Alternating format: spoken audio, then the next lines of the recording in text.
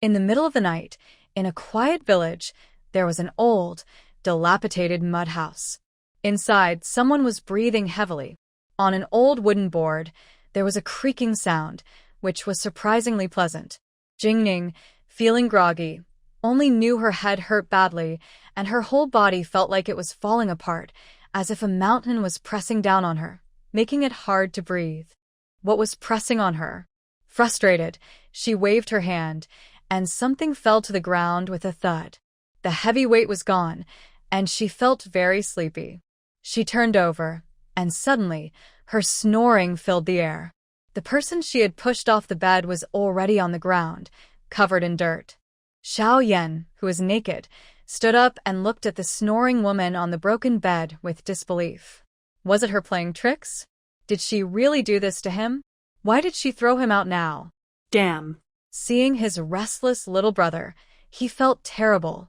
That wicked woman had drugged him just to share the bed, and now he was drugged, but she was sleeping soundly.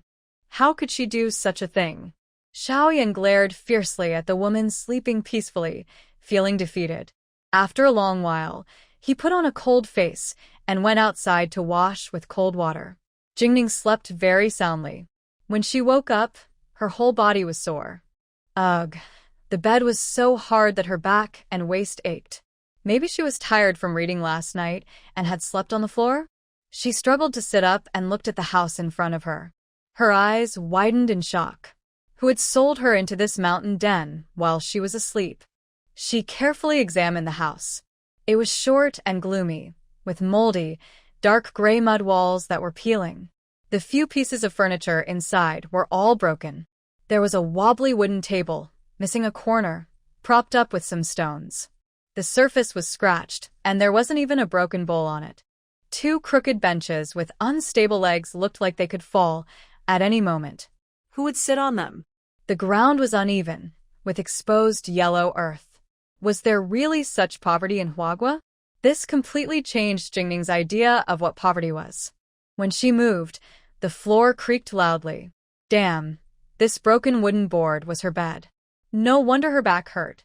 She got off the bed and saw a pair of ragged cloth shoes by the headboard.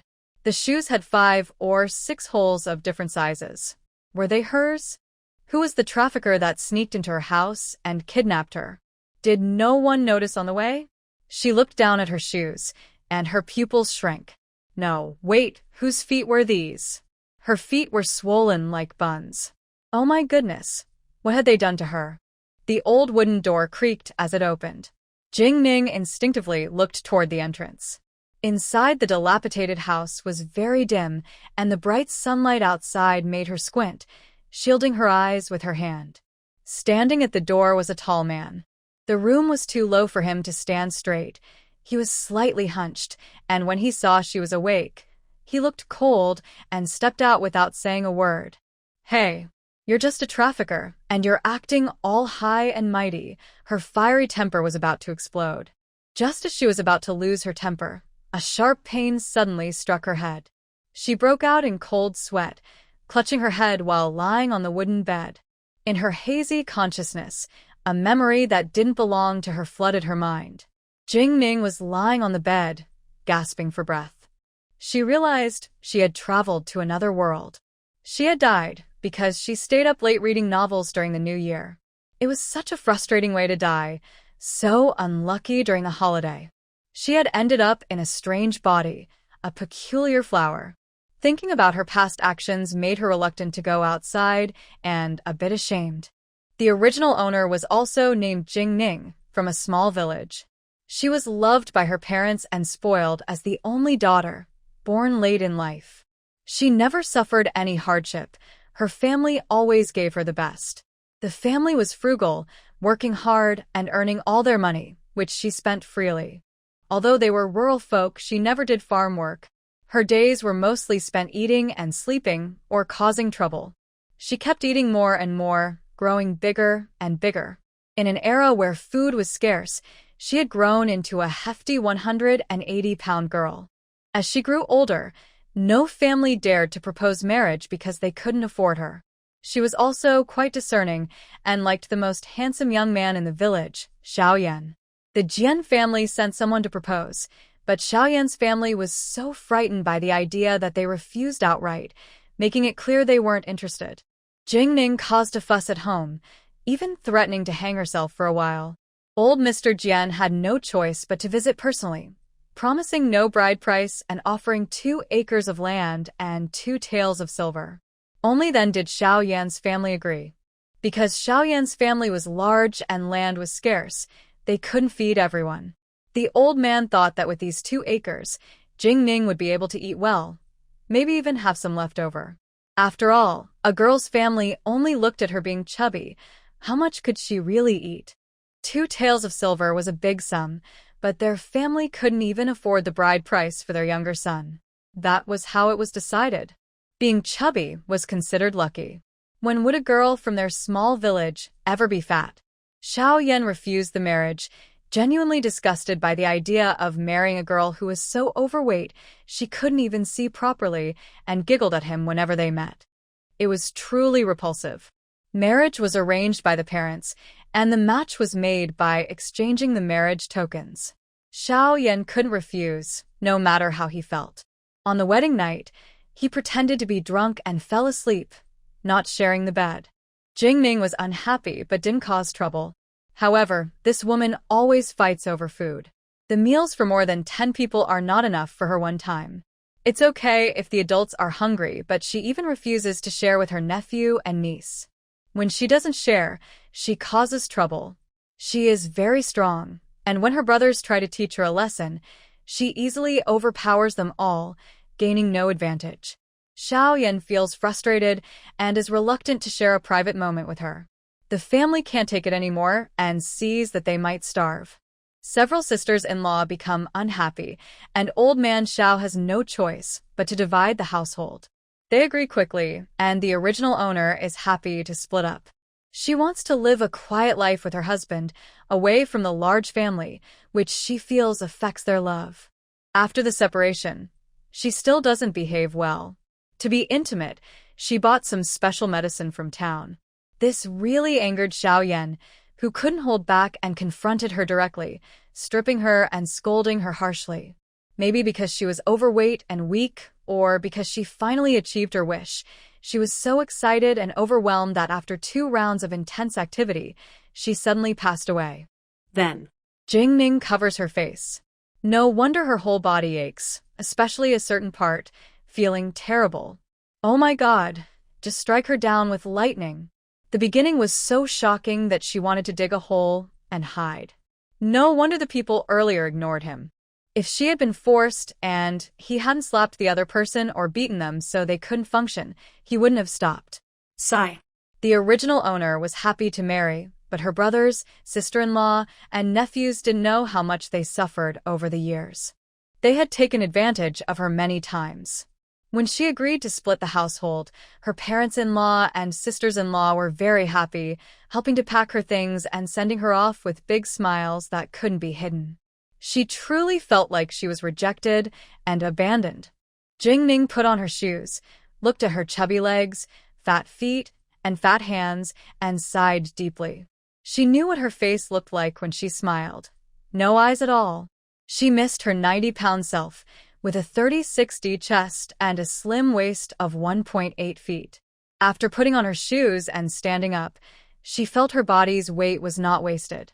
Every step she took left a mark on the soft ground, explaining why the floor inside was full of holes, her doing. She sighed deeply. Outside, Xiaoyan carried a bundle of firewood into the yard. They lived in an old, abandoned house of the Xiao family, very old and dilapidated. The door looked like it might fall off with a slight shake. Their stomachs growled loudly, and both of them heard it. "I'll go cook," she said. She couldn't let her go hungry. If she was hungry, she would go crazy. She admitted she couldn't beat him. Breakfast was simple: a big pot of brown rice porridge with little water and 10 small steamed buns. No, it should be considered lunch. Yesterday, I overexerted myself, so I woke up late today. Xiaoyan ate a small bowl of coarse rice porridge by herself. In front of her was half a bowl of pickled vegetables, 10 steamed buns, and a large bowl of coarse rice porridge. Jianning's mouth twitched slightly. Is she feeding pigs? Eating like that, no wonder she's not gaining weight. She got up, took a bowl similar in size to Xiao Yan's, poured a pot of porridge, handed him 2 steamed buns, and then took one to nibble on herself. Honestly, seeing food now, she felt so hungry her chest was pressed against her back. She just wanted to stuff all the food in front of her into her stomach. Her instinct told her she could finish it all. She restrained this desire. Being too fat was bad, not just for health, but she loved beauty too much to tolerate the original owner's greasy body. Either she becomes thin or she dies. She must be beautiful. After finishing 2 bowls of coarse rice porridge and 5 steamed buns, she felt she had barely managed to fill herself. The original owner was definitely a big eater. Seeing her put down her chopsticks, Xiao Yan was surprised. That's it? You're not eating anymore? Fine if you don't eat, that's good, saving some food. With this way of eating, she wouldn't even make it to the harvest season. If it weren't for her causing trouble with her parents, just because she drugged him, he'd want to get rid of her completely. Ignoring her, Xiao Yan quietly tidied up the dishes. Jian Ning felt embarrassed. The original owner, who never touched water, really, felt quite relieved. She yawned. Wait, why does her body wake up and then want to sleep again? She followed her instincts and decided to go back to her room to rest. Puff. It was long and loud. The quiet kitchen was deafening. Jian Ning's face turned bright red. She was so embarrassed, she felt like she'd die at her grandma's house. No wonder people say fat people fart a lot. Once their intestines move a bit, they just let it out. She couldn't hold it anymore. She hurriedly ran out of the small kitchen, Xiao Yan's disdain obvious in his eyes. Sitting on the wooden bed, Jian Ning took a long time to calm down. Oh, mother, I've never been so humiliated in my life. My reputation is completely ruined. When they divided the family, it seemed her in-laws only gave them half the grain, and not a single coin. The money she had was almost gone, reduced to just half a tael of silver by the original owner. That means right now they are completely broke, nothing left. The village has 2 dogs' heads, because behind the village are 2 large mountain peaks that look like dogs, hence the name. Da Yuan Chao, it seems this isn't a real dynasty. Since I've come here, I should accept it. The most important thing now is to lose weight. Thinking this, Jian Ning got up and paced around the yard. Walking after meals could help her live to 99. Life goes on, and so must exercise. As she walked and thought about how to make money, her in-laws and her own family were both poor. Especially her family, which was drained by the original owner. To marry her, her parents even sold their dowry to cover expenses. She relies on the mountains for food. She grew up in the city and may not recognize many wild vegetables, but she knows some traditional herbs because she is a master's student at a Chinese medicine university. She can cook because her parents divorced when she was young, and after becoming an adult, she has lived alone and taken care of herself. She wonders when her family might discover her body. If they knew she died suddenly from staying up late reading novels, what would they think? They might feel sad for her. She hasn't walked for even 15 minutes before her legs and ankles start to ache. Her body is quite weak. Going up the mountain seems like an impossible dream, but she has unusual strength. She remembers her cheap husband, whom she can easily lift.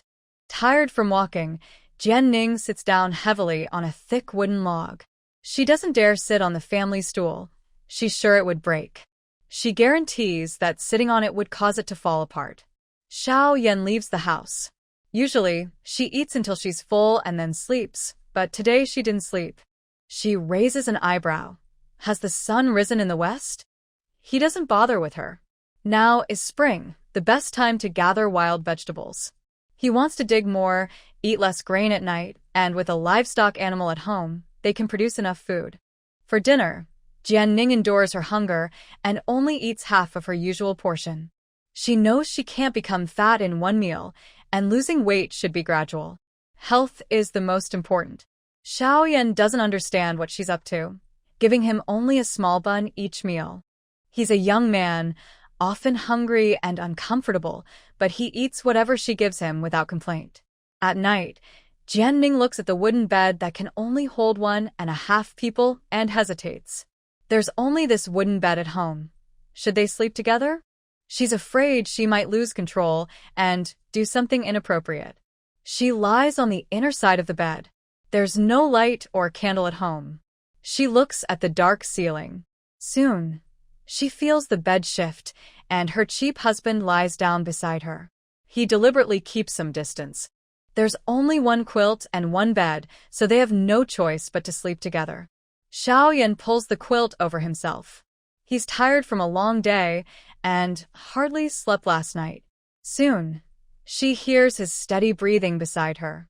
Jianning breathes a sigh of relief. It's good that she's not bothering her. She closes her eyes and starts snoring.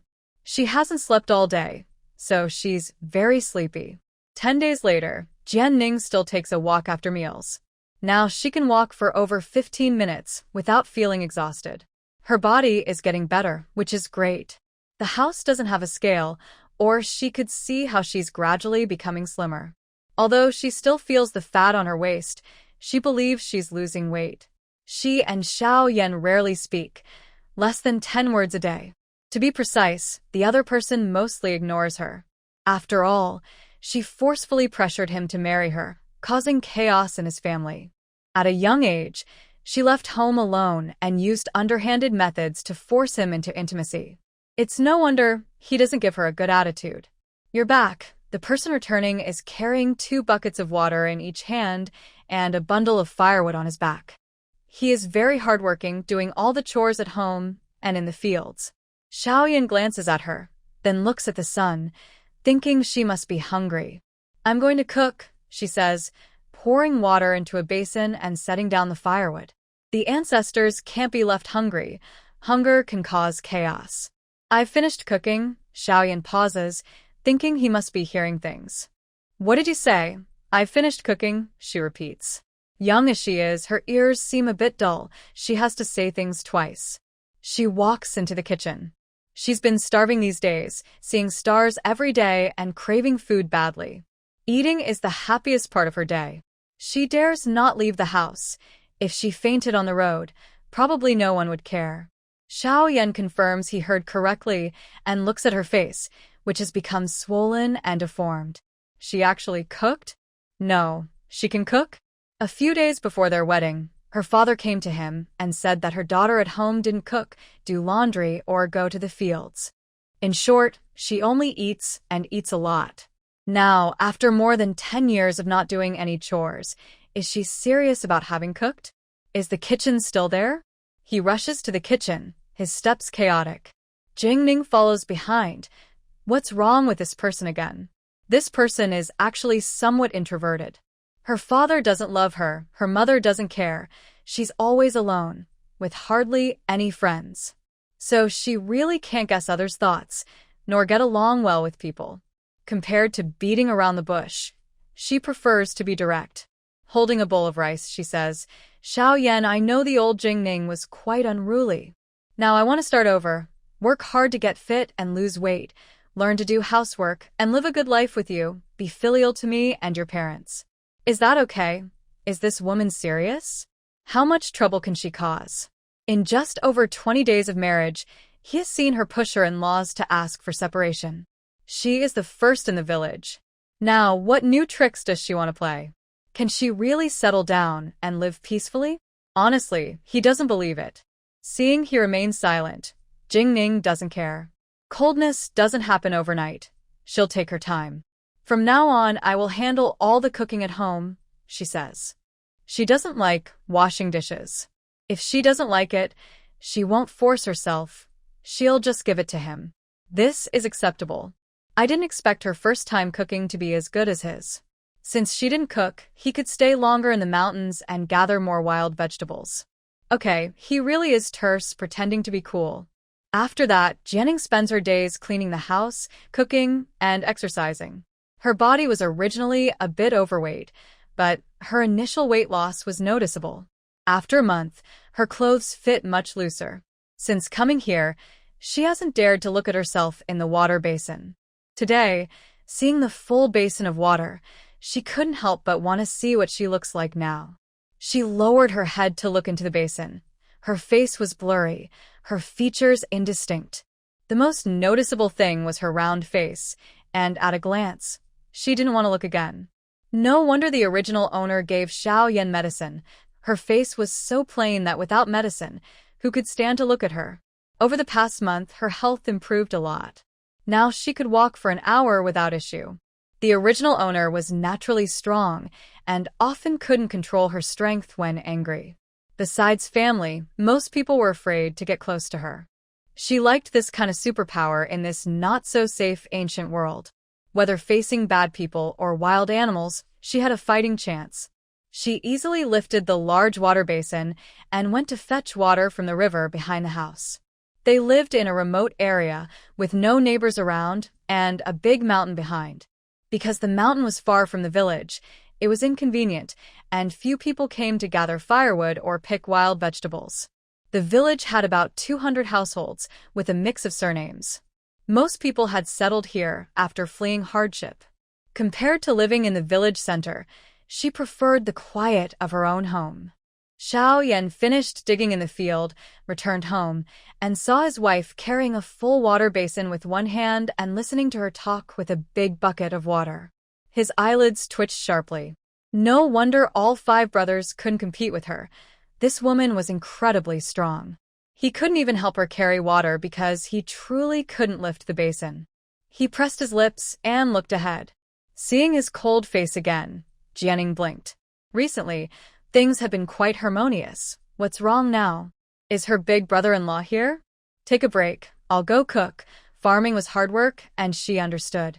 Xiao Yan wanted to say he would do it himself, but he swallowed the words. If you can eat, you can cook. That's true. She was much better at cooking than he was. Jianing looked at the dwindling food supplies and sighed. These supplies wouldn't last until the harvest. Most of it was from her reducing her own meals. Every day, she cooked wild vegetables or made vegetable soup, with no salt. Her face was turning green from lack of nutrition. Her body was feeling better, and it was time to change her diet. During mealtime, Xiao Yan, I'm going to walk up the mountain this afternoon.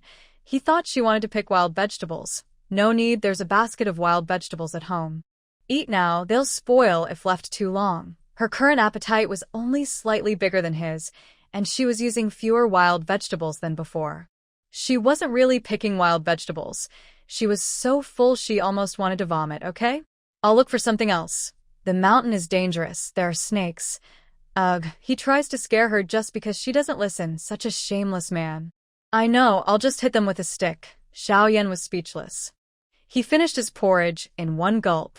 Do as you like, just don't go too deep. I'm worried you'll get lost. He couldn't go with her. When they divided the land, they didn't get any, because there wasn't much land at home. Her dowry, 2 acres of land, was their only source of food, so it had to be well taken care of. Don't worry, I can't go too far anyway. Seeing her cheerful expression, Xiao Yan didn't understand why she was so happy. Is being too fat to walk a good thing? Well, it's true that villagers find it hard to get fat. Jianning was happy. She finally got to go out and walk around. After the afternoon nap, Xiao Yan went to work in the fields, and Jianning went up the mountain. The other was still a bit worried. Don't go too deep. I know. She was still young but quite cautious.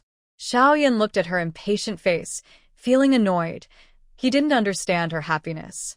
Standing at the door until she disappeared, he carried a bucket and a hoe and headed toward the fields. Jianning looked at the lush greenery on the mountain, full of determination. She was sure she could find some treasures in these mountains. The mountain was crowded with people, with no proper paths, making it very difficult to walk. Grass grew past her knees. She found 2 thick sticks, planning to use them as hiking poles. But as soon as she leaned on one, it broke. Jianning blinked in confusion. She was so powerless, she couldn't do anything with her strength. She found 2 very thick sticks, carefully controlling her strength, and kept hitting and walking up the mountain. She recognized some medicinal herbs, but hadn't seen others before. She had been eating a lot of wild vegetables lately, and recognized a few. She didn't pick any because she still had some at home, and she didn't want to eat them. Her body was severely lacking meat, and she just wanted to eat some meat now. Some wild vegetables smelled good too, and she wanted to try them. She saw the fragrant cedar shoots, which were delicious when fried with eggs. Without hesitation, she reached out to pick them. Excited, she snapped a branch. The branch broke. Jianning opened her mouth in surprise. Luckily, there was no one around. She carefully pretended nothing happened and gently picked the shoots, placing them in her basket. Cedar shoots usually grow in clusters. She stopped after picking enough for 3 dishes. Wait, how come Xiaoyan didn't know to pick such tasty things? He was always giving her bitter leaves to eat. Or, do you think she went too far? Jianning's sharp eyes spotted a large bunch of chaihu not far away. Judging by the thickness of the roots, it had been growing for at least 4 or 5 years. Without hesitation, she squatted down and started digging. Such chaihu would definitely be sold to a pharmacy. In less than 15 minutes, her legs couldn't hold her weight anymore. They ached and burned. Sitting was tiring, so she knelt, then sat, changing positions frequently. Her strength made digging easier. Within an hour, she had dug many holes around her, and her basket was full. When she got home, she processed the herbs. Today, she was least satisfied because she didn't find any wild chickens. Instead, she thought about the 2 dead snakes in her basket. Well, snakes are meat too. Roasting snake meat at night wouldn't be bad. Delicious meat. She caught the snakes by hitting the grass with a stick and startling them. They reacted too slowly. She couldn't be blamed for being ruthless. Strong girls are just so capable. She happily carried the biggest basket down the mountain, leaving a trail of cleared ground behind her. At the foot of the mountain, she saw Xiaoyan rushing over, probably just finished planting and came straight here. He looked a bit sweaty on his forehead. Was he worried she'd be eaten by a tiger in the mountains? He seemed quite kind. First time in her life that someone cared about her. Jianning grinned and walked up to him. I found something tasty today. Let's go home and cook dinner. Xiaoyan looked at her basket, already full. Let me carry it for you. No need. If I carry it, it'll look like I'm just hanging an empty basket. You're too weak, she said. Xiaoyan. He just didn't understand. How could a lazy woman do so much? Back home, Jianning took out what was in her basket. She knew how to process herbs. Chaihu was simple. Rinse it with warm water, then put it in a basket, cover with a damp cloth, and tomorrow, slice and dry it. This is chaihu. I'll wash it after dinner and prepare it tomorrow. This is the fragrant cedar sprout, she said, looking a bit conflicted. They had no eggs at home, and salt was running low, only a little at the bottom of the jar. She wanted to make cedar sprout scrambled eggs. These 3 snakes I caught on the mountain, they're harmless, ordinary snakes. We can roast them tonight, she said, glancing at Xiaoyan. She went inside, took 3 coins, and handed them to him. Go see if anyone in the village sells eggs. Buy 3. It'll taste good with cedar sprout scrambled eggs. Xiaoyan held the coins, lowered his eyes. Cedar sprout? Isn't that just the old, prickly buds? How did she know how to cook eggs with it? Usually they just boiled water and ate. And she even knew about herbs and how to process them? Was this the Jianning who spent all day eating, drinking, and having fun? Look at the 3 snakes lying still on the ground. He can guarantee that most people, whether dead or alive, wouldn't think of eating them when they see snakes. During these days of being together, he had his doubts. A person who suffers a serious blow might change their personality greatly, but suddenly learning to do something new is impossible. Seeing him stay still for a long time, Xiaoyan said, "Hurry up. I'll roast the snakes at home first." He walked to the door, then looked deeply at the people in the yard. Jianning knew that her behavior might make others suspicious. But she was herself. She couldn't pretend to be the original owner. Sorry, she couldn't do that. She wouldn't live in the shadow of the original owner forever. She wanted to earn money, lots of it. Xiaoyan could accept that, and if he dared to accept it, they could move on. If he couldn't accept it, they would part ways. She was capable of earning money, and she wouldn't go hungry anywhere. She noticed Xiaoyan's suspicious gaze, but so what? If he had the ability, he could find the original owner. She didn't admit to anything. What could he do to her? Besides, she believed he shared her dislike for the past person. Without that troublemaker, life could be peaceful and the family's home could be safe. After more than a month of being together, she thought Xiaoyan wasn't a fool. Instead of buying eggs at his own house, he went to the Familiarly family. His sister-in-law and third sister-in-law usually avoided him. If he visited, they might think he wanted to freeload. Even if he paid, their parents probably wouldn't want it. They had already split the family. Holding 3 eggs against his teeth, thinking of the lonely spirits at home, he returned home. Jian Ning roasted the snake simply and directly. She lit a fire in the yard, skewered the snake meat, and laid it on the ground. The person wasn't in the yard. The kitchen chimney was smoking, and he gave her the eggs, sitting on a small stool to start the fire. Jian Ning took the eggs, quickly cracked 2, mixed in some fragrant wild chives, and kept 1 for tomorrow's egg drop soup. Dinner was very hearty, probably the best meal she had since crossing over. Fragrant wild chive scrambled eggs, roasted snake meat, coarse rice soup, and black wheat bread. Jian Ning took a big bite of the tender, fragrant wild chives, full of the taste of nature. Delicious. Is there still a lot of work in the fields? Xiaoyan looked at her. Over a month, her once chubby eyes had become less visible, her face smaller, with her features squeezed together. At least now he could see her bright, clear eyes. There are about 10 days of work left. What's wrong? There's no salt at home. When you have time, go to the town and buy some. Salt was expensive in ancient times. Most families bought it by 2 ounces. Xiaoyan also saw that the salt jar was empty, but he had not a single coin on him. They said they split the family because they couldn't tolerate his lazy wife, and they kicked her out. Why? Living together means the whole family would starve. Silver isn't because parents refused to give it to him. They truly have none. They have already shared half of the food they have. They also gave all the farming tools, bowls, and chopsticks they could. The family has over 10 members, but only 5 acres of land. After paying taxes, there's barely enough to eat. Originally, it was him who said not to ask for more. If they did, his 2 sisters-in-law might cause trouble. As for salt, Jian Ning once took the family salt jar. Sigh. A penny can defeat a hero. Now, Xiaoyan is so worried he's going bald. What's wrong? He asked, not responding after a long time. Could there be so much work in the fields? Isn't it just 2 acres? Xiaoyan's face turned red. He thought the other person might not be the shameless Jian Ning from before, so he couldn't bring himself to say no money. What? It's gone again? Jian Ning gets annoyed when people talk halfway and just stops listening. She doesn't want to hear it. She happily chews on snake meat. Meat, something she dreams of eating at night. The meat isn't tough, but it has a faint fishy smell because of lack of seasoning.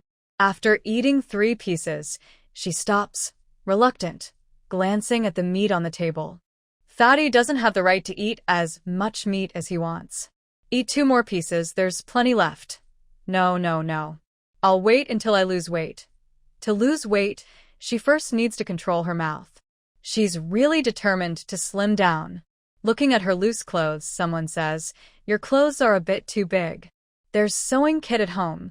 When they divided the family, her mother gave her the clothes. Jian Ning knew she had lost weight, so her clothes naturally became bigger. But she doesn't know how to sew. Even if her father doesn't care and her mother isn't fond of her, she wouldn't be making her own clothes.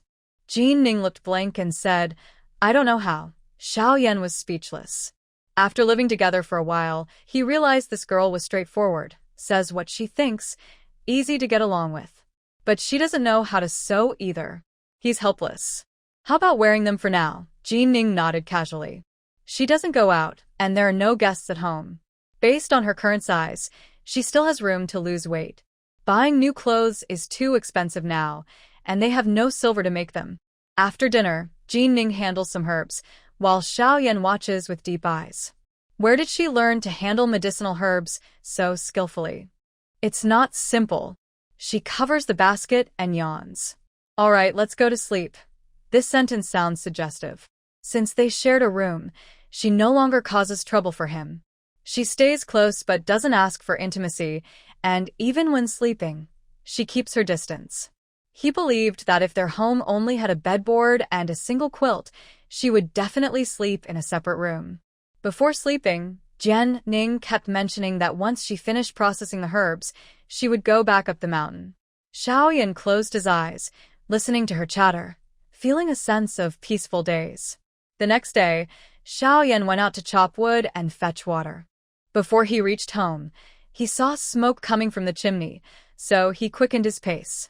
After dinner, Jian Ning gave him 200 coins, saying, "When you have free time, go to the town and buy some salt. If the food is cheap now, buy some more. See what the family needs and buy accordingly." She wanted him to go, but she doubted the money would be enough. Their home was always short of things. Xiaoyan looked at the copper coins in his hand, unable to believe she actually gave him money to buy things. "Okay, I'll go soon," his voice hoarse. Jian Ning thought her husband might be a bit sick, sometimes fainting. Without delay, he carried his basket and went to the town. "Do you need anything?" he asked. "No," she replied. She didn't have enough money to buy what she wanted. Their place was remote, and a round trip to the town took over 3 hours on foot, so he wouldn't be able to come back for lunch. Jian Ning packed 3 steamed buns for him. There were 2 left in the pot, which she planned to take to the mountain later. After he left, she hummed a tune while chopping chuanxiong, then prepared to go up the mountain. "Xiaoning." She turned around to see a man and a woman at the door, both with white hair. Though they were only in their 40s, they looked as old as 60, like elderly people. It was her biological parents. She opened the courtyard gate. Her parents looked at their daughter, who had become much thinner, and couldn't help but tear up. "Damn Xiao family. They mistreat you, and don't even feed you properly. How did you become so thin?" They were heartbroken, thinking about how much food it took to keep her healthy. She had only married into the Xiao family for a short time, but she had already lost more than half of her weight. Her mother-in-law immediately started crying. "My poor girl. I told you the Xiao family shouldn't be allowed in. They can't even feed themselves. How can they take care of you? Where's Xiao Yan? Call him over. I want to talk to him." "No, the Xiao family can't stay here anymore. Come home with your father. I'll make sure you get better," Jian Ning said. She was speechless. Her face was as big as a basin. How could her parents think she was so thin because of neglect? Their love was too overwhelming. The original owner was truly lucky to have such caring parents, yet she didn't realize her blessings and caused trouble. "Parents, Xiao Yan didn't mistreat me. I just thought I looked too fat and couldn't walk well, so I decided to lose weight," she explained. "Lose weight? Why? There is meat and good fortune. Look at our village. Who has more meat than you? Who is luckier than you? Does Xiaoyan dislike you for being fat? Or for eating too much? Jingning, I don't want this kind of good fortune. Father and mother, being so fat isn't good for my health. I'm only 16, and I get out of breath after walking a few steps. I snore loudly when I sleep. The doctor said that being too overweight can shorten my life. That damn doctor is just talking nonsense. You tell me, I'll go find him. Father, it's true. I visited 2 clinics and they both said the same. You say I can't walk on the road. How will I have children in the future? What if I have a difficult labor? Bah. Bah. Bah. Spit, spit. You stupid girl, talking nonsense. Don't blame the gods and Buddha. Girl, I think you're too thin now. Maybe you should eat more to regain some weight. Old Mr. Jian discussed it, worried. He felt sad, who has raised a pig for over 10 years and suddenly loses dozens of pounds? All that grain they fed is wasted. No, I want to keep losing weight. Father and mother, I really want to slim down now. Don't stop me. Actually, she felt complicated about these 2. She didn't really want to face them. She had taken over someone else's daughter's body, and they loved that girl very much. They knew her temper. She was stubborn as a mule, and once she made a decision, no one could change her mind. Otherwise, how could she have married the poor Xiao family, who was known for their poverty? Was it just because she liked Xiaoyan's face? But she also thought, can a face fill her stomach? Will being handsome make her less hungry? Silly girl. Now, she had to lose the fat she had carefully gained over the past years. Jingning felt like her cotton-padded coat was letting in the cold wind. They persuaded her for a while, but seeing she wouldn't listen, they gave up for now. They would think of other ways later. Now is the time for her to be beautiful and flirt with her husband. Girl, look, what did mother bring you? The wife looked at her beloved daughter, smiling happily, like presenting a treasure, and placed it in front of her. Jing Ning leaned in. There was a small bag of flour, a basket of eggs, and a piece of meat. Her eyes turned red. Mother, I don't want it. Look at you and father. You're both so thin. There's a big family at home. Take it back and help everyone. Our bodies are fine. Why bother? You said you're weak, right? Eat more and get stronger. Jing Ning refused stubbornly. They argued for a long time, but finally, she lost her patience and snapped. The couple stopped arguing and left quietly. She took the things and kept turning back home step by step. Wow, her daughter was really too filial. She felt sorry for them, so she kept the good stuff to help them regain strength. Soon, she planned to send her eldest brother to sell it in town for silver to give to Xiao Ning. She dried the chaihu and Jianing finished tidying up the yard before preparing to leave. Just now, she was cutting chaihu in the kitchen, and the two elders didn't notice. Carrying the largest basket on her back, she trudged up the mountain. This time, she chose a different direction. The place she visited yesterday probably wouldn't yield anything new. There were still fragrant young Chinese tune shoots at home. For wild vegetables, Xiaoyan had already dug half a basket when he was chopping firewood this morning. She only wanted to find herbs and make money. Her urgent need for money was as strong as her desire to lose weight. Jianing walked along, searching and digging along the way. She found 2 dead snakes, one of which was venomous. She kept the snake gallbladder, but left the snake body. Common medicinal plants on the mountain like plantain and dandelion, she guessed the pharmacy wouldn't want, as they were everywhere. From the bushes she heard a goo-goo-goo-goo sound, probably a chicken. Jianing held her breath and listened carefully to the direction of the sound. Goo-goo-goo-goo. She moved a step forward with her hoe, and suddenly, a wild chicken ran out of the bushes. Wow, are they this alert? She swung her hoe at the chicken. The chicken's head was cut off, and its body twitched without a head. What a shame about the blood. After the blood flowed out, she cut a large handful of grass, wrapped the chicken, and put it into her basket. There were hens nearby, probably hens, maybe with eggs. Its call just now sounded like it was laying an egg. Jianing paused and carefully searched through the bushes.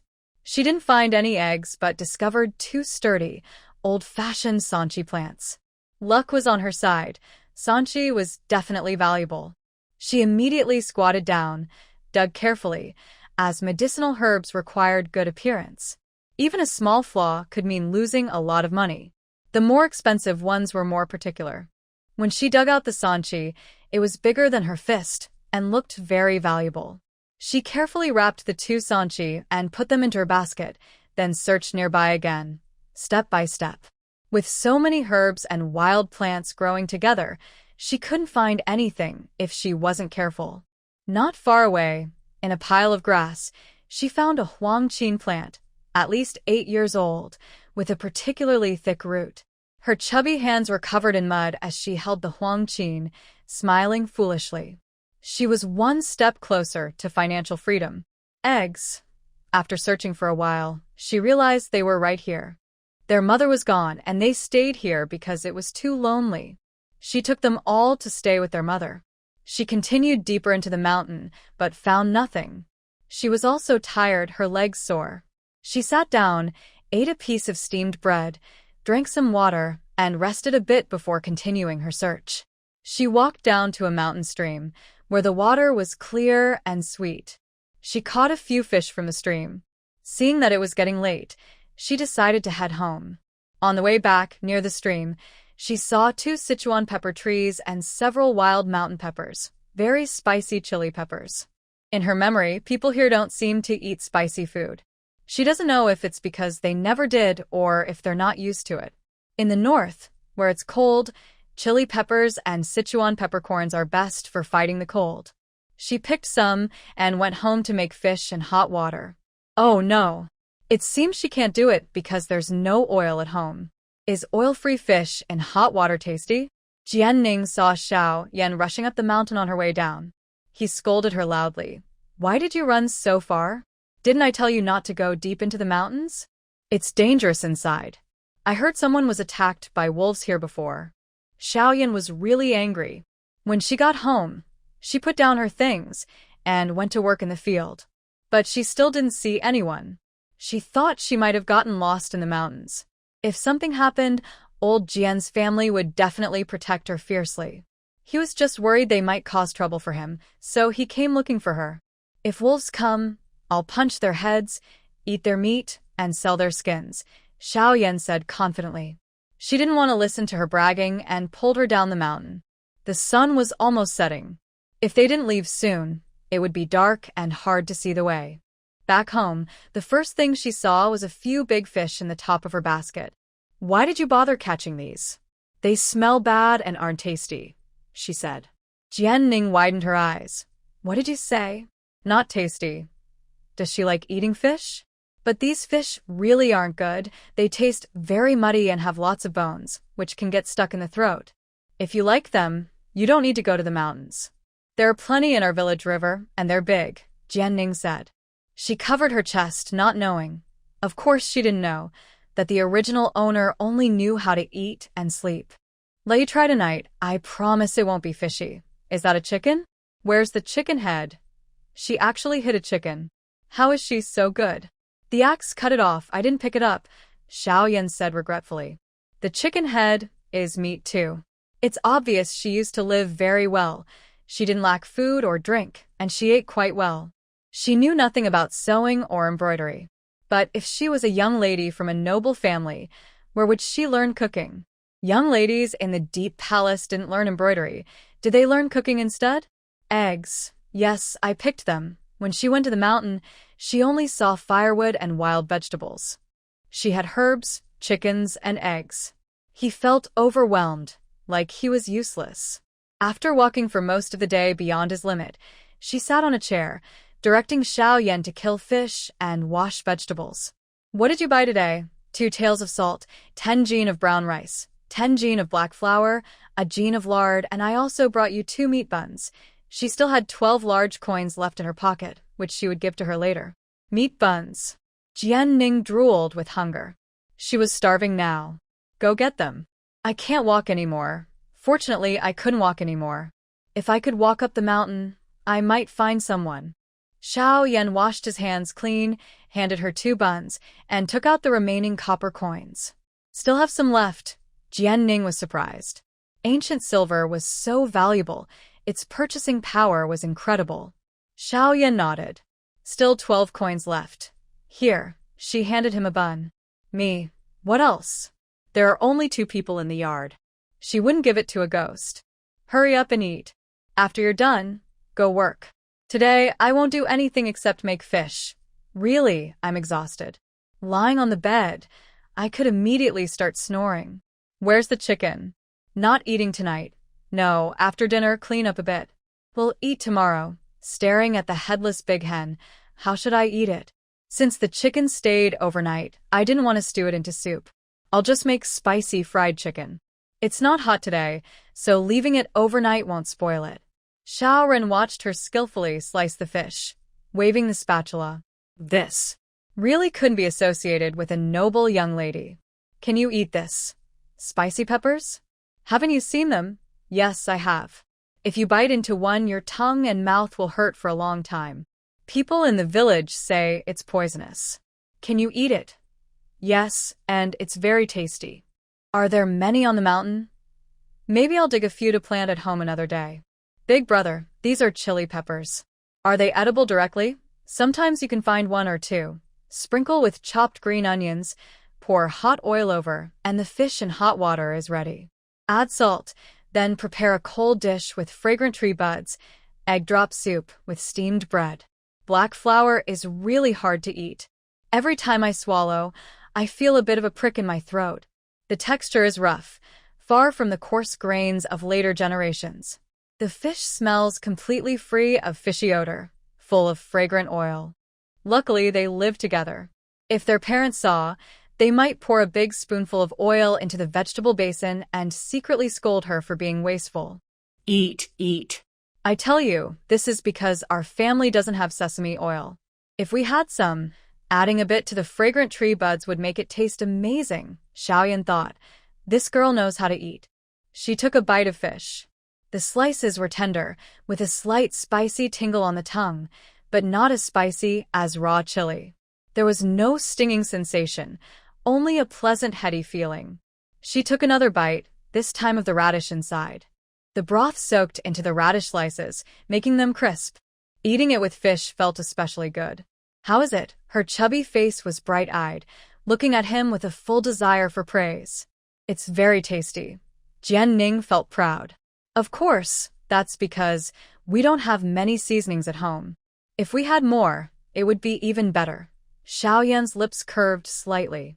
There are plenty of fish in the river. If you want to eat next time, I'll go catch some. Sure, besides cooking, we can also make soup, braise, or fry the meat. We should change our ways and eat differently.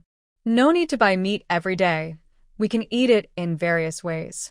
It's good, and eating fish is the best for weight loss. It won't make you fat. After dinner, she tidied up the medicinal herbs she gathered today. The two of them lay down together, dressed in the same clothes. Jingning looked up at the dark ceiling and said, "How will we get through winter in this house? We don't even have a stove. After the busy farming season, I will make one myself." You can make a stove. He was still young. How could he do so many things? Yes, I can. He could do all the hard work. Truly, children from poor families grow up fast. At just 17, this young man was forced to take on the heavy responsibility of supporting himself and his wife. Let's not do it now. We can wait until after the harvest. In a few months, with some effort, maybe they can build a house. She was afraid this house might collapse in a heavy snowstorm. Tomorrow you should go to town again, Xiaoyan said, turning to look at her. I gathered some herbs today and I dried some at home. Take them to the clinic and ask if they want to buy them, she suggested. Finally, she asked, will the farm work be okay in a couple of days? It's fine. Right now, it's just watering the crops. Working for 1 or 2 hours a day is enough. There wasn't much farm work left, so maybe they could focus on earning money. She propped herself up and looked at him. From now on, I'll go to the mountains to find herbs. You can sell them. How about that? Xiaoyan looked at her face getting closer, his eyes flickering slightly. Okay, he agreed. She also wanted to set up a stall, but unfortunately, the town was too far away. It took almost half a day to go back and forth. Sorry, but she was too heavy to walk that far. When she went to pick herbs in the mountains, she would rest after a while. If she got tired, she would sit on a stone. She simply couldn't walk all day. Besides, walking for half a day just to sell goods was not feasible. The yellow flowers were already withered. This plan was impossible. The next day, Jingning asked Xiaoyan to catch a few more fish while chopping wood in the morning. She wanted to prepare more for dinner and give some to both families. In her memory, her cheap in-laws seemed honest and straightforward. The 4 brothers inherited their father's simplicity and dullness. The 2 sisters-in-law, the second and third wives, were difficult to get along with. They had previously spoken poorly of her. If she had not been fierce and quick to act, she would have been bullied to death, just like the third wife. The main character's family, influenced by their parents' constant brainwashing since childhood, all cared deeply for her. Even her sister-in-law, after moving in, shows no complaints about her being so spoiled. Her little nephew and niece also know that all the good food at home is for her. In fact, she is like the queen of the family, with everyone revolving around her. Thinking back to how she used to fight with the children over food, she feels ashamed. That evening, the family prepared boiled fish for dinner. She tasted it and asked, "Are you going to the mountain today?" "Yes, I will come down early, cook dinner sooner, and prepare more fish. Please send a bowl to each of the 2 families before their mealtime." She just saw Xiaoyan catch 8 fish, each weighing about 4 or 5 jin, enough for 3 families. Without natural enemies, the fish live very well. But that was in the past. Now that she is here, the good days for the river fish are over. Jian Ning smiled like a villain, her already chubby face twisting even more. Xiaoyan hesitated. How much do these herbs sell for? Do you know the price? He was worried about being tricked. Jianning shook her head blankly. She didn't know the local prices. Find someone trustworthy and reputable. That was all she could do. She didn't know the value of digging herbs and she was stunned. Don't go too deep into the mountain. Just look around the foot of the mountain. All right, you should leave now. What's at the foot of the mountain, wild vegetables or wild grasses? In town, there's a clinic and a pharmacy. After thinking for a moment, he decided to go to the pharmacy. Little second brother. Go. We don't sell cheap medicine here and we don't give credit. The medicine boy saw his clothes and knew he wasn't someone who could afford medicine. He'd seen many like him, always trying to buy on credit, thinking their pharmacy was a charity. Who would want to open a shop if everyone just borrowed? The shopkeeper had repeatedly warned him, no money, no medicine. Xiaoyan hadn't even entered the door when two people waved him away, refusing him entry. They even spat at him and called him bad luck. Such snobs. He frowned and went to the clinic. If this place didn't work, he would have to go further to the county town. Seeing the medicine boy preparing herbs, he felt guilty, but waited until he finished before approaching. Excuse me, do you buy medicinal herbs? We don't take low-quality ones. Let me see yours. Xiaoyan wasn't sure how good Jianning's herbs were, but seeing him, they looked like common wild plants. He took off his basket and removed the wild grass covering the herbs. Here they are. Oh my, some of the herbs were quite old, 3-7 roots, a few pieces of yellow root, and quite a few chai hubiplurum. The chai had been processed, but was still not dried completely. Maybe he needed silver urgently and couldn't wait for it to dry. Wait a moment, I'll go call the shopkeeper. The medicinal herbs he brought were all valuable, especially the 3-7 herbs, which are very expensive, and these were aged 3-7 herbs. When the shopkeeper came over and saw how well the herbs were handled, he knew the seller was experienced, but looking at his clothes, he might be a poor herbal farmer. Sir, these 3-7 herbs are quite rare. We took care when digging them out, and they're in very good condition. They weigh 2 jin 4 liang in total. I'll give you 9 taels of silver. The huangqin is in small quantity, costing 171. The chaihu has been processed but not dried, so the weight will be reduced. I can offer you 301 per jin. The total weight is 8 jin 3 liang, making 11 taels and 870 when in total. Do you want to sell? Xiaoyan was stunned. He didn't expect these humble herbs to be so valuable. No wonder people say poor folks can't afford to get sick. Who can pay such high prices for medicine? The shopkeeper watched him for a long time without speaking, thinking he disliked the price. But he really wanted those 3-7 herbs. How about I round it up to 12 taels? Is that okay? He even increased the price? Xiaoyan didn't say anything. He nodded quickly. Who would dislike having more silver? The shopkeeper was the one offering the higher price, so he shouldn't complain. When Xiaoyan finally received the silver, he felt like he was dreaming. He didn't know where his wife was, but after running up and down the mountain 2 or 3 times, he had earned 12 taels. Putting the silver in his pocket, he didn't buy anything and hurried home, anxious. He'd never held so much silver, not even copper coins. He couldn't feel at ease without taking it home to her. After all, this wasn't his silver. If he lost it, he couldn't afford to replace it. Jianning went up the mountain today and picked more than half a basket of fragrant cedar tips. If not eaten soon, they would spoil quickly. Besides the cedar tips, she also found a small piece of sheep's stomach mushroom, fresh, and she had never seen it before. She was very careful when picking it. The gray mushroom cap and white stem looked very pretty and appealing. It should also taste good. Previously, farmed one sold for a high price, but this was wild. She didn't find any medicinal herbs today because she didn't go deep enough into the mountain. Thinking about dinner, she returned home early. She decided to cook the sheep's stomach mushroom with chicken. Yesterday's chicken was very fat, so she would fry half and stew the other half. When she arrived home, she saw Xiaoyan walking back and forth in the yard, his face flushed with excitement. Was he happy because he found money? Why didn't you go to the fields after coming home? Waiting for you to come back. She closed the yard gate and pulled him inside, acting sneaky.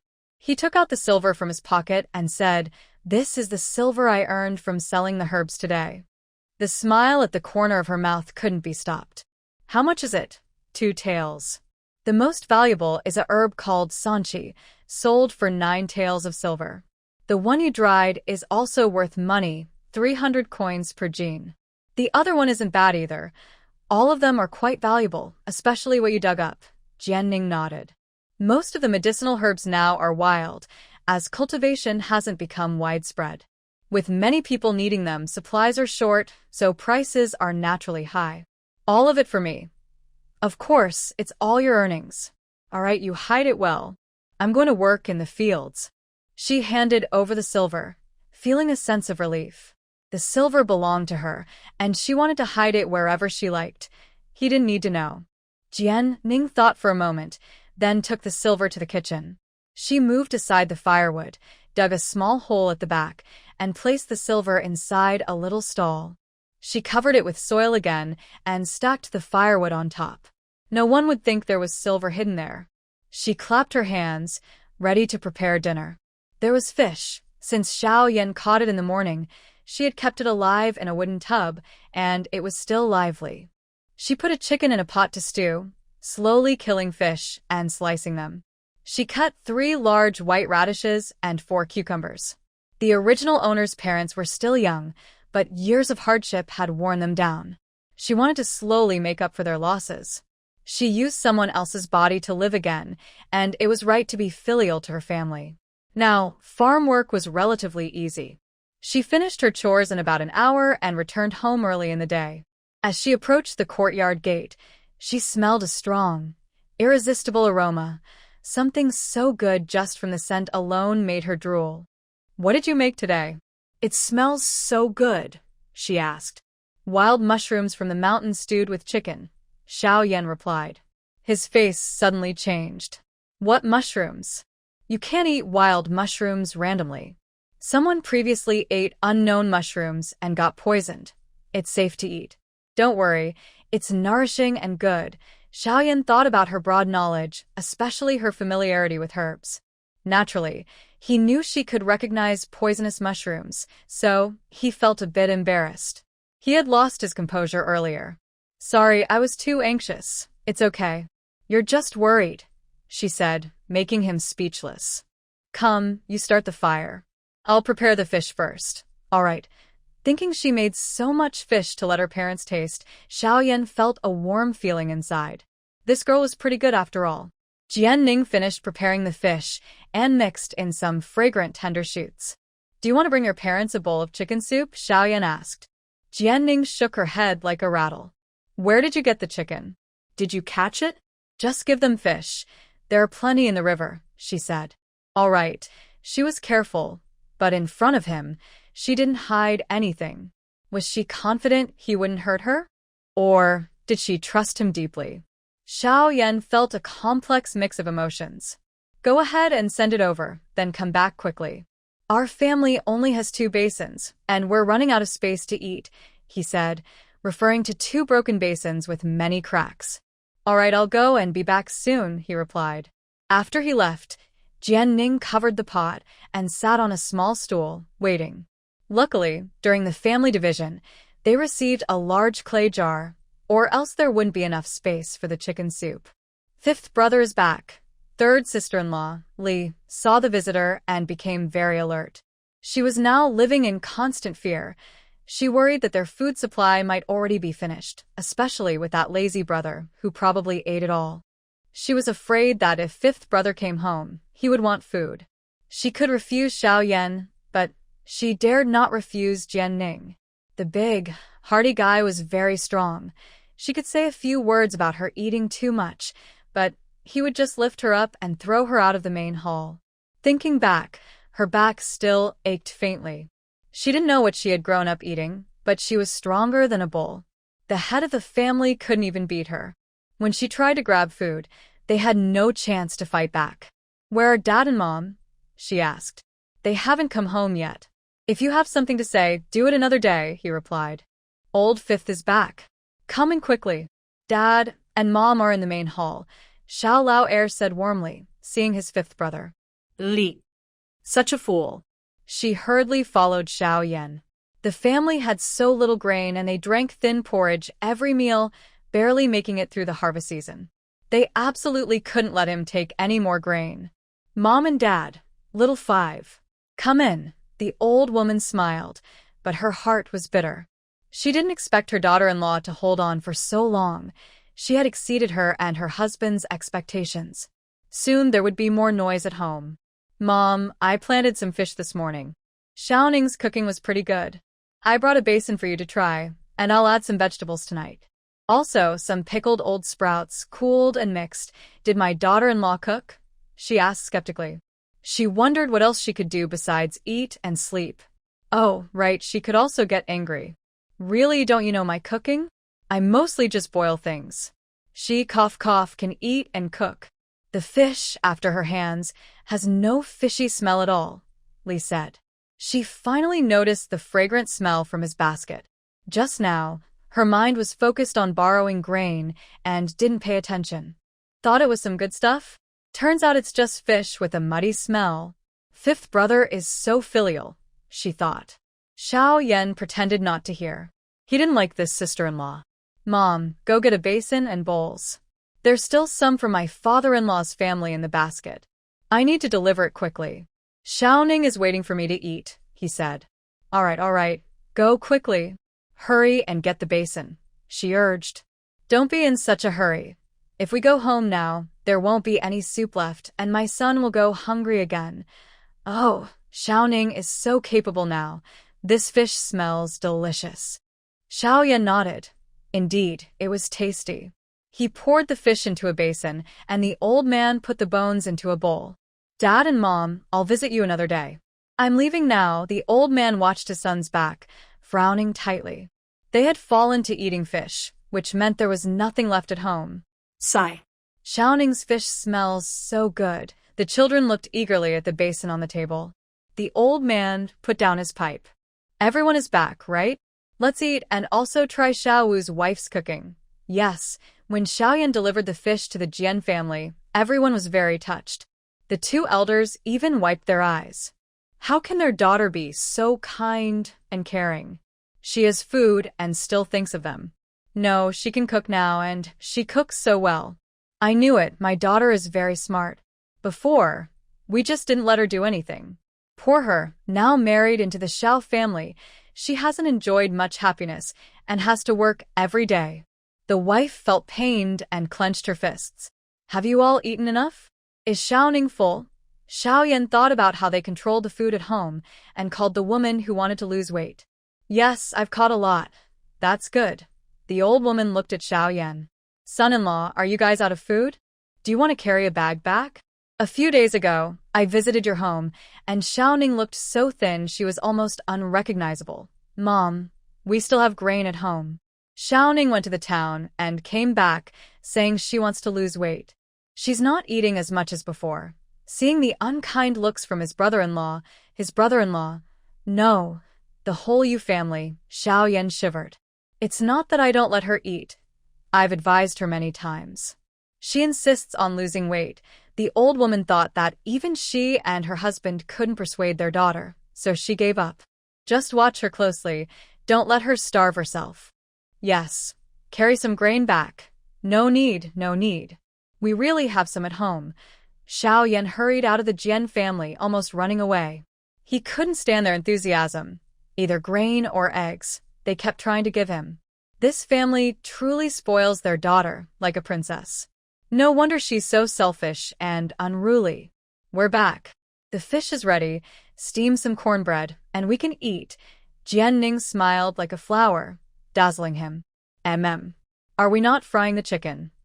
That's enough. I salted half of it this afternoon and hung it under the eaves. It won't spoil. We'll eat it another day. Life has been really good lately. They eat meat every day. Xiaoyan felt like he was living in a dream every day. Xiaoyan, how much does it cost to build a house? When the chopsticks fell to the ground, she asked Weiss so seriously. Could it be? Xiaoyan's heart was pounding very fast and feeling very chaotic. He thought that once they saved enough silver, she would leave the two-dog village. After all, being in a poor, remote place with her abilities, there was no reason to stay here and suffer. Do you want to build a house? His voice was rough. Jianning looked at him with curiosity. Yes, otherwise this broken house in winter, we might freeze to death or at least suffer a lot. The medical conditions here were very poor, and catching a disease was a big problem. The mud brick house was damp and small, and even if it wasn't cold, living there long-term would cause rheumatism. A 3-room mud brick house costs about 2 taels of silver. 3 rooms should be enough, right? Stop. Mud brick houses can't be lived in long-term. They're too damp, and as you get older, you'll get sick. Seeing that he didn't understand, she explained, it's about diseases that cause body pain, knees, bones all over. These illnesses can't be caused by cold or dampness.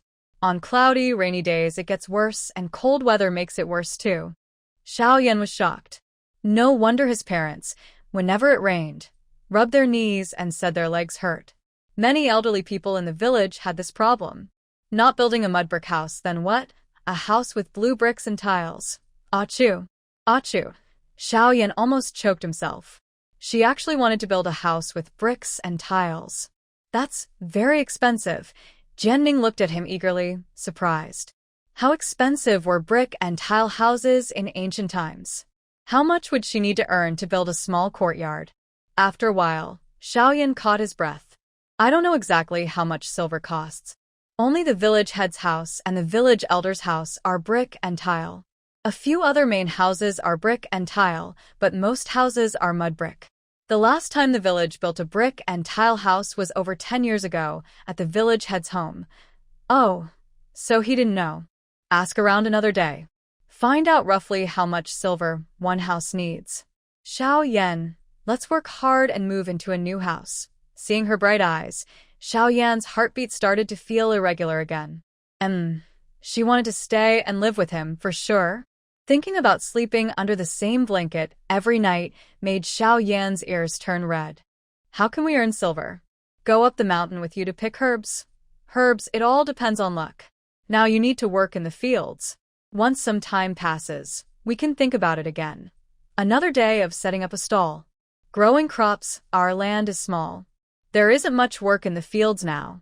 I only need to spend about an hour each day. Oh, I see. I want to go to the town and see what they sell. But I can't walk far, Jianning honestly said. There are ox carts in the village. Forget it. My clothes are loose and shabby now. I don't look good going out. If you have time, go catch some fish. I'll teach you how to make fish balls. Fish balls? Are they made from fish from the river? Yes. Tomorrow, catch a bucket of fish, and we'll make some. You can take them to the town the day after tomorrow to see if the restaurant will buy them. Okay, Xiaoyan responded happily. If fish could earn money, that would be great. There are plenty in the river. Tomorrow, I'll go to the county town to buy some fabric. You can make a new dress. I don't know how. Buying ready-made clothes isn't worth it. I'll keep losing weight. I've thought about it. For now, I'll just make do. When I really lose weight, I'll change. Xiaoyan pursed her lips, thinking about how she kept dreaming about biting into chicken legs and big meat buns, with her mouth full of drool every day. Maybe I shouldn't lose weight. You're not fat now. If you go out like this, people will say you're lucky. Pfft.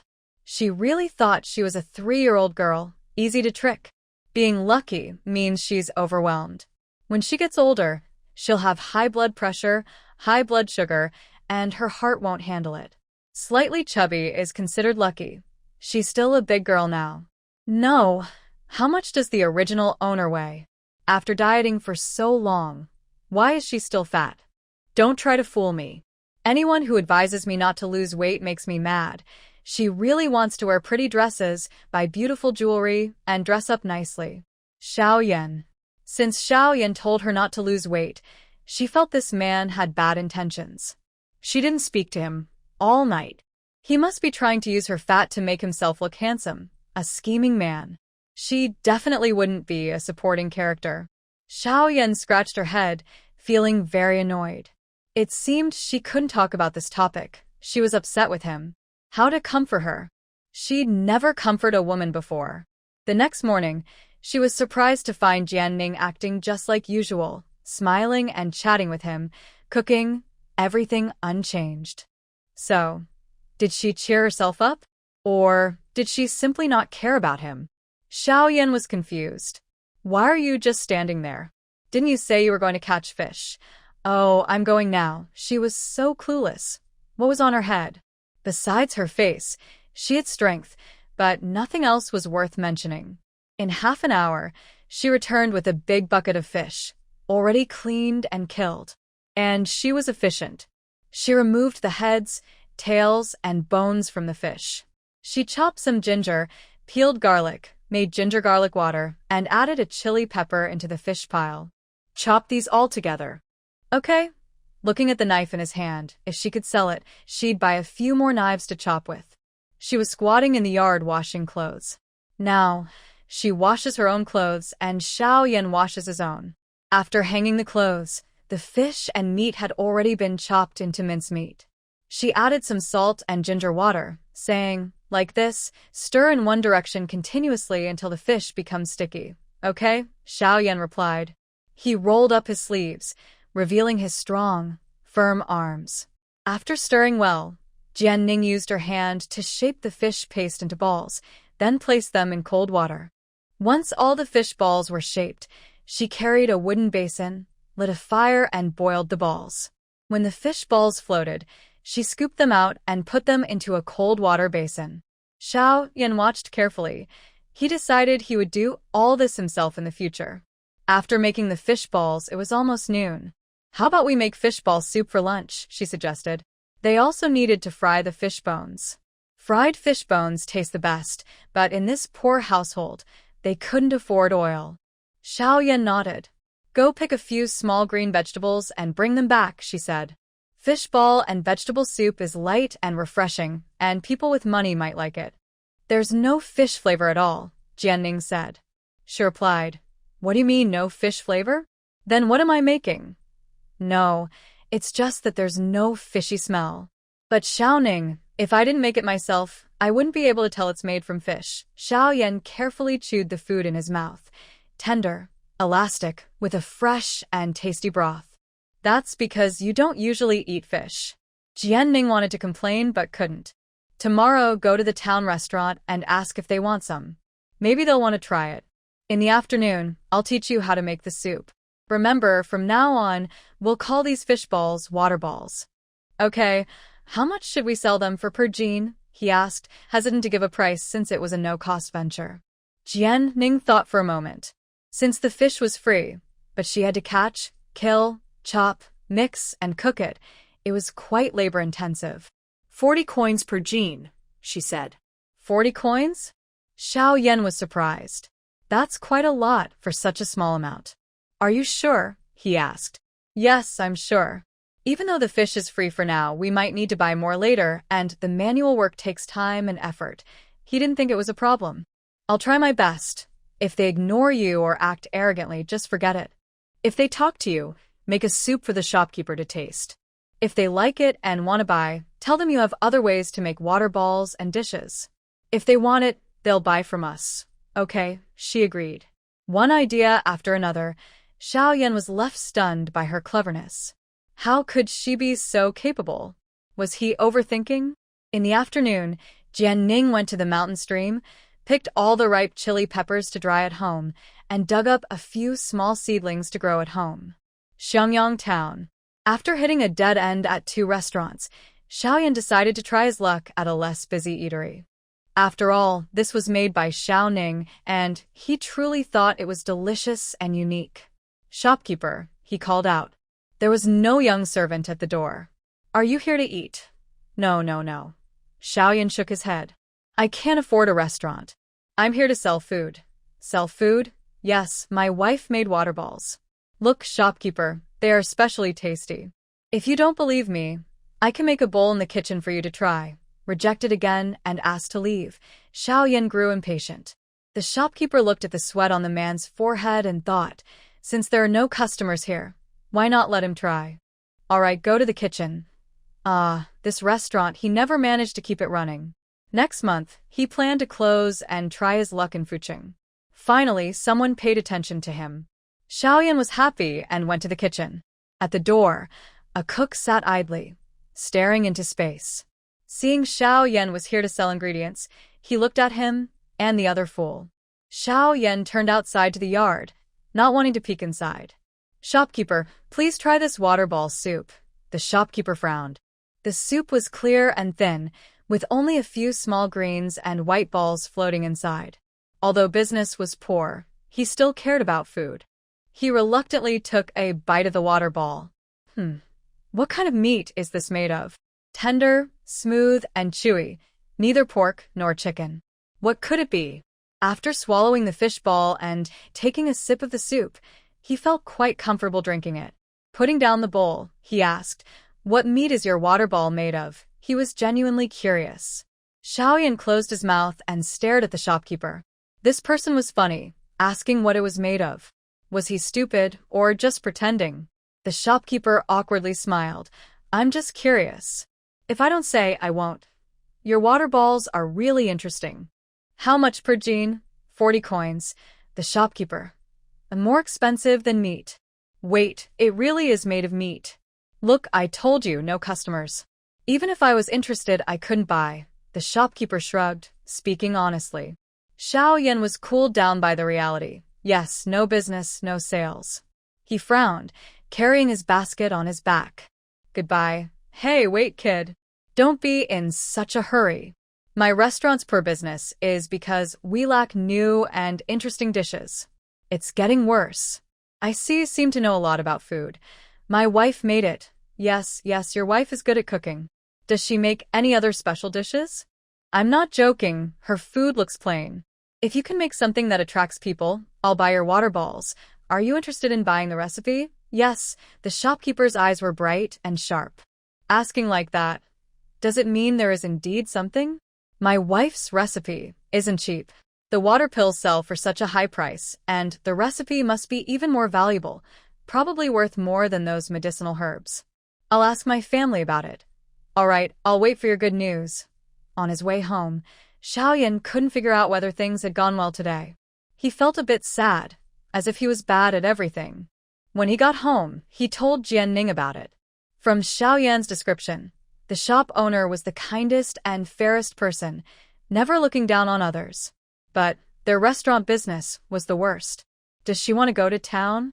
She really didn't want to ride the village ox cart. She remembered that every time she went, the driver charged her twice, and along the way, she received strange looks from everyone. She knew the original owner was bold but spoke plainly, so she dared not say anything. Walking? No way, she couldn't walk that far. Renting a mule cart? Don't be silly. There weren't even mules in the village. "Xiaoyan, call my mother to help me change my clothes." "You going to town?" "Of course. I'll teach you how to do it, but honestly, I don't trust your skills." His craftsmanship was only about 30% good. Xiaoyan blushed from being scolded. Recently, he thought he was pretty good, but now he kept doubting himself and feeling discouraged. "All right, I'll go call someone now." Jianning sat on a wooden stool in the yard, thinking about what dish to cook. Jianning's mother, Zheng, heard her daughter was looking for her, and she put down her work immediately. She didn't dare delay. Old Jian looked at her leaving figure with envy. Why didn't her daughter call her? From afar, she saw her and grinned. "Fat girl, miss me?" Jianning. She was so enthusiastic, she felt a little overwhelmed. "Mom, my clothes are too tight. I want you to help me alter them." Old Zheng patted her thigh, and Jianning was startled. "It's all my fault for getting old and uncoordinated. Your brother took a bright-colored cloth to town for you. I haven't made your new clothes yet." "All right, I'll just fix your old ones first." Her poor daughter, she didn't even have a proper outfit. They had always said she shouldn't marry for looks, but she didn't listen. The old Xiao family was no better, so untrustworthy. They promised to treat her daughter like family, but it was all talk. Her obedient daughter married in, but in less than a month, she was separated from her family. Old Zheng felt more and more sad the more she thought about it. She grew angrier at the Xiao family and disliked Xiaoyan more and more, thinking he was no good. Just as the old lady was about to cry, Jianning was confused and helpless. She hadn't done anything wrong. Don't try to provoke her. Wow, she's really not good at comforting people. Mom, girl, I know you're suffering. It's all my fault. Goodness, does it have to be so scary? What is she suffering from? She's already 200 Jean, about 100 kilograms, and even the pigs in the village aren't that heavy. Jianing didn't know what to do and looked at Xiao Yan for help. Xiao Yan also didn't dare to offend his mother-in-law now. He had just seen her give him a sharp look. Mom, Xiao Ning. She needed her clothes quickly. Please don't cry anymore, I beg you, just change the clothes. Mrs. Zheng wiped her tears but said nothing. Xiao Yan moved a stool, took out sewing tools and clothes from home. Mrs. Zheng took the clothes but didn't look happy. Her daughter is blind, but she isn't. Xiao Yan can't be trusted. Xiao Yan went to work in the fields. Jianing thought it was still early, so she went to the back mountain and dug up half a basket of wild vegetables and some greens. She planned to make a big pot of vegetable fish ball soup to take to her mother. Mrs. Zheng, although sewing clothes, kept paying attention to her movements. Seeing that she worked quickly all afternoon without stopping, she knew she had been doing a lot at home. Her unfortunate daughter. What kind of person did she marry? How is her life in the Xiao family? No wonder she looks so thin. She's tired and hasn't even had enough to eat. No wonder she's so skinny. Mrs. Zheng felt so distressed, she almost couldn't hold her needle. Mom, I want to tell you, recently I found I have a real talent for cooking. My dishes are way better than Xiao Yan's. Mrs. Zheng remembered the fish from a few days ago and couldn't help but swallow. The whole family couldn't believe that the fish was made by her daughter. So delicious they finished every drop of soup and still wanted more. They didn't mention wanting to eat again, worried it would tire her daughter out. You're so smart since you were little. You learn everything quickly and you're so diligent, Mrs. Zheng said proudly. Jianing was stunned. Are you sure the original owner is like this? Is the family's filter so strong? Why did they reject her at first? Mom, a few days ago I made a new dish called water balls. I'll cook a pot later, and you can take it home for Dad and the others to try. Even if Mrs. Zheng wanted to eat it, her daughter's health was more important. Are you overdoing it? Do you have enough to eat? We have everything at home. Don't fuss around. Sit and rest. Although it hurt the original owner, it was also her own body now. I'm not tired, just wait and see. How can she lose weight if she isn't tired? Mrs. Zheng spent the whole afternoon making 2 sets of clothes. Jianing was very grateful. Finally, she had clothes that fit her. It was so hard for her. Girl, don't lose any more weight. If you keep losing, I won't even recognize you. All that extra flesh was proof of how much they loved her. How could it all just disappear? Have I lost more weight? Really? Jianing touched her face, surprised. Forget it. She had already said it, but her daughter still needed to keep losing weight. What was she thinking? A chubby look is cheerful and lucky, sigh. Carrying a basin, she returned home with a sad face. The soup her daughter made herself no longer seemed tasty. When she got home, the whole family was eating the soup her daughter prepared, feeling very touched. How could her sister, daughter, be such a good cook? What kind of meat are they really eating? With proper clothes, Jianing decided to go to the town to check out the location of the restaurant and see the real situation before making any decisions. She wasn't sure how much her recipes could sell for. How much do ordinary people sell their recipes for? Recipes are family treasures, like hens that lay golden eggs. No one would sell them. She wanted to sell her food recipes, but he also didn't want her to. They were too precious. She could keep them for self-defense. All right, in ancient times, skills were passed down from generation to generation and definitely wouldn't be sold. On the ox cart, Xiao Yan and Jian Ning became the most eye-catching people. Many people stared at them as if looking at a mirror, making Xiao Yan feel uncomfortable. Jian Ning chose to close her eyes. Looking at other village women and then at herself, she felt a bit self-conscious. She only charged double the fare for the cart, and the driver was kind. Village women loved gossip the most. Do you think Jian's girl has lost weight? Seems like it. Lost weight? She's just thin and we're what, almost double chin? And we're not thin. Jian Ning instinctively touched her chin. Hadn't it already become less? Hee hee, she's so fat. What will Zhao's young man do? Can he handle her legs apart? You shameless old woman, what are you saying? Sounds like you're just as bad, pretending to be innocent at home. Keep talking, I'll tear your mouth apart. Ha ha. Jian Ning's mouth twitched. She had said that ancient workers were conservative and old-fashioned. Was this village woman who was joking around with her really conservative? Xiao Yan's face turned red, all the way to his ears. After that night, everything changed. So, who exactly was the person she shared her bed with that night? Finally reaching the town, today was market day, so it was especially crowded. Most people wore rough cloth short shirts and straw sandals, carrying shoulder poles or baskets on their backs. Adults and children. Hardly any fat people. Her figure drew many glances the moment she appeared. Her plump body was quite rare.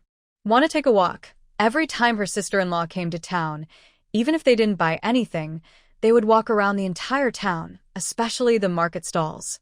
She had heard her brothers complain that they disliked going to the city. So, she also wanted to go shopping? No, let's go straight to the restaurant. Lead the way. Xiao Yan touched his nose. She is not an ordinary woman and cannot be judged like a normal person. He stopped at the entrance of a restaurant. Ian ning fronet. I'm going now. It's noon, and everyone is eating. The entrance is so empty, like a place selling coffins. No wonder they didn't chase after Xiao Yan. It seems he's happy as long as anyone walks in, just trying to attract some people. The restaurant is large and decorated grandly, but no one is here. It's strange. Shopkeeper. Coming, he had casually mentioned it yesterday. Judging by his clothes, his family isn't doing well. Village women can't even afford to eat well, so how can they be expected to cook delicious food? Maybe he was just being naive, trying to find quick solutions in desperation. But the meatballs that day were indeed good. This is my wife. She cooks. Oh, please sit, please sit. Come in quickly. Shopkeeper, I won't sit now. I need to finish my work and then take the ox cart back to the village. I'll make a dish for you first so you can see if it suits you, then we can talk. All right, go inside. The kitchen has everything. Jian Ning went in. The cook sat quietly in the yard, not looking. He was worried. He was the owner who bought this place to cook, but they only managed to cook fewer than 10 dishes a day. Would the boss sell him off? Who would his next owner be? The current master is kind, and he doesn't want to be sold. His cooking isn't bad, so why are there no customers? Jian Ning didn't do anything special. She just cooked a roasted chicken. A skilled cook can make any dish taste good. She gave this chicken as a gift for their first meeting. In her memory, people here usually cook with boiling water. She wondered if the restaurant also did that. Shopkeeper, try this. The cook followed behind, wanting to taste it too. When she cooked, the aroma drifted into the small courtyard behind the kitchen. Very tempting. Come, try it together, the shopkeeper called out to the cook following behind. Since he came along, it must mean the dish was good. He took a bite. This chicken is really well made. The cook silently ate and carefully tasted the flavors inside. He felt it was very different from his own cooking. Where had he gone wrong? Shopkeeper, why is your business so quiet? When he asked this, he got angry. It used to be better. The restaurant across the street doesn't do business well. I don't know where they find their cooks. They come out with new dishes every month. And they even hired 2 beautiful women to dance every day in their restaurant. Is this something people should do? Isn't there another restaurant ahead? They do the same, hiring a few pretty women to dance. I just don't understand. This place is supposed to be a proper dining spot, but they've turned it into something like a brothel, and so many people still go there. Men's bad habits. Watching beautiful women while eating, even eating extra bowls just to look. But Jingning doesn't think that way. She believes the owners of the 2 restaurants are very clever. They understand human desires and know how to use them. Whether it's honest or not, as long as they make money, they see it as success. Young lady, I have a recipe for dishes. Do you think the shopkeeper is interested in buying it? Is it as tasty as this fried chicken? Even more special, the shopkeeper perked up. How do you plan to sell it? How much do you want to buy it for? The first offer is usually the weakest. She wouldn't be so foolish as to offer too low. What if they bargained down too much? The shopkeeper thought for a moment. The other 2 restaurants had really annoyed him. Their noisy, messy dining areas made him angry. He refused to hire beautiful dancers, but if he could make enough money to beat them, it would be worth a little spending. 1 dish recipe costs 10 taels of silver. Jingning frowned. She thought that was not much considering how stingy he was. Some medicinal herbs sold for 12 taels. 10 taels didn't seem like a lot. Xiaoyan opened his mouth. 10 taels again. Today was another day of doubting himself. 20 taels. Cough, cough, cough. Xiaoyan choked on his spit. She really dares to say that. The shopkeeper looked at her with some frustration. Village women are so naive. 20 taels. Does she know how much she can buy with that? How many dishes would he need to sell to break even? She really dares to say that. That's too much. It's not just for one dish. His silver isn't blown by the wind. After some back and forth, they finally agreed to a compromise. 13 taels for each recipe. Besides the recipe, Jingning also gave him a better way to keep customers than hiring beautiful women. Xiaoyan watched them, feeling like he was just an extra. Shopkeeper, how many recipes do you want to buy? 5, and can I sell a new recipe each month in the future? That's fine. She felt a bit regretful. She said she would give the recipes for free, but once the restaurant made a profit, she wanted a 20% commission. The shopkeeper immediately refused. He wouldn't give her that much, only buying outright. This person is quite tricky. Dishes like kung pao chicken, dongpa pork, braised lion's head, crispy tofu, and jade cabbage rolls. The cook happily followed her, learning how to make these dishes. Currently, her restaurant only has 2 waiters and 1 cook. Soon, she planned to hire more staff. 2 hours later, the cook, glowing with happiness, followed Jingning out, calling her master repeatedly, making Xiaoyan and the shopkeeper speechless. Young lady, what exactly is the trick you mentioned to make my place lively? You can hire 2 storytellers to perform every day at the restaurant. This is very elegant and refined, with a continuous story. If you want to hear the rest, you must come to dine, every day. Your idea is good, but as a storyteller, we now have tea houses in town. Their storybooks are very good. Where can I find new storybooks? Jianning smiled, hiding her skills and fame. Business, again? I have some. She pointed to her head. The shopkeeper was shocked again. Young lady, you can write storybooks? A village woman. A plump village woman. How capable she is. Of course. She casually mentioned classics, martial arts novels, and romance works. If she didn't love reading novels and staying up late to follow stories, she wouldn't be here. Thinking about it, she truly died feeling very frustrated. Xiaoyan looked at the woman in front of him in disbelief. She could read and write storybooks. There are many things he didn't know, like a treasure trove, always waiting to be explored. Where exactly did she come from? I write storybooks. You should find a storyteller, preferably by someone so you won't get poached, she suggested. If that's true, that would be great. Thank you, young lady, the shopkeeper nodded. Is it over? Just trying to get her to give it for free? Dream on. How much for writing a book? The shopkeeper thought. Damn it, are you eyeing the money? Let's agree first. This is more tiring than selling prescriptions. If you pay less, I won't write. Each word is not easy. The shopkeeper hesitated. How much do you want? Jianning thought carefully. Writing with a brush is hard, and ink and paper in ancient times are expensive. 1,000 words for 1 tael of silver. The shopkeeper almost lost his temper, wanting to curse. Ask how much a scholar charges to write a letter for someone. His writing is not worth thinking about. I still need to think of stories, she replied. You win. 201. 1 tael. The books I write are definitely not things you've heard of, she said. Stop talking nonsense. He also loves storybooks and has seen everything. 251. You're only worth 251. 951. No bargaining. Xiaoyan and the cook learned that prices could be negotiated like this. In the end, 1,000 words for 501, half off. Jianning felt distressed and asked the shopkeeper for ink, paper, and a brush. The shopkeeper had never seen such shamelessness, still a woman. He decided not to argue too much and sent the clerk out to buy supplies. Right well. If I don't like it, I'll return it, she said. He's not a fool, no one can trick him. I'll make sure you love it after reading. She had already thought it through. For the first story, she planned to write about a hero named Gua who shoots an arrow. If it becomes popular, She would continue with the story of the great hero, the divine eagle. Wow. Reading so much is good. Ideas just pop into her mind easily, and every story is a classic. She thought. She could copy some parts. They probably wouldn't mind. Boss, your restaurant is too quiet. In the afternoon, let's clean it up well. Tomorrow, we'll have dragon and lion dances to reopen.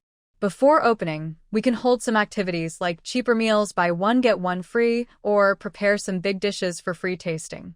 The boss was enlightened and admired her deeply. She was definitely not just a village woman. She was a smart businesswoman. She knew business tricks better than him after 20 years. Her husband, in a past life, was kind and married such a good wife. Jianning packed her brushes, ink, paper, and inkstone into a basket, said goodbye to the boss, and arranged for Xiaoyan to come the day after tomorrow to deliver 5 gene of water pills and a 3,000-word storybook. If he was satisfied, they would continue working together. Xiaoyan couldn't quite tell how he felt now. After coming and going, in 2.5 hours, she earned dozens of silver coins again. Jianning put the money in her pocket happily. Her stomach was full too. They had just eaten a few sample dishes she made. Do you want to buy anything else? Xiaoyan shook his head. Jianning thought for a moment. Since they would ride a bullock cart later, it wouldn't be convenient to buy much, and village women talk too much.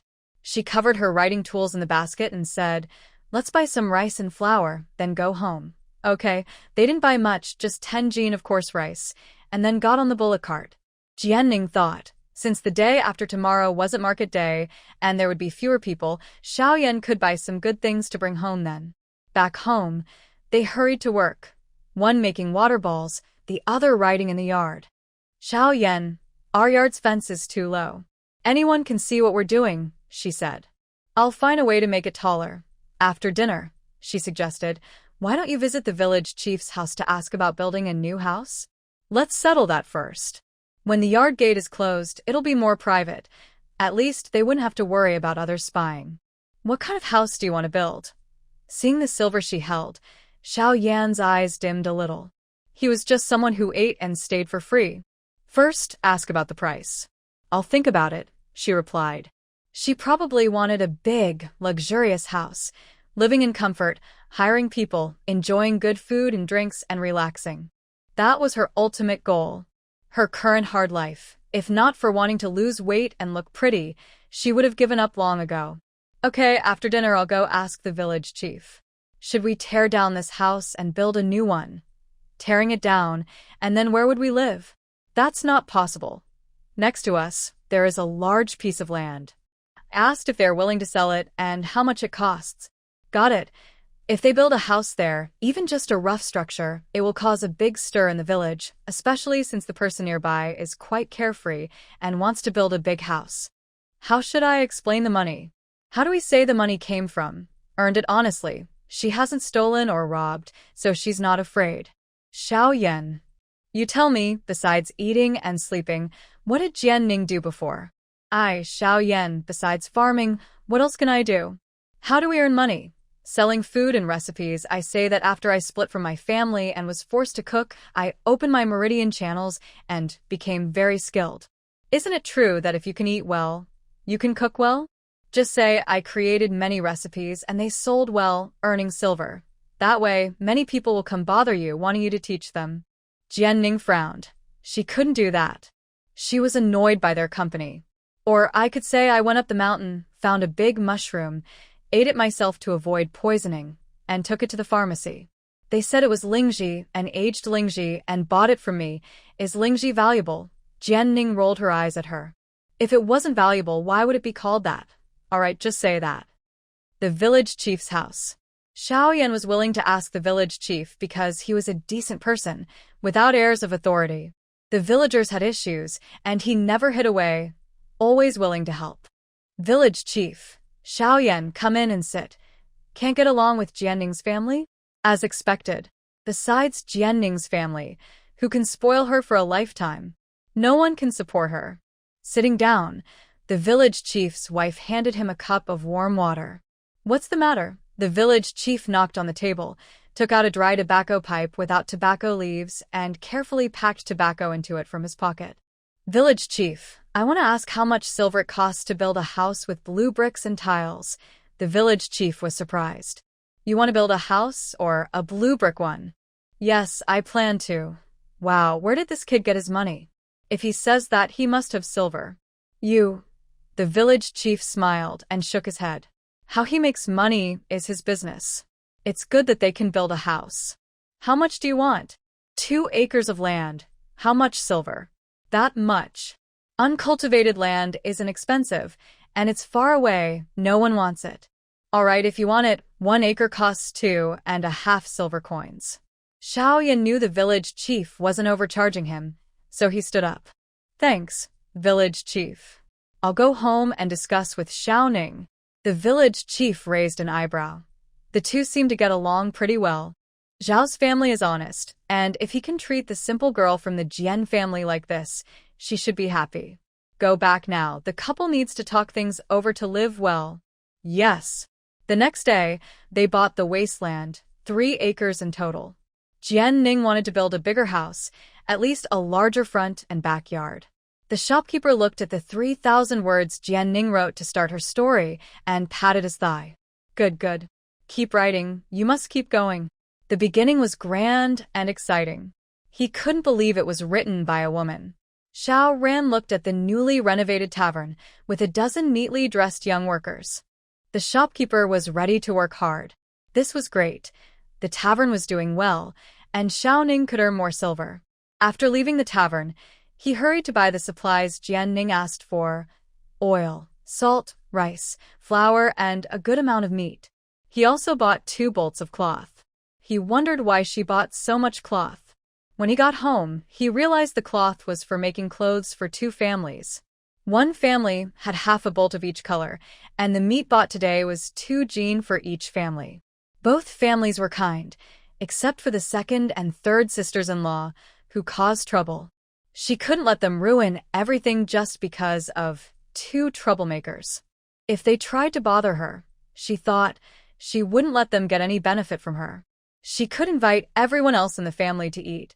Before the supplies were delivered, news spread that Zhao's youngest son, who had just been assigned land, was planning to build a brick house.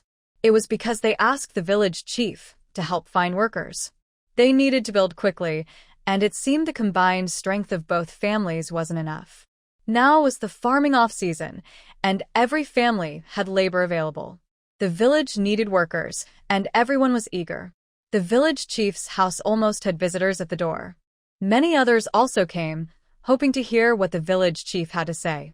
How could Zhao's poor family afford to build a house? Hadn't they just been assigned land? They still had a useless family member, so where did the money come from? Everyone was anxious and eager to find out the truth, hoping to get a share. Daughter, father, mother, big brother, second brother, little brother, and I, everyone is patting their chests, feeling relieved that our daughter, little sister, is still here. They thought the Xiao family sold her, which is why they had the money to build a house. I heard that Xiao Yan's house was almost blown apart when the old man was building it. They believe the money came from our daughter's sacrifice. Daughter, everyone in the village is talking nonsense, saying you're going to build a house. As long as she is here, there's no way she would build a house. She's happy just to have enough to eat. Oh no, I forgot to tell the family. She's used to relying on herself for everything and never thought about explaining things to others. No, mother, we are really going to build a house. The entire Jian family was stunned. Really? Where did you get the money? Did you rob Xiao Yan? I wish they would think a little more. No, we earned it ourselves. What did Xiao Yan do? Did he go to Nanfeng Pavilion? How could he do something wrong to you? Standing at the door, Xiao Yan looked annoyed. Don't think just because he's in the village, he doesn't know what Nanfeng Pavilion is for. The Yu family really dares to think that way. Don't they know he's there every day? What nonsense are you talking about? Jian Ning carefully glanced at the man beside her, who probably didn't understand what her biological parents meant. I've been going up the mountain to pick wild vegetables recently. One day, I found a huge mushroom I wanted to eat. Xiao Yan said it might be poisonous, so he took the mushroom to the county town. When he asked around, they said it was a lingji mushroom, and someone bought it from a pharmacy right away. They decided not to say it was from the town, just one pharmacy and one clinic, so it wouldn't be too easy to find out. Is the big mushroom worth a lot? The Jian family looked confused. What kind of mushroom could be worth enough to build a house, especially a brick house? Ian nodded confidently. Very valuable. She looked at them like a thief and whispered, Dad, Mom, do you know how much we sold it for? They honestly shook their heads. Jianning held up one finger. 10 taels. That's quite a lot. Enough to build a house. The old man and woman were truly happy for their daughter. She was lucky. Just after the family split, she could build a brick house. A brick house, something they never dared to dream of in their lifetime. When you build the house, your brothers and sister-in-law can help. Save some money, and one big house should be enough. Honestly, you shouldn't have bought 2 acres of wasteland. It's too tight. If you're careful, you could build 2 rooms. Jianning was speechless. Couldn't they be a bit bolder and think bigger? 100 taels. What? Everyone's eyes widened like copper bells. Really, they all spoke softly, cautiously. Even the 2 sisters-in-law looked around to see if anyone was eavesdropping in the corner. A big family gathered together like thieves, crowded in the yard. Xiaoyan looked at them and couldn't help but find it funny. The Jian family truly treats Jianning as a treasure. Really, if you want, I can bring out the silver now for you to see. I've hidden it very well. Why mention 100 taels? Because ever since she had the silver, she kept having dreams. In her dreams, a fat man weighing 200 jeans stared at her with a sinister look, telling her to treat her husband well and take good care of her family. Her parents' biggest wish, besides her living well, was to live in a big house with blue bricks and tiles. At the end, they warned her harshly. The flesh on her body was what she had gained over 10 years, and she must not lose it, not diet, not starve herself, and not ruin her health. Ugh. She could agree to everything else, but not that last part. Sorry, she couldn't do it. She wanted to be a lively, graceful girl who could run and jump, tall and beautiful. Everyone kept waving their hands. No, no, no, you don't need to give us anything. We believe, we believe. Finally, old Jian sternly told Jianning, you must guard this silver well. Don't lend it out to anyone. Keep your mouth shut outside. Don't go around telling everyone. If someone asks, just say it's for building the house, and once it's done, it's gone, understand? When they got home, he planned to scold his family and keep his mouth shut tight. His words were meant to prevent the Xiao family from coming to borrow silver. Yes. Once the house is built, there won't be any silver left, probably not enough even. Who can we lend to? The old man staggered, his mind not fully clear, his voice trembling. What? 100 taels isn't enough for you to build? What do you want to build? I bought 2 acres of land, and I want to build a house with a front and backyard. And Dad, our family also needs to build a house, right? Oljin covered her mouth and shot a quick glance at Xiaoyan, who had said nothing since they entered, aside from greeting. What nonsense are you talking? Who asked you to help us build a house? Just live your life well. We're fine, you don't need to worry about anything. She was telling the truth. Ever since her daughter got married, the family's food expenses had risen sharply, from barely enough to eat to now being mostly full. There was nothing to complain about. The only problem was that every time they ate half a meal, the family felt guilty for Jianning, worried she hadn't eaten enough, and felt uncomfortable for a while. Xiaoyan didn't expect her to have such plans. She clearly had no relation to the Jian family. But since the silver was earned by her, she could spend it however she wanted, and he had no objections. Living and eating with them was already a benefit for him. Demogu was found by Xiaoning, and the silver is also hers.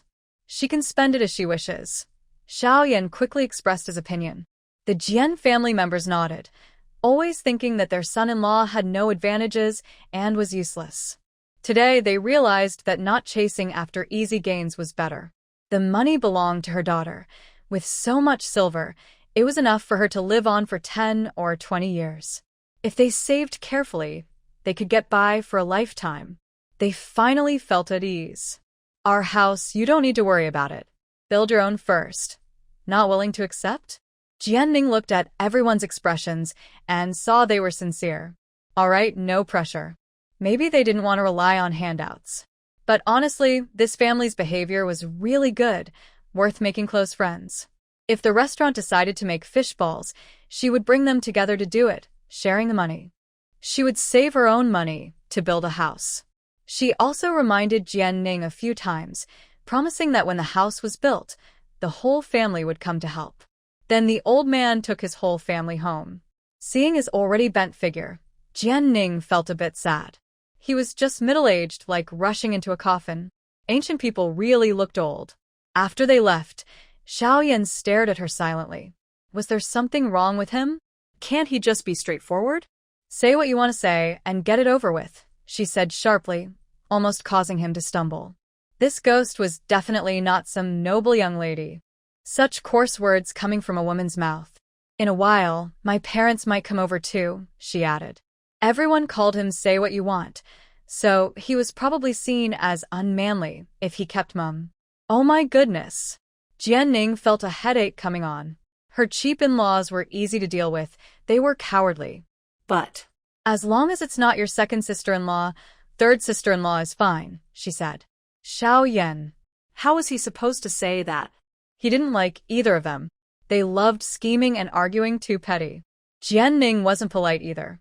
Your family is polite and I am polite too. If they want things they shouldn't have and keep talking nonsense, I definitely won't take it. Xiaoyan swallowed and looked at her chubby fist. He hoped second and third sisters-in-law would be sensible and not come to annoy people. He also hoped their parents wouldn't be confused. Their brothers had been beaten before and should learn from it. Just as he was thinking this, in less than 15 minutes, the Xiao family arrived at the small courtyard. Actually, they could have come earlier. On the way, the second daughter-in-law saw Jian family members and pulled them aside to hide. A family of rascals, and they couldn't get any benefit from them. Now they weren't in the mood to argue. They just wanted to ask about building the house. Father, mother, older brother, second brother, third brother, fourth brother, and the 4 sisters-in-law. Thinking about the 2 young sisters-in-law who were married later, Jian Ning felt overwhelmed. Good grief, the pot was about to boil over. Why did they have so many children? Was it because the family was too poor to buy contraceptives? No, we can't even fill our stomachs, so where do the in-laws get the energy to mess around? From my memory, the husband's family only has a few mud brick houses. Good heavens, each one is like a child sleeping on a Kong bed, and there's thunder every day. Is this how they teach children about biology? The openness of ancient people once again shocks Jian Ning and destroys her worldview. When Jian Ning sees people, she still politely greets them, but she quickly becomes impatient. She carefully looks at her cheap mother-in-law, who is short, thin, with a face full of wrinkles. Her belly is flat, her waist is thin. It's hard to imagine that such a small, skinny person could give birth to 7 children. What a proud mother. How did she manage that? It seems she never even rested after giving birth. Such hardship. Risking her life for 7 children. Does she want to be a hero or a hero in a story? The Xiao family is also surprised. They haven't seen her in a while, and she's so much thinner. Seeing her stare at them fiercely, like a wolf cub, makes everyone step back, losing the confidence they had when they first entered. They forget she's an unreasonable, fiery woman. 5th brother, I heard you're planning to build a house, Xiaoyan nods. He didn't tell his family, because he feels this house isn't really his, it's Jian Ning's. He's just taking advantage. Nonsense. Such a big thing. How can you not discuss it with the family? The old man hears this and feels his son doesn't respect him. He immediately gets angry. Others look at them in disbelief. How do 2 poor people have money? Did the fat girl sell meat? Old Mrs. Shen asks the question everyone wants to know.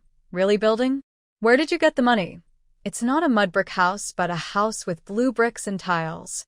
They also bought 2 acres of wasteland. Although the land was cheap, it still cost some silver coins. Where did they get that money? In the village, many families can't even find a few hundred copper coins, let alone a few silver coins. Does the 5th family have money? They don't know. Even their pig could eat them out of house and home. Where did it come from? Everyone's ears perk up, listening carefully. The yard is so quiet you can hear a pin drop. Xiao Ning earned it. The fat woman earned it. How? By eating more than anyone? By being stronger than anyone? Everyone present refuses to believe it. Especially the two sisters-in-law, who think Xiao Yan is definitely lying and doesn't want them to know how he makes money. Fifth brother, even if you're fooling us, can't you come up with a believable reason? We're family, aren't we? Are you treating us like fools? Third sister-in-law Li, holding her still nursing baby, says sarcastically. She can only bully those beneath her. In her territory, throwing a tantrum means not giving her face. Jianing was born straightforward and always acted directly when upset. Third sister-in-law, Xiao Yan says I earn money, but you don't believe it. What should I say then? Heaven looks at me as cute and doesn't want me to suffer, so does it drop silver from the sky for me to spend? Or should I say that Xiao Yan earns the silver, and it's better to bring it all back to Zhao's family to support you? A few honest people quickly waved their hands. No, we're just curious. We've already split the family. Your money is yours, and it shouldn't be used to support us. Fifth sister-in-law, don't think wrongly. We really mean no harm. At first, they didn't believe her. They were just shocked and curious, and they asked a bit too much. The second and third sister-in-laws, who had their secrets exposed, looked at the helpless men and elders around them and clenched their teeth in anger. What's wrong with admitting it? Isn't it right to support them? That lazy woman has been here for a month, eating so much of their food. But I have to disappoint you. The silver is really mine. Where did I earn it? Jianing pointed to the mountains behind her. Heaven sent it, she said, giving Xiao Yan a look. Xiao Yan understood. Parents, Xiao Ning is telling the truth. Recently, I've been working in the fields, digging wild vegetables, and she's been doing all the work. One day, she found such a big mushroom. Xiao Yan exaggerated with his hand, about half her face in size. She wanted to eat it, but I was worried it might be poisonous, so I stopped her. She wanted to go to the county town, so I took the mushroom with me to ask at the medical clinic. Turns out, the big mushroom was actually a rare medicinal fungus, very precious. They immediately paid a high price for it. Jianing looked at him, amused by how seriously he was lying, just like how he had tricked the Jian family earlier. The Xiao family's mouths opened wide. One mushroom worth so much money. How big was the mushroom, and how much silver did you sell it for? The third sister-in-law asked eagerly, planning to go to the mountain tomorrow with the head of the family to pick mushrooms. It was very hard, brown, large, like ordinary mushrooms but at least 10 times bigger. The whole mushroom was hard as a rock, not at all edible looking, Xiao Yan explained. He had never seen a medicinal fungus like that, only heard Jianing say it was very hard and big. He didn't understand why such a hard mushroom was valuable or used as medicine. But he trusted Jianing's words. Since he wouldn't say how much silver he earned, the third sister-in-law got impatient. How much can one big mushroom sell for? If you sell one in the county, you'll find out, she said sarcastically, as if she knew everything. She wanted to know everything they did. Li was very angry, especially at a crucial moment when she got stuck. The feeling was like almost ascending to heaven. Her husband finished, leaving her hanging, scratching her head in frustration. When the third sister-in-law was scolded by Jian Ning, the second sister-in-law didn't dare ask much. There was no point. Asking might just get her into trouble. Others thought it was better not to say anything. The money belonged to the young couple, and they had no right to ask. If they knew the source was legitimate, that was enough. Old man Xiao carefully looked at Jian Ning and couldn't help but nag a little more. Fifth sister-in-law, earning money isn't easy. You too have some savings, so you must spend carefully. Big mushrooms aren't picked every day, understand? Poor folks suddenly getting richer often don't know their limits and spend wildly. He was worried that the fifth sister-in-law would spend all the money, eat it all up, and use it up. He knew her personality well. Got it, Dad. Once you build the house, your mother, I, and your brothers will all come. Don't hire too many workers. It costs too much. If there aren't enough people, call your brother-in-law to help out for a few days. Jian Ning thought about how far her two younger sisters-in-law's homes were. Walking back and forth took half a day. Why bother calling them? It would just delay things. Xiao Yan also thought her brother-in-law's house was too far and didn't see the point in calling him. Enough, enough. Since your brother-in-law lives far away, there's no need for him to come. All right, you decide for yourselves. With that, the old man led a big group of family members, just like old Jian, and they left in a grand procession. Unlike the hurried and cold departure earlier, this time everyone's faces were smiling, like a gentle spring breeze. No one expected that the fifth sister-in-law would have such good fortune. No one expected that the young couple could stay separate from the family for so long without asking for grain, and no one expected that their house would be a big brick and tile house. Everyone felt proud and happy. Only the two sisters-in-law felt a bit upset. They didn't get any advantage, nor did they find out what they wanted to know.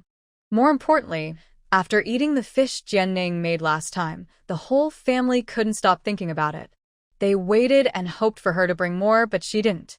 Today, they thought they could stay for a meal, but she really didn't offer any. Oh no! They had just planned to deal with it, forgetting they had bought meat today. What's wrong?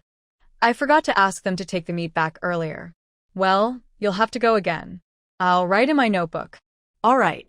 There were about 10 strong workers in each family, so finding 10 more would be enough. Jianning said she wouldn't provide food since they lived so close. They could go home to eat, and the wages were 20 large coins a day per person. That was quite high. Going to town to carry a bag of grain only earned 18 coins a day, and work was hard to find. Jianning thought about an important question. It seems building a house needs a foreman, but they only found rough workers. Where is the foreman? They haven't ordered bricks, tiles, or other materials yet. How can they start? This is her first time building a house, and she has no experience. The two elderly family members are even more strange. They didn't ask about the house at all.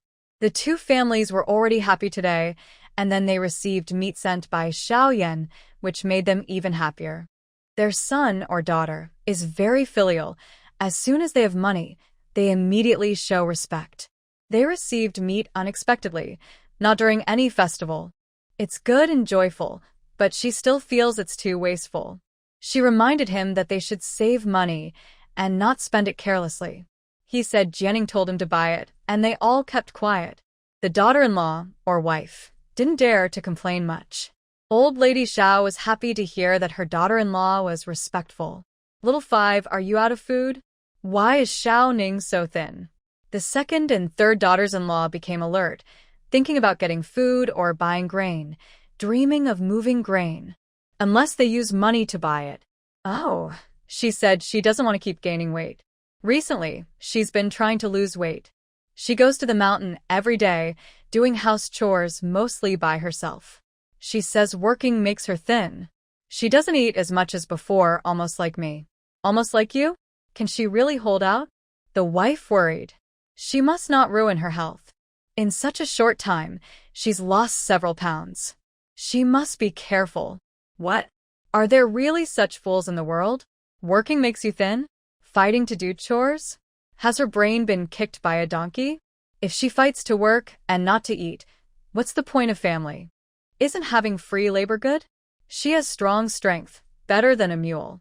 Most importantly, she has money, and she can build a good house. The two sisters-in-law kept turning their eyes, watching eagerly. Back home, Jianning asked him about building the house. Xiao Yan was confused when he heard this. Seeing his confusion, she asked, "How are you going to build this house?" Villagers helped build it. It's a simple mud brick house, dried mud blocks. It took about 10 days to finish. No blueprints or plans. Xiao Yan shook his head. They couldn't even eat enough, so they didn't care about details. Jianning was also at a loss. She absolutely wouldn't let her house be built carelessly. This is the north, where half the year is too cold to go outside. Although she's strong, she's a fat person who's afraid of the cold. In the south, before winter, she already prepared warm hand warmers and heaters. Here, water is fetched from nearby rivers. She wants to dig a well. The winters are warm, summers are cool, and she can even eat chilled fruits and melons in summer. Go ask the village chief if there is a supervisor, a firewall, or underfloor heating. When building the house, ask if there are blueprints. Okay, I'll go now. Wait, bring a pound of meat with you. Oh, today, I was lucky to buy so much. Otherwise, there wouldn't be enough to share. Jianning was glad she thought of these things. Otherwise, rushing to start work, and after finishing, finding everything unsatisfactory, would really make her cry. At the village chief's house. Village chief. Xiaoyan, you're just in time. Several people in the village signed up. When do you plan to start work, and how many people will you hire? 15 is enough. The Yu family and my dad said they will help. The village chief nodded. 15 people are plenty. When villagers build houses, they usually help each other. No one hires outsiders and pays money. Seeing the meat on the table, the village chief said, "You're here, and you brought something. Why don't you take it back? We don't have enough to eat at home." Xiaoning is hungry and fussing. This is what Xiaoning asked me to bring. She said she's been bothering you, village chief, and feels bad about it. Is this really what Jian family's chubby girl said? He didn't believe it. Who could get food from her mouth? Maybe her parents couldn't either. Xiaoyan didn't say much. In the future, when they saw her, they would know she had changed. She was no longer the arrogant, unreasonable troublemaker she used to be. Village chief, I came here because there's one more thing. Go ahead. Xiaoyan asked about the blueprints, the firewall, and underfloor heating. The village chief looked confused. When building houses in the village, no one cares about those things. It's better to save money. As long as the frame can be built, that's enough. I honestly don't know about those things. Maybe you should ask in town, or, if not, go to the county seat.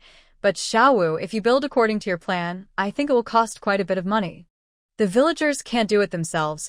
They'll need to hire a supervisor from outside. Xiaoyan understood. He needed to discuss this carefully when he got back. Thanks, village chief. I understand.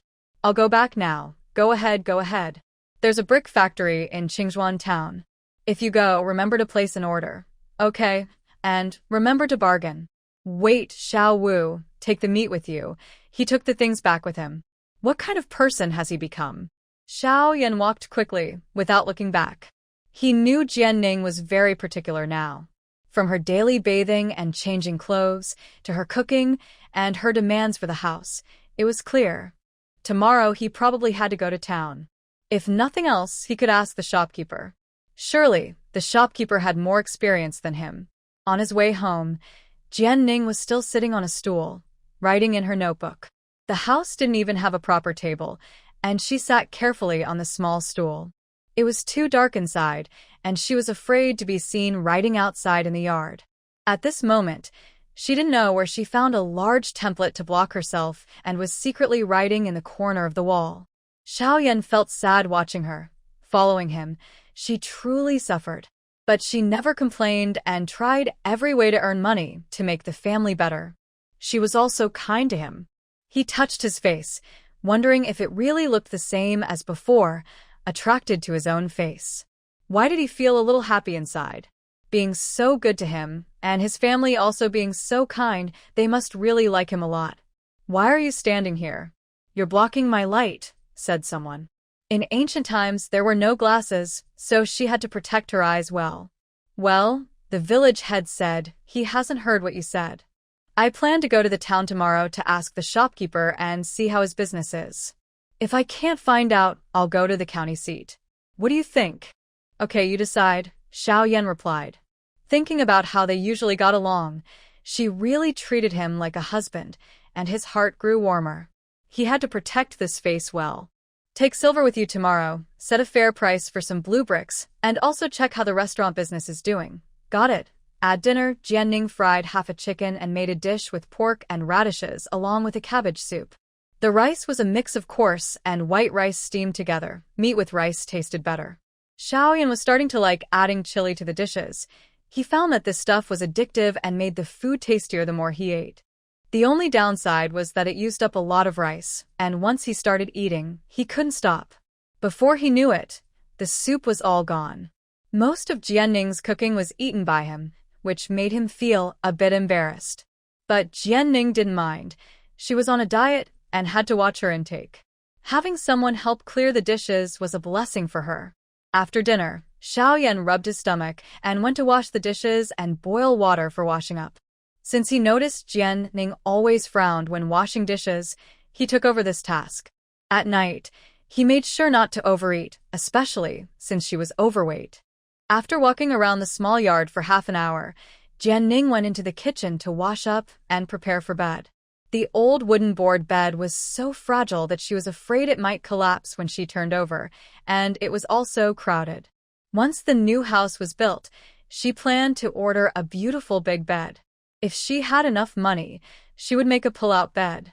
Her sturdy body could turn as she pleased. After Xiaoyan went to the town, many people wandered back and forth outside Jian Ning's house, hesitant to enter. They were all curious about how these young people earned their money. The Xiao family and Jian Ning's sons and daughters-in-law, dreaming of getting rich, all went up the mountain to look for something. They didn't recognize the Lingji mushrooms, but they knew the wild mushrooms. First, find the big mushroom, then take it to them for identification. If not, just discard it.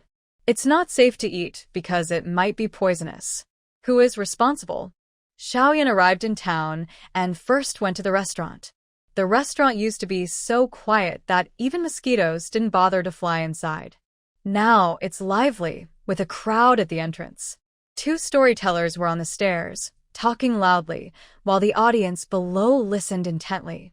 So, has the restaurant turned into a tea house? He went inside. The young clerk recognized him and was a supplier for the restaurant. Young clerk, business is good. With new dishes, it's even better. But mainly, the storybooks are popular. Everyone loves them. Xiaoyan suddenly puffed up his chest with pride. He was proud of his family's work. The manager saw him and immediately perked up. He left his customers and pulled Xiaoyan to the backyard. You finally came. How about the storybooks? Have you written more? Did you finish? Was Master Guo really killed by villains? Did the mother and son escape? Xiaoyan. How would he know? He didn't understand what Xiao Ning wrote. Xiaoyan took out a stack of papers from his bosom. This is what she wrote recently. Good, good. The manager immediately started reading. Xiaoyan watched him eagerly, feeling a bit speechless but curious about what was inside. After he finished reading, Xiaoyan asked about building the house. I don't know about the others, but the firewall is known. I have one at home too. It's definitely necessary. I can introduce you to a master builder. Tell him how you want it built, and he can definitely do it. Several big houses in our town were built by him. Xiaoyan was happy. The problem was solved, and he didn't need to go to the county seat. In that case, thank you very much, manager. All right, wait here. I'll send someone to bring him over. We'll go back to the village together and discuss how to build it. That's great. Thank you, manager. Congratulations on your good business. It's all thanks to your wife's hard work, especially for helping me find a storyteller. Now, everyone in town who loves stories comes to my place. The manager smiled happily. By the way, can you send me 10 gene of water pills every day? So much. Our chef has discovered a few new ways to use these pills, so we need more. Okay, can we start the day after tomorrow? It takes some time to prepare. Yes, that's fine. They agreed. The manager paid him for the storybooks, then discussed with the builder. The manager arranged for a mule cart to take them back, so they wouldn't have to walk far when the builder returned. After Xiaoyan left, Jian Ning carried her basket up the mountain. When she came down, she met 2 groups of people. They saw her and immediately gathered around, asking her to help check the mushrooms. It turned out that fat girl really went up the mountain to dig for things. How did she come up so fat? She didn't go that deep into the mountain. Was she not afraid?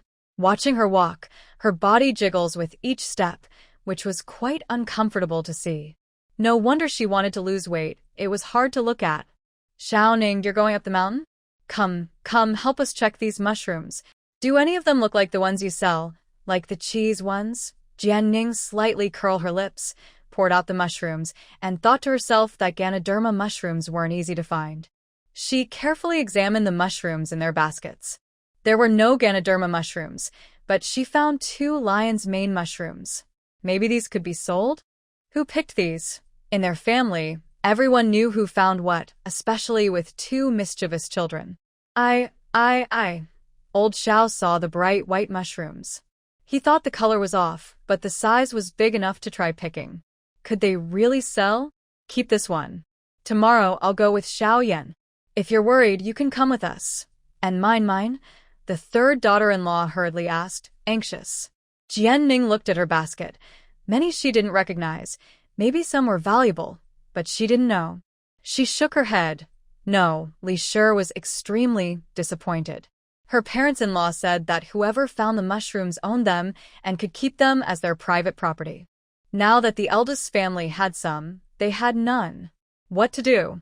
Li Shi and Wang Shi were jealous and envious, wanting what they had. After finishing, Jian Ning ignored them and went down the mountain. It was almost time to go home and cook. She didn't take the lion's mane mushrooms with her, thinking they could sell them themselves. Not even 15 minutes later, she met her family again and helped them check their mushrooms. Jian's family was unlucky. They didn't find any mushrooms worth selling. They weren't upset because valuable things weren't easy to find. Since she found the mushrooms here, everyone came to this mountain? Would she still be able to find medicinal herbs properly? Jian Ning felt terrible, like she was stepping on a stone and hurting herself. Try looking somewhere else. I've searched all over here. There's definitely nothing. I haven't looked elsewhere yet. This woke everyone up. Wang Shi and Li Shi decided to go to the back of the village in the afternoon. After some fuss, Jian Ning returned home late, and Xiao Yan was already there. Why are you back so early today? Well, the mule cart brought it back. Xiao Ning, this is the foreman. He can build walls, but he hasn't done underfloor heating before.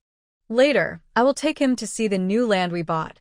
Jian Ning nodded and looked at the foreman. I'll start cooking now. After we eat, I will go with you all. She has her own ideas about the new house. The foreman looked at Jian Ning. He wondered how this woman could be so fat, considering the family's simple living conditions. The house is empty, and maybe all the money was spent on her? He has built houses for many years, and rural kids this fat are rare. Only in town, such a big belly is seldom seen among the gentlemen. You can sit with the foreman for a while. I'll go cook now. Thinking about the dishes at home, leftover meat from yesterday, some fragrant eggs, spicy fern shoot salad, and greens, she thought that should be enough. Seeing Wang and Li eagerly trying to look into her basket, she felt like laughing. These two women are so focused on money. Jian Ning quickly cut the meat and started cooking. Xiao Wu, little sister-in-law. Big brother, Xiao Lauda was at the gate of the yard, looking a bit nervous at Jian Ning. Little sister-in-law, about these mushrooms, can you and Wu Er help me sell them tomorrow? Jian Ning was surprised. Aren't you going? Xiao Lauda rubbed his hands. He's usually shy with words, especially around Jian Ning, because she once hit him. No, you all go. I trust Wu Er. Jian Ning took the mushrooms. All right, if you can sell them tomorrow, let Xiao Yan send the money to you. Okay. Seeing guests at their house, he left without entering the yard. After the meal, everyone sat around a small table in the yard. As Jian Ning ate the meat, the foreman paused and said, Little lady, your cooking is really good. The coachman also thought it was the best meat he had ever eaten. Yes, my family cooks pretty well. The foreman was speechless. After eating, the three of them went to the construction site. The coachman led the mule to graze. Look, this is the 2 acres of land. How do you think we should build? Do you have plans? Hearing the young man mention on the way that his wife wanted to build walls, he knew they were knowledgeable. Poor people don't usually know about such things. I want to build front and backyards. The front yard, if we have money later, we can buy more land and let others live there. The backyard is for us. The yard doesn't need to be fancy, just plant some vegetables and fruit trees. I want to build covered walkways in both yards.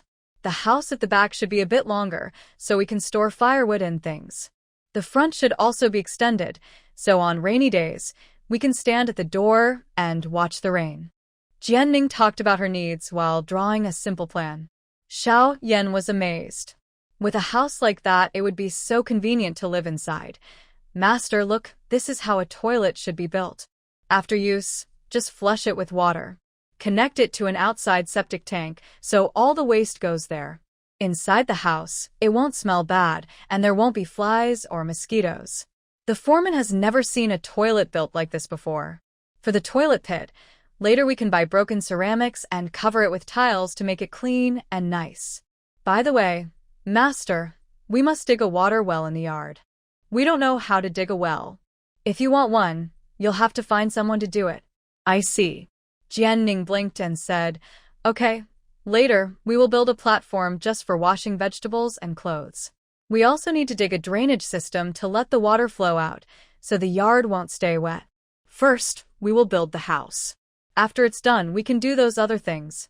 By the way, Master, our yard wall should also be built with green bricks.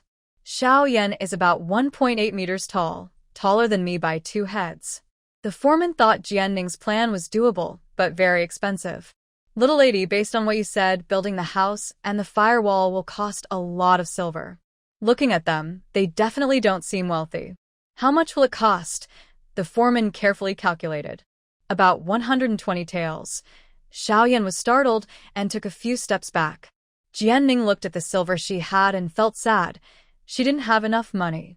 Okay, I understand. Let's do as we just discussed. When do you think we can start? I'll bring 4 workers. You find the skilled workers yourselves. We can start in 5 days. Since green bricks are not always available, they agreed. The foreman left, and Xiao Yan thought about the house costing over 100 taels, feeling that earning money was urgent. Xiaoning, today the shopkeeper told me we need to provide 10 jin of water dumplings every day. If you want to write a storybook, I won't have time to deliver the goods. Jianning knew they couldn't handle it. Xiao Yan, I plan to make water dumplings with my family. What do you think?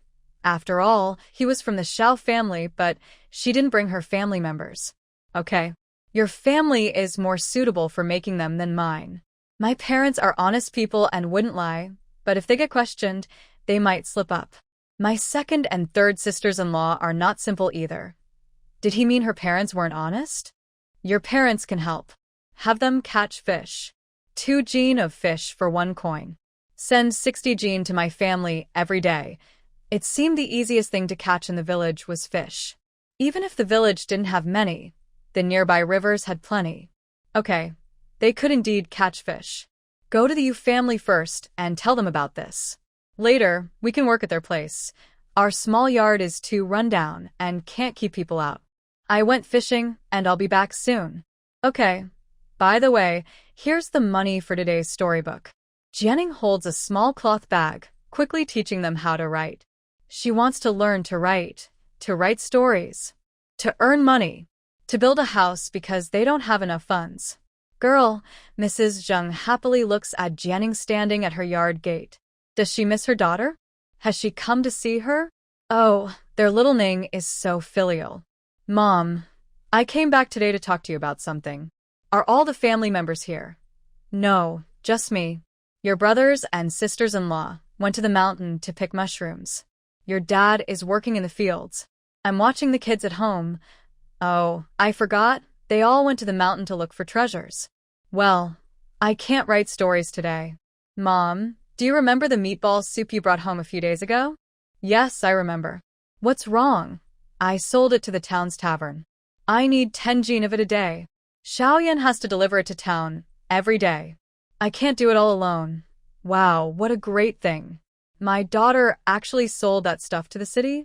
How did our girl become so capable? Tomorrow, your dad and I will help you. Is that okay, Mom? Our yard is small, just a broken fence. I want to stay here and do everything from now on. Sure, the loving wife agrees without hesitation. Jianning, who prepared many words, thinks. Mom, I have an idea. Let your brothers and sisters-in-law stop going to the mountain for mushrooms. It's dangerous there, with many poisonous snakes. You all help me make meatballs. These meatballs are made from fish from our river, and I sell them at a good price. The Xiao family goes fishing, and when you make the meatballs, someone needs to guard the door, right? As for building the house, Xiao Yan and I are too busy, and the delivery work might be hard for the brothers. That's nonsense. Your matter is our family's matter. You do your thing. You don't need to teach us how to make meatballs. They only need 10 jin, but why can't they do it? Once the house is built, what will the daughter be like when she's exhausted? Okay, Mom. I sell each jin of meatballs for 40 cents in town, giving some to the Xiao family. 1 jin of fish costs 1 cent. If we sell 60 jin a day, that's 60 cents. Plus, we'll have 370 cents left. Our family will get 180 cents a day. Do you agree? This work is handed over to her family, and they get half the profit, while her family gets the other half. Mrs. Zheng opens her mouth wide, surprised. Selling such expensive meatballs? Made from fish nobody wants from the river? How is her daughter so capable? Last time, she just thought it was tasty, not realizing it was made from that fishy stuff. She never thought about why her daughter, who never cooked before, could make such things. Her daughter has been clever and quick-witted since she was young. Isn't it natural for her to do something different? You're talking about money now. Right now, you're building a house, and it's the perfect time to spend money. We don't have much.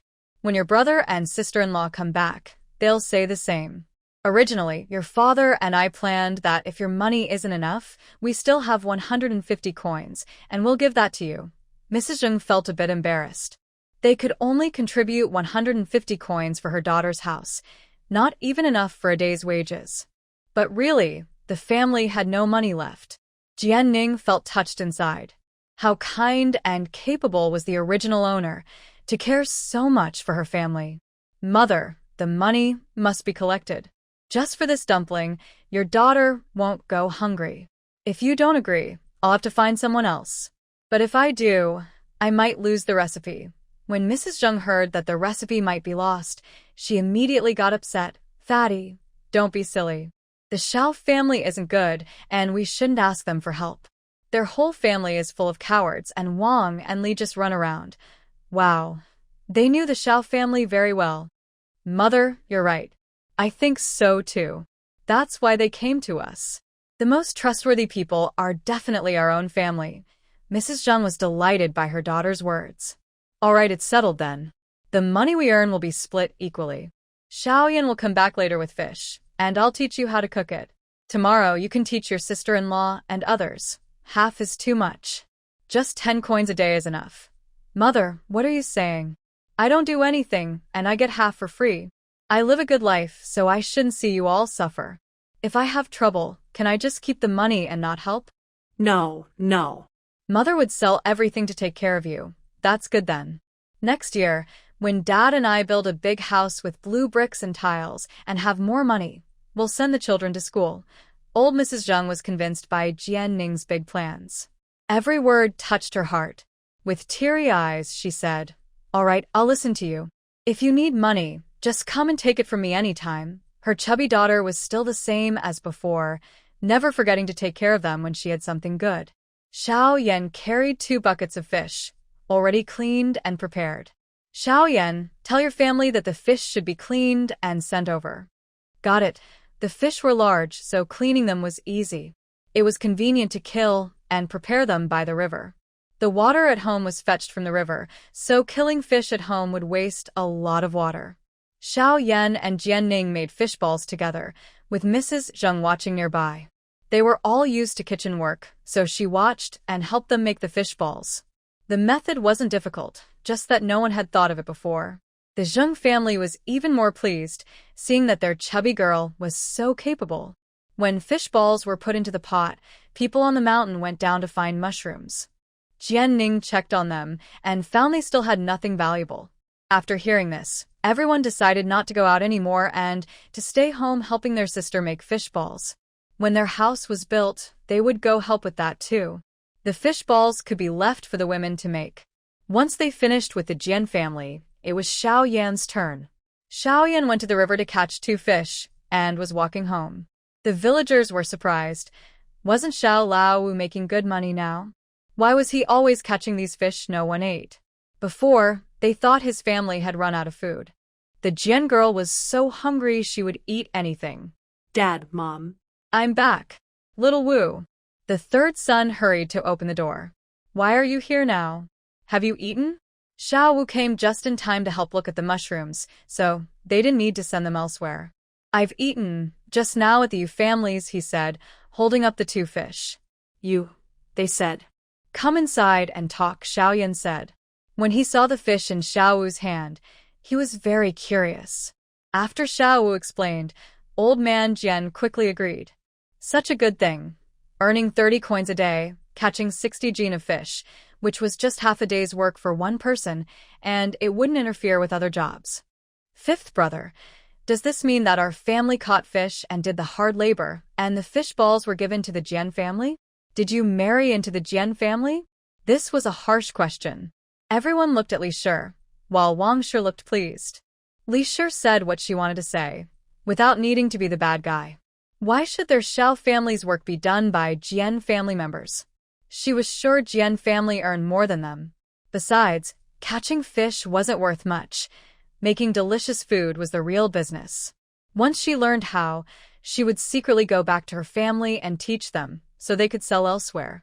Her family would rise together. This is what Xiaoning means. The idea also came from her. If third sister-in-law isn't happy, she can come back home and talk to her, Li Shi said, not daring to argue with Jianning, who was sharp. I won't tell her anything. I tell you, she married into our Shao family and she shouldn't always think about her own family, Li Shi said. Xiao Yan ignored her. With someone like her, it was hard to argue. Dad, Mom, do you think the same? If you don't want to do the fishing, I think you family can handle it too. You know, in my family, my words don't count. The one in charge is Jianning. Xiao old man and the old lady looked at their son, speechless. They think he's very proud of acting like a coward, showing off with a smug look. The things your family came up with, of course she should decide. Now that you've split the family, just letting us fish and pull us around, your father is already quite satisfied. Exactly, fifth brother, don't overthink it. Third sister-in-law always has a sharp tongue but a kind heart. Third brother also stammered to explain about his wife. His wife, just now, said something unpleasant. If it were only the fifth brother, but if his sister-in-law were here, she would get scolded. Don't worry about this fish. Your eldest brother goes fishing every day to bring some for them. Seeing they were willing to accept, Xiao Yan said no more. I'll show you how to kill fish. From now on, every fish sent to the Jian family should be cleaned and prepared. Yes, yes. While cleaning fish by the river, they didn't need to fetch water. Wu Wu thought very carefully. After killing 2 fish, everyone said they understood. When Xiaoyan was about to leave, he was stopped and asked to help look at mushrooms. What can I do? You all are going back home with me. Xiaoning still needs to look at them. I really don't know much about these. When we went to the county that day, the shop taught her some, but I didn't learn. The Xiao family was stunned. They taught Jianning, but Xiao Yan couldn't. When did his younger brother, son, become so stupid? All right, we'll go to your house now. Unexpectedly, Wu Wu was even less clever than his sister-in-law. Jianning looked at them, but didn't complain. She quickly helped them check again. There's nothing valuable inside. Li Shi and Wang Shi were already unhappy. Seeing her dismissive and careless attitude, they couldn't take it anymore. Fifth brother-in-law, are you sure you looked carefully? If not, look again. These mushrooms are hard to find after wandering in the mountain all day. Second sister-in-law, third sister-in-law, if you think I don't understand, you can carry them to the town and ask the clinic to help. From now on, don't bring your mushrooms here. I can't afford the trouble. They spoiled them, and it was good enough that she helped for free. Yet they still complained and nitpicked. Is her current temper too good? Jianning, we're your sisters-in-law. What's your attitude? Only you're allowed to help your family, and we can't say anything. It's not allowed. If you have the ability, go help your family. I won't say a word. From the way she came, she looked unhappy. Turns out she was displeased that she gave the dumplings to the Jian family. Her things. She's happy to give to whoever she wants. Seeing that besides these 2 lazy ones, the others in the Xiao family are okay, they didn't do the fishing work. You little brat, Jianning grabbed both of them, one in each hand, like an eagle catching chicks. She walked 50 meters out of the yard and threw them to the ground. Try causing trouble in my house again, or insulting me, and see what happens. Wang and Li hurt their tailbones and looked at Jianning in fear. Damn, she's such a crazy person. They couldn't fight back. The others came out behind them. Xiao Lao Er and Lao Sen quickly helped their wives up. They really don't understand. Why not catch 60 jin of fish a day? 30 cents each. What are they so unhappy about? The wives of Lao Wu and others couldn't fight her either. They knew that, but still wanted to provoke her. Damn it. So annoying. Wang and Li both cried loudly. Oh heavens, shut up. Stop arguing. Don't speak anymore from now on. Jian-ning was most annoyed when someone acted gloomy in front of her. Both of them immediately shut up. Mushrooms finished, and the Xiao family didn't dare stay any longer, afraid that Jian-ning might suddenly get upset or that they might accidentally offend her. If she didn't like them, she'd give them a good scolding. Once everyone left, she looked uncomfortable at Xiao Yan. Just now, she had been rough with his family. They started it, she said. If they bother her again, she'll do the same. Jian-ning never liked to feel wronged. You did well. With her like this, she wouldn't be bullied anywhere. Really? Yes. Jian-ning smiled. Since she lost weight, every time she smiled, her eyes curved beautifully. Xiao Yan looked a bit stunned. When you deliver the goods the day after tomorrow, give these 2 mushrooms to the restaurant and ask if they want them. This one is called monkey head mushroom, good for cooking. Okay. The water dumplings matter was handed over to Jian's family. Jian-ning wouldn't go to the mountain anymore. She stayed at home, working hard on her writing. She needed to earn enough money to build a house during this time. Xiao Yan said that everyone loved her storybooks. Of course, everyone secretly dreamed of being a hero, especially the men. 5 days flew by quickly. During these 5 days, Xiao Yan arranged the materials needed for building the house, and the village chief confirmed who had come to work. Jian-ning kept writing storybooks, filling page after page. The water dumplings from Jian's family became more and more skilled. Xiao-ning, who will cook for the 4 foremen. Let's ask the eldest sister-in-law and the 4th sister-in-law to help. They can cook at home, and if they're willing, send the food over. Pay them based on rough labor wages. Ask if they're willing. Okay. If she said so, her in-laws should just split the family and take the 2 troublemakers away. She knew that these 2 often bullied the eldest sister-in-law and the 4th sister-in-law at home. Next to the construction site, 2 sheds were built. Old Jian and Old Xiao said they would sleep at the site tonight. With so many bricks, how could anyone watch over them? Everything was ready, but Jian-ning, the main person in charge, had nothing to do. So she stayed home to work on her storybooks. Xiao Yan also told her to relax and focus on her own tasks. He was watching over the site, and recently, the delivery of materials was handled by Jian's brothers. Since everything was arranged, she just needed to follow orders. With nothing to do, she felt relaxed and happy. On the day construction started, everyone arrived at the site, including Jian's family, Zhao's family, and all the villagers. After Old Xiao and Xiao Yan made offerings and prayers, firecrackers went off. The old man dug the first shovel of earth, and others nearby looked on with envy. Today, the Xiao family's house construction began. Trucks brought in blue bricks, and a group of workers eagerly unloaded them. How much money do you think all these bricks cost? Old Xiao Wu, do you know how he made his fortune? Who knows? Li and Wang gritted their teeth in frustration. For this house, the men worked for free. Only the eldest and 4th sisters-in-law received wages. Jian-ning said those wages were for her private work. Her in-laws didn't object and agreed. Now, only their 2 families didn't have private savings. Life like this was very frustrating, but they couldn't do anything about Jian-ning, that hateful girl. Did the chubby girl lose weight? Definitely, she's lost a lot.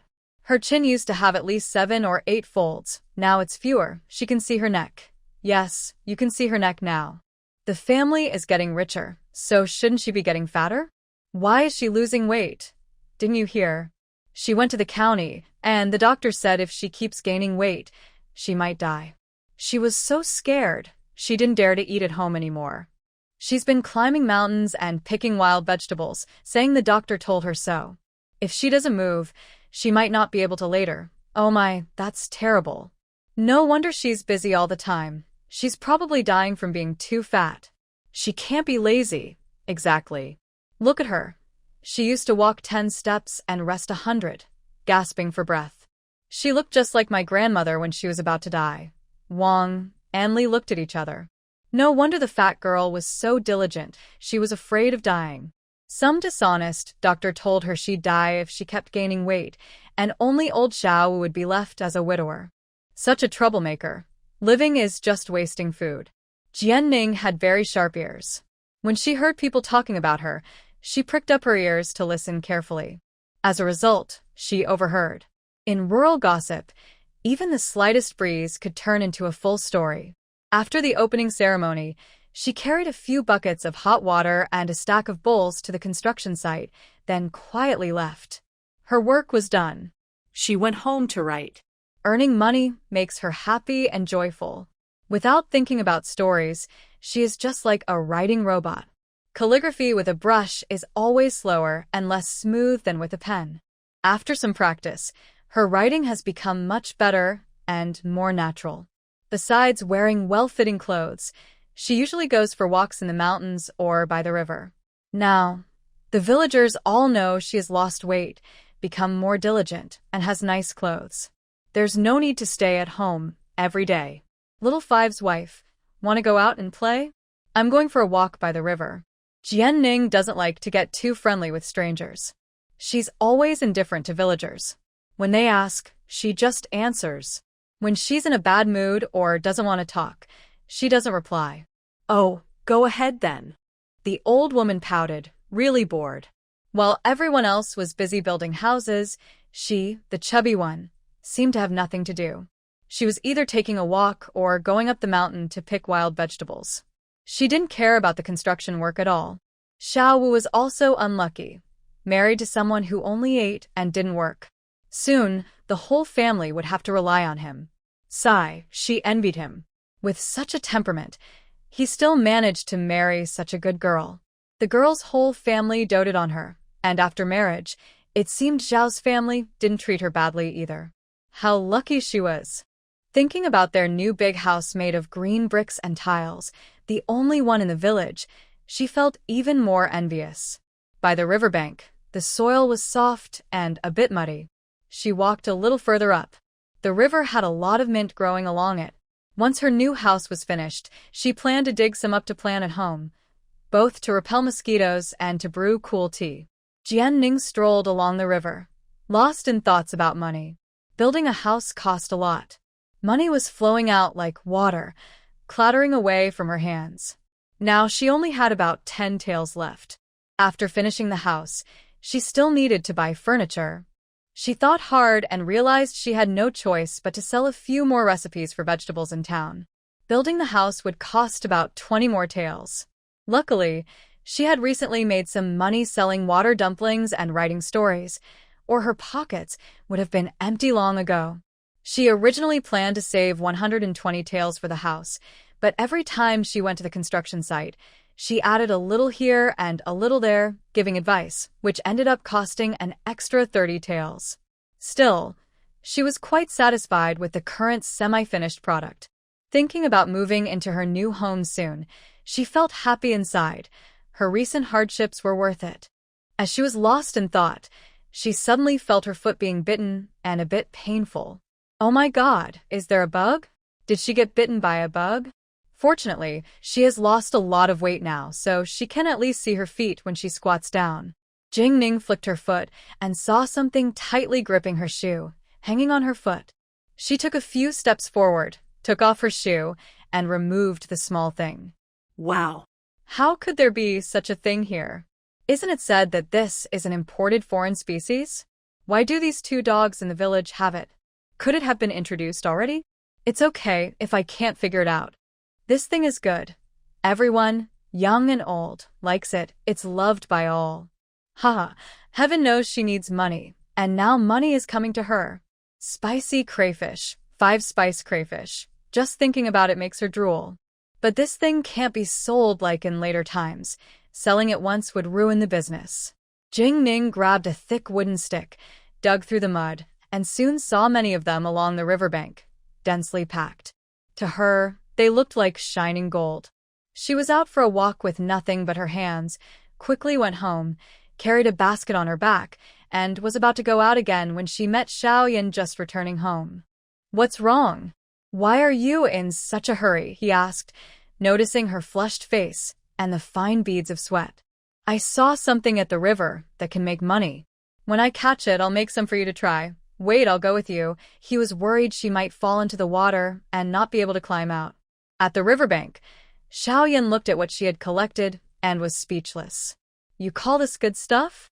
It's a strange bug. It's all shell, no meat. Be careful, it might pinch your hand. Every year during the season, the villagers hate these things the most. They're endless, grow fast, and multiply quickly, and are everywhere. If you're not careful at the river, they might pinch your hands or feet. When I make it, don't eat so much that you can't stop. Is it tastier than fish? Of course, Xiaoyan admitted he was tempted by her words. Without saying anything, he lowered his head to pick bugs. She's more experienced, and seeing her excited, maybe she knows something good he doesn't? They collected most of a basket before heading back. Our home's water-fetching river has even more of these. Really? Recently, you've been fetching water, I didn't notice. That's great, more is better. She didn't mind at all. When they got home, Xiaoyan fetched water, and Jingning took charge of washing, scrubbing, and killing the small creatures. Delicious food is often very troublesome to prepare. After washing and cleaning, she removed the shrimp lines, and her back ached so much she could hardly straighten up. She felt like she wasn't enough when collecting, but during processing, she just wanted to die. After they finished dealing with it, it was already dark. They lit an oil lamp. One was cooking fire, and the other was preparing food. This thing is so hard to eat. Yes, it really is difficult. We can't sell it like this. If we sell it like this, people will see what it is right away, and no one will buy from us. Jianning blinked and smiled at him. So, we need to peel the skin and remove the bones just like fish so no one can tell what it is. Can it also be made into meatballs? Why make it into meatballs? Just sell the meat directly. Turn off the fire. Dinner is ready. Xiaoyan was already very hungry, especially for this strange insect, which smelled very good. While cooking, he kept swallowing saliva. Looking at the two big bowls of hard shells on the table, Xiaoyan said he wouldn't eat it. Look, first remove the head, suck out the yellow inside the brain, then peel off the shell at the tail and eat the meat inside. Xiaoyan followed the instructions. After eating one, he was hooked by its delicious taste. Why is it so tasty? It's a pity that during hard times no one eats it. It's delicious, right? The meat tastes even better dipped in the soup. Then, the two of them silently focused on eating the shrimp. Jianning sighed. At this moment, she just wished she had a glass of cold beer. The two bowls of small lobsters were eaten clean by them. This thing is tasty, but it's a lot of work to prepare and eat. Wealthy people definitely wouldn't eat with their hands. And they wouldn't wipe their fingers after eating either. Yes, so we'll sell the tail meat. You can pick up a big basket of them tomorrow morning, and we'll process them quickly and go to the town to find the shopkeeper. Okay, since processing took so long, he would have to get up before dawn. Tomorrow isn't market day, and not many people are going to town. Let's buy a cart for the oxen. Otherwise, I'm worried we'll miss the train. Sure. The next day, after Jianning woke up, Xiaoyan had already collected the shrimp, washed them, and removed the veins. Jianning squatted down to help him peel the shrimp, since wealthy people can't eat dirt and the veins must be removed. If we sell it, we don't need to prepare it so carefully, just wash off the mud and remove the veins. Got it. After handling the veins, Jianning picked up the shrimp and went to the kitchen.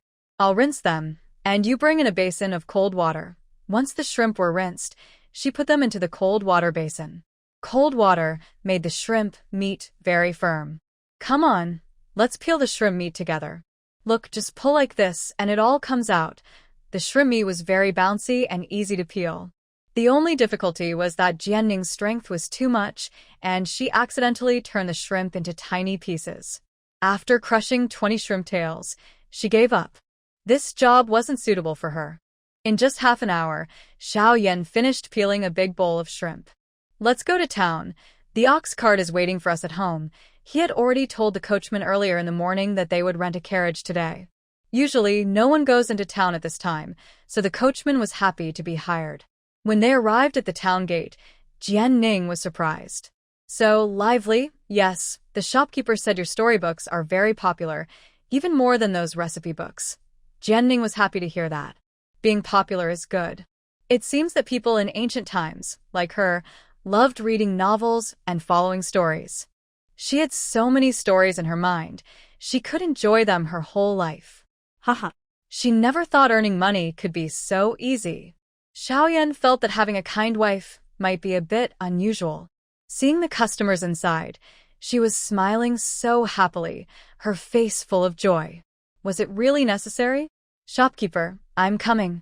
The storybook delivery is here, Xiaoyan. Every time he saw him, he always said this. Besides the storybooks, I also have some new dishes. The shopkeeper stroked his beard. All right. His smile deepened the lines around his eyes. Shopkeeper, business is good. It had been a long time since they last saw each other. The last time, he was still a chubby woman who had just lost some weight. He hadn't looked at her carefully then. In his memory, Xiaoyan had a very capable wife. She was quite fat but very capable. This young lady, wow, I don't recognize her anymore. Men, indeed, are big pigs. No, could it be that she had become so thin that even strangers wouldn't recognize her? Jianning touched her face. Is it thinner? Why doesn't she feel it? Shopkeeper, this is my wife, the one who writes storybooks. The shopkeeper stared at Jianning for a long time. Sorry, he was not good at recognizing people. He hadn't realized she was the same person. The last time, she looked like a revered Buddha. She sat there, and he was afraid the stool in the restaurant would break. Now, she wasn't thin but not too fat either, more like slightly plump and sturdy. Could she be seriously ill? Otherwise, how could she have lost so much weight in such a short time? But that's not good. If she's sick or worse, who will write the continuation of her stories? It's nothing. I just think being fat doesn't look good, so I'm losing weight. Oh, I see. She looks much better now. Her features are clearer, no longer squished together like before. Xiaoyan handed her the storybook from his arms and took Jianning to the backyard to cook. The aroma of the little lobsters was very strong, but not overpowering like meat. It was fresh and fragrant, making people want to eat and drool. Shopkeeper, what are you cooking in the kitchen? Give me a plate. The one with the pointed nose already smelled the difference in aroma. I want one too. I'll have a plate too. Sorry, everyone. We're testing new dishes inside, so we can't sell them today. Not enough ingredients. In a few days, once the test is successful, we will definitely introduce it. The shopkeeper secretly smiled, thinking that Zhao's little wife was truly his lucky charm. Whatever she did turned out well, and she made money easily. Today's new dish, no need to think about it. It's another big hit. Jianning finished preparing and brought out the dish. The shopkeeper looked at the bright red, mysterious-looking food on the plate and couldn't help but feel curious. Little Lady Xiao, what is this? Red and prosperous. Don't ask what it is. Even if you do, she won't tell you. A bright red dish, just like red and prosperous. Looking at the color, it makes people hungry. The shopkeeper thought the name was very fitting. Please try it. The aroma was very tempting. The shopkeeper took a bite of the meat. Chewy, firm, very satisfying. It was just like the meatballs last time, but he didn't know what kind of meat it was. He had never eaten it before, never seen it, never tasted it. The texture was excellent, leaving a lasting impression. Especially the broth at the bottom. He even wanted to use it to mix with rice. Little lady, how much does this red and prosperous dish cost? 1 jean of meat, 70 coins. Don't blame her for the high price. It takes a lot of effort to peel a jean of meat. That's expensive. This is rare. Even at 70 coins, I can only sell it for 3 months. After that, even with money, you can't buy it, it's seasonal. The shopkeeper understood immediately, probably fresh ingredients from somewhere. Alright, I'll order 10 jean first. If it's not enough, I'll add more. What makes him happy is that the lucky star, his ancestor, was helping him. Jianning's attitude was even better, her smile deeper as she discussed the recipes with the shopkeeper. They knew they were short on money because of building a house and wanted to sell more recipes first. The shopkeeper waved his hand and bought 6 recipes directly. Everyone understands the principle. Good relations benefit everyone. When they face difficulties, helping each other keeps long-term customers from being lured away by competitors. More importantly, he needed those recipes himself. Thinking carefully, he realized he wasn't losing anything. He even gained favor. This deal was a sure win for him. After agreeing to start delivering meat in a few days, Xiao Yan hurriedly took Jianning and rushed to the village. The construction site. They hadn't gone there today. What should we do about this work? What's there to do? It's simple. Your family handles picking, my family handles peeling the meat. Tell them clearly, your family is responsible for picking and washing the bugs, and ours will handle the bug line and peeling the meat. Why not let Zhao's family handle the bug line? Because they don't trust those two. They're afraid they'll cheat. If one goes, three stay. They also worry they'll find out that the shrimp tails are actually meat. Insect removal line. Peel off one corner of the tail. And isn't the exposed part just tender shrimp meat? The second and third wives of the Xiao family really make her uneasy. It's better to have family from her own side. They are truly loyal to the original owner. Jianning thought, since bugs are so easy to find, giving the old Xiao family a penny per gene could earn a lot. Picking 50 gene a day is effortless. This money is easier to make than catching fish. Water dumplings now sell for 20 gene a day in town. Her mother no longer wants to share equally with her. After some negotiation, she gives her mother 10 coins per gene. For crayfish, she plans to give 15 coins per gene. Don't blame her for being biased. She treats those who are close and kind to her well. If she gives too much, she's afraid the two troublemakers might spread rumors everywhere. After all, a bunch of men can't control two fiery women. To get rich, they must first deal with these troublemakers. After Jianning told Xiao Yan was silent for a long time. It's hard for him too. He can't just ask his second or third brothers to beat their wives, right? Or make them divorce. I'll talk to my parents and also discuss the two sisters-in-law with them. Alright, I'll go to my family. When old Jian's family heard that their daughter found a new way to make money and even earned more than before, they were so proud they wanted to spin around in circles. How can their daughter be so capable? So amazing? Old Jian looked at his daughter with love and concern. Their chubby girl was doing well in everything, except she insisted on losing some weight. Every time he saw her, he thought of his daughter from before and felt heartache. He advised her many times to give up the idea, but she refused. Just stick to the old plan, give us 10 coins per gene, that's all. With that, your two brothers might not be able to help build your house. The old man was so serious that she thought it was a big deal. If you don't want to go, then don't. In 10 days, the house will be finished anyway. She wasn't angry? They couldn't help, and she wasn't angry either. She's really a good girl. It's settled then. 15 coins per gene. Big brother, go pick a bucket now, I'll teach you how to do it. Parents, you should try some too. This stuff is really delicious. Okay, I'll go pick 2 buckets now. Hearing that it's tasty, they were tempted. Her younger sister's taste is picky, and she's good at cooking. When she says something is delicious, it's never bad. What if the whole family is hungry and 1 bucket isn't enough? Mrs. Zhang was still chatting with Jianning. In less than 15 minutes, someone came back carrying a bucket. This stuff is really easy to find. The sister said it had already been washed clean. Old Mr. Jian looked at the bugs in the bucket and smiled foolishly. Their family made them, while Lao Zhao's family collected them. Hee, her daughter's heart still belongs to their old Jian family.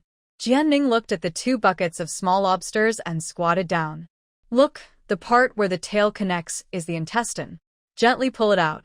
When she tried to pull out the intestine, she failed, crushing the lobster meat. She awkwardly stood up. It's just that middle part of the tail. Try it. Old Mr. Jian's mouth twitched, hoping his son-in-law would be sensible and not upset his daughter. His strength was unpredictable. He might accidentally hurt someone badly and end up a widower for a few years. The group worked together quickly. Jianning decided to fry 1 bucket for shrimp and eat the other with shells and original flavor. She preferred peeling the lobsters herself for fun. Xiao Yan and the Xiao family finished their talk and went home, only to find she hadn't returned. They came to look for her and saw her cooking. You came just in time. Bring some chili peppers and a piece of meat from home. We'll have dinner at my parents' house tonight. When Xiao Yan arrived back at the door, he went inside again. The Jian family was very pleased with his behavior. A man who listens to his wife is a good man, especially if he listens to their chubby daughter. Daughter, did you learn to cook on your own? She was more skilled than someone who had been at the stove for decades. Her cooking technique was unfamiliar to her, but she managed well. Yes, I didn't like how Xiaoyan cooked, so I figured it out myself. How is it? Not bad, right? Not just not bad, daughter. You're amazing, fantastic. No matter what she did, her family always gave her full emotional support. No wonder she was so confident and a bit stubborn. She still thought she was a beautiful woman, no matter her size. During dinner, the family didn't dare to start eating, afraid she might think it's not tasty enough. Daughter, how do you use a bowl? It's so troublesome to serve rice back and forth. Let me bring your basin. Jianning was convinced. They had always been feeding pigs. No, I'm on a diet. One bowl is enough. You all eat quickly. The Jian family was shocked, then filled with concern and strong disapproval of Xiaoyan. After deciding to diet, it was the first time they all ate together. They didn't realize that their precious daughter could eat so little at once. One bowl was barely enough to fill her teeth. Jianning looked at the big bowl in front of her. Wasn't that enough? She used to eat just a small bowl, okay? Honestly, if she hadn't been busy all day and really hungry, she might have eaten a bit more. Usually just half a bowl was enough. Hurry up and eat. I've really had enough. She wanted to persuade herself, but didn't know how. During these days, she had tried everything, but she just wouldn't listen. Like before, stubborn and unyielding. Everyone was eating their fill, enjoying the food in their bowls. They were eating dishes made for the girl sister. Sigh. Try this. It's called Red and Prosperous, made with bug meat. She scooped up a bite, squinting her eyes. The shrimp meat was firm, tasty, slightly spicy, and appetizing. She picked up another one. Open its head, suck out the brain, then open the tail and dip it in sauce. With a loud crunch, the shrimp went into her stomach. She wiped her fingers and kept eating. The others imitated her, peeling and eating several, unable to stop. Who would have thought that the creepy bugs everyone disliked, once cooked, looked so pretty, bright red and cheerful? Even more surprising, removing their shells revealed delicious meat inside. Little sister, you're so clever, knowing how to peel the shells.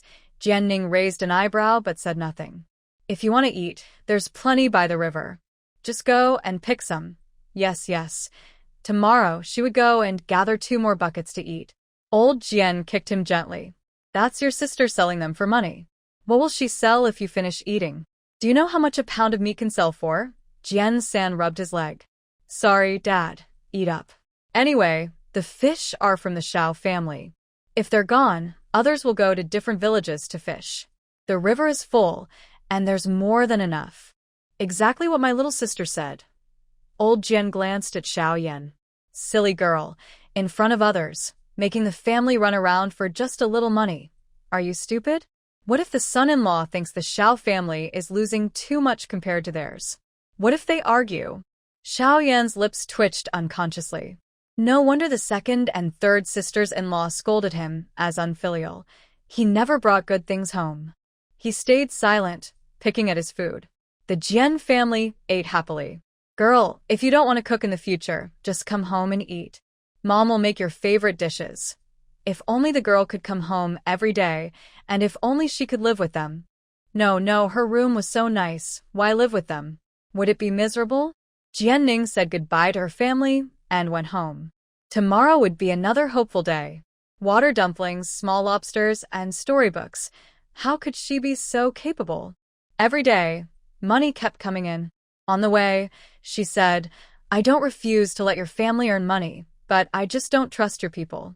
Your parents are too honest, and others are the same. If they get tricked, they might say everything. Plus, 2 of them are too clever and not very honest. Do you understand? I know. I told my dad tonight and he said he understands. Good. Still, it's best to let them watch over second sister-in-law and third sister-in-law properly. Trouble comes from careless words, being too proud, having a narrow mind. These can lead to problems. I know, Xiaoyan said with frustration. If their family wasn't poor, he wouldn't have married these 2 girls with bad reputations. Since they were girls, they had never been well-liked in the village, and their maternal families were the same. In the village, people who were like them were afraid to marry into. Because of that, the bride price was low, and their demands were few. Their parents thought it was better than remaining single. Healthy people like them were considered to be marrying into a higher family. Now, things are different. They can't just kick people out, especially with children involved. They can only rely on their parents, second brother, and third brother to take good care of things. Father, go talk to fifth brother. Why do all the good things go to the Jian family? Last time with the fish, it was us who caught them, but they did it. Now with the bugs, it's the same. Do they think we are just laborers? Are we only allowed to do trivial work? I guarantee the Jian family earns way more than us. Old Jian put down his pipe and also felt that the second and third families didn't understand contentment anymore. They had big hearts. In the past, what did our family do to make money? Now, how much can we earn in a day? Have you calculated? About 1 or 2 taels of silver a month. And you say we're not making money? What does making money mean? Ask around. Whose family in the village earns this much? Jian Ning came up with ways to make money, and we should be grateful. If you really think it's too little and don't want to work, I can tell Xiao Wu to give up catching bugs and fishing to the Jian family. Is that okay, having 2 silver coins? They forget who they are, thinking money is everything. They think the Jian family doesn't know what they're doing, but in fact, the second and third families are always trying to find out what the Jian family is up to. They even want to join forces with their maternal families to snatch Xiao Wu's business. After so many years of marriage, they still haven't settled in. They're not as good as Xiao Wu's family. Although the work they do isn't as good as the Jian family's, Xiao Wu is right. If they give them work, they might not even keep their jobs. People are never satisfied. They always want more, like a snake swallowing an elephant. That's what they say about them. Mrs. Wang and Mrs. Li looked at old Xiao with dissatisfaction.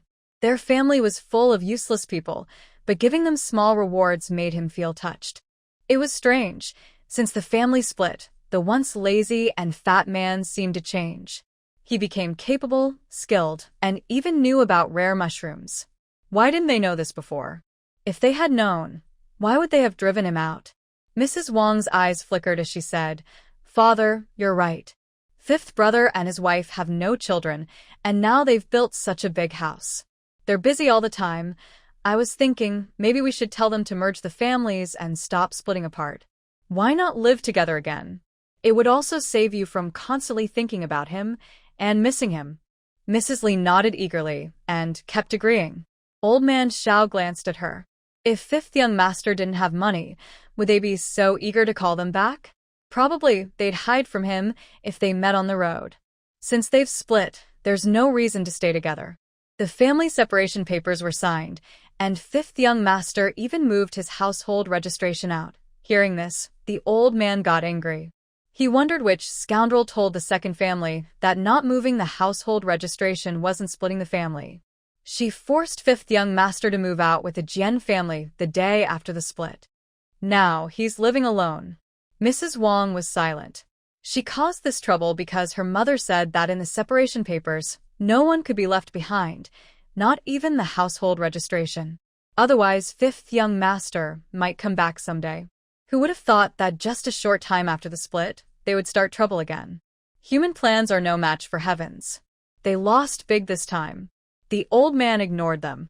They thought they were clever, but they treated others like fools. Fifth young master's wife, although she seems obedient now, actually isn't easy to talk to and is very clever inside. The second and third families can't fight or outsmart others, and they're not as smart as others. He just doesn't understand why they keep getting lessons but never learn. After fifth young master spoke today, he knew they wouldn't get another chance. People know what's in their hearts.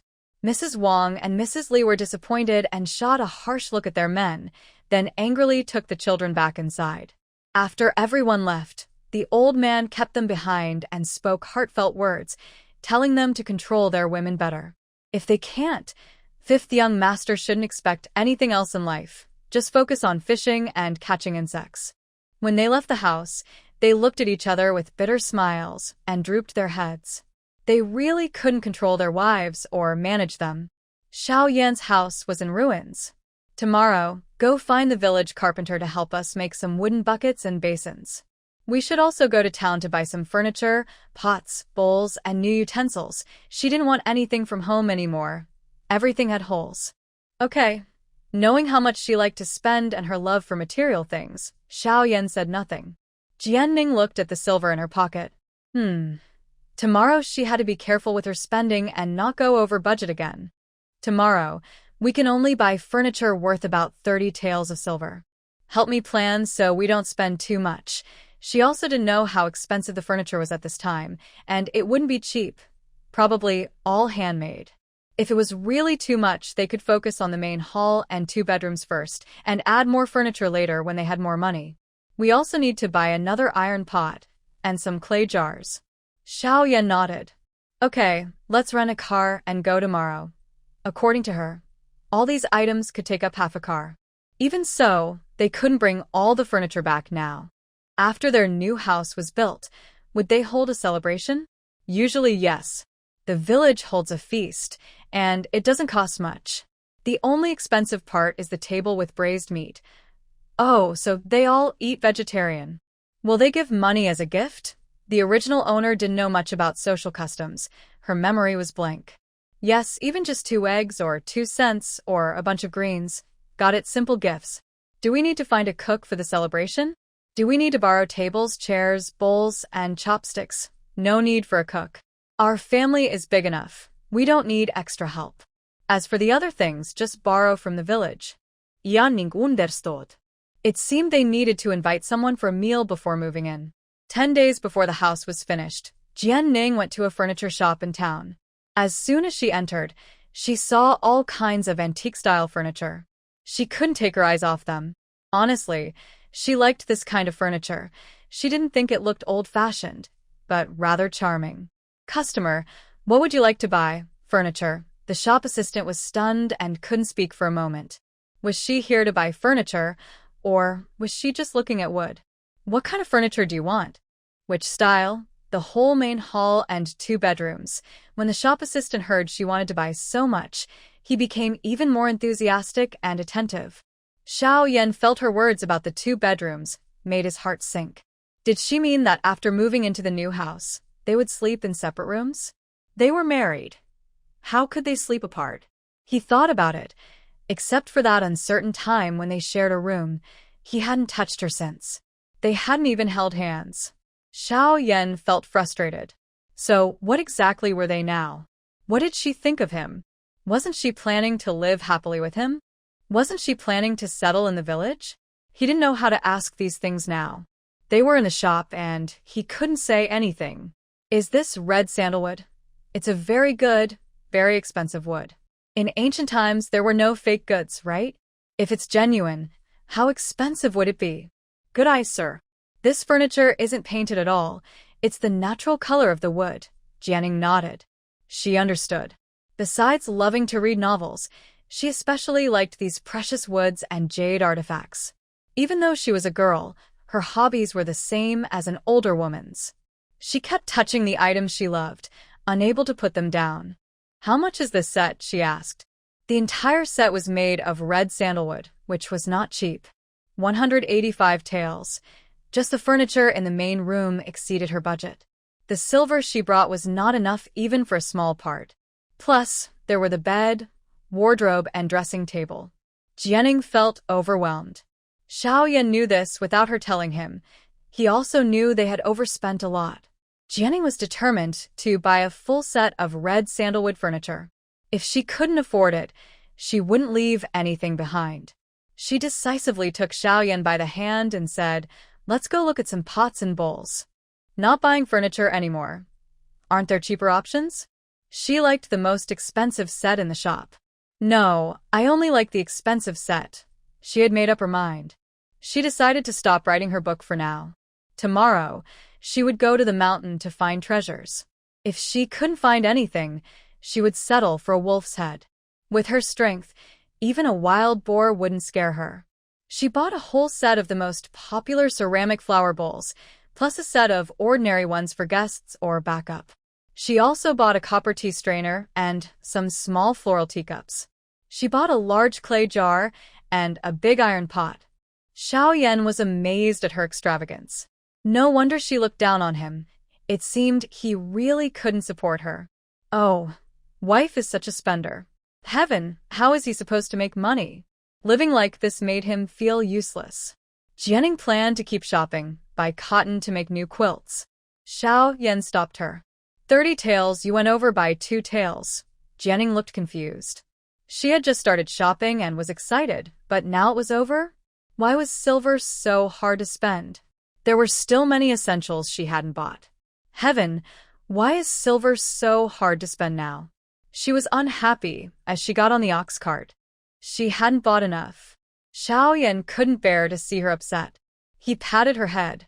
We'll buy more once we earn more silver. The driver looked at the cart full of goods. It wasn't enough yet, and she was still unhappy? Oh, the daughter of the Jian family was truly a spendthrift. Only Zhao's family could tolerate her. If it were someone else, they'd be so angry they'd want to tie her up. Shaking his head, he drove the ox back to the village. He dared not say or do anything to upset her. Jianing was not a reasonable girl. Back home, Xiao Yan organized the new purchases. He was about to leave for the construction site when Jianing stopped him, looking serious. What's wrong? I plan to go to the mountain for a few days. During that time, you need to take care of things at home. Why are you going to the mountain? To find valuable herbs and buy furniture. This person is foolish. Didn't she say she wanted to buy rosewood? Xiao Yan felt a bit frustrated. He couldn't earn enough money, and he lacked strength. In a household, he earns the money, and she manages the chores. Their responsibilities are clear, but they can't go back once they've parted ways. Knowing he couldn't persuade the other person, he said, I'll go up the mountain with you. Jian Ning instinctively wanted to refuse. He doesn't know anything there. Why go? Would he be a burden? Don't refuse.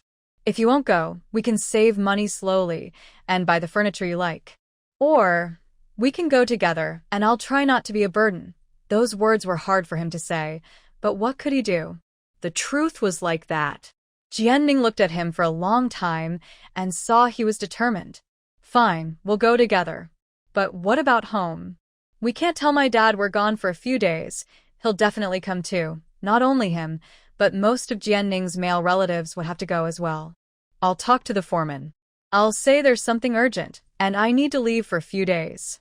Clever, Jian Ning gave a thumbs up. First, they would leave quietly, and when they returned, at most, they'd get scolded.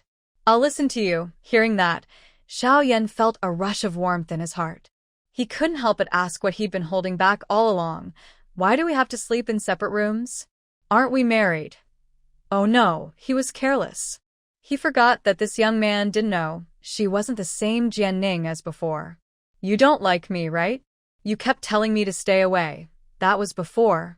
Now, I think we're fine like this. Jian Ning, you're my wife. I will never sleep separately from you. After saying this firmly, he hurriedly left, afraid of hearing her refuse. Jian Ning looked at the empty yard door, stunned. So this guy still wants to sleep with her? Just for sleeping under the covers? Or for having a baby? If he knew she wasn't the same person she used to be, would he capture her and destroy her?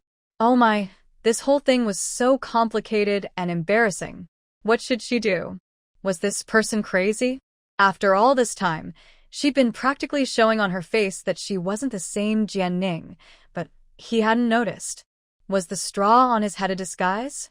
After Xiao Yan and the foreman finished talking, they immediately went home. They prepared enough dried food for a few days, packed water bottles, salt, clay jars, knives, fire starters, a thin blanket, and a set of clean clothes.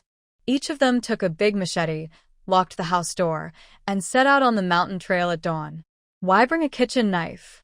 Jian Ning thought that since it would be several days, they couldn't just eat dried food all the time. When they caught prey, they'd need to prepare it. Anyway, she thought that even when going deep into the mountains, she should be well prepared and not hurt herself. Carrying these things, she felt nothing. I'll carry it, he offered. No need. I can carry it myself. It's almost like an empty basket. Xiao Yan had nothing to say and reluctantly followed her up the mountain. He realized he needed to learn to be a little man protected by a woman. Why didn't we see Xiaoyan today? Where is he? The two old men asked the foreman, the homeowner building the house, yet they never saw him around. He said he had something to do and wouldn't come these days. Nonsense, the two old men said in unison. For once, they were in agreement. They went together to old Fifth Xiao's house. The gate was tightly shut, and the two rooms inside were locked with big locks. No, Xiaoyan wasn't there, and Jian Ning wasn't either. Where did they go? What's going on? Why didn't they say anything to them? The two old men looked at each other, then sighed deeply and returned to the construction site to guard it. Especially old Jian, who felt a bit guilty. Old Fifth Xiao wasn't a reckless person, and he felt this matter was closely related to his daughter. Maybe they had money and went to the county or city for fun. Yesterday, the man pulling the ox cart said Jian Ning was shopping with Xiaoyan in town, buying a lot of things. She wasn't happy, saying she hadn't bought enough. Were they going somewhere farther to shop? The old man stopped talking. The Jian family thought the same. Probably they disliked the town's limited goods and went far away with Xiaoyan. The door was locked, and he told the foreman that they probably wouldn't return in the next few days. Boss, your younger sister has many valuables at home. For now, you should help watch her house and sleep in her yard at night, he said. The broken fence couldn't stop anyone, and the dilapidated house inside, even if locked, was useless. With a kick, the door collapsed. Don't wait for her daughter to come home and find the house stolen. All right, I'll come after dinner, he said. Seeing that everything was arranged, old Xiao didn't say more. Initially, he planned to let his fourth son guard the house. Jian Ning and Xiaoyan had traveled all day in the mountains and finally reached the deep forest. Along the way, they saw many herbs, mostly common ones, which she didn't pick. She decided to let them grow a few more days and harvest them when they returned. Be careful, Xiaoyan pulled her back. Oh my, a big snake was right in front of them, and she hadn't seen it. Scared her, he struck with a stick, smashing the snake's head. Xiaoyan was stunned. Was she really not afraid? Walk slowly and be careful. This season is when snakes and insects are most active, he warned. Got it, she replied. Seeing her broken, super thick stick in her hand, he resigned himself and looked for an even thicker one. Wife, we've probably broken at least 10 thick sticks on this journey. As we go further, a startled hen suddenly flies out in front of us. Jingning reacts quickly and hits it with a stick, and the hen can't hop around anymore. She proudly raises her eyebrows at Xiaoyan. Last time that was how I caught the one at home. Yeah. We're having roast chicken for lunch. All right, you're impressive. Look carefully. Maybe there's an egg nearby. Her mother is gone, and she doesn't let up on her. Sure enough, it's very much like Jingning. Xiaoyan tells her to sit on a rock and rest while he goes to find eggs. Is there any treasure on this mountain? Has anyone heard of people digging up ginseng or something? There might be wild ginseng in the north, right? No, the only valuable thing is what you randomly talked about before, like lingji mushrooms. Okay. This time, Xiaoyan didn't find any eggs. Jingning, unwilling to give up, searched around herself, but found nothing. Why is this chicken here? Not to hatch eggs. Are they here for a secret meeting? In the evening, they find a cave. Let's not go any further. We can sleep here tonight. Okay, I'll go in and check if there's any danger. No need. We can cut some grass to smoke out any animals. They go in without preparation. What if a fierce creature shows up? They might get hurt. Stupid idea. All right. After smoking for a while, nothing moves inside. Let's go in and light a torch, okay? The cave isn't big, a bit damp, not deep, about 3 or 4 meters deep. Let's just make do tonight. It's too damp here. You go gather some firewood and dry it out. Xiaoyan goes to work, while she goes to find water, kill the chicken, and pick some wild vegetables for dinner. They walk for nearly half an hour, and it's almost dark. They find a small puddle. She collects water, kills the chicken, and washes the vegetables. Jianing, Jianing. A hurried, anxious voice calls. Here, Xiaoyan follows the sound. Where did you go? I chopped firewood, and I haven't seen you come back for a while. I almost got scared, looking for water. Let's go back and cook. The sun has already set. The forest is a little scary at night. They quickly return to the cave. Go inside and start the fire. I'll gather some big stones. I've already set up the stove, no need to pick more stones. Block the cave entrance. They fall asleep. What if wild animals come in during the night? Xiaoyan looks at the two large stones blocking the entrance and feels very safe. At first, he even planned to stay awake overnight to guard. But now, Who could possibly get in? I marinated the chicken with salt water and chili peppers, then gently rubbed it all over. I placed it near the fire to slowly roast. Meanwhile, I was boiling porridge in a jar, chopping wild vegetables to make wild vegetable porridge. I took out some flatbread and toasted it over the fire until it was not too hard. After about half an hour, Xiaoyan tore off a chicken leg and wing, placed them on a large leaf, and handed them to me, saying, "Eat." I took them without hesitation. I prefer eating these parts because the chicken's body meat is too dry. Counting carefully, I only ate half a chicken, so he didn't lose out. I had a small bowl of porridge. "Eat one more bowl, we've walked so far today." No. I'm full. I really didn't want to make her uncomfortable. I could tell she was trying to lose weight. She wasn't losing weight as fast as before.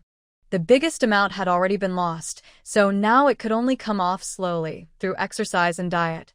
Xiaoyan advised her a few more times, but seeing her unhappy face, he finally shut up. The jar of porridge was finished, and he ate it all. After a good sleep, both of us woke up feeling refreshed. However, Jianning felt some soreness in her thighs. Compared to when she first crossed over and couldn't walk for even a quarter of an hour, this little soreness was nothing. She warmed up some flatbread, and after eating, she kicked over the large stone blocking the door. "Let's go." As they walked, she pointed out medicinal herbs and explained to Xiaoyan what they were looking for. Her two eyes were not as good as four, after all. 2 days later, Xiaoning asked, "Look at that big mushroom. Is it the valuable one you mentioned?" Xiaoyan pointed at a rotten piece of wood, sounding a little excited. It looked very much like what Jianning had described, big, growing in a hidden place on rotten wood. She wasn't sure if it was hard or soft because she hadn't touched it yet. Jianning looked carefully and thought, "Wow, this guy has sharp eyes and good luck." All the valuable things in his basket were found by him, like the wild ginseng and a few large slices of 3-7 herb. Is this person lucky, or what? It's Lingji mushroom. We're rich now, Xiaoyan. We're rich. In town, it's impossible to sell at a good price. Beijing is the most expensive, but she can't travel that far. I heard this place isn't too far from the government city, just a 4 or 5 day round trip. Government city. Yes, to sell medicine there, only then can she get a good price. Lingji mushroom powder. She doesn't plan to sell it yet. First, she'll ask about the price. If it's high enough, she plans to sell one large and one small, and keep the rest for herself. Such good things would be a waste to sell all. Once the house is built and furniture bought, she won't have many big expenses. Good prices in the government city.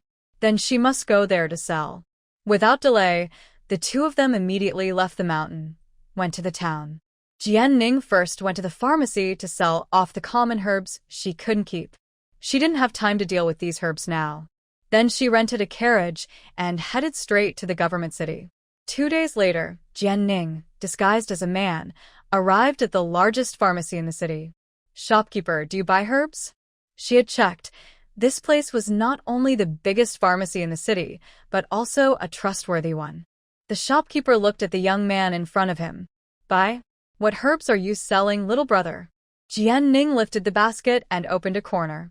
At first glance, the shopkeeper's pupils shrank, and his heartbeat quickened. "Little brother, please come inside." He's perceptive." When Jianning came out again, she looked refreshed, her posture straight and proud. Haha. She had money now. Enough to spend freely. Xiaoyan was waiting for her on the carriage because she said if anything happened, she'd call him to stay there. She could escape directly from the carriage then. She was afraid of being cheated. "Let's go." Seeing her smiling all over, very satisfied with the sale. Guess how much I sold for?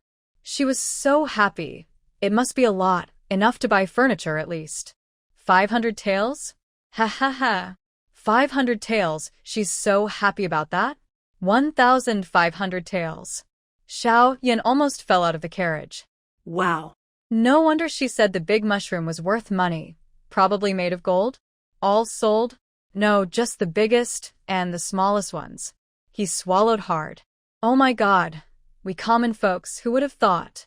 A few broken mushrooms, hard and stiff, are actually so valuable. His wife's earning speed was faster than he could ride. Jianning looked at him, frowning. The polygonum root also sold for over 500 taels. The herbs were all found by you. Do we split the money? What nonsense. Without you, what would I know?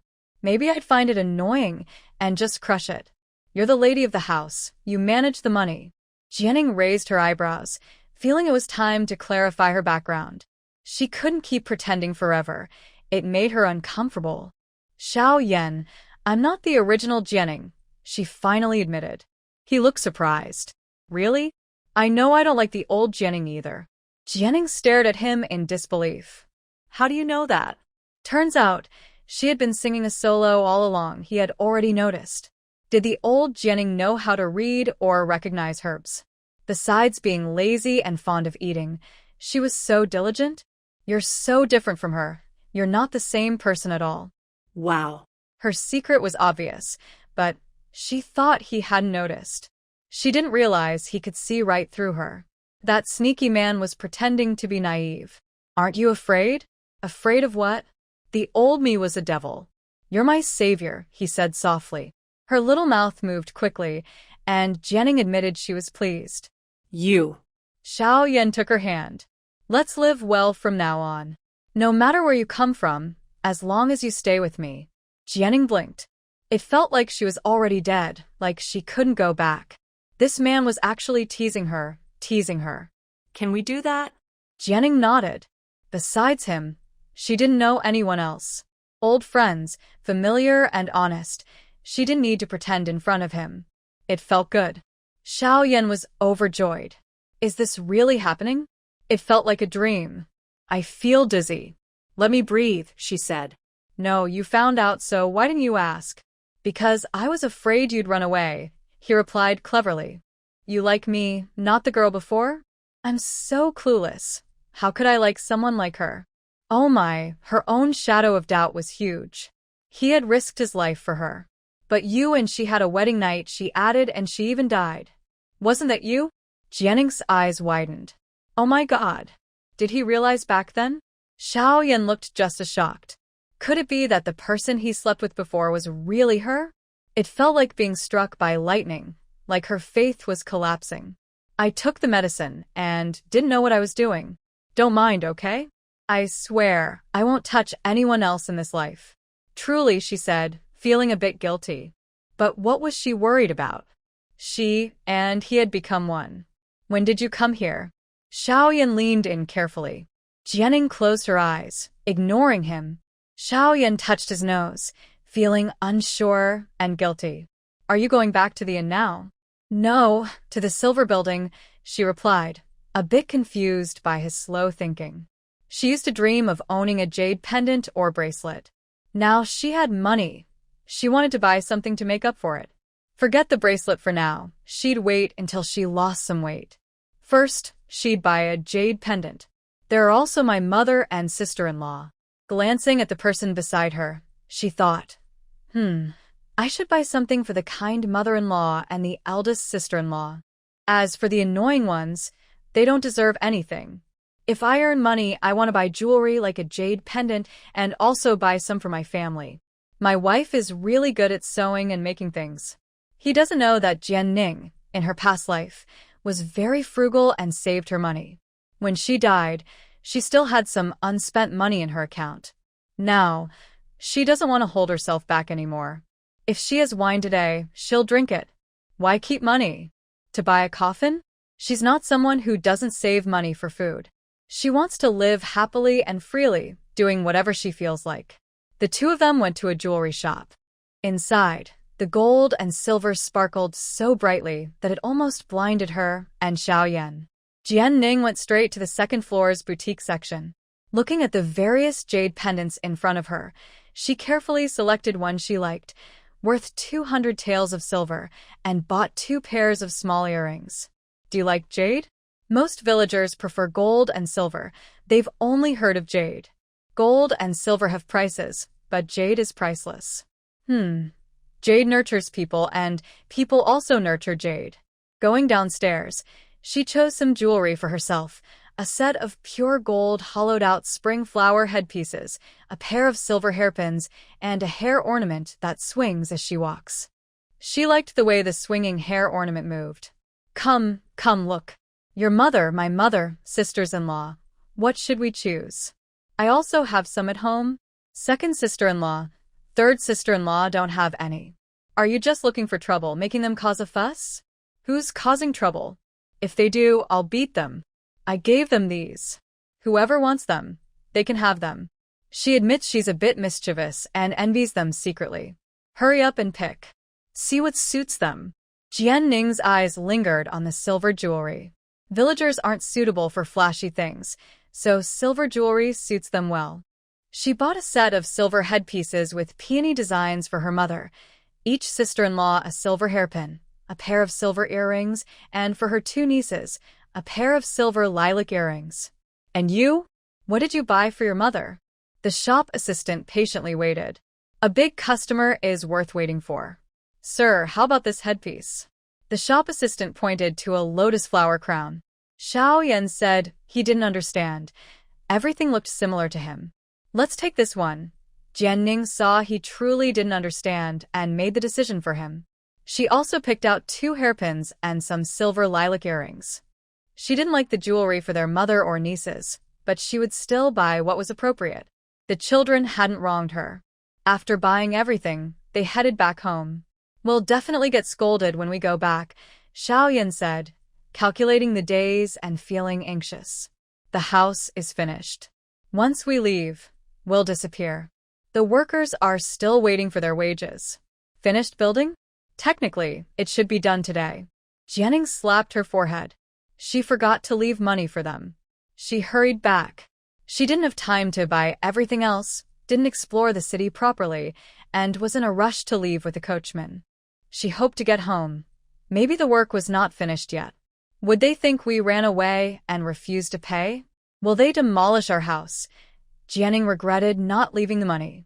She hadn't planned to be gone for so long. No, your father and my father will definitely help us keep the house, they said. They didn't dare rest on the way, changing horses in a county town and traveling day and night. Finally, after a day and a half, they reached home. When they arrived, they put down the gifts and rushed to the new house. As soon as they arrived, Xiao Yan was scolded by his father and father-in-law. Where have you been? Running around while the house is being built. Jianing was stunned. Her family and the Xiao family members stood in a line, with rough workers also lined up, looking tense. Was this a fight? What was happening? What's wrong? How dare you ask what's wrong? You ran out without a word, and now that the house is built, you haven't come back. They think you don't have money to pay the workers and have run away. No, the wages were supposed to be paid every 7 days. They sacrificed such a big house for the weekly wages. How foolish and stubborn could they be? Did these people even know how to count? Old Jian was furious, but didn't want to scold his daughter. He could only take out his anger on Xiao Yan. The Xiao family didn't dare to touch Jianing or scold her, only vented their frustration on Xiao Yan. Their actions were reckless. They almost fought with the villagers earlier. Xiao Yan was hit twice and dared not speak. They really behaved badly. Jianing looked over and saw her second and third sisters-in-law standing among the spectators, pointing and gossiping with faces full of schadenfreude. They didn't deserve her gifts. I'm sorry, everyone. Because of an urgent matter, we went to the county town. It's our fault. We forgot to leave the money. Admitting mistakes openly, Jianing didn't deny it. When the villagers saw someone returning, they calmed down. Originally, they planned to wait a couple of days. They wouldn't give up the house over a few silver coins. It was the Xiao family who said Jianing was unreliable, probably took the money out to indulge herself. They hurried away, so Xiao Yan must have gone after someone. When they returned, there would be no money left. The wages definitely couldn't be paid. Everyone wait a moment. I'll go home and get the money to settle the account immediately, Jianning said. Hearing about the money, everyone felt a bit uneasy. Just 2 days late, and they already caused such a fuss. Previously, working in the town, they didn't dare even fart 10 days late. Was this considered favoritism and bullying at home? Wang and Li originally wanted to stir up trouble, accusing them of deliberately delaying things. But when they saw Jianning rushing home in a hurry, carrying a small cloth bag, everyone knew the money had arrived. They took the silver, spoke nice words as if it cost nothing, then left. The villagers lost interest and gradually dispersed, seeing the boss off. Only their family remained. Mrs. Zhang and Jianning's older sister-in-law pulled Jianning aside and scolded her first. Of course, such unreliable things could only be done by their chubby girl. Then they complained that Wang and Li had been acting very boldly in their absence, spreading bad rumors, trying to take over their place. Today's chaos was also incited and encouraged by them. Jianning understood and thought, karma will catch up with them. Soon, they wouldn't be able to smile anymore. Old Xiao gave them a few more instructions, handed the keys to the new house to Xiao Yan, and both families left. They checked the house carefully, finding no problems. The water well hadn't been dug yet because they weren't there, and both families didn't have enough money. Earlier, old Jian wanted to take out the wages first, but he was worried Zhao's family would find out they had money and that Xiaoning was helping them. They hesitated, unsure whether to come back later. If they delayed even more, he might agree. Now, they didn't feel like seeing the new house either. They hadn't slept well for days and were exhausted. All they wanted was to sleep for a couple of days. They took the keys and went straight home, lying on the broken wooden bed and falling asleep. Xiaoyan listened to his snoring, feeling very safe. He took her hand, smiled, and closed his eyes. 2 days later, both of them, refreshed, found someone to dig the water well. They checked the house again. Everything was perfect. The broken ceramic pieces on the wall were well pasted, and the tiles, yard, and toilet were all built according to her wishes. Once the well is dug and the house cleaned, we'll buy the red sandalwood furniture and move in. Seeing her smiling face, Xiaoyan felt very happy. Yes, once the well is finished, we'll move. Master, how about this yard? Where's best for digging the well? How about here? It's close to the kitchen. Xiaoyan looked around and nodded. Okay, let's do it here. After digging the well, they still needed to build a platform for washing vegetables and clothes, plus some drainage system. When will they finally move into the new house? When can he finally eat meat? In the abandoned house, he never dared to do anything to her. The environment was bad, and he was afraid she would feel worse. The master found a good spot and worked with his apprentice, so they didn't interfere. Come on, let's split the gifts. It was just after dinner, so everyone was probably at home. When sharing gifts, they had to do it face-to-face so that others would be happy and remember her kindness. The affection would then fade a little. She only looked at the pendant on her chest when changing clothes. Why didn't she dare to touch it? She was afraid she might accidentally break it with her rough hands. It was worth 200 taels of silver, bright and clear. She liked it very much. She didn't know if it was considered imperial green jade, but as a mountain pig, she couldn't tell. Xiaoyan thought about the chaos at home later and felt a bit anxious. Would second and third sisters-in-law go crazy? Probably, right? Sometimes, wives could be very loud and troublesome. Carrying a big package, she took a small path, avoided the crowd, and went to the Jian family. Mom, sisters-in-law, I'm back, Jianning called excitedly as she reached the courtyard gate.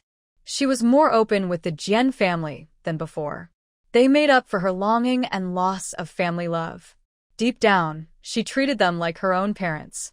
Fat girl is back. Zheng Shi's eyes crinkled with a smile. Fat girl? She could only barely be called fat now. What are you doing? Making water balls. Oh, making them tonight and delivering them to the town in the morning. Really tiring. Mom, call the sisters-in-law. Let's go to the main hall. I'm going to the capital city and brought gifts for you. You're spending money again. You're digging a well and buying furniture, which costs a lot. Enough, I've made money. Zheng Shi. A group of women gathered around Jianning. She opened her bundle and took out the biggest box. Mom, this is for you. Zheng Shi opened it, looked at it once, then immediately closed the box, patting her chest. Was this girl crazy? Why did she keep spending money recklessly? Take it away, take it quickly. Damn girl. Is she just going to waste her days? Why can't she hold on to her money? Zheng Shi covered her chest, almost going crazy. Her daughter's sewing was wide, and her husband couldn't control her. Neither could they. Take it back. When you run out of money, exchange it for silver. What nonsense was she talking about? Couldn't she think a little better of her? Jianning pulled her mother into the inner room and whispered a few words. Zheng Shi's eyes widened like copper bells. Really? More real than gold. Look at my neck, 200 taels. Zheng Shi reached out and tugged at her clothes. Jianning was speechless. Her mother really came. She held the jade pendant on Jianning's neck. This is jade. It's really beautiful. Like it? I'll go to the town someday and bring you a piece too. Mrs. Zheng rolled her eyes at her. I don't like it at all. Keep the money safe and don't spend it recklessly. Got it? Understood.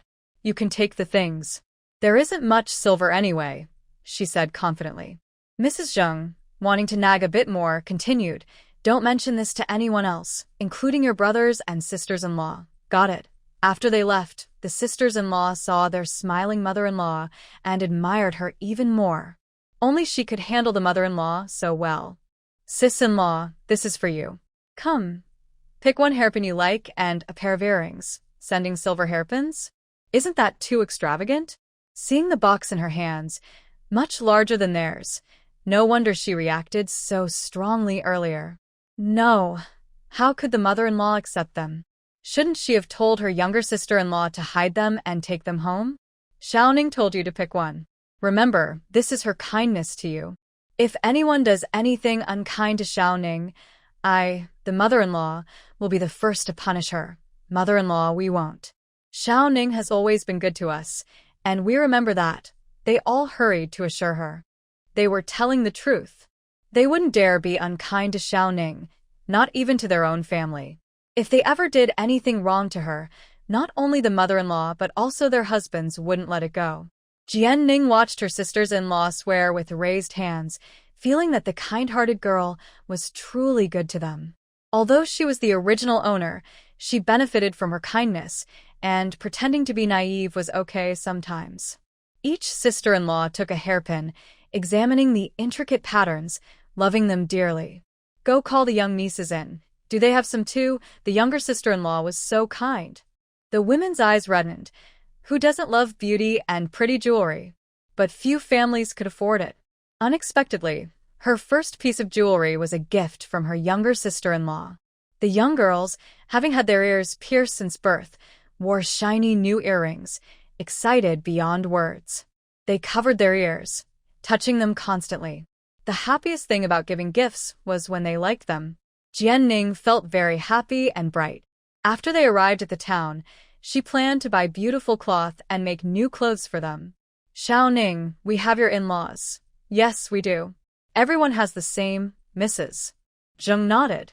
Her daughter was becoming more capable. Without her in-laws, they wouldn't dare to wear the gifts. No, her in-laws still had two troublemakers. Second Xiao, do the third family also have some? The sound was a bit sharp. She thought, they are so cheap. I'd rather no one had anything. Am I sick? They keep scheming against me, causing trouble. Why do I still give them jewelry? Mother, do you see how low I am? She didn't think they had good intentions. Why should she be kind to them? She didn't slap them hard, all because of her in-laws. Thinking about how they refused to admit their wrongs when she confronted them that day, Jianning felt very disdainful. How dare they act innocent? What's their problem? That's good. That's good. Mrs. Zheng sighed in relief. Those two little brats, why should they get her daughter's benefits? They should look at themselves in the mirror. They dared to plan her daughter's escape. Disgusting. They think everyone is as naive as them, only seeing a small part of the picture. Since you give them nothing, will they cause trouble for you? Sister-in-law asked worriedly. Those two are not the kind to be taken advantage of. If they cause trouble, I'll beat them up. I did it on purpose. So what? Is that wrong? I can let them do bad things, but I can't bother to make them sick of themselves? Ha! Everyone has pretty jewelry, but they don't. They deserve to suffer for it. They speak loudly, and she's tough. She slammed the table a little harder, and it collapsed. The jewelry boxes on the table fell one after another. Yanning. Mother, should I buy you a new one? Buy what? Your brother will fix it later. They had broken things before, and they were used to it. The men in the family were good at repairing furniture. We're leaving. Xiao Yan was peeling shrimp tails with his father-in-law. All done, all done. Jian's father looked at the women coming back to work, all smiling. What was that? Did they find some money? Or did Fat Girl say something nice to tease them? He felt a little sour inside. His daughter had secrets, but she didn't come to him. Instead, she went to some distant sisters-in-law. Xiao Yan didn't really want to leave. The Xiao family was peaceful. Once they went, it would be chaos. Watching Jian Ning, who was as fierce as a fighting rooster, he rubbed his forehead. How to make her angry, how to provoke her. She understood her wife very well.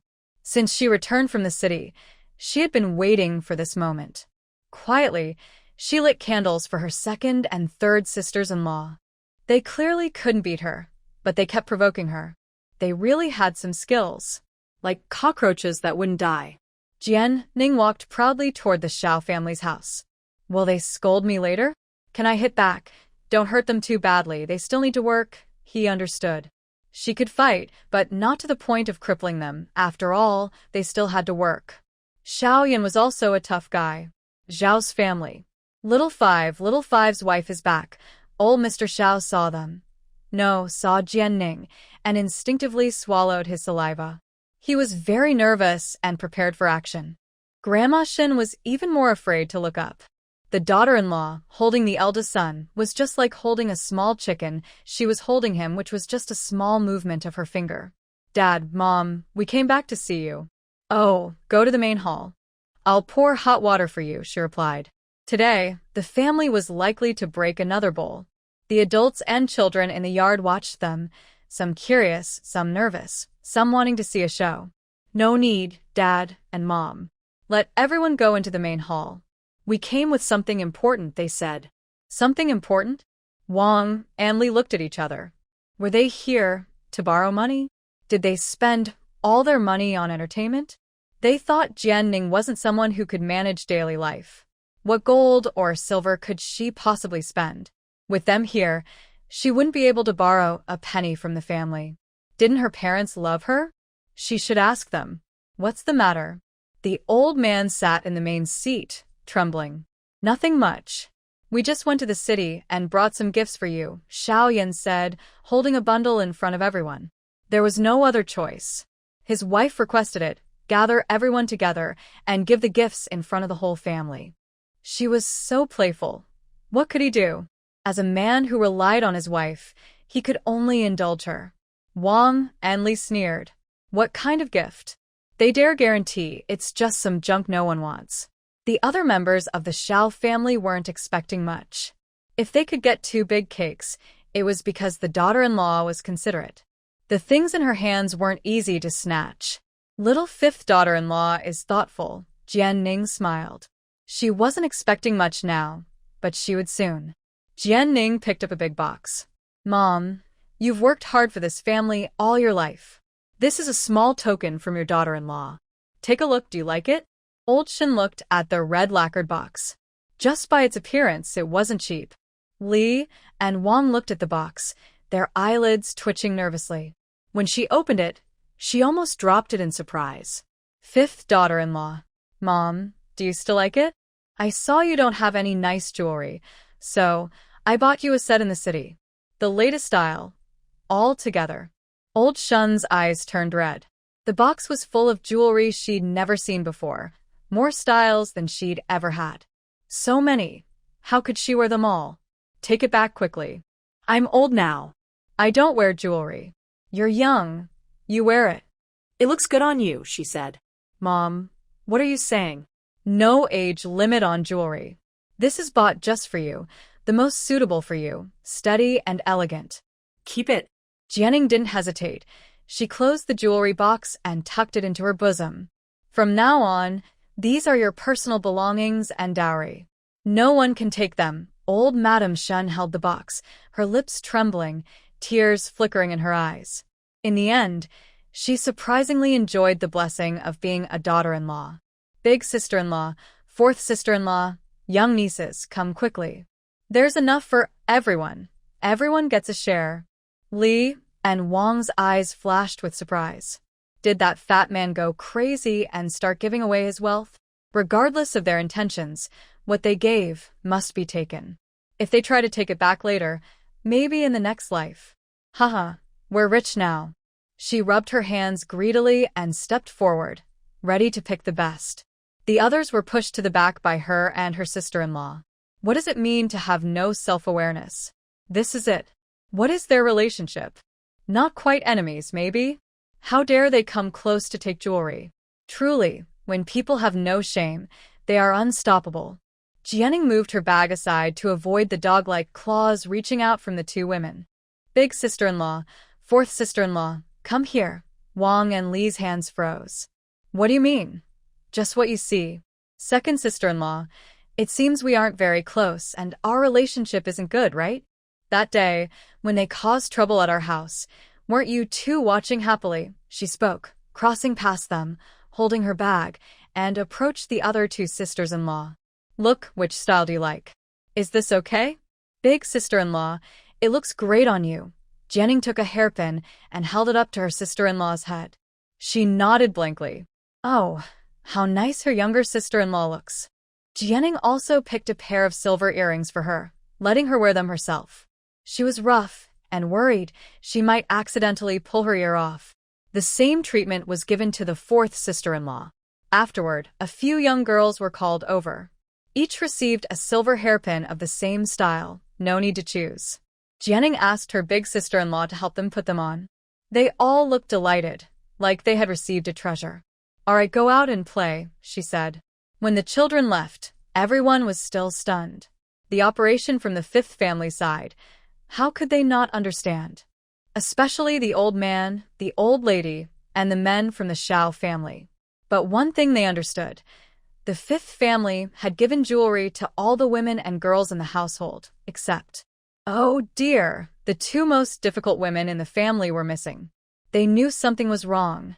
Wang and Li's faces flickered with red, black, and gray. Jianing felt very pleased. When her enemies were unhappy, she was happy too. This battle, she had won completely. Fifth family, what do you mean? Why do all the others have jewelry but we don't? Aren't we Shao family daughters-in-law? No matter what, quickly bring 2 more hairpins right now. Immediately, Li Shi sat heavily on the ground. This is too unfair, too mean. Our whole family is bullying just the two of us. She glared fiercely at her husband, who was sitting but visibly uneasy. Worthless. The Shao family bullies others, refusing to give people a way out. The whole family is bullying just us. The Shao family members who received the items looked uncomfortable. Old Fifth Shao, you're a coward. You can't control your wife, and you let her humiliate us like this. I've had enough. The in-laws don't respect us, so I get stepped on by everyone and they bully me. Old Third Shao, you're useless. Just watch them bully me. Quick, go find the village chief to settle this. Why does the whole family have things, but as a daughter-in-law, I have nothing? Tears and snot covered her face. They were truly upset. The silver hairpin, something they dreamed of, and the silver earrings. Because I don't want to give them to you, Jian Ning said smugly. The things are mine, I spent the money, and I can give them to whoever I want. Who cares about me? Wang Shi and Li Shi were so angry they nearly spat blood. Were they deliberately trying to annoy them? Why don't you give us some?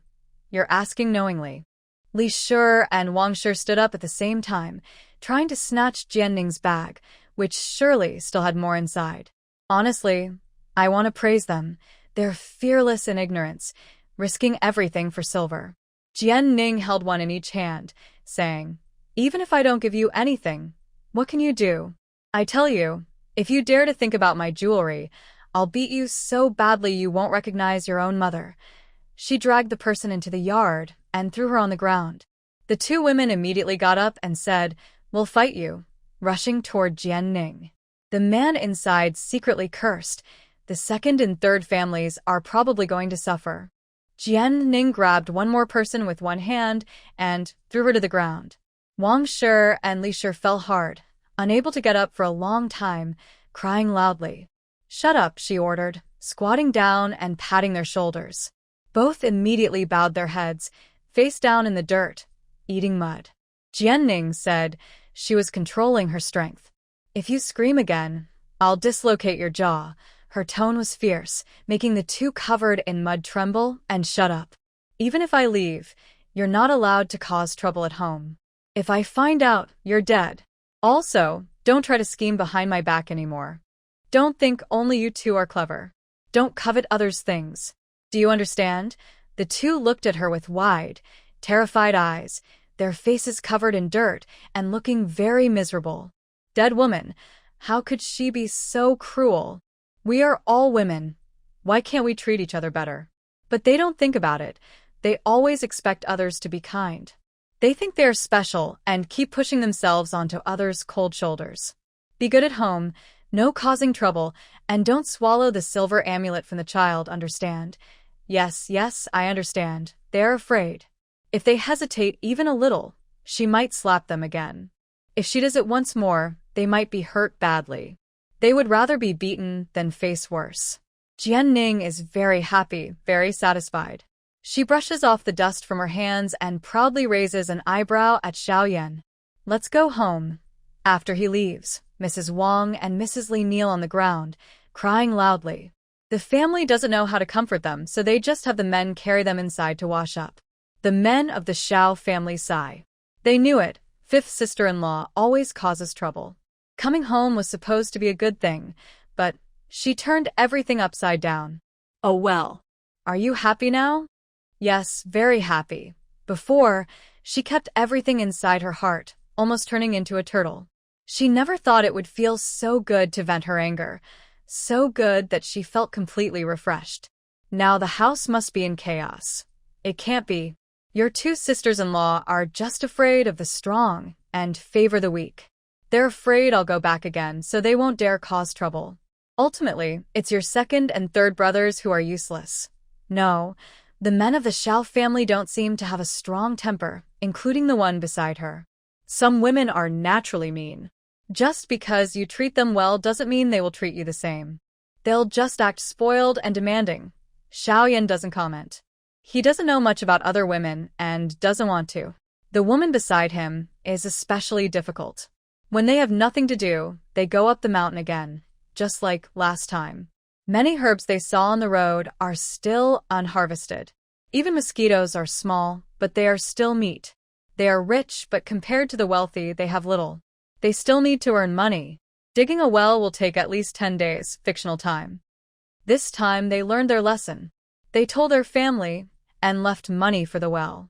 Then they went up the mountain. Doesn't this mountain seem to have big wild animals? Maybe we're lucky and didn't run into any. Dad said we can't go deep. Yeah, now they're not worried about life. Living well is the most important thing. If you lose your life, what's the point? 2 days later, they went straight to town, sold the herbs, and then returned home. Back home, Xiaoyan visits the well every day, arranges for people to build a washing platform and dig a water channel. They also dug a big hole in the backyard, covered with thick wooden planks. In the future, the dirty water from the house will flow here and can be used to water the land. How is the well coming along? Still no water. If the well doesn't produce water each day, no one knows if it will succeed.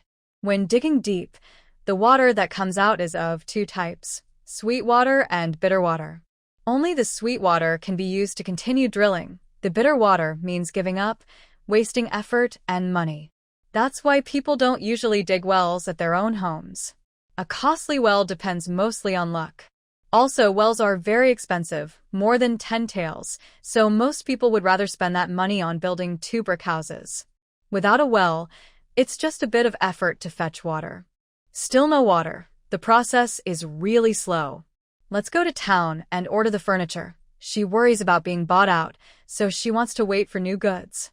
She also has saved many drafts recently, which she can send to the shopkeeper. Okay, and we can also make a few quilts.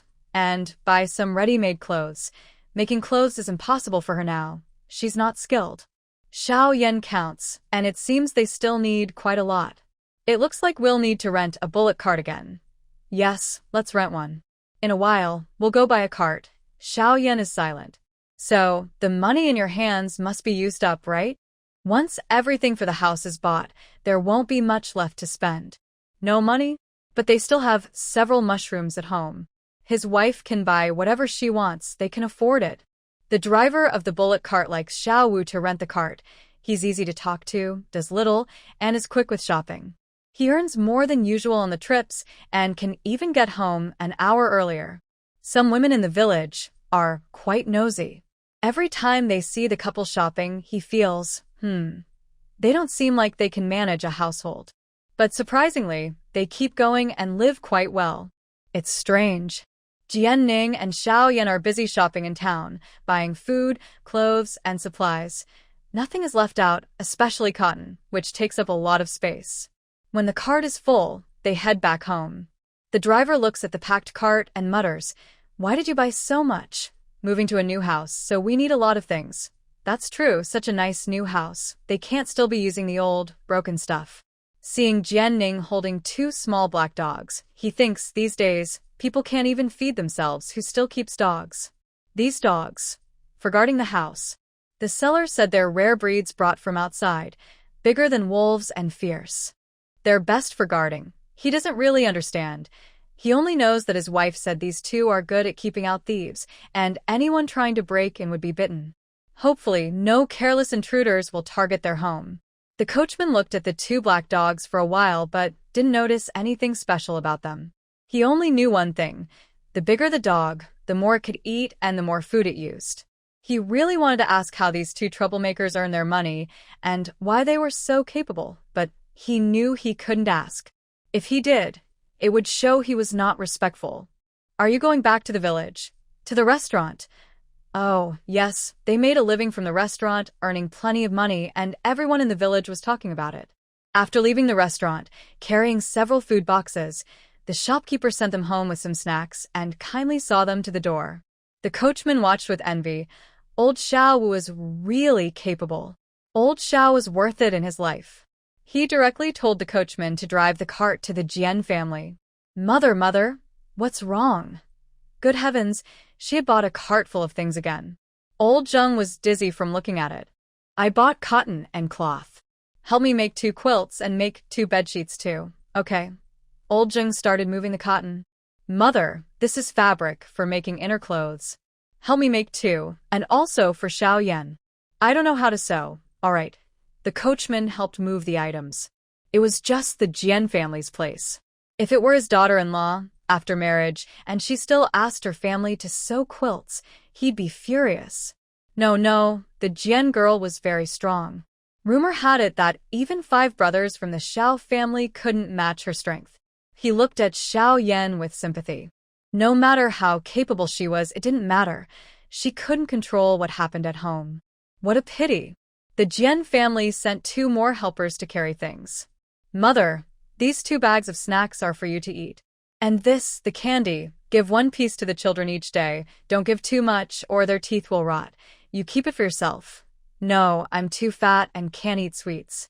The shopkeeper gave it to us, so I can't refuse." She then took out a piece of meat and left it. "Where's the bowl? Bring one so I can give you some meat." The coachman watched, feeling envious. No wonder she was so spoiled. Her elbows were sharp, always thinking of her family. Zheng saw her daughter fussing and helping, then she and her daughter-in-law's hands were full.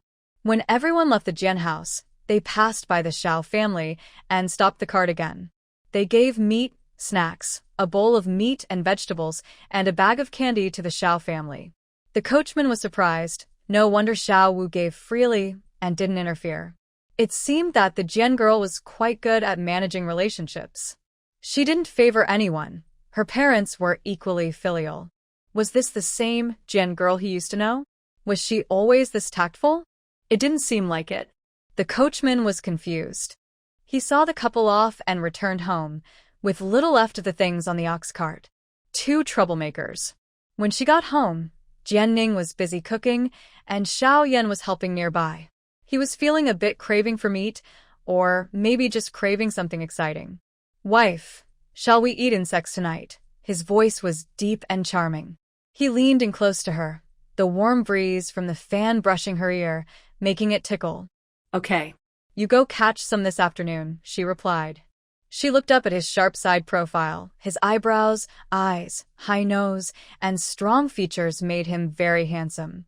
Compared to the soft, androgynous modern men, she preferred this tough, manly type. He looked very reliable.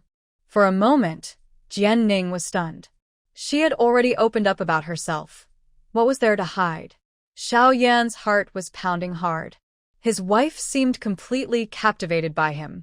He chuckled to himself, realizing she truly liked him and was reluctant to leave his side. Once they moved into their new house and settled in, they would finally enjoy their life together. They had chosen a large bed, 9 feet wide, perfect for tossing and turning. Just thinking about it made Xiao Yan feel excited, his blood rushing all over his body. He was surprised at how useless he felt now. Just one look from her almost made him lose control. "I need to go out for a bit," he said, trying to calm himself. This old house had been lived in and slept in by someone else before, and he refused to let that person tarnish his love for Jianning. That was his last stand. Thinking of that past person was like a cold splash of water. Any romantic thoughts vanished. They returned home late in the afternoon, ate late, and took a nap even later. By the time they woke up, the sun was almost setting. Jianning looked at the sky. "Let's not go catch anything today. We'll do it tomorrow." "Okay." The next morning, they didn't go to catch crayfish again. Early, the water well builder came to tell them their well had water, sweet water. Xiao Yan and Jianning hurried to the new house. They dug the well by hand. She had never seen such a thing before. When they arrived, the worker immediately went down into the well. He excitedly scooped a bowl of muddy water, took a sip, sweet. Very sweet. He scooped another bowl for Xiao Yan, who also took a sip and savored it. Jianning watched with wide eyes. How could they drink muddy water directly? How could they be so brave? "Sweet, right?" the worker said proudly. "I tell you, the water from your well is better placed than the one at the village entrance. Wow, the worker is really skilled. He can tell exactly where to dig," she said. The worker laughed happily. "I'll dig for one more day. For the next 20 days, we won't come back. Remember to drain the water from the well every day. The more you do it, the better the water will be." Xiao Yan's heart sank. There are still 20 days left, but he can't wait anymore. He decides, "No, I will move in first." "All right. In 20 days, the mud at the bottom of the well will be sealed. What do you want to use? What's the best choice?" "Of course, sticky rice walls are the best, but also the most expensive. Then we'll use sticky rice walls. But it will be hard on the foreman. He has wages to pay, so he's not afraid of hard work." Understood. Jianning didn't expect that digging a well would be so difficult. Moving house is so hard. Who would want to live in a broken house when there's a good one? So, they thought together and decided to move first. After sending people away, they said, "Let's move in first." Both of them spoke at the same time and laughed. Yes, they are quite in sync. The bed will take 5 more days to arrive in town. Tomorrow, I will go to town and ask them to bring the other furniture first. The bed, once it arrives, will be delivered immediately. What do you think? I think it's a good idea. Finally moving into a new home? That's great. You go home and rest for a while. I will go to my father to discuss the wedding banquet. Let's do it now so that after we move in, no one will come into the house to touch everything. He doesn't like that their bed has been touched by so many people. It makes him uncomfortable. Then, after we hold the banquet, we will deliver the furniture. The furniture they bought is quite eye-catching.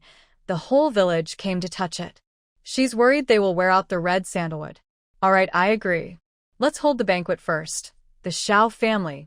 The old man heard they planned to hold a wedding banquet and thought it was appropriate. He went out to work in the fields, and many villagers asked about it. Giving a bunch of greens could be enough for a feast. Who wouldn't want that? All right, we'll do it. But how should we do it? Do you have a plan? I plan to follow the village's usual customs, the wife said. Whatever others do, they will do the same.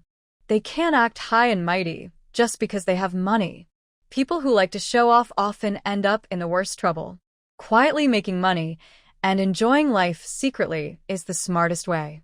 Although everyone in the village knows they have money, throwing a lavish wedding banquet is not possible. When Wang and Li heard they were moving to a new house and planning a wedding banquet, they looked jealous and twisted their faces. Fifth brother is so rich, yet he still follows the village customs? I think they should do a big celebration, really big, meat, chicken, everything. That's the only way to show face, isn't it? Old Xiao didn't speak. He also wanted to be praised and to save face, but he didn't want to spend money just for a few words of praise. Isn't it better to keep the money in his hand? He didn't agree with throwing a big celebration. Old Shen also felt the same and disapproved. Everyone is doing this, so why aren't they different? They want to do something special. Wang and Li intentionally want to watch the two troublesome kids spend money, hoping to see them waste everything and become poor. That makes them happy. Let's just follow the usual village way for the big event. But, Xiaowu, you might need to prepare a few more tables. I think more people will come. I understand, Dad. How many tables do you think are enough? He remembered that other families usually had about 7 or 8 tables. Let's prepare 15 tables. That many? With family and friends coming to see your new house, if we prepare too few, it won't be enough, and that would be embarrassing. All right, more tables are better. If there's leftover food, a few close families can share it. Wang and Li saw that they were ignored and stomped in anger. That day, they didn't plan to help. When they left the main hall, the old man sighed deeply. Hey, your second and third sisters-in-law probably won't help. Do you think there will be enough people? No, the mother-in-law will bring everyone. Thinking of the old Jian family, the old man sighed even more. Got it. Remember to tell your 2 sisters. They also care about you. Got it. Xiaoning, did you buy hairpins for your 2 sisters? And for the kids, silver earrings too. Old head Xiao hesitated, unsure whether to be happy. His daughter-in-law cares so much about her younger sisters-in-law, which should make him happy. But thinking about his own 2 daughters-in-law's reactions, he couldn't feel happy. Dad, we need to manage the 2 sisters-in-law better. Our Xiao family shouldn't be ruled by women. If they can really handle things well, that's fine. Well, I understand everything you said. I'll find time to talk with your 2 brothers. Old Shen also looked worried. They didn't dare wear the jewelry given by their daughter-in-law, afraid it might offend the 2 women who had nothing. What is going on? She really regrets marrying those 2 women back then. Cheap things are not good, and that's true. Of course, the wives of the 4th and 5th brothers are not included. They're okay, especially the 5th brother's wife, who seems capable now. They set the date, and the warm wine celebration will be in 2 days. Next, Xiao Yan and other members of the Xiao family were busy in the village, going from house to house to invite people to the celebration. Those invited were all happy and promised to come on time. Tomorrow is the day of the celebration. Should we go buy meat? The parents-in-law and her own family said they would send food, so they didn't need to buy. Yes, and we should buy some sunflower seeds and candies to give them before the feast. There are so many people. How much should I buy? The villagers are almost like hungry wolves. Just buy a couple of pounds to show good faith. Whoever manages to grab it gets to keep it. Let's buy a few more pounds to avoid looking stingy. Xiao Yan nodded. He wanted to say that no matter how much they prepared, it wouldn't be enough to compete for. For stewed meat, each person only gets a piece. Later, they should cut larger chunks and choose fattier meat when buying. Unlike in his previous life, where he didn't eat fatty meat, here people lack oil and water. They love big, fatty meat pieces. The fattier, the better. Okay, I understand. I also need to buy some firecrackers. I'll take a carriage to the town later. Remember to bring the script for the shopkeeper. Got it. On this day, at the Warm House Tavern, Jian Ning woke up early. She put on the new clothes she bought in town, wore a silver hairpin, and earrings she bought herself. Wearing the whole set was too much, and she didn't usually wear such jewelry. She needed to ask her mother another day how to wear those accessories and how to style her hair. Besides the simplest woman's bun, she didn't know anything else. Not only was she clumsy with her hands, but the original owner was also clumsy and slow. Does it look good? After dressing up, she spun around in front of Xiaoyan. It felt so good not to have any fat on her body. Sunlight streamed through the window into the room. Jianning wore a pink cotton long dress, the hem fluttering gently as she spun, like a blooming spring flower, light and lively. Xiaoyan looked up at her, slightly stunned, a hint of amazement flashing in his eyes. He smiled slightly. It looks good. She really had lost a lot of weight. With a plain face and only a silver hairpin on her head, Jianning surprisingly made him unable to look away. He liked her energy and vitality. Hearing this simple compliment, Jianning's heart filled with happiness. She pursed her lips, trying to hide her smile, and pretended to be calm. That's good. Today, our family is hosting a banquet, so we can't be too shabby. Xiaoyan walked over, helped her adjust the silver hairpin, and tucked her stray hair behind her ear. Jianning's heart raced. She teased him again and again, knowing she couldn't resist his teasing. Their new house. They opened the courtyard gate. Inside were the borrowed tables and chairs set up yesterday. At the kitchen door, there were borrowed bowls and chopsticks from last night, and 4 large water jars at the entrance. Yesterday, his capable wife went to her mother's house and the old estate to borrow jars, and also filled them with water at the river. Since it was broad daylight and a farming lull, villagers were surprised to see her carrying a large jar filled with water in one hand, as if a dragon was flipping over. Women quietly warned their children to stay away from her, calling her a fierce spirit. A light touch could be deadly. The men inside felt sorry for Xiaoyan. Having a fierce mother at home made life difficult for Xiao Laowu. The reputation of being afraid of women was something he couldn't escape this lifetime. She proudly carried 4 jars into the village, and Jianning's fame grew. Anyone who saw her didn't dare to approach. They used to think she was just strong because she was chubby, but now they realized she was surprisingly intimidating. Wow, she really scared them all. Such power. Who would dare to provoke her? Fat girl, you woke up so early. Have you eaten? As soon as they arrived, all of Jian's family had also come. Everyone was dressed in new clothes made from the fabric she gave them, and they wore hairpins on their heads. Jian's daughter had said yesterday to dress nicely. Soon after, the Xiao family arrived. Except for Wang Shi and Li Shi, everyone was dressed in new clothes and jewelry. Jianning nodded happily. She was pleased. Everything looked good. Everyone listened well. Not yet. There are steamed buns inside. I'll heat some up later. Oh my, our fat girl looks so pretty today. Old Jingshi looked at her daughter in a long dress, smiling so much she couldn't stop. Old Jian also looked at her happily. She looks good, but she's gotten too thin. Her face isn't even recognizable anymore. Jianning rolled her eyes. Such a straightforward man. Does he even know what he's saying?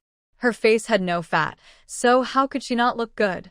She looked down at her thick waist. Well, the revolution isn't finished yet. Comrades still need to work hard. She must keep losing weight. There was no mirror at home, so she relied on a water basin to check her face daily. She still hadn't seen her true appearance clearly. In her memory, this world sold copper mirrors. They were blurry, only giving a rough idea of one's face. It seemed she'd never get a clear look at her own face in this life. Looking good, right? I think I look very pretty today, too. Everyone in Jian's family nodded. The Xiao family members covered their faces.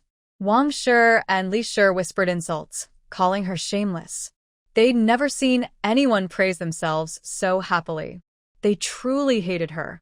Today, not only did she dress like a beggar, but Jianning, who had lost weight, looked so beautiful.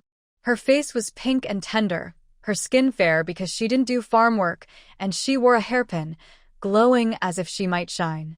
She looked unbelievably beautiful. Was this really the same chubby girl they knew?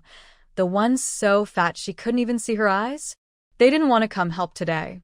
Reluctantly, their parents and in-laws pressured them to flatter the fat girl to get benefits. They had no choice but to follow along. Following along didn't mean they would help. When the buns were heated, Wang Shi and Li Shi each grabbed two and stood at the door eating, ignoring everything else. Their mouths were full, but their eyes kept glancing toward the stove. The old Xiao family members felt so embarrassed they wished they could disappear into the ground. The Jian family treated them as if they were invisible, just focusing on their work. Jianning had just crouched down to wash vegetables when old Zheng suddenly jumped up. "What are you doing? Sit over there on the bench. With so many people, why do you have to do it yourself?" "Exactly, little sister-in-law, don't worry with us here. We won't delay the meal at noon." Old Jian brought her a stool, a plate of sunflower seeds, a bowl of warm water. "Eat some, rest for a bit. You got up so early this morning. Do you want your dad to go home and bring the quilt and blanket? Take a nap." Jianning shook her head. "Only ghosts sleep this early." The Xiao family knew Jianning was favored at home, but didn't realize how much. Jian's family didn't just spoil their daughter. They seemed to worship her as if she were an ancestor. Wang and Li were jealous and resentful, their faces twisted with envy. At their own home, they had to do all the chores and were often beaten or scolded. Now back at their parents' house, their father and mother still called them useless. Why was it that only women like Jianning had such good luck? Heaven was unfair. Villagers gradually arrived. Xiao Yan and Old Xiao went out to entertain the guests, while Jianning and Old Shen's wife also went out to serve the women. On the table were 10 jin of sunflower seeds and 10 jin of candies bought yesterday. 10 jin of candies was worth quite a lot. In the past, everyone would have scrambled madly for it, but today, seeing Jianning, they automatically and consciously took a step back. They dared not move, truly afraid of being hit by her. The little children drooled with longing and tears almost came out, but they dared not step forward. Jianning was stunned. Didn't Xiao Yan say that the village women and children would go crazy seeing so many sunflower seeds, peanuts, and candies? He told her to be careful not to step on anyone or hurt anyone while grabbing. But no one did anything. Xiao Yan had been talking nonsense. Everyone was very polite, and the children behaved well. Despite everyone's eyes fixed on the snacks, no one made a move. They were all courteous women and children. Rural children weren't like that. For a moment, Jianning's impression of the two-dog villages improved. Who said that poor, remote villages produce unruly people? They knew how to follow the rules. Come, everyone, don't be shy. Eat some sunflower seeds. Old Shen's wife looked at the village women and children, quieter than usual, then glanced at her gentle daughter-in-law with a helpless, bitter smile. Yesterday, her daughter-in-law's 4 big jars surprised everyone. Come on, line up properly. I'll give you some snacks, okay? Everyone nodded in unison. After dividing the snacks, Old Shen's wife felt relieved. She didn't dare let them reach out directly. A chubby girl could easily slap her hand off. Jianning stood nearby, watching them get ready to make a move, but not daring to act. Everyone lined up politely. Old Mr. Shen and his family each had a handful of sunflower seeds, peanuts, and candies. It was the first time he saw the host distribute things so evenly during a celebration. Since there was plenty prepared and many people by the end, everyone saw what was left. Those who didn't have enough could just take what they needed. Mr. Shen's way of sharing was good because everyone received something. Children and women smiled happily, sitting in the yard eating sunflower seeds. Some people wandered around the Xiao family's house, looking at the rooms. Jianning praised, "Mom, the people in our village are really sensible. They didn't need anyone to keep order." Old Mr. Shen looked at her with a complicated expression. "Don't you realize how frightening you are? Not only the villagers, but even she was startled yesterday. Now, seeing her again, everyone still feels a bit scared." The dishes at the banquet were prepared by Jian's eldest sister-in-law and Zhao's eldest sister-in-law. The village men, led by Xiao Yan, toured the house and became more and more impressed and envious, especially the older men. They called it a firewall, which kept the house warm even without a stove during winter. Everyone there had some health issues, mostly rheumatism. Touching the fire wall made their hearts warm. If only they could live in such a house someday, it would be worth it. Old Xiao Wu, someone from the city is here. Xiao Yan came to the yard and saw the restaurant's manager. Manager, he greeted politely. Xiao brother, it's been a while. Why didn't you invite me for a drink when you moved to a new house? You're too distant, the manager looked around. Your house is quite nice. Xiao Yan was speechless. Thanks to the foreman you introduced, he's really capable, Xiao Yan said. As long as you're satisfied, the manager replied happily. After showing him around, the manager left. The restaurant was very busy now, with no free time. After everyone left, villagers talked among themselves. They didn't expect Xiao Wu to be so influential now, with city managers coming to warm his house. It seemed he was really successful. Food's ready. Food's ready. Old Mr. Xiao and his wife called everyone to the table. There was a jar of wine on the table. Surprisingly, there was wine, even though it was a banquet. Usually, wine is made from grains and is expensive, so it's rare to see it served. Xiao Wu was generous. There were 6 dishes: stir-fried bok choy, stir-fried white radish, braised green beans, smashed cucumber, vegetable soup, and braised pork. The staple was brown rice and coarse flour buns. Although made from coarse flour, there was no limit. At home, no one dared to eat too much. Big meat is here. Big meat is here. Smells so good. It looks shiny and tasty. And it's big. Today's feast was really worth it. Old Xiao is so generous. Mrs. Wang and Mrs. Li were so angry they almost shouted. These useless people, just getting a few steamed buns and a piece of meat, and they're already satisfied? Do they know what Xiao Yan and the others usually eat at home? A jar of wine. Mostly the men drank it just 1 bowl each. The women didn't touch any. They were too stingy. They wanted to take it home to their husbands for the festival. Jianning noticed that many people still hadn't touched the meat in their bowls, too reluctant to eat it, wanting to take it home for their families. The love of parents is truly touching, but they are all poor. Afternoon, the villagers gradually went home. They had eaten and drunk enough, rested a bit, then went back to work in the fields. Those borrowing tables and chairs simply carried them home. Only 2 families helping out were washing dishes and sweeping the floor. Old Zheng pulled Jianning aside. Fat girl, the second family's kid stole some meat this morning. Stole meat? Did they sneak it away? Old Zheng shook her head. They hid it in their clothes. Jianning thought of the greasy meat, carried in her own clothes all morning, and felt sick. Was she crazy? When the meat is cooked, it should have her smell on it. I was worried it wouldn't be enough, so I cooked an extra bowl. When I turned around, that bowl was gone. How do you know it was Mrs. Wang who stole it? Jianning asked. It's not just eating leftovers, I feel worse about that. Your sister-in-law saw it. She's been cooking all morning. I guess Xiao's wife saw it too. She looked embarrassed. Look closely, Wang's chest is covered in oil spots. No, the scene was too vivid. Jianning didn't dare look, afraid she'd vomit all over the New Year's dinner. Mrs. Wang was a real oddball, a fighter among weirdos. Her thinking was beyond her. The meat in her clothes all morning. Would it spoil? Can it still be eaten? She'd rather just sneak some herself. She could accept that more easily. Oh my, Mrs. Wang, covered in meat smell, how would Xiao Er handle it tonight? Would he think she's a stew meat and eat her? Oh heavens!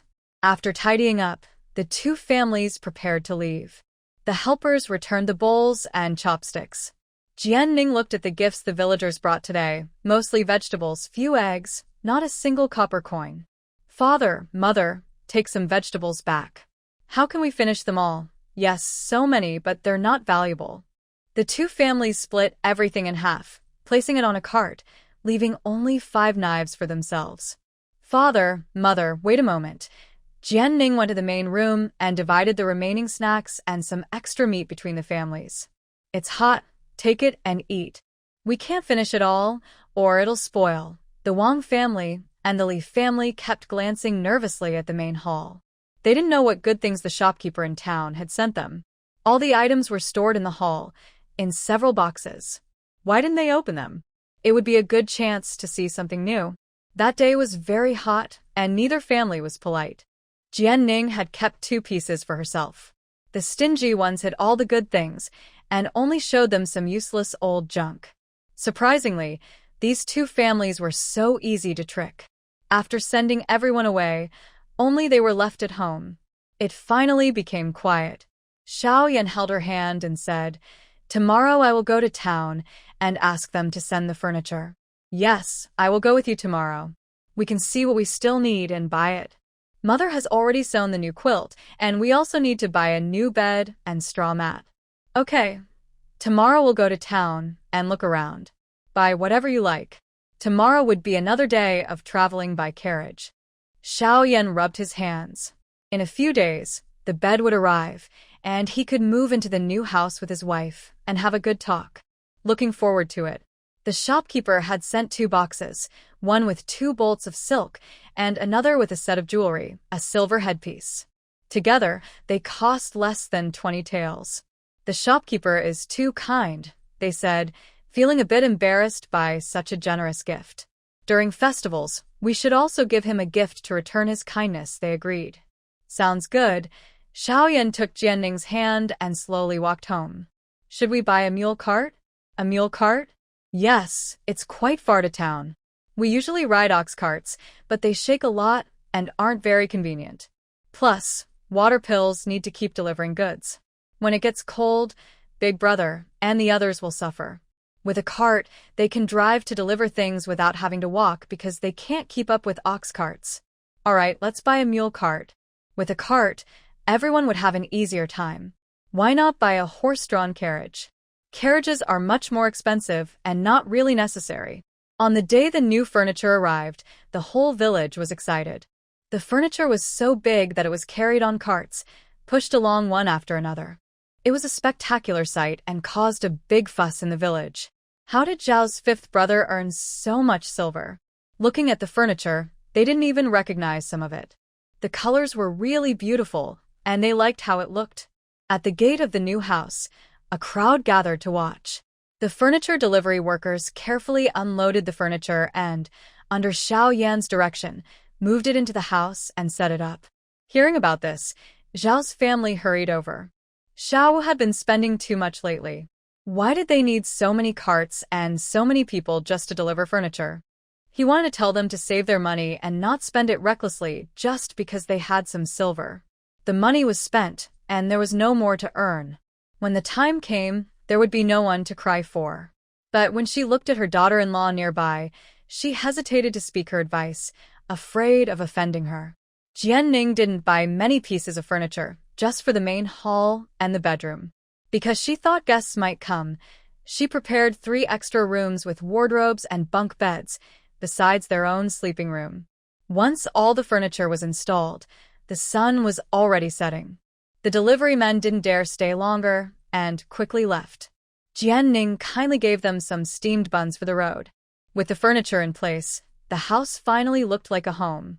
Jianning held her small dog while Xiao Yan was nearby fetching water. When the well water was ready, they prepared to draw it.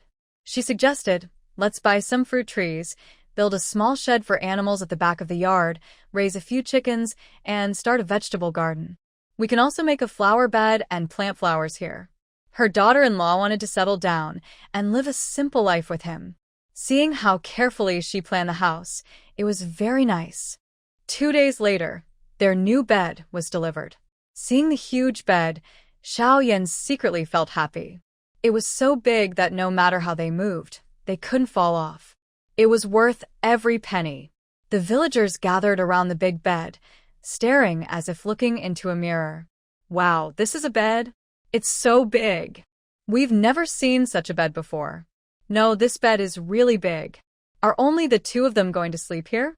Old Xiao 5 was truly capable. Was this how the life of rich people was? Old Jian looked at the bed, smiling while stroking his beard. Their chubby daughter-in-law didn't sleep well before. She often fell off the Kong, heated bed. Now, with this big bed, she could roll around as much as she wanted without falling. The Xiao family was already numb to it. They spent their own money freely. No one could control them. The villagers envied them so much. They probably thought they were living like landlords. Xiao 5 was so capable. If only they had married their daughter to him earlier, they could also enjoy such happiness. Once the new bed arrived, they didn't delay. That night, they moved into the new house. Jianning held her 2 dogs and carried a large water jar, while Xiao Yan moved other things. There wasn't much to carry. Her money had already been hidden away a few nights earlier. Everything used in the house was new. Pots, bowls, furniture, blankets, and bedding. They also brought firewood. The only things left to bring were their recently bought cloves, a wooden bucket, some miscellaneous items, and some grain. Xiao Yan ran back and forth, leaving behind everything in the old, dilapidated house. As the sun was about to set, he asked, "Shall we eat now? You're very hungry?" "A little. Eat well and work hard." Excited hearts and trembling hands. Just thinking about tonight makes Xiao Yan's heart beat wildly. His wife cherishes him so much. She must be thinking about him too. The red candle burns brightly. Jianning touches the carved bed, amazed that after 2 lifetimes, she can still sleep on such a bed. It's made of red sandalwood. She closes her eyes, deeply smelling the wood scent. Good things are truly good and fragrant. Tonight's moon is really round, he says, looking out the window to change the subject. She can't help but laugh, glancing at him. No matter how round the moon is, your expression now is more interesting. Xiao Yan, what kind of expression is he making? Jianning blinks. Someone is so nervous that he doesn't even know where to put his hands. He looks down and sees his hands unconsciously clutching his clothes, feeling a bit embarrassed. She laughs even more happily, gently patting his hand. "Don't be nervous. I won't eat you." He raises an eyebrow and suddenly leans close to her ear, lowering his voice. "That's not necessarily true. Maybe I'll eat you." Her face instantly flushes red. She pushes him away. "You. What nonsense are you talking about?" Is he teasing her again? What if she can't hold back? As a single man and woman, in this dry season, it's easy to get carried away. Xiao Yan moves closer, holding her hand. "Wife, why don't we try? Is this bed strong enough? If not, we can go to town and find the boss. There's plenty of silver there." She pauses, then reacts quickly, hitting him lightly. You're getting more and more inappropriate." Xiao Yan takes the chance to hold her in his arms. "Xiaoning, we've moved to a new house. From now on, I want to live a good life with you, in this home." Jianning nods, and Xiao Yan is overjoyed. The mosquito net sways gently, the candlelight dims, leaving only their soft whispers and laughter in the quiet night. It proves that good things are not cheap, but even the cheap ones are good. That night, Jianning felt her especially tough body almost fall apart. The carved bed was as steady as Mount Tai, making no creaking sounds. With such a big commotion, it was surprisingly stable, truly impressive how hardworking ancient people were. Her partner was even more reliable. After a night of intense activity, he still looked energetic, as if he could fight another 300 rounds. Lazily, Jianning turns over and mutters, "Your stamina. Did you take some kind of fairy pill?" Clearly, she was the one exerting herself. Xiao Yan chuckles softly, reaching out to pull her back into his arms, his voice carrying a lazy, husky tone. Finally, he managed to win a round in front of his strong wife. "There is no magic pill, but if my wife is tired, I can endure a little hardship and let her rest for a while." She looked up and glared at him, thinking how shameless he was. Isn't it said that ancient people were reserved and modest? Since they started eating meat, Xiao Yan seemed like a different person, naughty and mischievous. "Don't take advantage and act innocent." Xiao Yan raised an eyebrow, pretending to be innocent. "Last night, you clearly said." She quickly covered his mouth with her hand, her cheeks turning bright red. "Don't say anything," he smiled, holding her hand and gently kissing her fingertips. "All right, I won't say anything. I see my wife still has lots of energy. Why don't we try the comfort of this bed again?" She blushed and hit him in annoyance, but he pulled her into his arms. The mosquito net fluttered again, and the candlelight went out completely, leaving only their breathing in the quiet early morning. They were the only ones at home. The servants had all gone to their parents' place. Having tasted happiness, they spent the whole day at home, unashamed and relaxed, not leaving the house for 5 days. Xiaoyan thought building the house here was the smartest decision he had ever made. Whether day or night, inside or outside, loud or soft, no one could see or hear them. It made him very happy these days.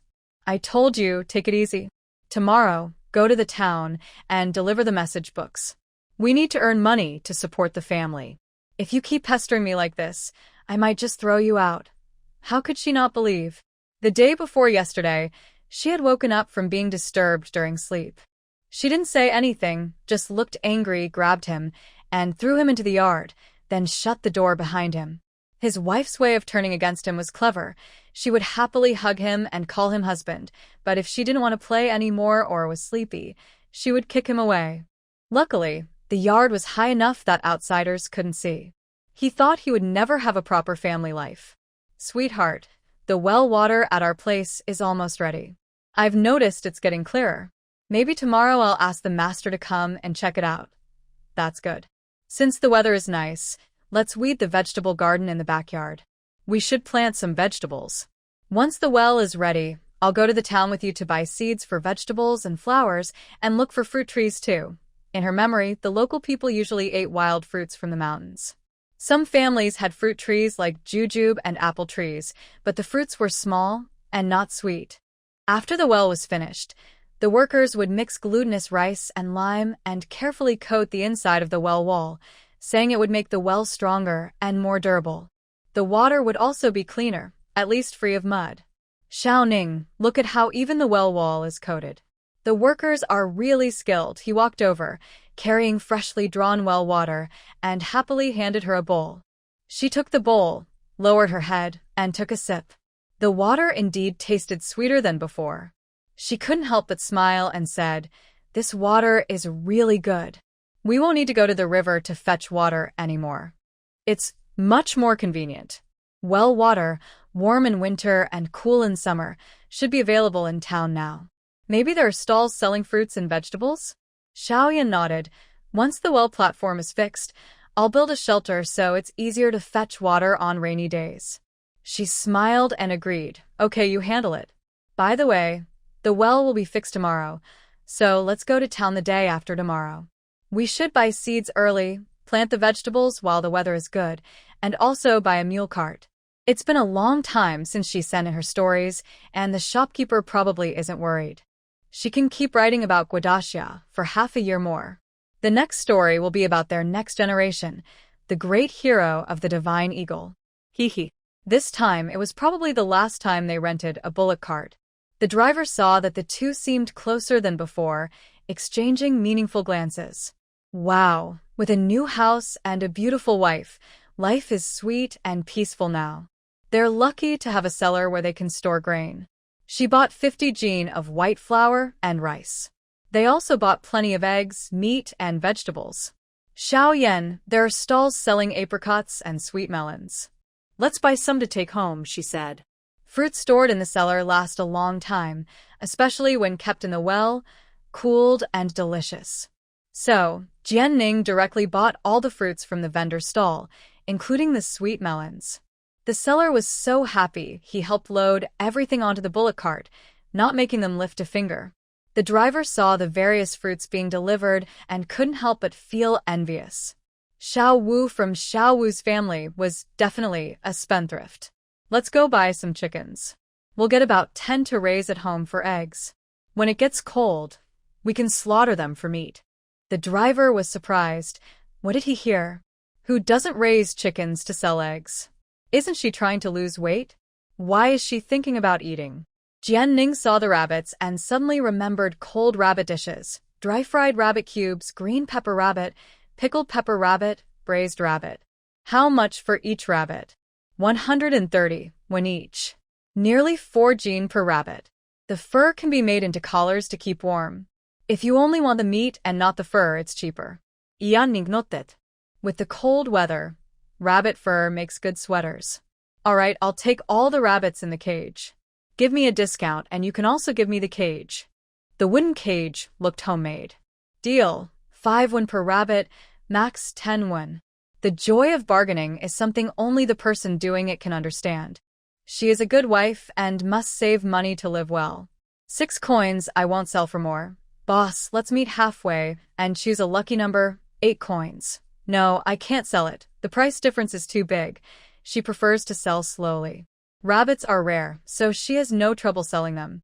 You can do it. Xiaoyan stood nearby, quietly watching her argue with the vendor over just 1 coin, his gaze gentle. In the end, after Jin Ning's persistent persuasion, the boss agreed to sell, and she bought a rabbit for 7 coins. Boss, here's the money. Do you see the ox cart at the front crossing? Please help me deliver it there. Sure, since her rabbits are sold out, she can pack up and go home. Why buy so many rabbits? To eat. You don't know, rabbits are very tasty. Especially rabbit heads, breaking them open reveals fragrant, sticky brains that are especially delicious. Don't tell her rabbits are cute. She'd be grossed out if someone said she was pretending to be cute by eating rabbits. Xiaoyan shrugged. He didn't know that he hadn't eaten much meat in his life. Good days only started after she arrived. Seeds were bought at the grain shop, flower seeds at the general store, but as for fruit trees, sorry, the town is too small and poor. No one sells them. Jin Ning plans to ask the shopkeeper later or see if someone is going to the capital to help bring back some. After leaving the restaurant, let's buy a mule cart. The driver was exhausted. The cart was packed. Still, they didn't seem to want to stop. Uncle Han, wait here at this intersection. We'll go inside and take a look. Okay. Watching the two go into the livestock market, Jin Ning immediately covered her nose. It reeked. It was hot, and many animals gathered together, defecating and urinating everywhere. Mosquitoes and flies filled the air, disgusting. Jin Ning covered her nose, admiring Xiaoyan's calmness beside her. Could this person have lost his sense of smell? Don't you think it's smelly? I can tolerate it. Big brother, were you a turtle in your past life? The smell inside was unbearable for her. She quickly spotted a mule she liked, drew her sword to cut through the chaos, and bought it swiftly. They rushed out of the livestock market, with the mule sellers leading the animals to the cart shop outside. They chose a sturdy cart with a large canopy, and the seller's after-sales service was good. They didn't leave immediately, but stayed at the intersection, teaching Xiaoyan how to drive the cart. Only after he learned did they say goodbye and leave. The mule driver. Well, his private cart business was over. Xiaoyan put some of the purchased items in his mule cart, with live animals and meat together on the ox cart, and headed home. Emma, at last I don't have to pull the heavy ox cart anymore. The mule cart is not as comfortable as a horse-drawn carriage, but it's much better than the mule cart. When will our village have a mule cart? As soon as the cart entered the village, a group of mischievous children gathered around, excited and curious. They had never seen anything like it before. They didn't see Jian Ning or Xiaoyan, but they weren't afraid. Is that a horse? It's so big. It must be a tall, strong horse, right? It's a mule. A mule. So big and strong, and so much meat on its body. Xiaoyan. Whose little pet is this? Hurry and take it home. Xiaoyan was driving the cart in front, with a bunch of children of all ages following behind. Soon, other villagers who heard the noise also came to see. For a moment, he felt like he was leading a group of refugees preparing to flee. He had never realized how far it was from the village entrance to the end. When they finally reached his house gate, he saw villagers waiting there, his family and family members. Wow, this is too exaggerated. He just bought a mule, and it caused such a fuss? Not even a house construction would be this grand. When the mule cart entered the yard, Jian Ning got off in surprise. Good heavens! She thought only a dozen or so curious children and adults had come, but there were so many people. More than the crowd at their warm wine gathering. The ox cart couldn't come in, so the driver had to carry the things into the yard. Fat girl, is this mule yours? Yes, how is it? Is it good? Yes, very good. Its coat is nice and it's strong, just a young adult mule. Old Jian stroked the mule lovingly. All his life, he just wanted to buy a cow to plow the fields. Unexpectedly, his daughter bought a mule. With a mule, She could go to town to play whenever she wanted, and wouldn't be bored staying in the village. Xiao Wu, how much silver did you pay for this mule? The villagers pricked up their ears. Wang and Li stepped forward a few steps. When they saw Jianning get off the cart, like everyone else in the village, they instinctively took a few steps back. 17 taels. He didn't mention that the barn was charged separately. Their barn alone cost 8 taels and 5 chien. Everyone around gasped. 17 taels. More than they could ever afford. They also wanted to touch the mule, lift the curtain to see inside, but Jianning was there, so they dared not. Moreover, Old Han had just brought in chickens, meat, rabbits. The villagers envied them deeply.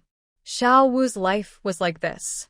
It turned out everyone was the same, struggling daily just to survive, living from meal to meal without enough to eat. Suddenly, someone like them, who had been struggling, suddenly became rich.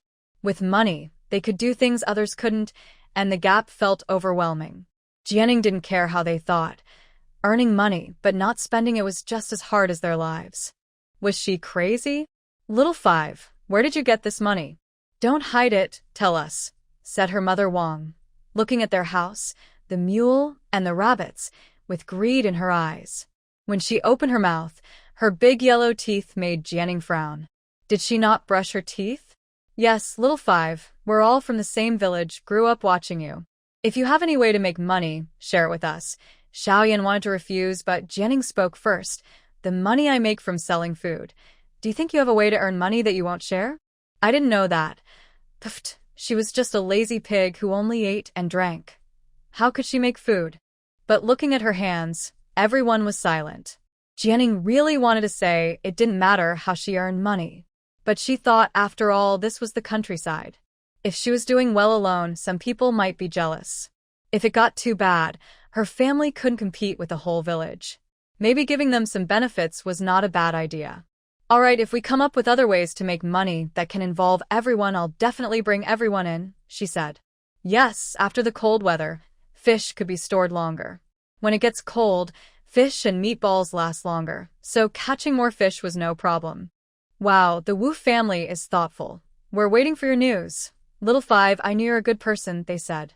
Whether they meant it or not, they appreciated the gesture. Rural folks were mostly honest but uneducated. Their lives revolved around farming. Xiao Yan. Wang's mother gritted her teeth. A bunch of fools. One sentence was enough to fool them. Who can't talk big or make big plans. If she had her way, the whole village would be gathered around them. If they didn't share their money-making secrets, she'd even consider tearing down their house. With so many people, could they really not outdo a fat girl? Jianning glanced at her mother-in-law. Bad trees don't grow good birds. People are all the same, black-hearted women and daughters. Seeing that there was nothing else interesting, everyone dispersed. They must have been tired after a day's work. Only the Xiao and Jian families remained in the yard. Jianning was indeed exhausted after walking all day, mainly because of the heat and sweat.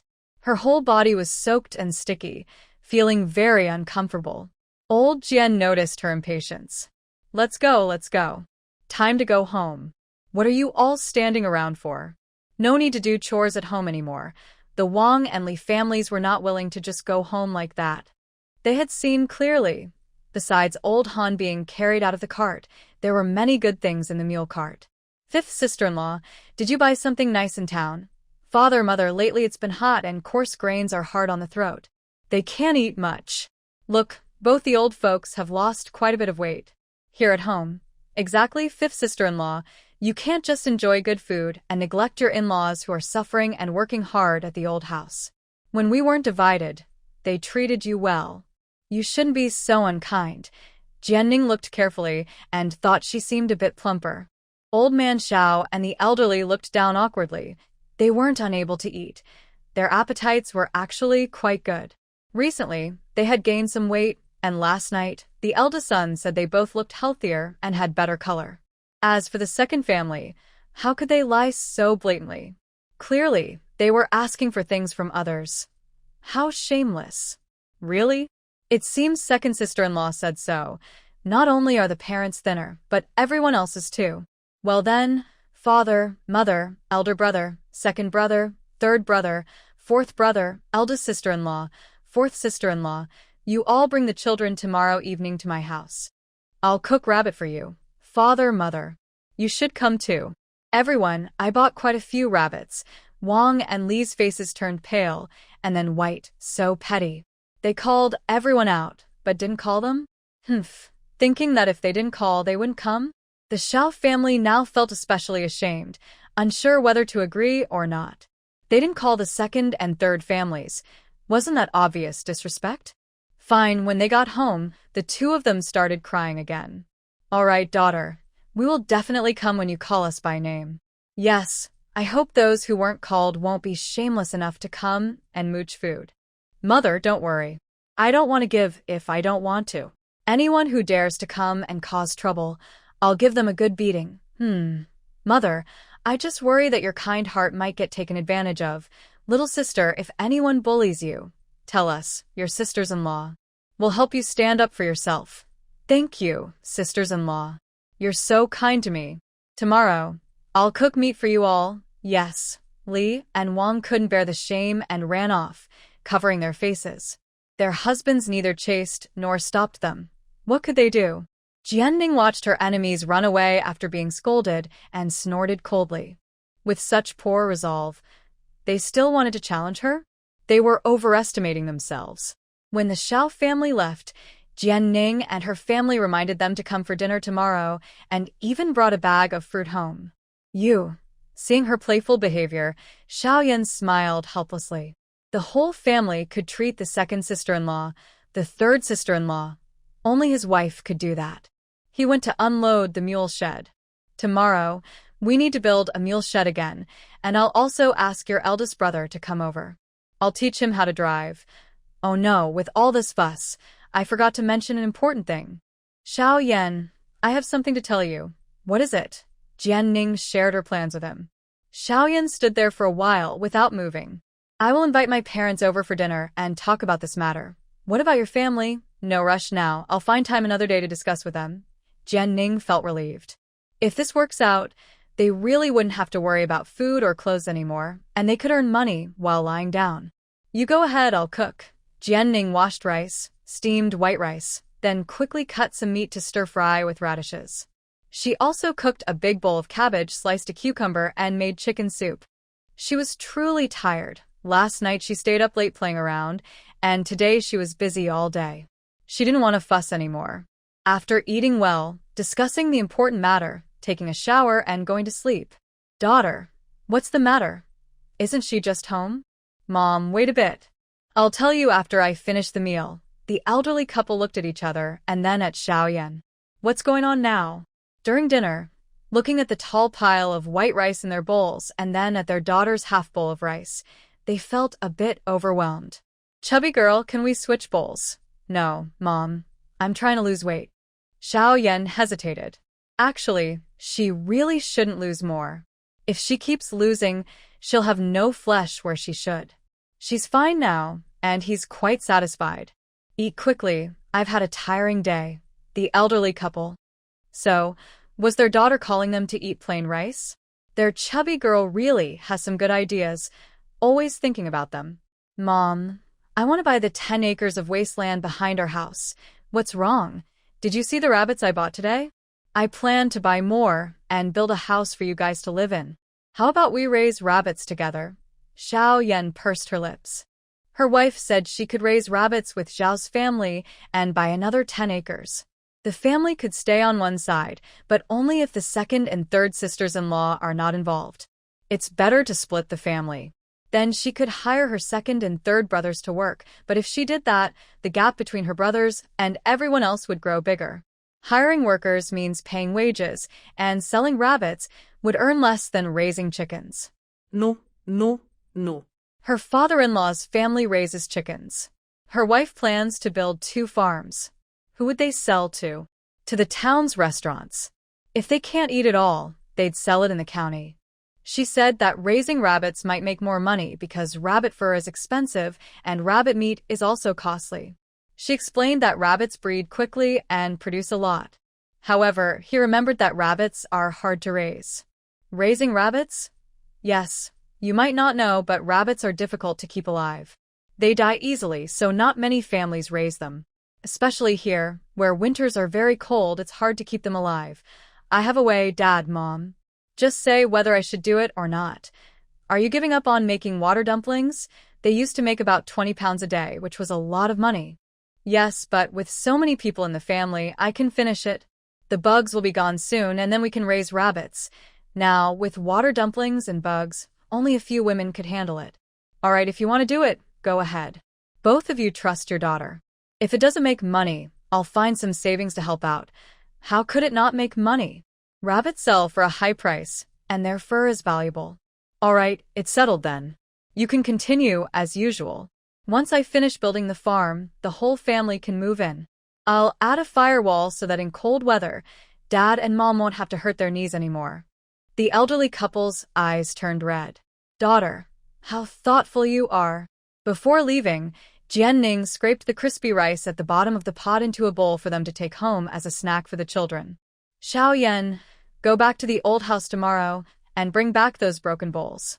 They can be used to deliver vegetables to neighbors sometimes. He had really gone back to the old house. It was like a locust invasion. Everything was gone. Even the broken wooden boards at the door had disappeared. No need. There's nothing left inside. Huh? I passed by yesterday and went in.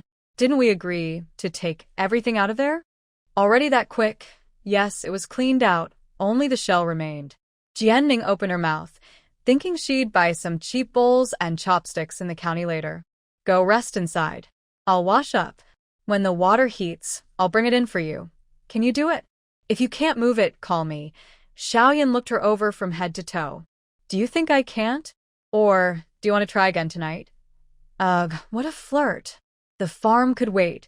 They still hadn't sorted out the Xiao family's side. She had been feeling very hot lately, not sure if it was because of the ancient heat or if the original owner was not tolerant of heat. Xiaoyan, go get me a cucumber from the well, it's kept cold there.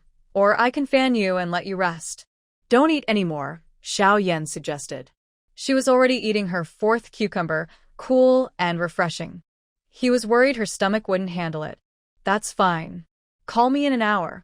I promise to have them come for dinner tonight. Okay? Thinking about the rabbits for the evening, she also thought of the spicy peppers on the mountain. A new batch has probably grown again. I should go pick them.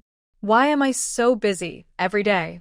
Xiaoyan, tomorrow we need to go up the mountain. The peppers should have grown again. We need to pick and dry them, and also dig some to plant at home. You're afraid of the heat? Maybe I should go instead. Jianning shook her head. She must go, because he doesn't know the herbs. Let's go together.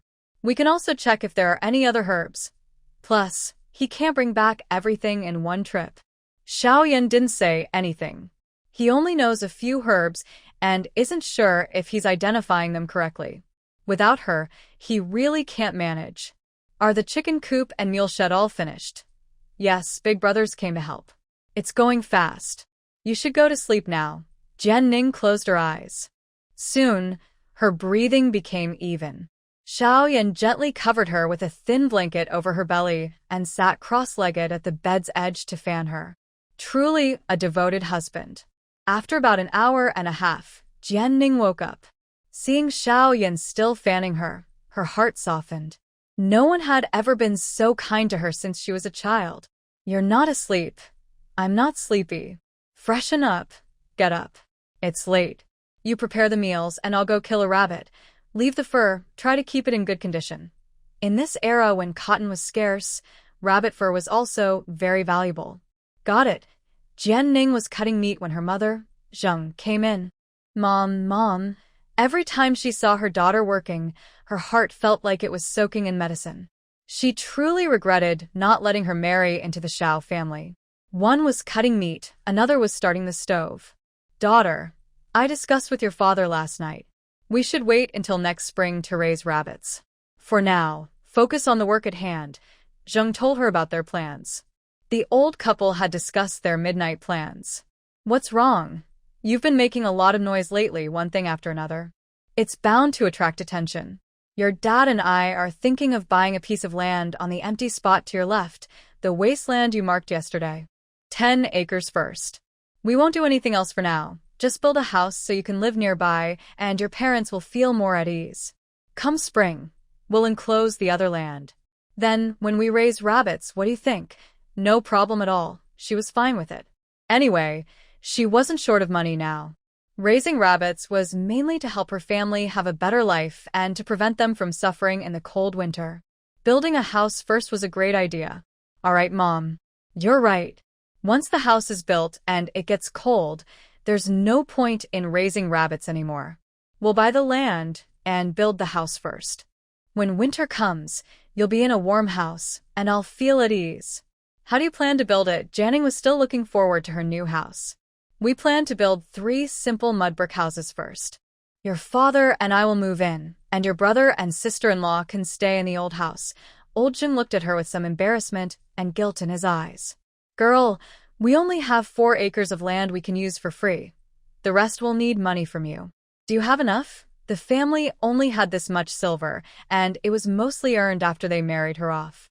The jewelry she gave was something she wouldn't sell easily. Janning felt overwhelmed. Building a simple mud brick house while she lived in a big brick house nearby, was that possible? Wasn't that unreasonable? Mom, just go to the village chief and buy 2 acres first. No one needs this land now. Next spring, I'll buy more. The house should be the same as now, she said. Old Jung almost cut her hand in shock and quickly went outside. Seeing no one at the door, she let out a deep breath. You reckless girl. How can you say such things? Don't mention it again, understand? Janning was confused. She had been scolded for the first time as a reckless girl and asked innocently, what did I do wrong? Seeing her daughter really didn't understand and just wanted to be kind to them, tears almost came to her eyes. Foolish girl, I know you're filial. That's enough. But the house, you absolutely can't build it. Do your in-laws agree? Does Xiao Yan agree? Why wouldn't he? If he doesn't want it, I'll use my own silver to help you all, Janning said. It was no big deal. Lindsay could share half of it, and she had enough to build a house for them. The broken, drafty house was no longer warm even on the bed. Why live there? Did she think she was immortal? Did she really mean that? Why couldn't her daughter understand? If you're still worried, just say the silver is yours, she suggested. You don't understand, do you? Everyone in the village knows our situation. If you build the house and say the silver is ours, no one will believe it, Janning said, getting annoyed. This was too complicated. She thought things should be simple. Whatever, then. If you don't want to build, just forget it. It's getting cold. You can move in here. Our house is big enough to fit everyone, she said. Her nephews and nieces could still play with the 2 family dogs. Old Jung felt both touched and sad. Her daughter seemed to lack understanding of social manners, probably because no one taught her before she married. Now that you're married, you just need to think about your little family. Focus on yourself. Do you understand? A married daughter who still helps her family might be looked down on or even abandoned. Why only think of myself? You raised me and treated me so well. I'm doing well now. Shouldn't I take care of you? Old Jung looked like he was soaking in honey. Mother, your words are enough. Don't think about anything else, especially don't mention this to your son-in-law. Understand? In the future, she should come more often to teach her and be a bit more careful. I told him yesterday. You told him? Old Zheng's eyes went wide with shock, and he looked at Fatty in disbelief. Daughter, is she missing common sense, or just too naive? What did your son-in-law say? Did he scold you? If he dares to make her daughter upset, she won't let it go. No, why would he scold me? He said everything was fine. Old Jung was truly stunned this time. He stayed in place, knowing her son-in-law was not someone who lacked manners. So, he was just pretending to be casual with Fatty, but his daughter took it seriously? Remember, the Xiao family lives much worse than theirs. Fatty, I know you're obedient, but don't mention this again, okay? Be good. Jian Ning was confused but agreed. After the gathering, she planned to ask Xiao Yan people in ancient times think differently from her. Once Xiao Yan finished handling the rabbit, he brought in a big basin. I've chopped it up and left 2 pieces. Okay, put it here. Old Jung wanted to start cooking, but Jianning knew her cooking skills, so she refused. Mom, today the Xiao family is coming too. Let me do it. Old Jung thought she just wanted to show off and please her in-laws, so she put down the spatula. All right, look at her. After marrying into the Xiao family, her daughter has become so cautious and careful. Jianning quickly added oil, heated it up, and threw the rabbit into stir-fry. Sizzle, sizzle, lots of oil sounds, indicating she cooks often. Old Jung watched with twitching eyes. She used a big spoonful of oil just for one dish. Luckily, Old Shin didn't see. In another large iron pot, she was also stir-frying vegetables, and in 2 big ceramic jars, rice was steaming. By the time the Xiao family arrived, she was already boiling pork rib soup. The yard was filled with the smell of meat. 2 families, 1 table wouldn't be enough. 3 tables were barely enough to seat everyone, all sitting outside in the yard. In summer, the breeze in the yard made it comfortable. Wang and Li didn't come, probably afraid of being thrown out, and now they might be at home cursing her. The Xiao family and Jian family's members weren't used to spicy food, but the rabbit was a bit spicy. Everyone was sweating and licking their lips, still unwilling to put down their chopsticks. Old Jian was very proud. His daughter's cooking was better than his wife's. The Xiao family was surprised. It turned out that only the chubby ones could cook well.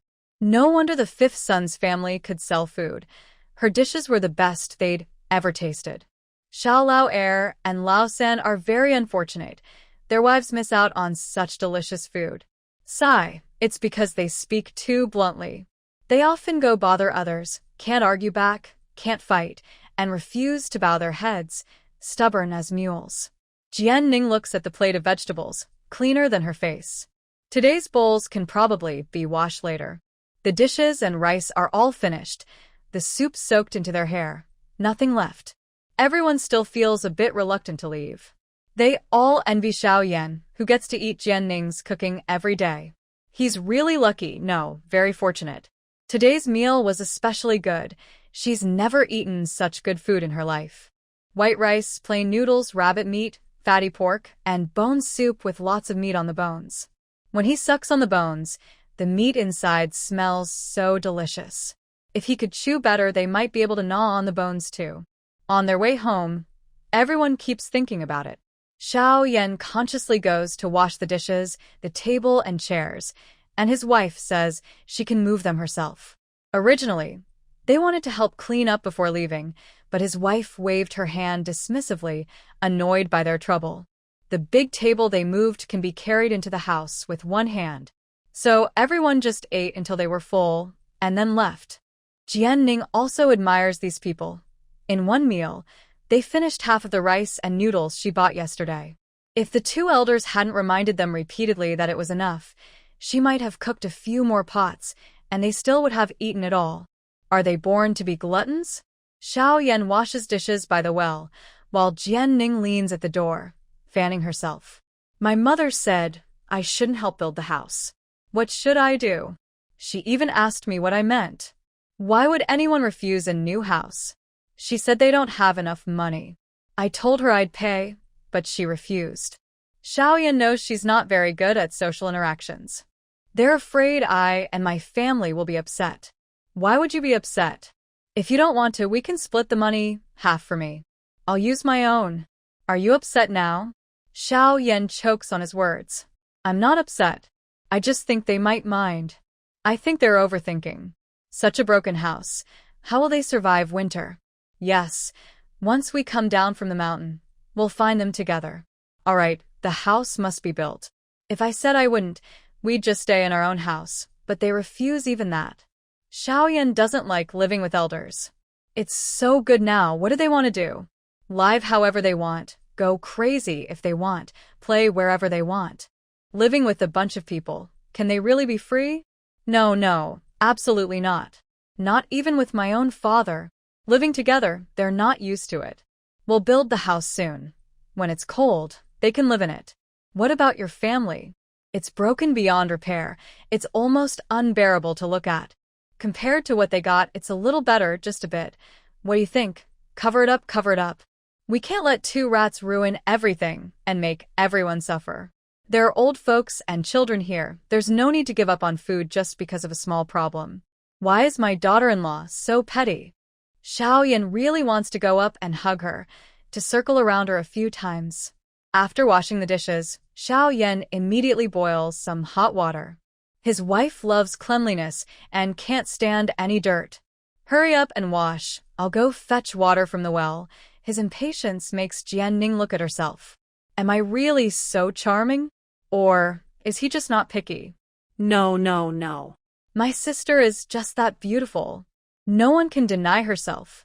Jianning wraps her arms around his neck, smelling the soap scent on him. People say men smell bad, especially in ancient rural areas. The man she found doesn't have that legendary bad smell. He's quite clean. It's hot, so they take baths twice a day, morning and evening, and during rest times, they also wipe themselves down before bed.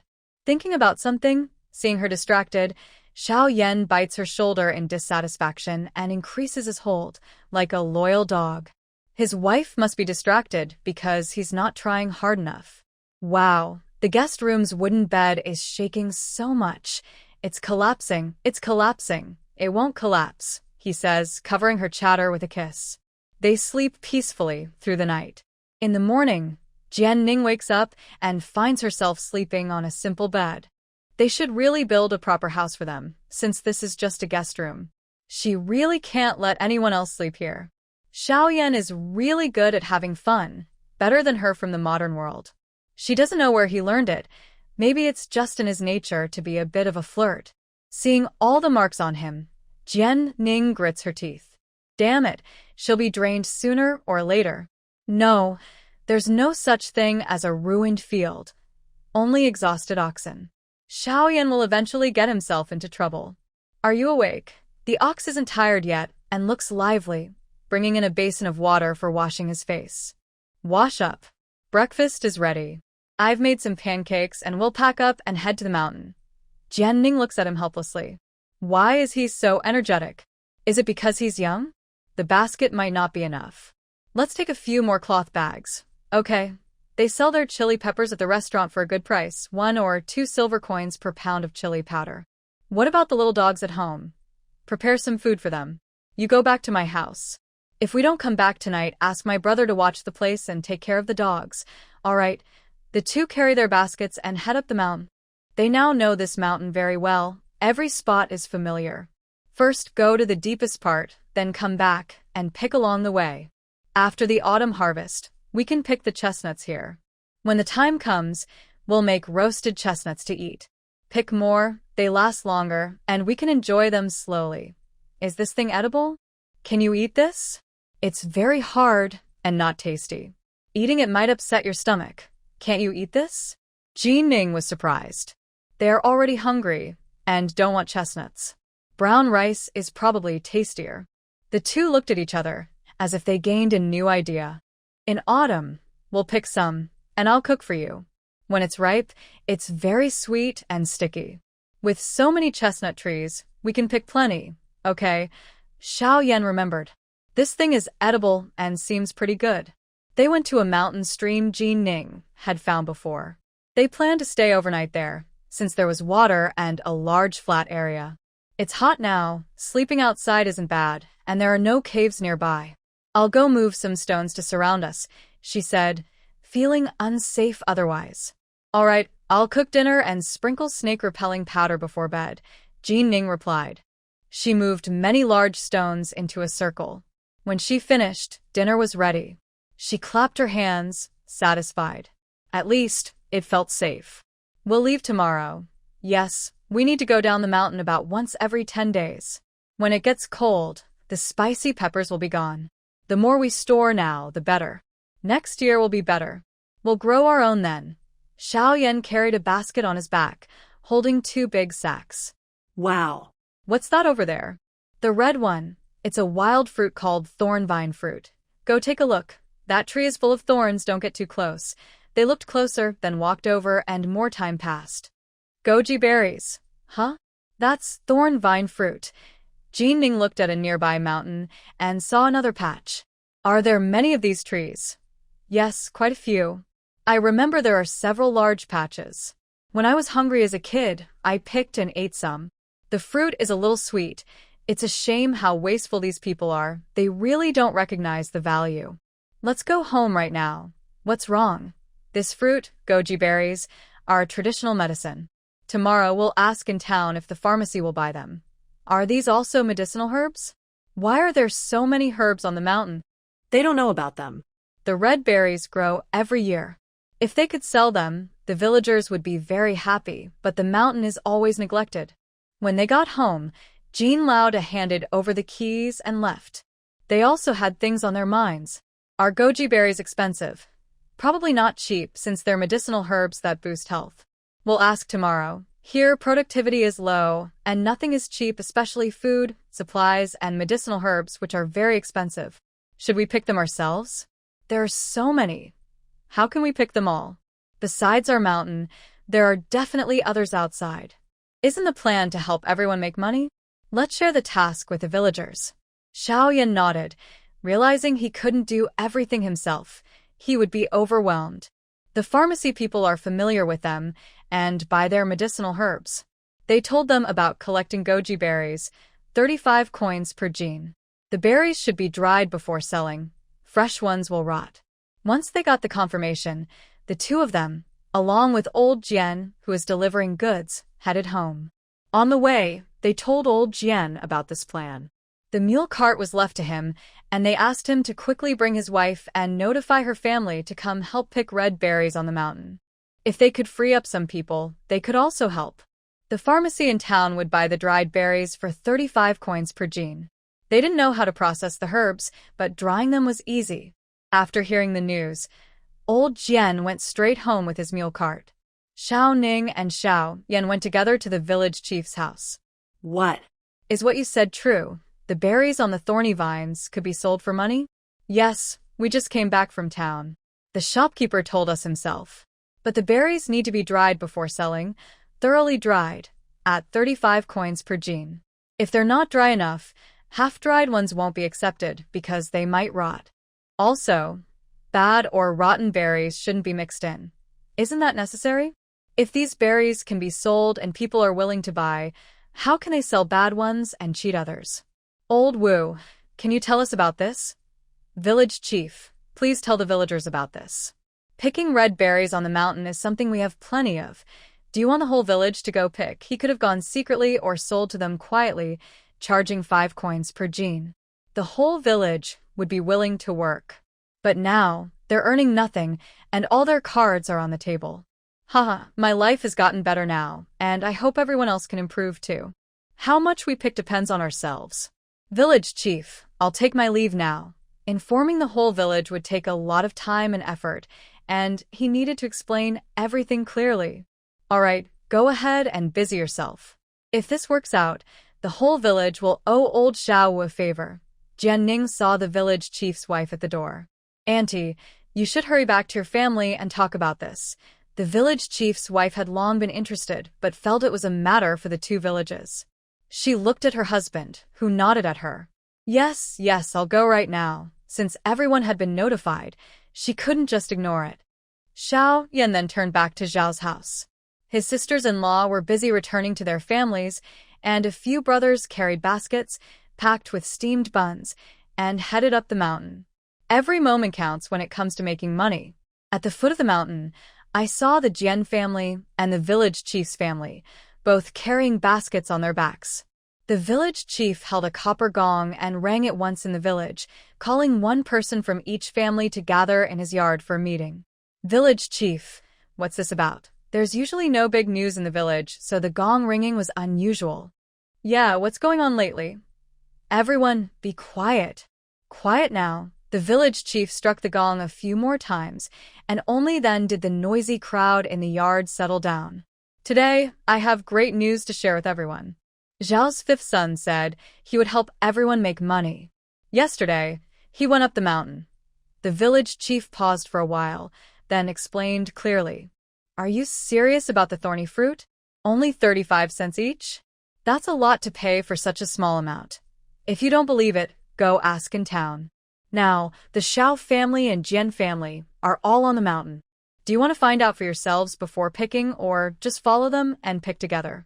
It doesn't matter. Anyway, he was definitely going to pick the fruit. Such a big deal. Zhao's fifth son wouldn't lie. He would definitely go and pick too. Zhao's fifth son wouldn't cheat his own family or the Yu family. This must be true. Everyone was excited, not wanting to say much. Time was precious. Up the mountain to pick the fruit. Everyone ran home quickly, without explaining, calling their family members, grabbing water, and rushing up the mountain. On the way, they explained as they went. Soon, the whole village of 2 baskets was bustling. Adults, children, men, women, old folks. Anyone who could move or walk was carrying a basket and heading up the mountain. The mountain was more lively than ever before. Jian Ning looked at her backyard, which had been empty before, but now was full of people. She was amazed at how eager everyone was to make money.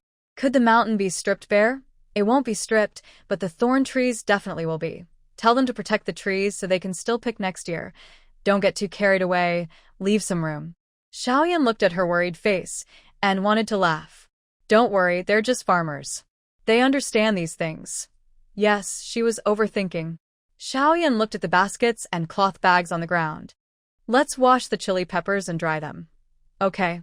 If we go up the mountain to pick peppers in the future, what will they do if they see us?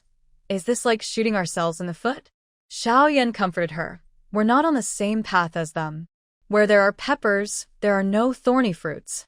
Even if they see us or get some from the pharmacy, no one will want them. Yes, that's right. They asked around, and the pharmacy didn't even know what those things were. They told them not to pick them, worried they might be poisonous. So, even if they are clever enough to pick the fruits, what does it matter?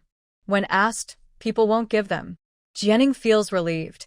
She can take them along, but if it affects her, she really can't do it. She is naturally selfish and indifferent, not because she's afraid of jealousy or trouble. She just doesn't care about these petty matters. Xiaoyan is washing chili beans by the well, and Jianing goes to get the large drying basket. The eldest in the Jian family is very busy, not only to inform several younger siblings and their mother's family, but also her maternal relatives, uncles, and aunts. It's not until sunset that she returns home. Even then, she doesn't dare stop for a moment or drink water. After giving instructions, she leaves immediately. She's truly exhausted. When she gets home, she finds many red fruits already drying in the yard. Her parents are quick. They picked so many. Are they coming? Did I say they wouldn't? I told you, they will all go to the mountain tomorrow to find red fruits. The old man nods, pleased. It's good that everyone's life is hard, and this business helps them earn a little money. Their daughter, Pangya, has brought benefits to the whole village. In the future, if anyone dares to speak badly about her daughter behind her back, she will make her wife give them a big slap. Although rural areas have inconvenient transportation, news spreads very quickly. Now, in our county and even outside the county, I hear no outsiders are allowed into the mountains. The thorny vines belong to our village, and people are even stationed at the mountain pass to block outsiders. In just 3 days, the news that the thorny fruits can make a lot of money has spread to everyone within 10 miles. Villages with trees and mountains have become the envy of others, especially those with many trees and mountains. Those without trees or mountains can only watch others earn money, feeling jealous but powerless. The fastest responders are those who went to pick in neighboring villages for a day or two, only to see their red fruits taken away. They are heartbroken. Why didn't they watch more carefully? Why did they let outsiders come into their village? The losses are huge, tens of dollars per pound. In just 4 days, 2 villages saw their trees completely stripped. Looking around, all that's left are bare tree trunks, with no trace of red anymore. Jianing really wants to give them a thumbs up. Their speed is incredible. She almost can't keep up. On the bright side, recently, no one has been going to the back mountain. The village chief has banned picking there. When new growth appears and matures, they will go again. By then, only one person from each family will be allowed to pick, to prevent chaos and fighting over a few fruits. Later, you go call my parents to discuss building the house. Tomorrow, they will come. The timing is good now. It's cold enough to move in, and both families need to work together. If we wait too long, it might be too late. The foreman still plans to find the same worker from last time because he's very reliable. Xiaoyan looked at the sky and said, "Okay, I will go now. Bowl. Wait for me to come back and wash." Jian Ning stood up, tidied up the dishes. Her parents could live nearby since she planned to raise rabbits next year. Their in-law's house could be built on the original foundation. Now, their yard was very spacious, on the other side of the village. Being close in the same village was enough. If they became neighbors, she might not be able to handle it later. Having one at each end, not interfering with each other, was quite good. "Girl, what's wrong just now?" she asked Xiaoyan along the way. The child was very secretive, not willing to say anything, only saying that fat girl had something to do with them. Recently, the child had been visiting them quite often, always with good reasons, so now hearing she was looking for them made them nervous. They had already taken enough advantage of her girl. If they took more, they would feel guilty. After all, they really couldn't help her with anything now. Mom and Dad, sit down. Jian Ning brought out freshly cut sweet melon and a basin of apricots. "Eat. They're chilled in the well," said Old Man Jian and the elderly lady. So they called them over to eat melon. How could fat girl be so thoughtful of them? "You also eat." Zheng Shi handed her a piece. "Girl, have you lost weight again?" Her eyes were full of concern. "Really? Really?" Jian Ning stood up and spun around. Recently, she felt she was at a bottleneck, thinking she hadn't lost weight in a long time. "It's true, you've lost weight," Xiaoyan confirmed. Jian Ning was even happier. She hadn't been dieting deliberately lately because she was losing weight too slowly and was a bit discouraged. The only thing she was firm about was walking for an hour and a half every day. She used to do that but still didn't lose weight. What made her lose weight? Same food, same exercise, same life. The only difference was the man in front of her. They used to be fake spouses, now they were real spouses. So, maybe nighttime activities could also help with weight loss?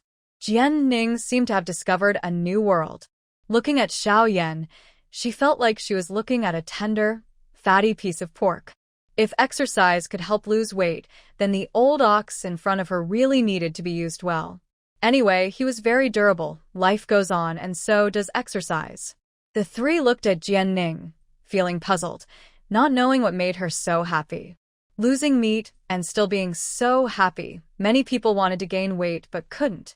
Xiaoyan felt that his wife's gaze was like that of a legendary wolf, green and intense, making him feel uneasy.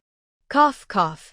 Jian Ning thought she might have been a bit too obvious just now, almost throwing herself on Xiaoyan. "Mom and Dad, I called you here to discuss building a house. The villagers are relatively free now, so before the autumn harvest, we should build it quickly. I told you don't build it, don't build it. You girl, why are you so disobedient?" Looking at Xiaoyan, she saw her silly daughter, who kept talking to her son-in-law about everything. "Why not build it? I already talked to Xiaoyan. We will build a house for you and your family, a house for old Zhao's family." "Mom, I really can't stand you suffering in winter. Think about it, I'm warm and cozy, but you? Your hands and feet are all frostbitten, and you're just lying on the bed suffering. I feel terrible inside. Our family can afford to build a house, so why suffer like this? Isn't that right? Everywhere hurts from the cold, but you keep pushing through." Why? "I don't care. If you won't build it, then I will let you live in my house." Xiaoyan.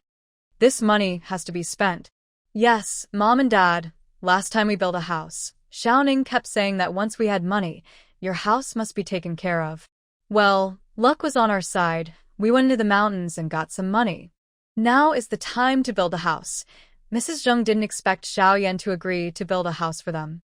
She was stunned for a moment. Old Jian thought carefully and gritted his teeth.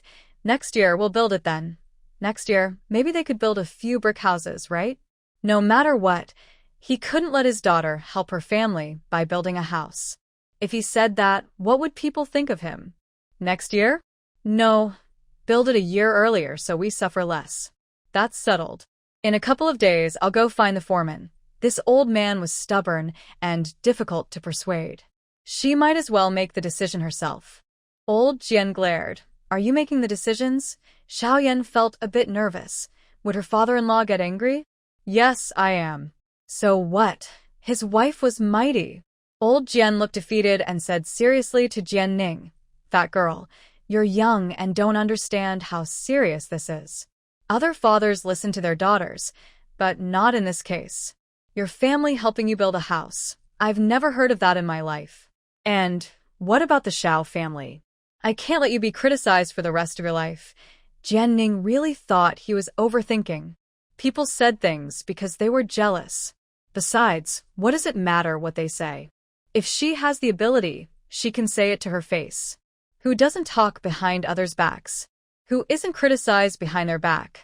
Life is for ourselves. Their words don't affect her eating or dressing. When her parents divorced before, she was criticized every day, called a burden. Back then, she cared too much about what others thought, exhausting herself. Now, she doesn't care. Dad, we can't just suffer because of what others say.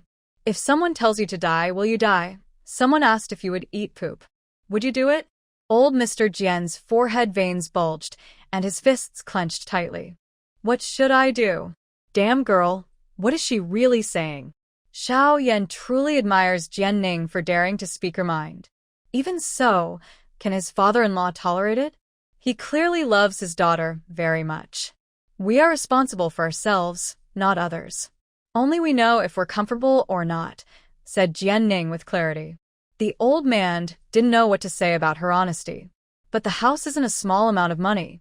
He's worried and uneasy. Father, I don't mean to build it just for you. The Shao family has one too. There's no need to think so much. Look at me. I dislike second sister-in-law and third sister-in-law, but they'll still live in the house we build. There's no need to suffer because of a few mean people. If they want to cause trouble, let them. Just treat it as a way to relax. I don't think as openly as you do, said the father. Mother and father, you should think more openly. In our village, who loves their daughter more than their parents? You love me. I respect you, isn't that right? Both families will have new houses. The villagers only envy us. No one will gossip. They even want to come work and earn money at our place. If anyone talks badly, tell me, and I'll fire them immediately. She refuses to do chores like serving bowls and food, and then having her bowls smashed afterward. She won't accept that. How do you plan to build it? Asked her daughter, knowing she's not very organized. It's better to ask clearly. Not the same as where I live now. You have many people, so you need to build several rooms, a water well, and a warm house. Father, do you find the toilet comfortable? Is it clean? Does it smell? Make yours just like it when the time comes. The elderly couple was stunned by her ability to build so much. She wants everything, good things, bigger than her own house. How can she be so ambitious? I don't want to build. I will stay in this house. It's fine. The old man immediately refused without hesitation. He thought she was crazy. Father, don't rush to refuse. Once the house is built, it can last for decades. Xiao Ning and I think, instead of adding on later when there's not enough space, it's better to do it all at once. Building a few more rooms doesn't cost much. Our family is not short of money either. You don't need to worry about the burden. You know how much money we have. We can really afford it. This is what Xiao Ning and I want. I don't think much about it. Both families can start together. The villagers will say that Xiao Yan is filial and treats both sets of parents equally, Jian Ning said, feeling that he should be the one to persuade. She's not good at talking. Old Mr. Jian remained silent. Mrs. Zheng wiped her tears, touched by her daughter's insight. It seemed her daughter's vision was pretty good. This son-in-law seems quite good. And parents, don't you want to live close to Xiao Ning? In the future, if she wants to see you, she can just step outside. This sentence really touched their hearts. Living so close, their daughter can come home for meals anytime. They can help wash clothes and clean the yard. When their daughter has a baby, they can take care of her during her confinement and help with the baby. The benefits are many. Now one lives at the end of the village, the other in the middle. Visiting a few times, they start to get annoyed by some gossiping women about why they keep visiting their daughter. Don't build so many rooms now. Just build a few first. When we have more money, we can add more slowly. All right, Dad, stop hesitating. It's such a small matter. Why are you nagging for so long? It's decided. Just remember to buy the land tomorrow. A grown man, hesitating, not his real father. She couldn't hold back anymore. She found such behavior the most annoying. Didn't her mother say nothing about this? Why is he so talkative? Old Mr. Jian was heartbroken after being disliked all night. His cotton-padded coat was always leaking wind. Didn't he just care about her? When the old man left, he hadn't decided how to build the house, only knew that his daughter told him to buy land quickly tomorrow. Wife, about this matter. Just listen to our daughter. She cares about us too. Xiao Wu is a good kid. Old Mrs. Zheng thought about her husband. In winter, his knees often hurt, and he couldn't sleep all night. She also felt sorry for him. Maybe that firewall thing could really help him feel better? And the children, which year don't they cry from the cold? Old Mr. Jian didn't say a word on the way, just sighed deeply. Their daughter was thoughtful, which made him feel tender. After managing the two most difficult people, Jian Ning felt very happy. Wife, earlier when Dad and Mom were here, why did they look at me like that? Were they thinking about something? Jian Ning, not as thick-skinned as him, blushed slightly and gave him a cute glare, making Xiao Yan's heart race. She threw down her bowl, ready to push him away, but Jian Ning pushed her back, stepping 10 steps away and sitting on the ground. Jian Ning was stunned. No, she swore she didn't push hard at all. Quickly go help her up. Are you hurt? I didn't mean to drop you. Xiao Yan felt like his wife's skin was a bit itchy. He picked her up firmly. Jian Ning was about to struggle, but then remembered that even a small struggle might be too much for him to handle, so she stayed still. More importantly, she wanted to try if exercising at night could help her lose weight. If it really worked, then Xiao would have to help her lose weight in the future. Such weight loss methods are really good, really good. To lose weight, Jianing was especially proactive and cooperative in the evening. Even when tired, she forced herself to keep going. Xiao Yan raised an eyebrow. His wife was just like him, enjoying the benefits and becoming addicted. He smiled proudly, thinking his skills were good and improving quickly. If he wasn't good enough, she wouldn't feel uncomfortable or become so addicted. After understanding this, Xiao Yan worked harder to make Jianing more comfortable and happier. Jianing looked at the perpetual motion machine on her body. Had he wound himself up? Was he tired? Not even a male dog could do better than him. As Jianing, exhausted, closed her eyes, she kept thinking about continuing tomorrow, 5 days in a row, to see how much she could lose. The person next to her probably had no problem, right? Surely no problem. Tomorrow, she would cook some soup to nourish him. After Xiao Yan helped her clean up, he took a shower himself, then pulled her into his arms and fell asleep. The next day, they invited the two elders from the old house to their home. Early in the morning, she heard her older brother say that their parents had gone to find the village chief to buy land. Jianing was very pleased. She liked listening to advice. Little sister, are you really going to build us a house?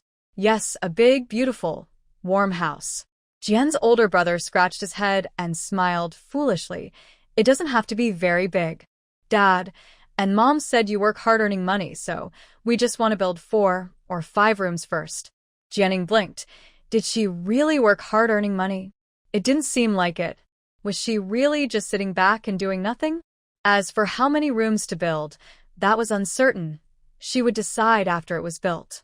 She was the boss, and the foreman only listened to her. Jian's older brother, riding a mule cart, was full of enthusiasm. Since his sister was helping them so much, if they didn't work harder, they deserved to be beaten by their parents. The old couple from the Xiao family was equally shocked when they heard their son and daughter-in-law planned to build a big brick house. How much money had their son and daughter-in-law earned? Their own house was just finished, buying a mule cart, and that was to build their house. Their second and third sons often complained in front of them about how unfilial they were, only caring about their own happiness. Look at their fifth son, so filial, and their daughter-in-law, too, was good. Our house is still fine. When it can't be lived in anymore in a few years, we'll build a new one, they thought. They really believed that building now was too much. 2 children were too heavy a burden. How could they spend all the money they had? Dad, do you really think that house can still be lived in for a few more years? I'm not joking, I could knock it down with one punch. Do you believe that? Old man Xiao. He believed it. How could he not? She could lift 2 grown men with one hand. Their dilapidated house was barely standing. Could it withstand her? He looked at his daughter-in-law, unsure of what to say. Father, Mother, I know what you're worried about. Rest assured, since we said we would build you a house, we can really do it. We have saved enough money, so don't worry. How did you come here? With so much money, how did you prepare so quickly? Why don't you trust us? Really, not only do we want to build a house for you, but also for my father-in-law's family. Our plan is to build both houses before it gets cold. Xiaoning cares about you and worries you'll be cold. She asked the doctor, and he said it's because of long-term exposure to cold. Our house is damp in summer and almost like a freezer in winter. We can't just stay on the Kong all the time. So, let's build the houses now while we can. Xiao Yan spoke passionately, making the old couple tear up. Their son is truly filial. And their daughter-in-law now. They hardly recognize her. But old 5, I need to tell you something. We have now separated the family. If you build us a house, it won't be your share anymore. You 2 will lose out big time. Thinking about the 2 troublemakers at home, he said, forget it. You have money, keep it yourself. Xiaoning, if you want to build for the Jian family, go ahead. We won't build anymore. Everyone in the Jian family, even the 3-year-old children, knows that the best things belong to the younger sister-in-law.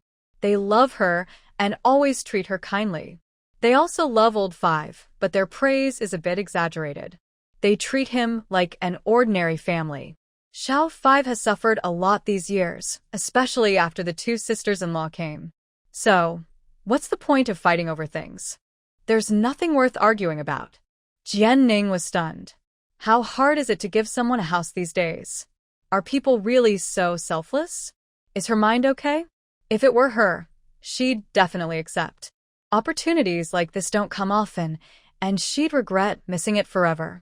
She looked at Xiao Yan, clearly implying, your own parents, you handle it yourself. Xiao Yan, seeing his wife wanting to wash her hands of the matter, felt itchy and wanted to ruffle her hair. Father, Mother, have you thought about this? If we build a house for my father-in-law but not for you, what will the villagers say about us? Will we still have face? Did I, Xiao Yan, marry into the Jian family? Living in a warm, spacious house while my own parents suffer hunger and cold. Can I accept that? You're really hurting my heart. Buddy, this medicine is quite strong. Look at Grandma, she's already wiping tears. Look at Grandpa, he's trying not to cry, his hands are shaking. My son has no other idea. He just wants to show respect to you. When he's well, he will help support his brothers. Seeing his little nephew and niece cold makes my heart uncomfortable. As for dividing the property, I don't really mind. Dad, I now have my own house, big enough for me and Xiaoning to live in. The house you built belongs to you. The old man was so moved he almost cried, wishing there were other women nearby so he could hug his son and cry. How can he be so filial? How did he have such a capable and filial son? I understand this matter. Let me think carefully with your mother. Don't think about it anymore, Dad. Your father-in-law and mother-in-law have already agreed. What else is there to refuse? Let's go home and quickly build a shelter, or stay in that broken house I used before for a short time. The old house will be torn down in a few days. So soon? Not so fast, but we can't stay in the cold. It's settled then. You all go back and discuss quickly where to live when building the house. Let's start preparing today. No one can say they will live in his house when building the new one. He and his wife are happily married and don't want anyone to disturb them, not even his parents. If they all live together, there will be conflicts, and he will suffer both inside and out. Such foolish things must not happen, especially with 2 troublemakers at home.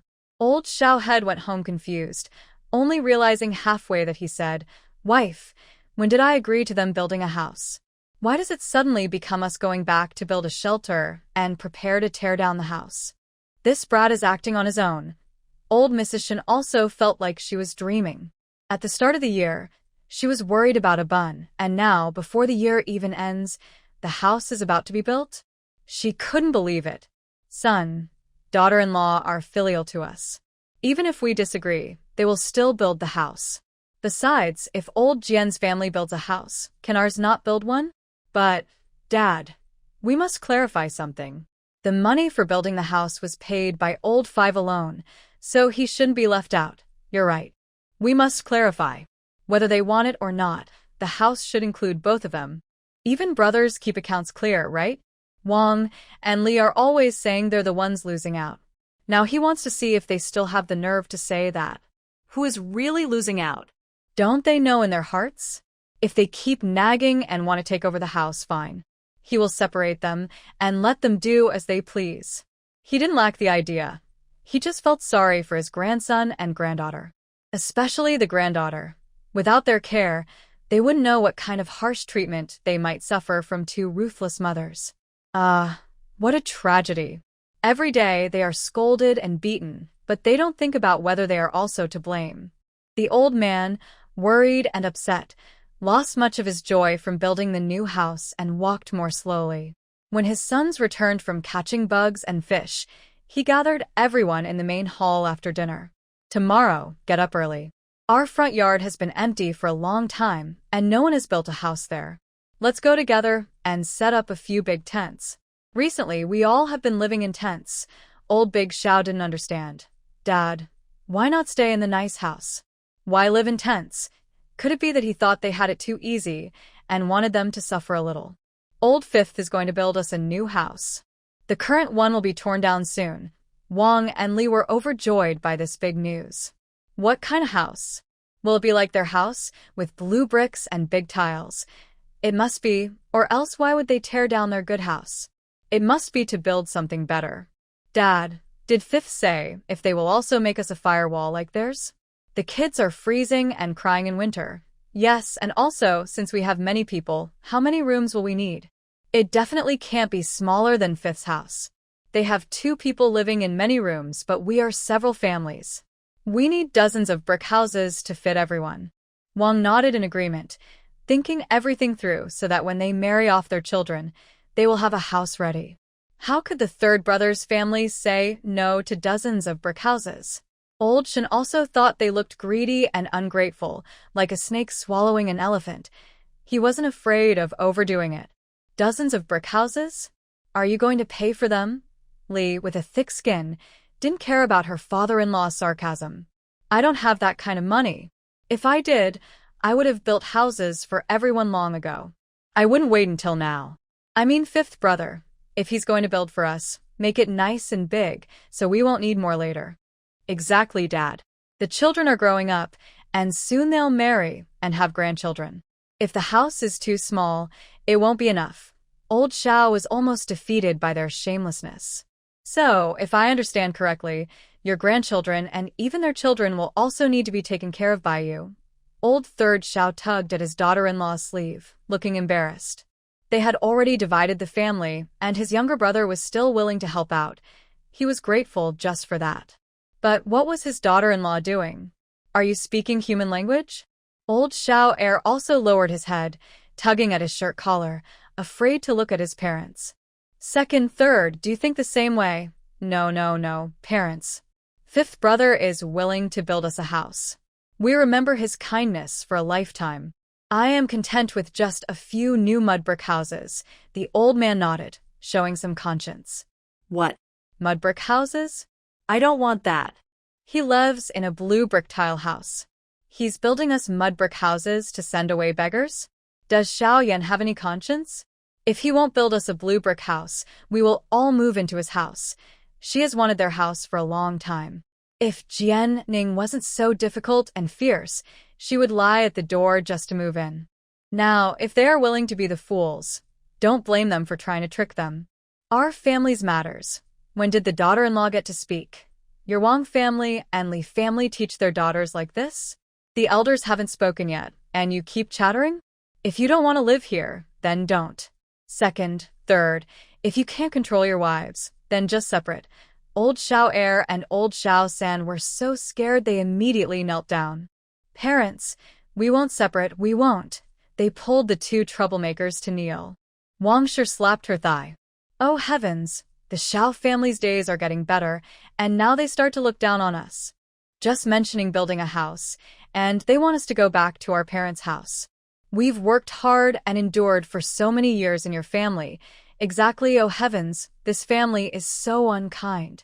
Xiao San, if you dare to leave me, I will rush to your door and haunt your whole family even after death. The old man's forehead veins bulged with anger. What is all this? When did he say he would leave them? It's not him, but their greed and unreasonable behavior that caused trouble. Shouldn't the two sons manage them?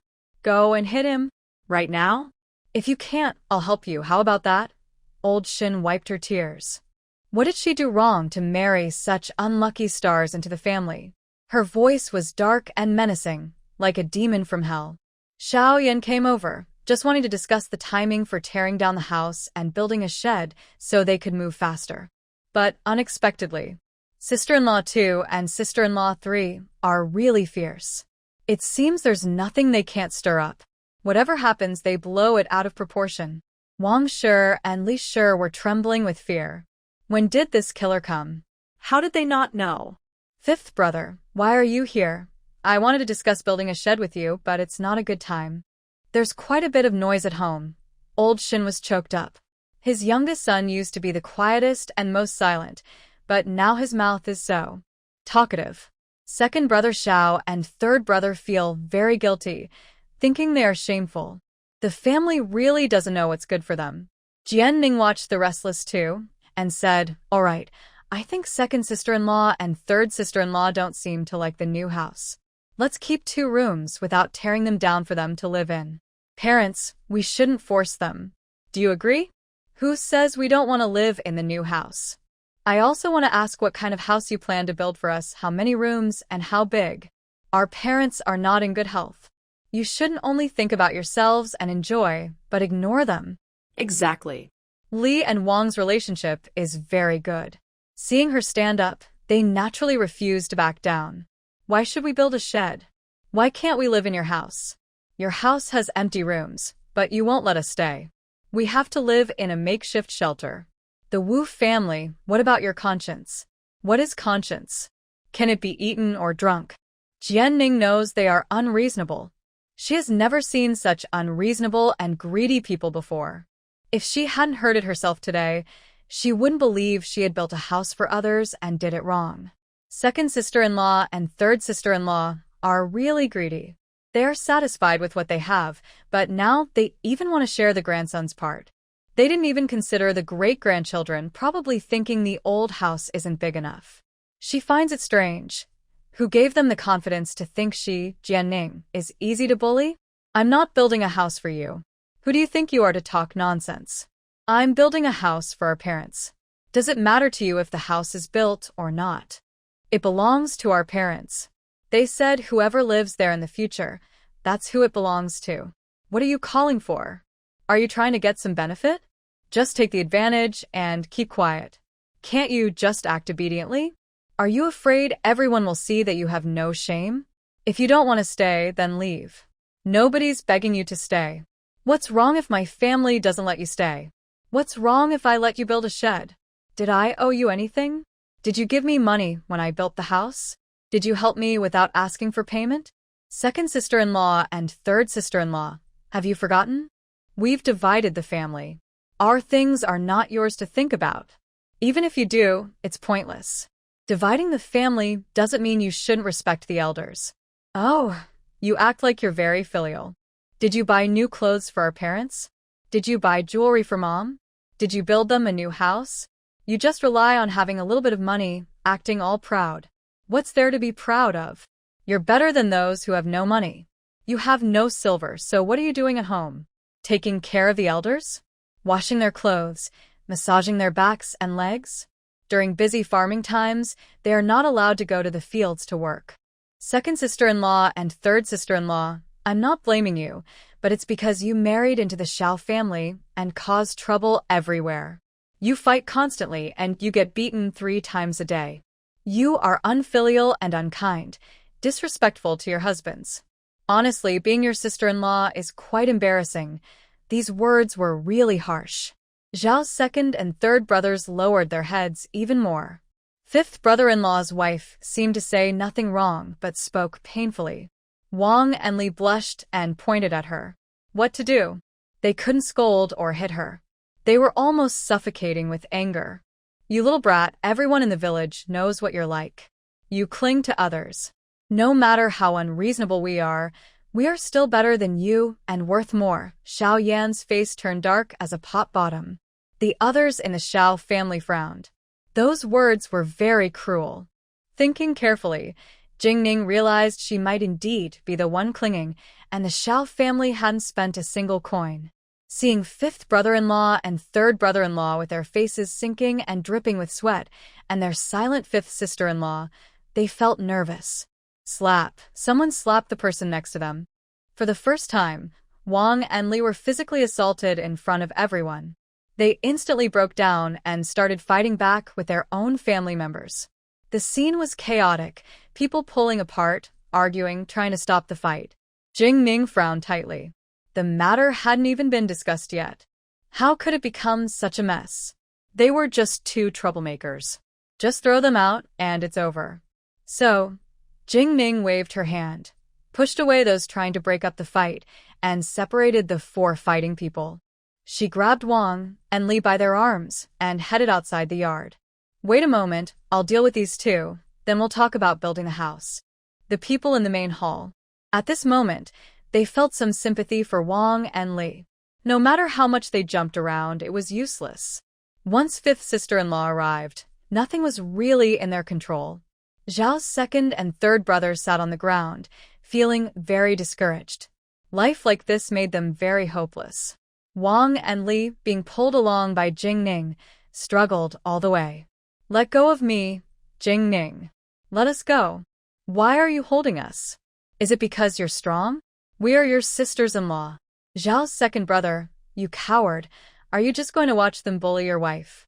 If you keep arguing, I swear I'll tear out your tongue. They struggled, but Jingning felt nothing from their tiny strength. Wang and Li immediately shut up. This fierce woman really meant what she said. They couldn't lose their tongues. Put us down. We are your sisters-in-law. I don't accept it. You're just a pile of trash, Mr. Wang and Mrs. Li. Following behind was Xiao Yan. Not wanting to be disturbed during their talk, Jianning kept them at a distance. After leaving the hospital gate, they walked for a quarter of an hour and ended up on Old Zhao's field ridge.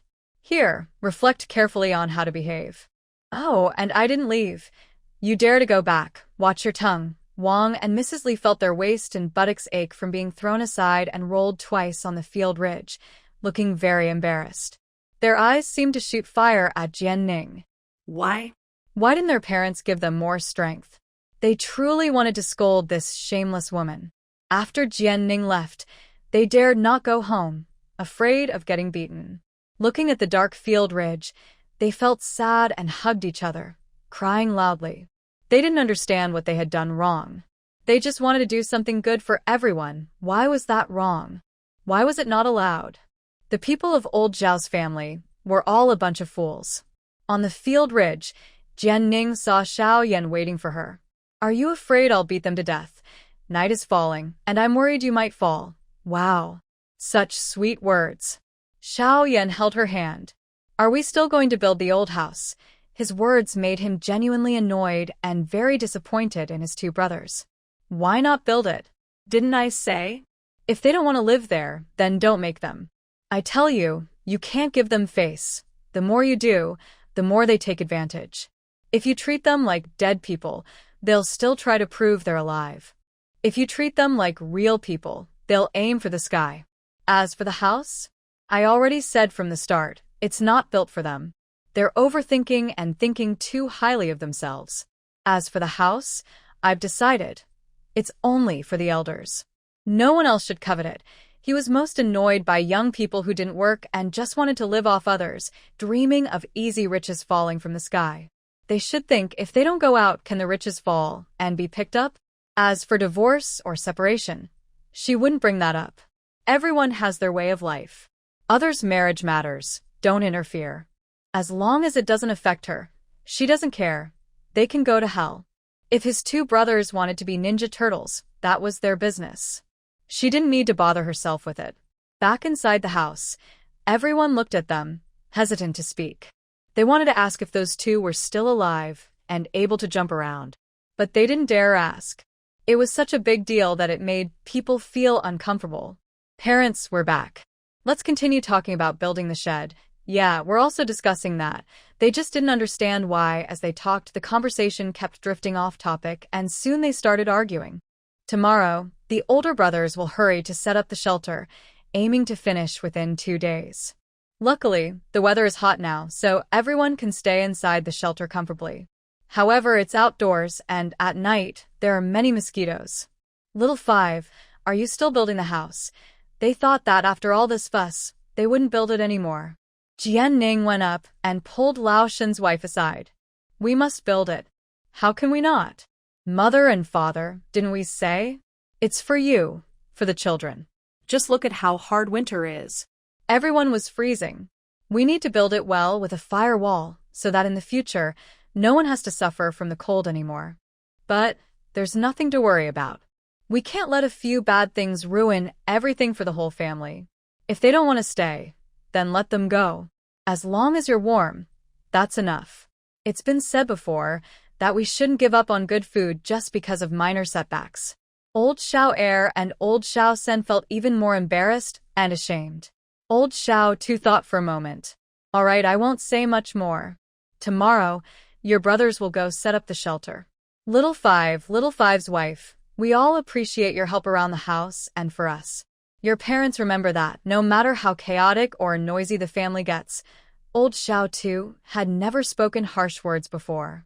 Now he looked serious at Xiao Er and Xiao San. San, I know you're quiet and honest. But sometimes, honesty doesn't mean you can't tell good from bad, and it's not weakness. I believe you and your wife know what's going on. Just spoiling and coddling isn't right. If the house keeps being noisy every day, how can we go on? Xiao Er and Xiao San felt like they wanted to find a crack in the ground to hide. Their father's words made them feel ashamed. They only ever try to smooth things over and indulge, but they really can't control their wives. Because of them, the house is full of chaos. Both of them knelt down together. Father, mother, we are unfilial. Jianning looked at them and felt no sympathy at all. If it were her son, he would have been kicked out long ago. A grown man, constantly being bossed around by a quarrelsome woman. What a waste of good flesh. Wang Shi and Li Shi were typical of people who are mean and cowardly, bullying the weak and fearing the strong. The more you hit them, the more obedient they become. 1 beating isn't enough. 2, 3, until they submit. She doesn't support domestic violence and strongly dislikes men who beat women, but she also dislikes women who act foolishly. When it comes to matters, using whatever means necessary, it's wrong to think a woman's weakness makes her right. At least, she doesn't buy into that. Shun's wife saw her 2 sons like this and felt very upset. If those 2 daughters-in-law weren't so unreasonable, the old man wouldn't have said such things. If things really can't go on, maybe you should split up. Our parents are getting old and causing trouble every day. We really can't handle it anymore. Old second, old third, and the family were all shocked. After old fifth, is the family going to split again? If our parents don't split the family, last time they divided old fifth because they saw the whole family might starve if they didn't. It was a desperate move. Parents, we won't split the family. Don't worry, we'll try to manage everything at home and do our best. Both of them clenched their fists. They realized that neither of the troublemakers was afraid of anyone, only old fifth's wife. Why? Because she was fierce and tough, not giving in to them, and she could be very harsh. If they really didn't calm down, they would look at each other and tighten their fists.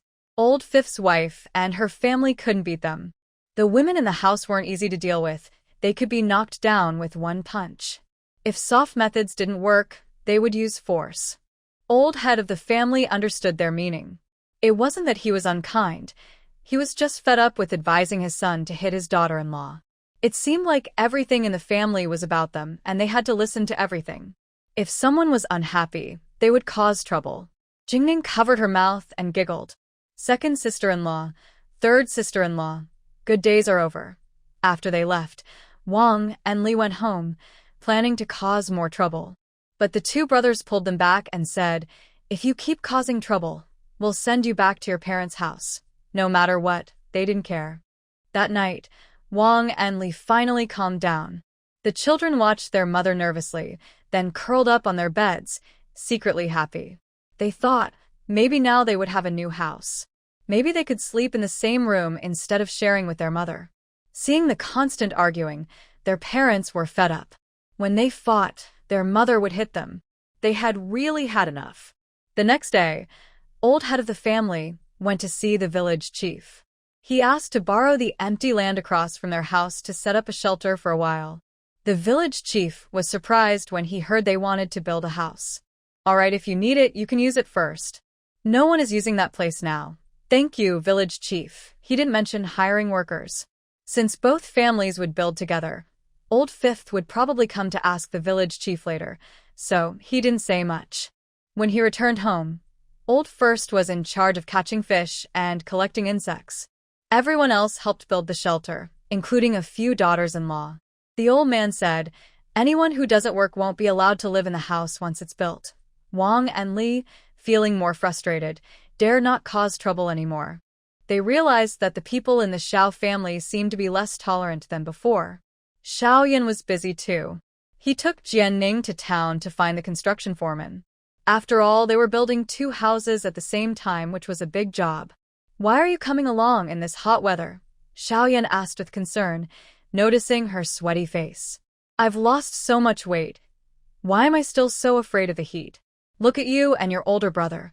Your faces are a bit red," Jianning said, puzzled. She felt like a sweat basket. She really missed air conditioning. Actually, summer here isn't that hot. The nights are cool, and many people sleep under a light blanket. Xiaoyan worried about her health.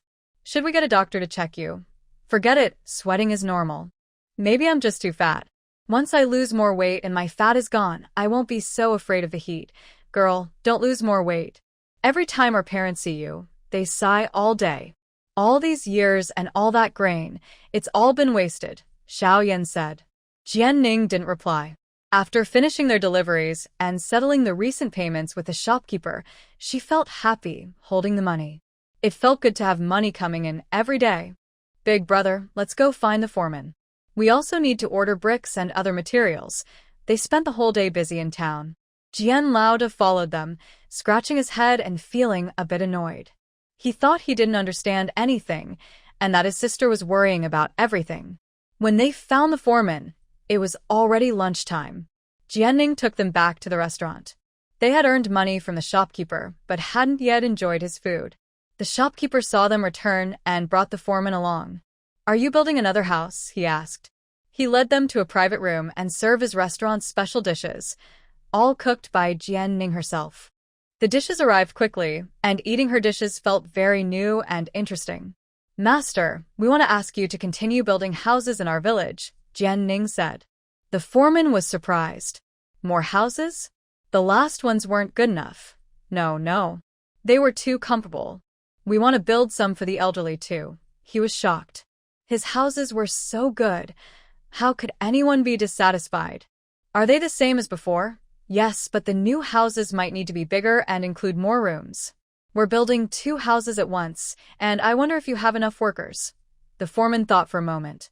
The new houses would be bigger than before. This was a big business, and he definitely wanted to take it. With these 3 houses, he could have a good year. "All right, no problem. I'll go call the workers. There is one point. The rough workers still need to find people. Of course, I don't know when you can start construction there. I want to prepare early." The foreman thought for a moment. He didn't have enough workers and needed to borrow a few from other master craftsmen. "Can it be done in 5 days?" "Yes, of course." How could it not be? The goods they ordered will arrive in a few days, and the house at home hasn't been torn down yet. After demolition, the broken mud bricks also need to be cleared. The rough workers haven't been hired yet, and there are many things to do. Then 5 days. "Master, will we wait for you in the village?" "All right, see you in 5 days." The foreman clasped his hands in greeting. These two men are really capable. Not only did he treat them to a big meal, but they also secured two big projects. After saying goodbye to the foreman, a few people drove mules to place orders everywhere. With the experience from building the house last time, Xiaoyan knew exactly what was needed and where to order it. After finishing all the work, the three of them hurried back to the village with a mule cart, stopping by Zhao's house for a meal. After eating, they quickly went to see the village chief. When construction starts, we probably won't have much to do, Xiaoyan comforted her. Yes, once it started, we just need to give the money, she replied. Xiaoyan was at a loss for words. He really didn't know how to respond to that. Village chief, you're here? Come in and sit. Recently, because of the thorny fruit, every household in the village earned some silver. When the new fruit grows, they can earn again. The village chief now saw them as walking treasure chests of gold. Oh, you came. What are you bringing? Take it back later, he said, looking at the two packages of snacks on the table. They are fellow villagers. Such precious things. How could he accept them? The village chief's wife hurriedly served each of them a bowl of hot tea. She was grateful to Jianning because her reminder helped her family earn the first batch of silver. Is there something you want to ask me? The village chief knew they didn't come just to chat. Well, my family and the Yu family are planning to build houses. We want the village chief to help find some rough workers. The number is twice as many as last time because both families are starting construction together. You want to build houses for Jian's family and Lao Zhao's family? The village chief looked at them in shock. He knew Lao Zhao's family was also going to build a house, but he thought it was just a mud brick house. Their previous house was really too dilapidated. Every winter, he was afraid it would collapse, and the whole family might be crushed. It turned out that the son was helping to build a good house. They wanted the same number of rough workers as before, meaning the houses would be built the same way. Wow, these two are so impressive, quietly accomplishing one big thing after another. They rarely went out, mostly staying at home. What exactly were they doing? Making silver? Whose family can earn money so quickly, building one brick house after another? These two families are truly lucky. Their sons are filial, and their daughters-in-law are just as respectful. The whole family is enjoying their good fortune. When will the work start? In 5 days. These days, we should trouble the village head to help us select workers, and the wages will be the same as last time. Same wages as before. Every man is willing to work. Last time, everyone was competing fiercely, and in the end, they chose by drawing lots. All right, I'll pick the workers tomorrow. Before we start, I'll make sure to confirm the people. This time, the pay is doubled, so more people have a chance. Wow. This year, because of old Wu Xiao, they've earned a lot more silver. These two are really lucky for their village. After discussing business, they said goodbye and left. As for the 2 packs of snacks, the village head didn't take them no matter how much they offered. Just joking, when giving gifts, there's no reason to take them back. After they left, the village head's wife opened the 2 packs of snacks, 1 osmanthus cake and 1 sesame candy. She looked at her husband and didn't dare touch the snacks. Each pack was worth at least half a tael of silver. These 2 kids were so generous. Well, keep it.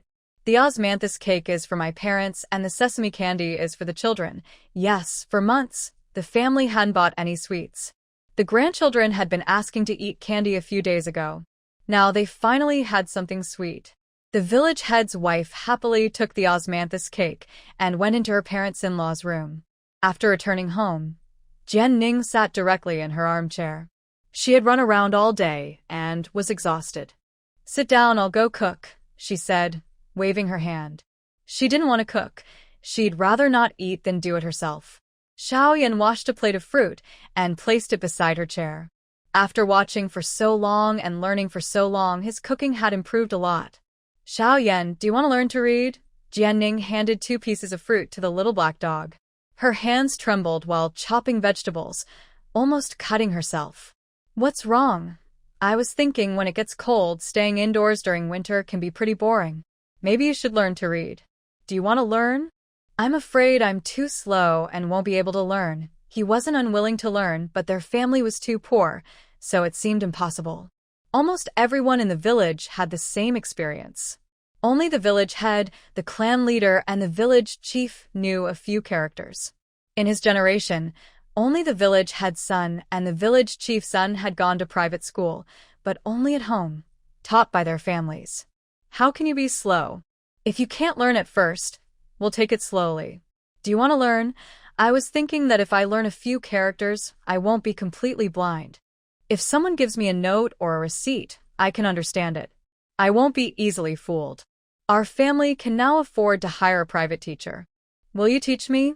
Jian Ning asked. How can she teach? Should she start with pinyin? Or simple drawings? She often writes stories in her notebook, but the shopkeeper has laughed at her many times because of all the mistakes and missing parts. You want me to teach you? Didn't the shopkeeper say, I make many mistakes in my stories? Yes, I want you to teach me. Or maybe we can buy books and learn together. That sounds good. In ancient times, they would write in traditional characters, so she should learn properly. Chung, one day you can bring your storybook, and we'll buy some books, brushes, ink, and paper. Let's start with a 1,000-character classic. Okay, Xiao Yan replied softly. He felt very excited inside. Every time he saw his wife writing, he couldn't help but feel jealous and a little insecure. His wife was so wonderful. He promised to work hard and learn well. What should we eat tonight? Shredded meat noodles. Last time you made them and they were delicious. Eating noodles is fine. People here seem to prefer this kind of food more. Old Zhao's family. The shelter isn't built yet. It must be finished by tomorrow morning. We'll move in during the afternoon. Xiao Wu said that in 5 days, the city craftsmen will come to work. We have 4 days to dismantle and tidy up the house. Everyone else nodded. It's tiring, but they can handle it. All right, Dad. Our house is being built by city workers too. Old Xiao asked simply. City workers are so expensive. Xiao Wu is too kind to us. Yes, Xiao Wu said so. Big brother, when a house is built, you can handle catching fish and insects. You and your brothers must help at the construction site. And your family too. Anyone who slacks off will be asked to leave. Okay, they all agreed. They couldn't afford to slack off on their own work. Mrs. Wang and Mrs. Li rolled their eyes. They wondered why these two old folks still insisted on finding workers. Whoever wants to work will do so. They would surely find chances to slack off. Big brother and his wife, holding their clothes, were overjoyed. Finally, the family could build a new house. The children wouldn't have to suffer from the cold anymore. They would remember the kindness of their fifth brother and his wife for a lifetime. Wah wah wah. Give me. This is mine. Fifth aunt gave it to me. Second brother, go see what's going on at your house. Mrs. Wang also stood up. That stubborn girl really can't go a moment without causing trouble. She should take good care of her younger brother. What is she doing? When second brother Xiao went out, he saw his daughter bleeding from her ear, blood dripping down her neck. What's wrong? Why is your ear bleeding? Wang Kai took my earring. It was given to me by Aunt Wu. He said he wanted to take it to sell and buy candy. Pan Di cried as she complained to second brother Xiao. Despite her ear hurting, she didn't care much. Mother keeps watching her silver lily earrings every day. Several times she wanted her to take them off, but she refused. Usually, she never dared to take them off, but she didn't expect her brother to tear her ear apart. Once her mother got the silver lily earrings, she knew she wouldn't get them back. In the end, she couldn't protect her most valuable possession. Her aunt was better. She gave the earrings to sister Ju Hua to keep safe, saying they would be her dowry in the future. Wah. She wouldn't have a dowry when she got married. Wah. Pan Di cried uncontrollably. Second brother Xiao helped her bandage her wound. Mrs. Wang watched coldly, sneering. Ungrateful wolf, your brother wouldn't even give you an earring. If he wants it, it's to save face. Didn't I tell you before? You should give in to your brother.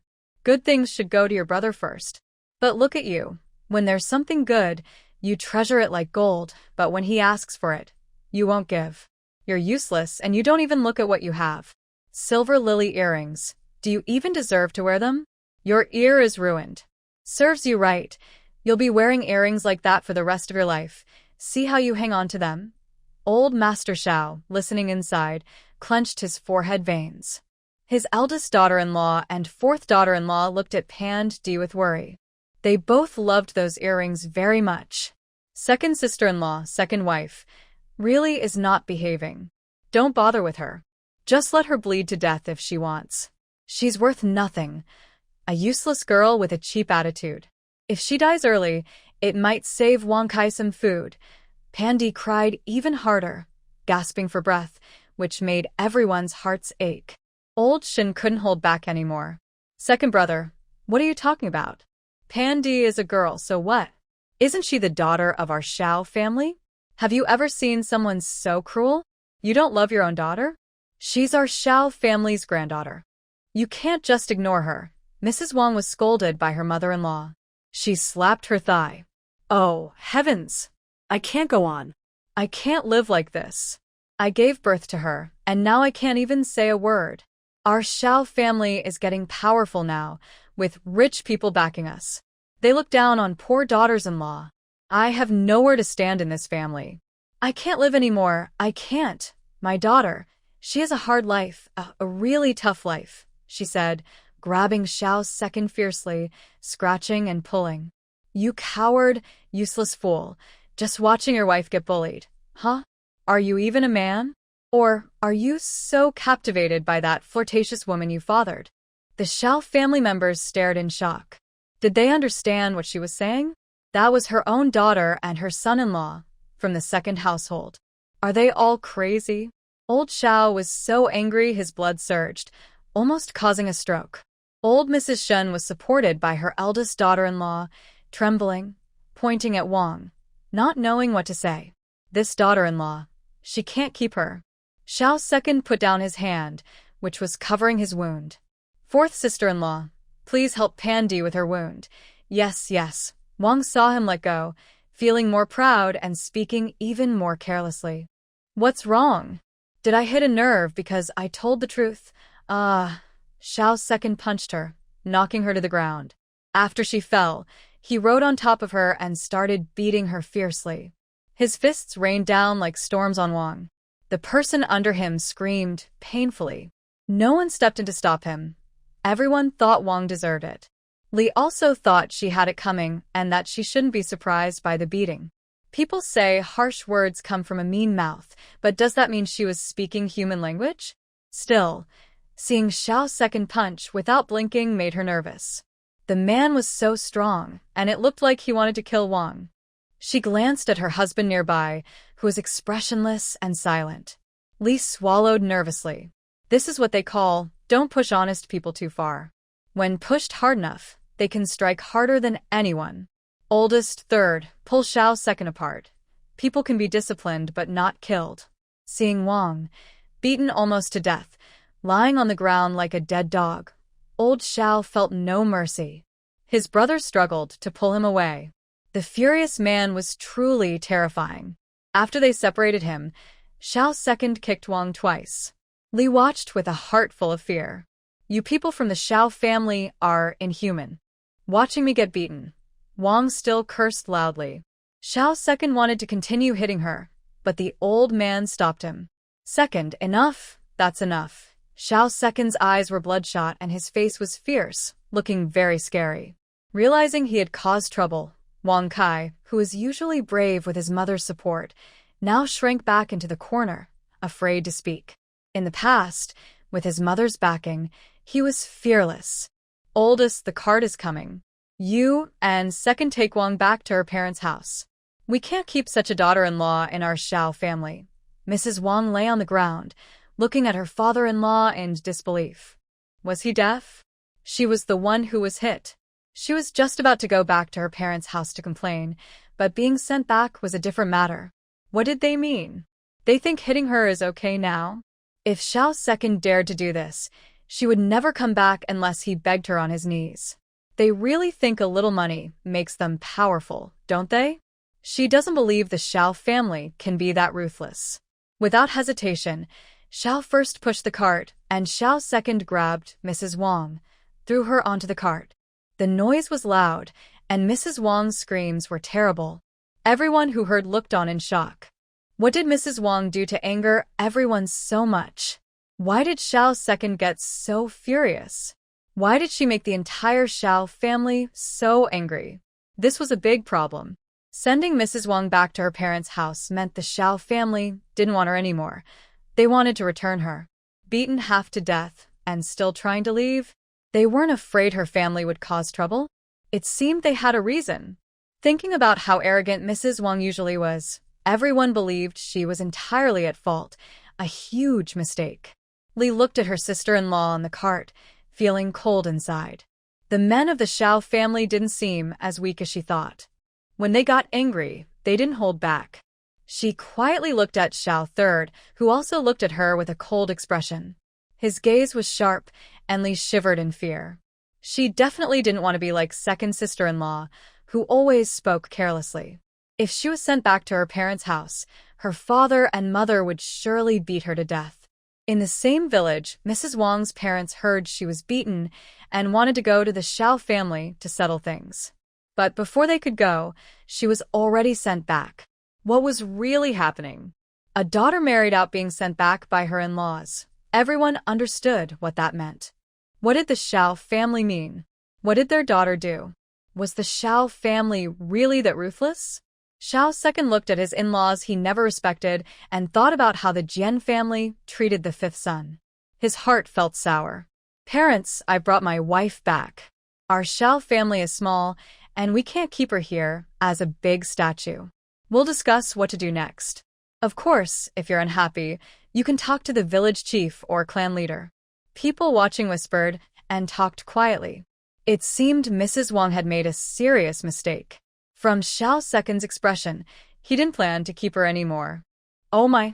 Was Xiao Second planning to divorce or abandon her? Mrs. Wang lay on the cart, in pain and feeling hopeless.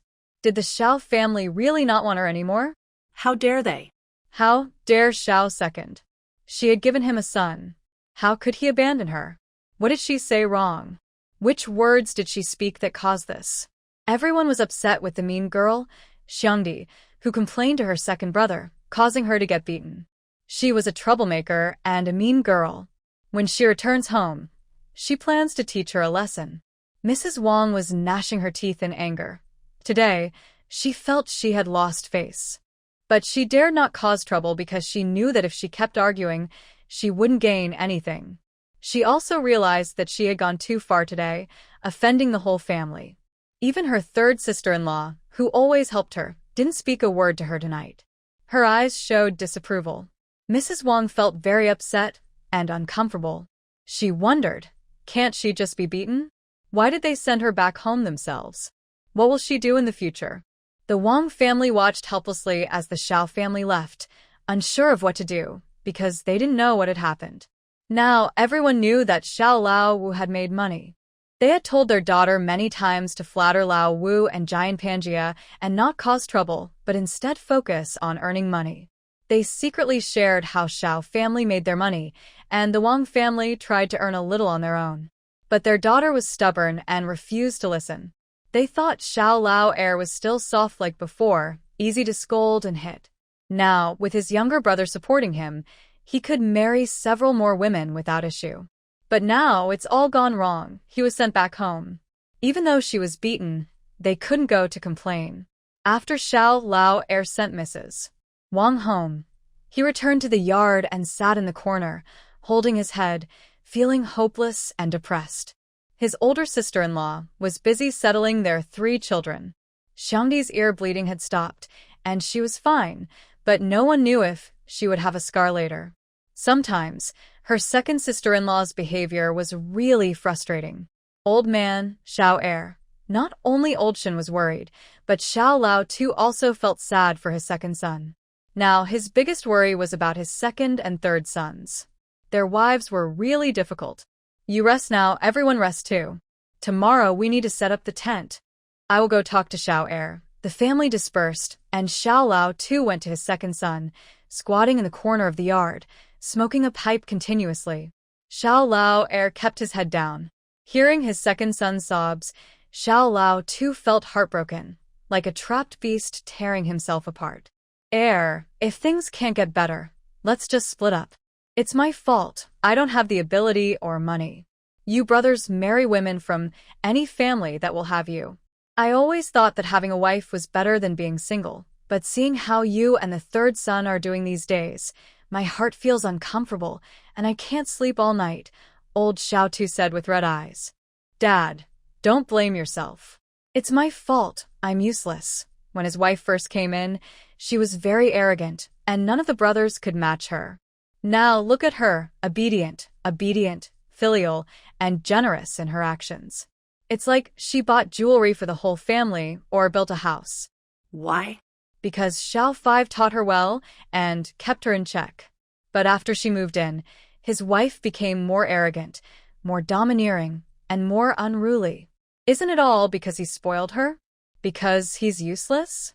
Now is not the time to argue about who is right or wrong. It's time to solve the problem. Second son, what do you plan to do about your wife? Dad, I want to divorce her. If I can't, then split the family. I can't let her keep causing trouble for you all. She belongs to him. He can't get rid of her. No matter how hard it is, he accepts it. Parents, they are old and shouldn't suffer anymore. Old Xiao patted his shoulder. Don't say such foolish things. I think Old Five's wife has a saying that suits you and the third son. Xiao Tu looked at his father in confusion. Sometimes some people are just afraid of the strong and bully the weak. If you're strong, they'll be weak. From what I see, your wife and the third son's wife are quite like what Old Five's wife described. When they see Old Five's wife, they dare not speak. Even if they scold or hit her, they don't dare to say a word. Xiao Tu fell silent. He somewhat agreed with his father, because he had also noticed this. If she gets arrogant later, I will hit her, said Xiao Old Head with satisfaction. You can't just hit her randomly. If she makes mistakes, you have to correct her. We can't let others think they can challenge our family, right? That's right, Xiao Tu replied. Wang Shi should stay at her parents' house for now. If her family doesn't come to apologize and she refuses to kneel and admit her mistake, then she won't be allowed into our Xiao family anymore. I'll listen to you, Dad. You and the third son get along well. When you have time, guide him. Some people, it's not that you treat them well. They'll be grateful. I understand. After discussing with his father, Xiao Tu's gloom lifted, and he felt much happier. Go to bed early. Tomorrow, we'll set up the shed and move. Finish building the house quickly, so that those who look down on us can see that our Xiao family is rising. Yes, I will listen to Dad, Xiao Tu said happily. Old Xiao was very pleased with his second son's reaction. Are you chatting? Yes, Xiao Tu is fine now, don't worry, said Old Shen. She looked at him, still feeling a bit distrustful. She saw how Xiao Tu looked just now and felt heartache, as if she was being pricked by needles. Really, he's fine now. I told her that women shouldn't be spoiled. His wife is like this because she is spoiled. She doesn't listen, just raises her fists, and after a few hits, she'll be obedient. Old Mr. Shen looked at his wife in shock. That's what he would say. He always says, a harmonious family brings prosperity. We just have to endure when needed. Don't look at me. My daughter-in-law Xiao Wu learned that. Shen's wife was speechless. Is it really okay to teach children this way? All right, time to sleep. We've been busy these days, and we can't fall behind. I've thought about it. In the past, we just wanted to get by. But now they're getting more and more spoiled. When the time comes, we have to be firm. Look, our son has things to do for the Yu family, but they don't dare to do the same for us. Why? Because we can't protect them. Their daughters-in-law don't agree with us and are turning away from us. Old Mr. Shen sighed. He knew this well. His daughters-in-law think they are useless, but what can he do? Mr. Jian can manage the whole family, but they can't. The Jian family treats Jian Pengya as a treasure, but they can't do that. So, the fifth daughter-in-law favors her own side, and she can't even complain about it. And Xiaoning isn't bad to them either. Sigh, changing hearts with hearts. She sees that Xiaowu is now very close to the Jian family.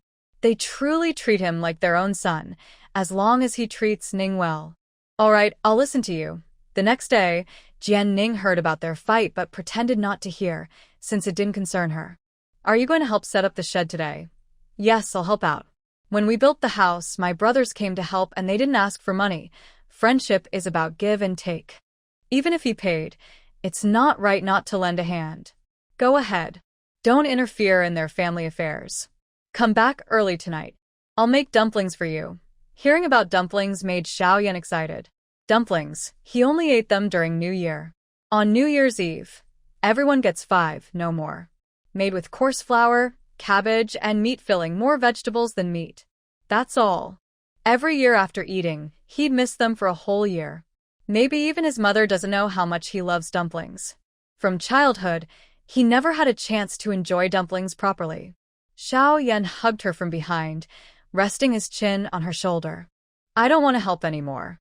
I want to stay home and make dumplings with you. So, men can be unpredictable, right? That's fine. When we build the house, you can help then. It's the same. Xiaoyan felt that Jianning truly spoiled him. Besides in bed, she basically agrees with everything he says.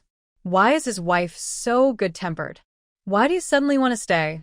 Xiaoyan told her the story of making dumplings. Jianning felt truly sorry. Oh my, how sad for the child. She couldn't even get to eat a few dumplings. Compared to that, her childhood was so much better.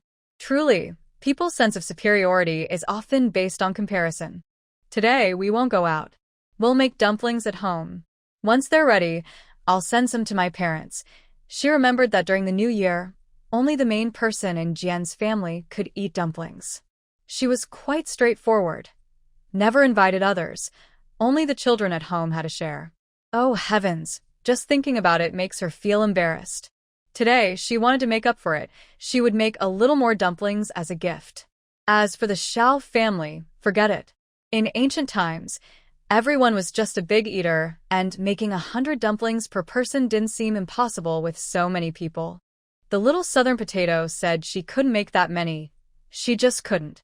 Today, we'll make enough for us and my parents. You guys don't need to send any more, she said.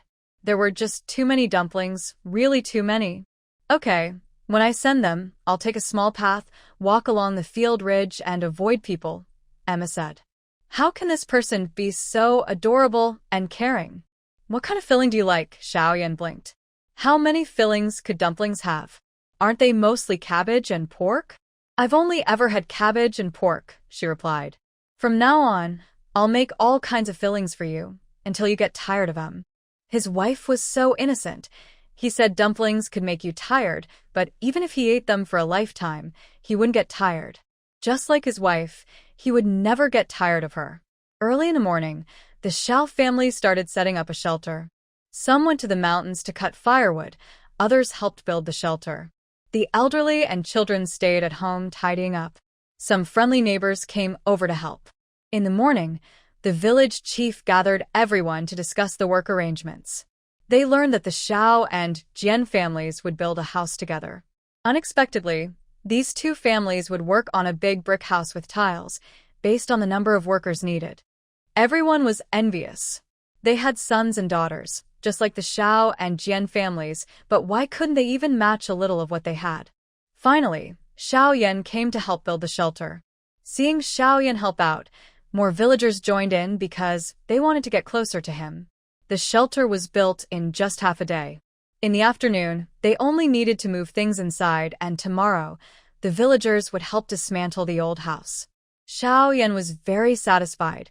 He finished the task in just half a day, with no delay, and still had time to make dumplings in the afternoon. You're back? Are you going out again this afternoon? Jianning was just finishing cooking when he returned. Many people came to help in the village, so they stayed for now. They didn't need a fancy shelter, just some wood to support a simple cover with a tarpaulin. That's so easy. Tomorrow, when you tear down the house, I'll come help. What are you going for? It's rough work. Just stay at home. It's hot outside. I know it's hot. I want to exercise and lose weight. After tearing down the house, there will be a lot of stuff to move or throw away. I'll help with the big things. After a day of moving and sweating, it should be more effective than exercising at night. She didn't really know if she had lost weight recently. Her old family cow looked like it had gained some weight on its face. She proudly showed off her arm muscles, but suddenly, her cooking spatula broke with a clatter. Jianing. Xiao Yan. How do you cook? What else? Just stir-fry greens. Use chopsticks to stir. It's not impossible. Xiaoyan thought about her strength. She often got excited while eating, and her chopsticks would break. Let me do it. You sit over there. Tomorrow her older brother would deliver goods, so she asked him to bring 10 spatulas and a few sets of chopsticks. Okay. After lunch and a nap, they started making dumplings. Jianing chopped vegetables. Xiao Yan carved a wooden stick. Since they didn't have a rolling pin for the dumpling wrappers, she had to carve one herself. She washed the cabbage, chopped it finely, mixed it with pork fat in 2 large wooden basins, then started cutting the meat. She used pork belly, half fatty, half lean, and chopped it into mincemeat. She added 2 eggs, ginger, salt, garlic, and stirred everything in one direction until it became stretchy. Then she mixed the meat with the cabbage, and the dumpling filling was ready. She used a lot of meat. She chopped all the pork bellies she had. The cabbage was also plenty, but not enough for everyone. Meanwhile, Xiao Yan kneaded the dough. Are you going to wrap or shall I? He was worried she might be too strong and break the dumplings. Who do you think I am? I just sometimes get a bit careless and break things. I have great strength, but now I can control it easily. I'll do the wrapping. Fine, if she breaks the dumplings, he'd just clean up later. Jianing was very skilled at wrapping dumplings. She pinched the dough, folded it, and sealed it with her fingers, making a plump dumpling in her hand. Looks good. Xiao Yan genuinely praised her. Of course, she wasn't just a brute with strength. She was a clever and resourceful woman. Jianing was making dumplings, while Xiao Yan rolled out the dough. The two of them sat under the tree in the yard all afternoon, packing one basket after another, until the sun set in the west. Jianing finally stood up, stretched her sore waist and neck, and looked at their work. Wow, it was quite impressive. Such a lot. Will we be able to finish eating all of these? Xiao Yan had never seen so many dumplings before. He thought it seemed like they had made quite a bit. You should ask, is this enough to eat? Is so many still not enough? Remember, he had grown up in this family and at most, they only had a basket of dumplings. You'll see how much you can eat tomorrow. Also, ask your eldest brother to bring some flour and meat back. They stored everything carefully and neatly. Not just her words. People say they can't afford to keep up, and with this way of making food, it's true they can't. Half a bag of flour was almost gone, and her hands were cramping from packing dumplings. It was barely enough for their own family and her relatives. Thinking about it made her feel sad. She quickly packed the dumplings into a bucket, covered them with a clean white cloth, and said, "You take some to my parents' place. At your house, I'll make more in a couple of days and bring them to them." She tried to treat both families equally, even though emotionally, she felt closer to Jian's parents. Okay, Xiao Yan's eyes lit up immediately. His wife still cared about his parents and was very filial. Jianing pouted. She knew whose parents everyone cared about. Just because he didn't say anything didn't mean he wasn't thinking of them. Such a hypocritical man. Go deliver it, Xiao Yan said quickly, feeling very happy. When he arrived, Jian's eldest sister-in-law and mother-in-law were just about to cook. He arrived just in time. Parents, come in, sit down. Where's Fat Girl? She's at home cooking dumplings. We made some this afternoon and brought a few for you. Xiao Ning said we're having dumplings tonight. Such a special treat. Why didn't she keep some for you to eat slowly? It's too hot. We couldn't keep them. We ate what we left for tonight. Xiao Ning said, don't be stingy. Eat as much as you can. No need to leave any. Old Jing looked at the full bucket of dumplings. Can they really eat it all? Such a big bucket. Who would waste food like this? Even the landlord wouldn't dare. She wanted Xiao Yan to take some home, but he refused, insisting on leaving it for them. Mother, I'm leaving now. Don't cook anything else for dinner. This many dumplings should be enough. He said this and slipped away. Old Jian looked at him walking along the field ridge, his eyes brightening again. He knew his daughter loved them very much. Don't say anything about the dumplings today outside, understand? Especially you younger ones. If anyone talks about it, they'll be punished by Zhao's whip. Got it, Grandpa? Why? Old Zheng's wife didn't understand why the old man was acting so strange. Can't you see where Xiaoyan came from or where he's going? He's hiding from people, walking along the field path. I tell you, the Xiao family definitely doesn't have it easy. Otherwise, they wouldn't be sneaking around. Old Zheng's wife suddenly understood and patted her thigh. I knew Fatty Girl cares about us the most. See, I was right, wasn't I? Yes, Fatty Girl is indeed very filial. Otherwise, why do we live next door to them, and the Xiao family still stays in the old house? Our daughter is close to us. Knowing they were treated better than the Xiao family, the Jian family felt as happy as if they had honey in their hearts. Old Zheng's wife opened the white cloth. Wow, these dumplings are really pretty, chubby and cute, just like our Fatty Girl when she was little. What nonsense are you talking about? Can you eat your daughter? The elders, just take them in and cook. All right. When Xiaoyan returned home, Jianning had already cooked a pot of dumplings. She brought 3 plates into the small yard, along with a bowl of her special sauce. Vinegar was very expensive in this era, so she bought only a small jar and was very careful when using it. Hurry up, the dumplings are ready. Do you want garlic? Yes, he took a head of garlic and peeled it himself. Eat up, the water is still boiling, it'll be ready soon. Xiaoyan looked at the dumplings on the plate. White and plump, the best-looking dumplings he had ever seen. Usually, the ones they made at home were black because they used less filling, and the dumplings looked shriveled. He picked one up and put it in his mouth. How is it? Tastes great. Xiaoyan took a bite, and the fragrant flavor instantly filled his mouth. The dumpling wrapper was thin, the filling plentiful, and the juice spilled out with each bite. The meat was tender, with a rich flavor. He couldn't help but nod repeatedly, his eyes shining. Really delicious. With the dumpling still in his mouth, Xiaoyan mumbled happily, a satisfied smile on his face. Jianning watched him and couldn't help but laugh. Eat slowly, there's more in the pot. Don't choke. Xiaoyan nodded but couldn't resist grabbing another dumpling, dipping it in the sauce, and putting it in his mouth. As he ate and peeled garlic, the aroma of garlic mixed with the dumplings, making him even hungrier. This sauce is really good. Yes, I forgot to make a bowl for Dad and Mom. Never mind, next time.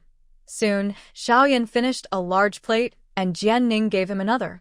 Having not eaten for a while, he found the cabbage and pork dumplings quite tasty. If there had been a bit more lean meat, they might have been even better, but they preferred fattier dumplings. Buying meat, of course, was more expensive if it was fatty.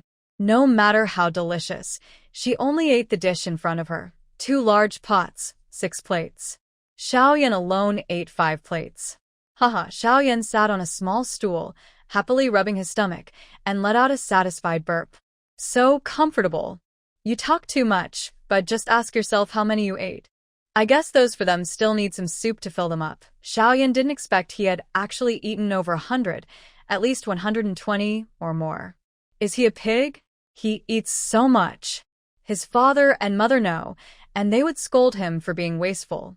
Their whole family can't eat so much in a year. Jian's family. The dumplings were served hot on the table, each person with a big bowl. But that's not all. The pot was still cooking. His little sister-in-law was very generous. There was nothing to complain about.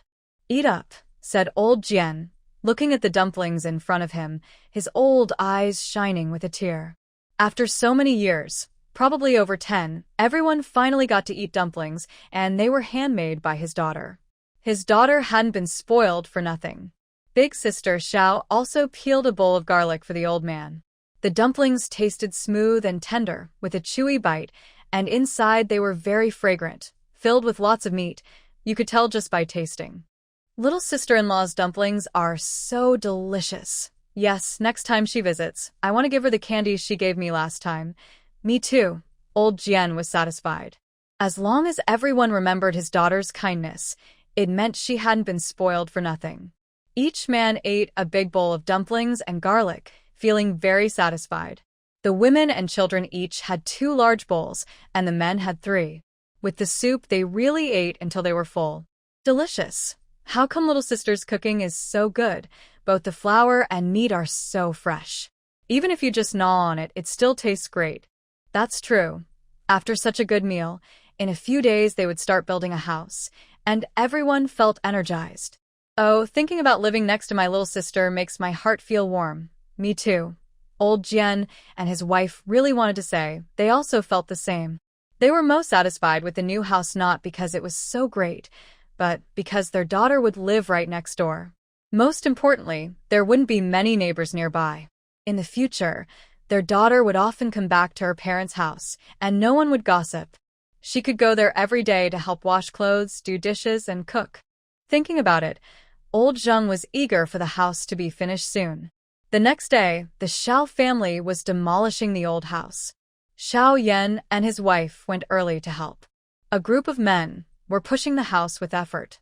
1, 2, 3, push. 1, 2, 3, push. 1, 2, 3, push. Jianing watched them push so hard, yet the house still didn't seem close to falling. So she decided to lend a hand. She pressed her hand against the wall and pushed hard. The house collapsed. Because she didn't hold back her strength, she even took a few steps forward. So, pushing a house doesn't require that much force, right? A group of men stared at her as if she were a monster. They felt a bit embarrassed. Here was a man, but he couldn't compare to a young woman. Yes, a young woman. Jianing, who used to be chubby, had lost a lot of weight and no longer had a bulky body. Now, her skin was smooth and her features looked clear and lively. Her eyes were bright and full of life, her nose was straight, and she had a small, confident smile on her lips. Although her body was still a bit sturdier than most women's, she was no longer the overweight fat girl she used to be. Jianing stood firm, brushed off the dust from her hands, and smiled shyly. Did I push too hard? The men looked at each other, unsure of what to say. One older man scratched his head and forced a laugh. Fat girl, your strength really is something. Another man muttered, that's not just strength, that's almost superpower. Jianing heard this, her face flushing slightly. She waved her hand and said, No, I was just pushing casually. I didn't expect the house to be so fragile. The men felt even worse hearing this. They had just used all their strength, but the house didn't move at all. Yet, Jianing pushed it over easily, like it was made of paper. The difference was too big. They didn't say much more. Since the house was down and the task was done, they saved a lot of effort. As for Fat Girl's strength, could Xiao Yan fight her? Just thinking about how Xiao Yan had been beaten badly by her, they shivered. The scene was too vivid. They didn't dare to imagine. It seemed that a few men couldn't even beat her alone. Poor Xiao Wu. He seemed to be in a bad way. Jianing looked at the other houses. Do I need to push these too? Seeing her eager to try, Xiao Yan rubbed his forehead. Yes, push them. Without hesitation, Jianing used both hands, and the house collapsed. The Xiao family members watched her in horror. Did she hold back on them before? Were they being polite? The other men were also stunned. They had been working all morning, but she finished in just a quarter of an hour. They felt ashamed. They couldn't compare. Jianing clapped her hands, looking at the completely demolished house, still feeling a bit reluctant to leave. Maybe in the future, if there's a house to be torn down somewhere, she could take on the job. Old Xiao hesitated and stammered. Little Five's wife, you're tired. Maybe you should rest for a while. I'm not tired, she replied. I just came, so I'm not tired. Dad, you're demolishing the house. I'll help clean up. The big pieces that are hard to carry, leave them to me. Old Xiao was speechless for a moment. His daughter-in-law was so filial, coming specifically to help with the demolition. He should be happy and comforted, right? Why was he increasingly worried about his son's safety? He must find time to talk to his son, tell him never to argue with his wife, no matter what. Even if she's a bit temperamental, he should try to be patient and gentle with her. Even the collapsed house, even if it's just a mud brick house, the large bricks are heavy. Jianing picked up one, then two, then three, stacking up more than 10 bricks. She carried them outside the yard and threw them into a large prepared pit. Xiao Yan thought if he weren't so short, he could keep stacking too. Wife, do you want to be so straightforward and adorable?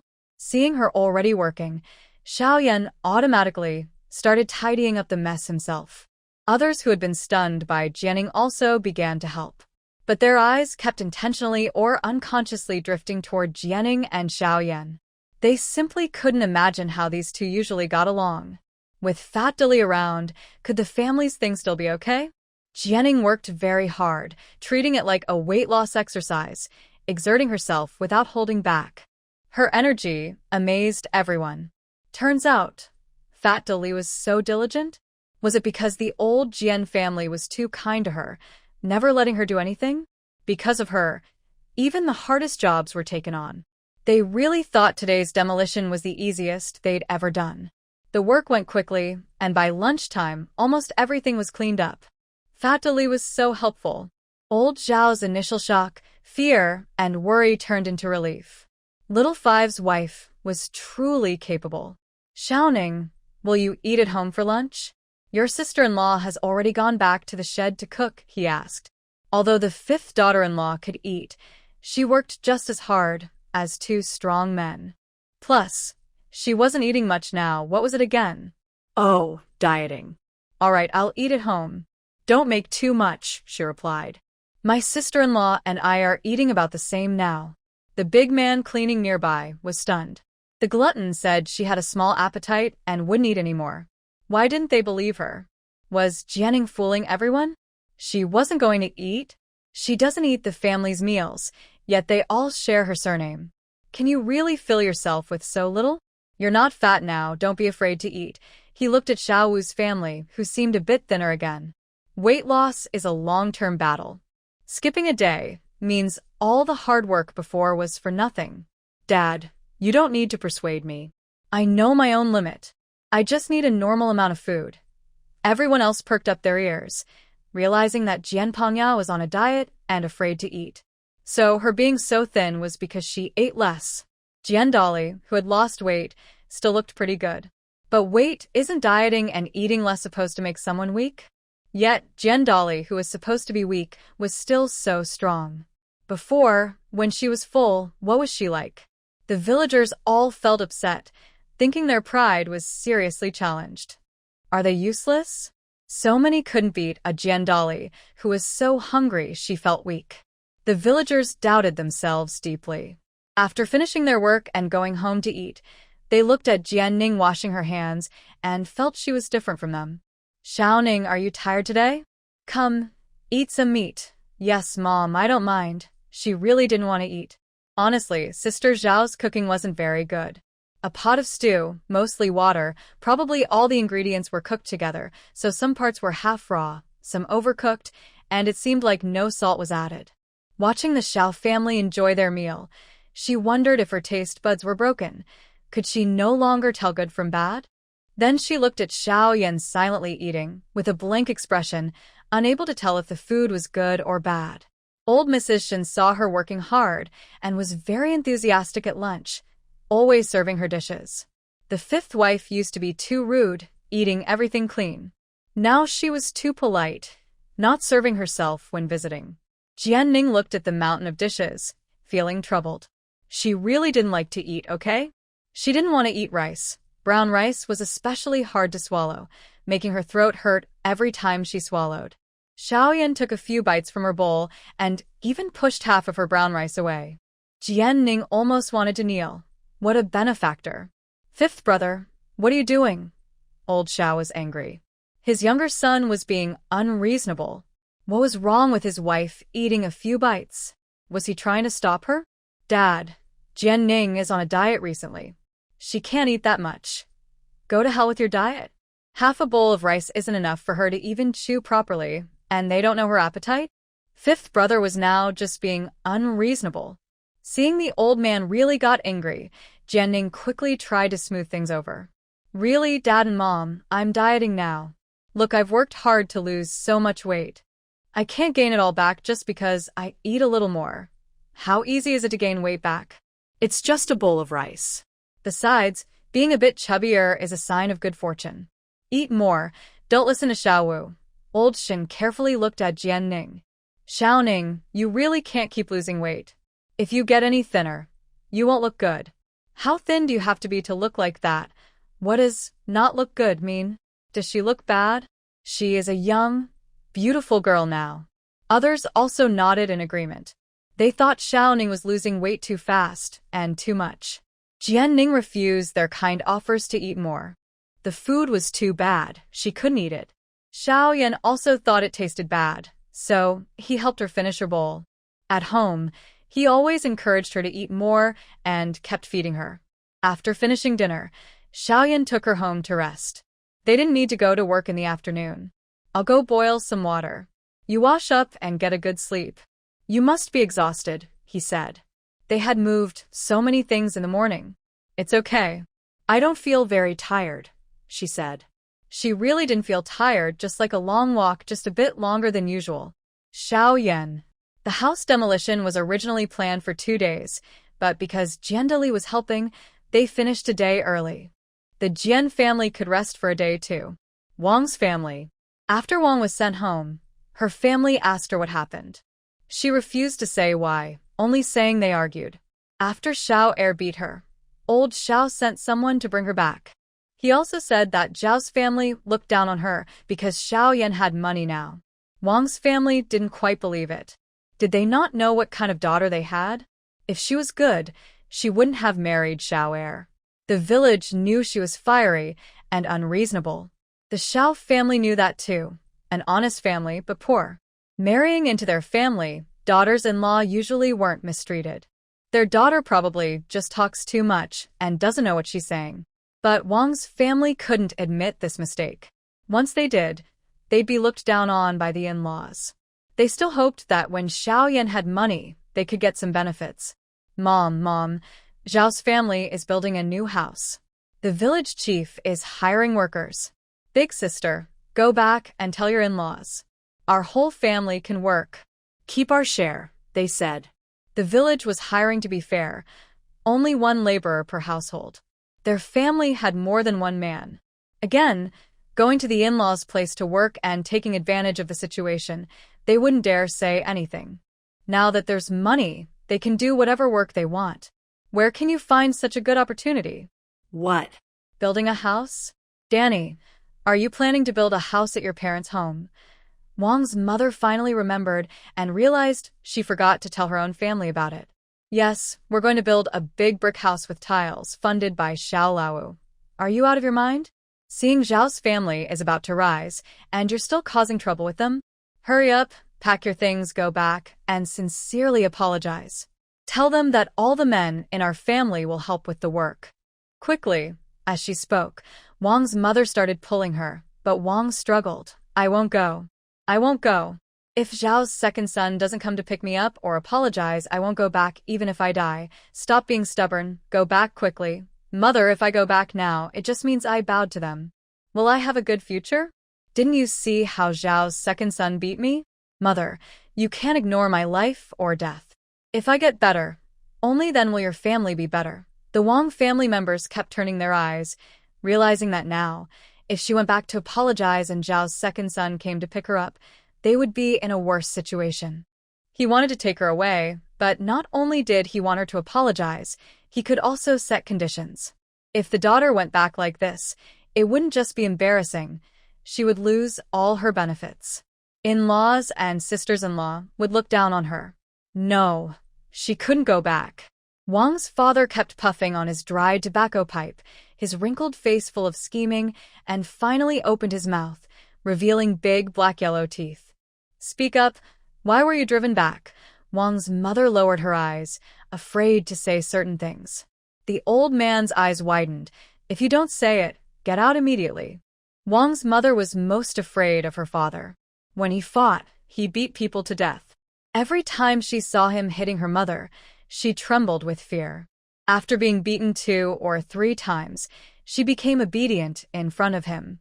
Wang's mother stammered, hesitating for a long time, then told him about that night. Actually, she hadn't done much wrong, just mentioned the head of the family and Pandi. It wasn't entirely her fault either. She was just angry and blurted out words in the heat of the moment. The Xiao family deliberately caught her every mistake. Zhao's second son beat her half to death, and the old man still made them send her home, giving her no face. She truly hated Zhao's family and Zhao's second son now. The Wang family looked at each other in shock. Wang Danny, are you out of your mind? Or have you lost your senses? How can you say such things? Do you still want Zhao's second son and Pandy to live? They are your own daughter, your own flesh and blood. Old Mr. Wang was so angry that his hands itched. How could he have a daughter-in-law with such a rude and foolish mouth? The Zhao family was kind enough to send you back, but if it were someone else, they would immediately divorce. You usually curse others casually, but how could you even insult your own daughter? How old is Pandy? Do you still want her to live? Mrs. Wang was also very disappointed. She wanted her granddaughter to have silver hairpins on her ears, and she had asked her daughter to coax her into taking them. The Jiang family girl gave them, and they didn't dare to take them by force. Mainly, if she came knocking on their door, they wouldn't be able to fight her. She wondered what her daughter was thinking. She was her own daughter. You're so stupid. I told you last time that Jianpeng's daughter is now rich and generous. You should build a good relationship with her. Are you ignoring that? Why do the eldest and fourth families, even the two daughters married outside, all have silver hairpins, but you and the third family don't? Because you two don't get along with her and always target her, arguing all the time. Why should she give benefits to someone who constantly causes her trouble? Are you that stupid? You've been beaten by her so many times. How come you still don't learn? Now she's better and stronger than you. Why are you so stubborn? Always trying to compete for the top. Have you ever looked in the mirror? Can you beat Jianpeng? Mrs. Wang was so ashamed, she couldn't stand it. Her sister-in-law and brother-in-law looked at her with disdain. She couldn't take it anymore and burst into loud tears. Her father really had no respect for her. At the Zhao family, no matter how much she made trouble, they wouldn't speak to her like this. Her father's words felt worse than being slapped twice. "Shut up," the old man shouted loudly. The daughter's crying was too harsh and endless, giving him a headache. It seemed that these past few years living at the Zhao family had spoiled her badly. Zhao heir was also useless. He couldn't even control a woman. Mrs. Wang was so frightened she hiccuped, and her crying stopped immediately. "Stay at home for a couple of days and see if Zhao heir comes to pick you up. Be good at home, work hard, and if you dare cause trouble, I will skin you alive." Forget it, she would wait for the Zhao family to come and pick her up. Only then could she negotiate conditions with them. Doing rough work a few days later was also okay. Mrs. Wang trembled with fear, tears still on her face, ready to fall. She wanted to go home, back to the Zhao family. Now, she was hoping Zhao heir would come soon. As long as he apologized and promised not to hit her again, she would reluctantly forgive him and go back with him. What she didn't know was that old second Zhao was busy building a house and really didn't care about her. No, he never thought about taking her in. In fact, he even considered divorcing her. Third sister, an old woman with shifty eyes waved desperately at Li. "Mother, why are you here? Why not come inside the shed?" The old woman ignored her and pulled her to run. "Li, what is my mother doing?" Until they reached a quiet, deserted place, the old woman stopped, gasping for breath. Wow, she was exhausted. "What's wrong? Did something happen? Your family is building a house and hiring laborers. Why didn't you tell the family about this?" She pinched Li hard, making her cry out in pain. Ouch, ouch. "Mother, don't pinch me." "Why are you pinching me?" "You ungrateful wolf. I raised you for over 10 years. You don't think about your family when there's something good. Listen, you go find the village chief and the groom's family to build the house. Our 4 men will work as laborers." Got it? "Also, where did you get the money to build the house? How did you earn it? Tell me." She was surprised that they had a way to earn money, but kept it secret. The stubborn girl's arm was turned outward, needing a smack. "Li, what can I say? Mother, I can't decide about building the house, nor can my father-in-law. We don't have any money at home. It was old Fifth Zhao who provided it. He also found the village chief to hire workers. Our family just benefits from it. All the expenses are handled by old Fifth Zhao. He's building you a house? Has his brain been kicked by a donkey? They've split up and he's still building a house for you." Li nodded, not sure why. "Maybe he's just rich. she guessed. Then go find old fifth Xiao and ask him to leave a few spots for our family. You're his third sister-in-law. Do you think he won't listen? What should I say? I don't get along with his fierce mother. Every time I see her, she hits me. The old woman looked at Li with ill intent. You know why old fifth Xiao got rich? I heard your family goes fishing and collects strange bugs every day to give to the Jian family. What are they really doing? Li looked at her clever mother. Did she really think she was the only one who could plan? I really don't know. If I knew, we wouldn't do it ourselves.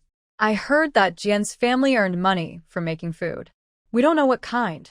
They're just helping their family. Our Xiao family doesn't trust them, not even a little. The old rascal suspiciously asked, Really don't know. Why was she so doubtful? I swear I don't know. Li raised her hand. If they had the money, they wouldn't need old fifth Xiao to build a house. They would have done it already. Is Jian's girl so capable? Before she was married, I never saw her do any cooking. I heard that after the family split, the fifth brother worked in the fields every day and came home late. She was so hungry she started cooking herself. Turns out she's really good at it. Back at her parents' house, she was the favorite in the family. Would they let her do chores? Li Shi said bitterly, always complaining that she was useless and that the family favored the chubby girl, who was the only one living comfortably. She, on the other hand, was always the least cared for, eating the least and doing the most work. Her parents' attention was always on the others. Actually, thinking about it, the best person for her was old third Xiao. His parents-in-law weren't bad either. Much better than her own parents. At least they are easy to talk to, don't scold her, and don't show favoritism openly. The old woman spat disdainfully, and Li Shi moved aside. She didn't believe the chubby girl could come up with a good way to make money. It was just luck, a lucky coincidence. Or maybe the town boss was blind and hadn't seen what was happening in the countryside. I don't care about anything else, but regarding our man's work, you must find a way to solve it. If he earns 20 coins a day, and there are 4 of them, think about how much that is. Per month, it's a lot.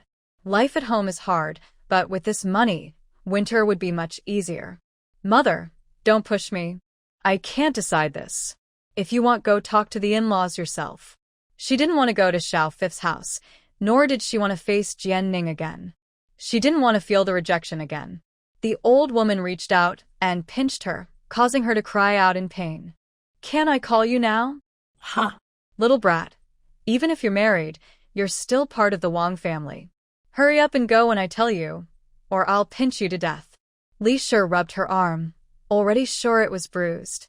Her mother was still as ruthless as ever. Are you going or not? Huh? I'll go. Isn't that enough? Stop pinching me. The old woman was satisfied and stopped. She was a stubborn girl. She only listened when she was physically forced. I can't guarantee it will work, I'm just saying. The old woman didn't mind. Their families were relatives, not a big deal. They were hiring workers and workers came and went. Why couldn't they agree? This plan would definitely work. Finally, Li Shi hesitated and went home. She found Xiao Third and nervously told him her mother's request. Xiao Third was in a difficult spot. He said the family's matters were useless to him. What should he do? The in-laws' request sounded reasonable. What to do? Maybe you should talk to fifth brother, she suggested. At least, that would be more reliable than talking to the chubby girl. Old third Xiao thought about it too. When fifth younger brother and his wife saw his wife, they might just take her away directly. I'll go find fifth younger brother. Being the head of the family is better. 2/4 of an hour later, old third Xiao returned home feeling down.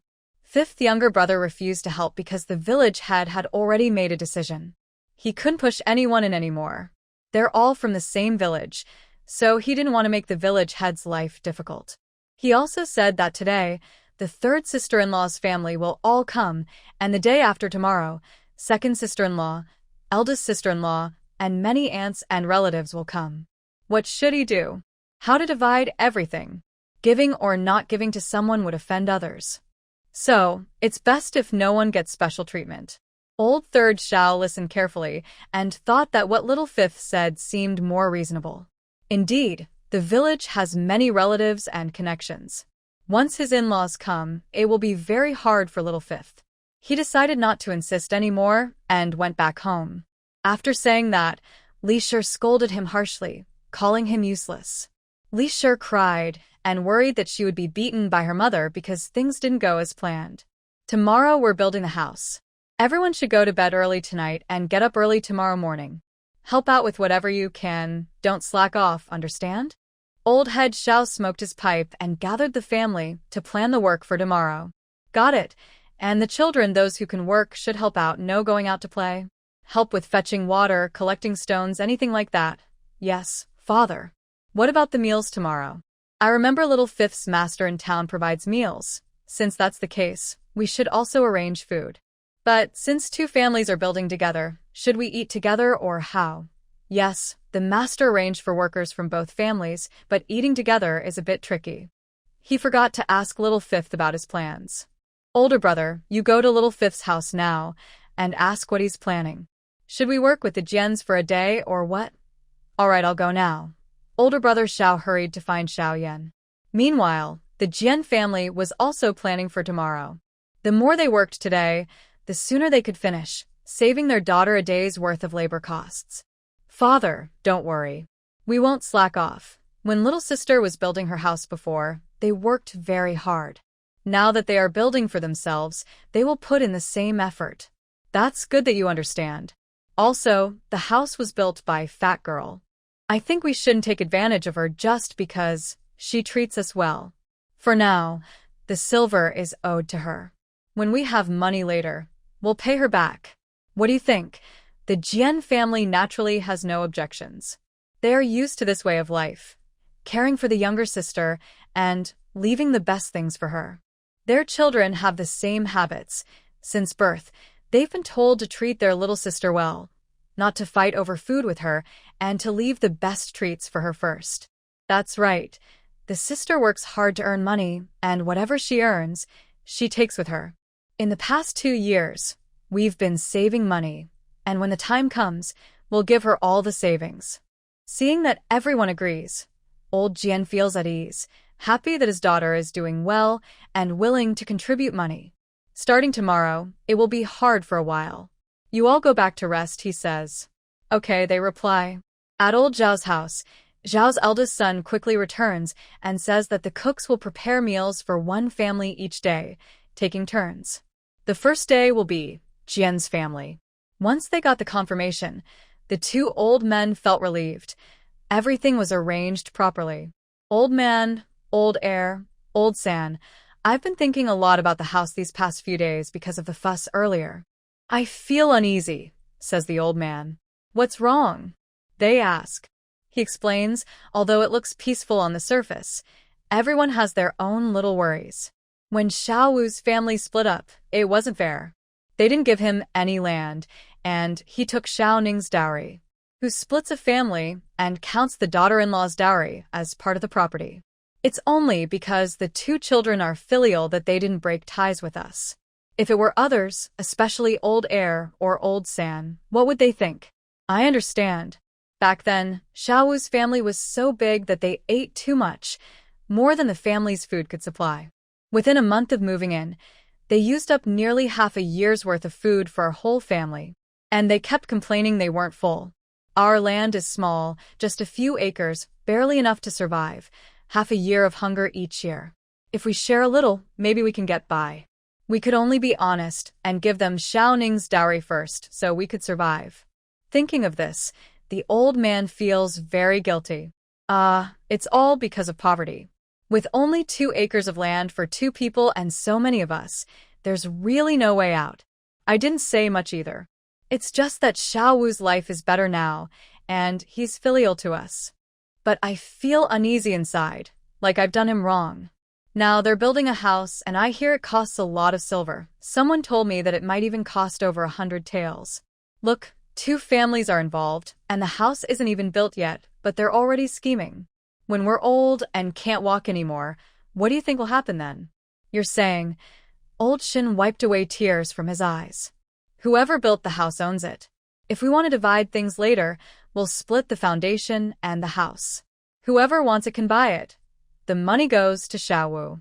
The foundation belongs to the 5 sons, 1 share each. Once the house is built, we'll find the clan leader to witness and declare it Xiaowu's. When we die, Xiaowu will either buy their share of the foundation or they will buy the house on the foundation. With so much money, do you think they'll agree? Especially those 2 troublemakers. If they don't agree, we'll give them the money for the foundation. If anyone causes trouble and refuses to sell the foundation or buy the house, we'll kick them out. They won't be allowed to visit our grave or see their unfilial children. Old head Xiao. He originally planned to divide everything into 5 equal parts. His wife's actions will cause a big family fight. We're alive, so let them earn their money. If they cause too much trouble, just give Xiaowu the foundation. He didn't get any land when we divided the family, so giving him the foundation isn't unfair. The house he built is his. He cares about his son deeply. His youngest son has always been his favorite. He really had no choice before. His daughter-in-law was too frightening. He couldn't watch the whole family die, so he had to split things up. Now that everyone is better, he's worried about the greed of his 2nd and 3rd sons. If he doesn't handle it now, his youngest son will suffer later. No, it's absolutely not okay. We're alive, so they can live rent-free. They've enjoyed that for so many years. What more do they want? If they're unhappy, they can move out themselves. I don't want to live with them anymore. Old head Xiao. Let me think about it carefully. Old Shin glared at him. Don't think I don't know what you're thinking. It's just favoritism. You think Xiao Wu has money to build a house for the Yu family and help his brothers. Well, so what? I tell you, stop dreaming. I don't agree. The money was earned by Jianning.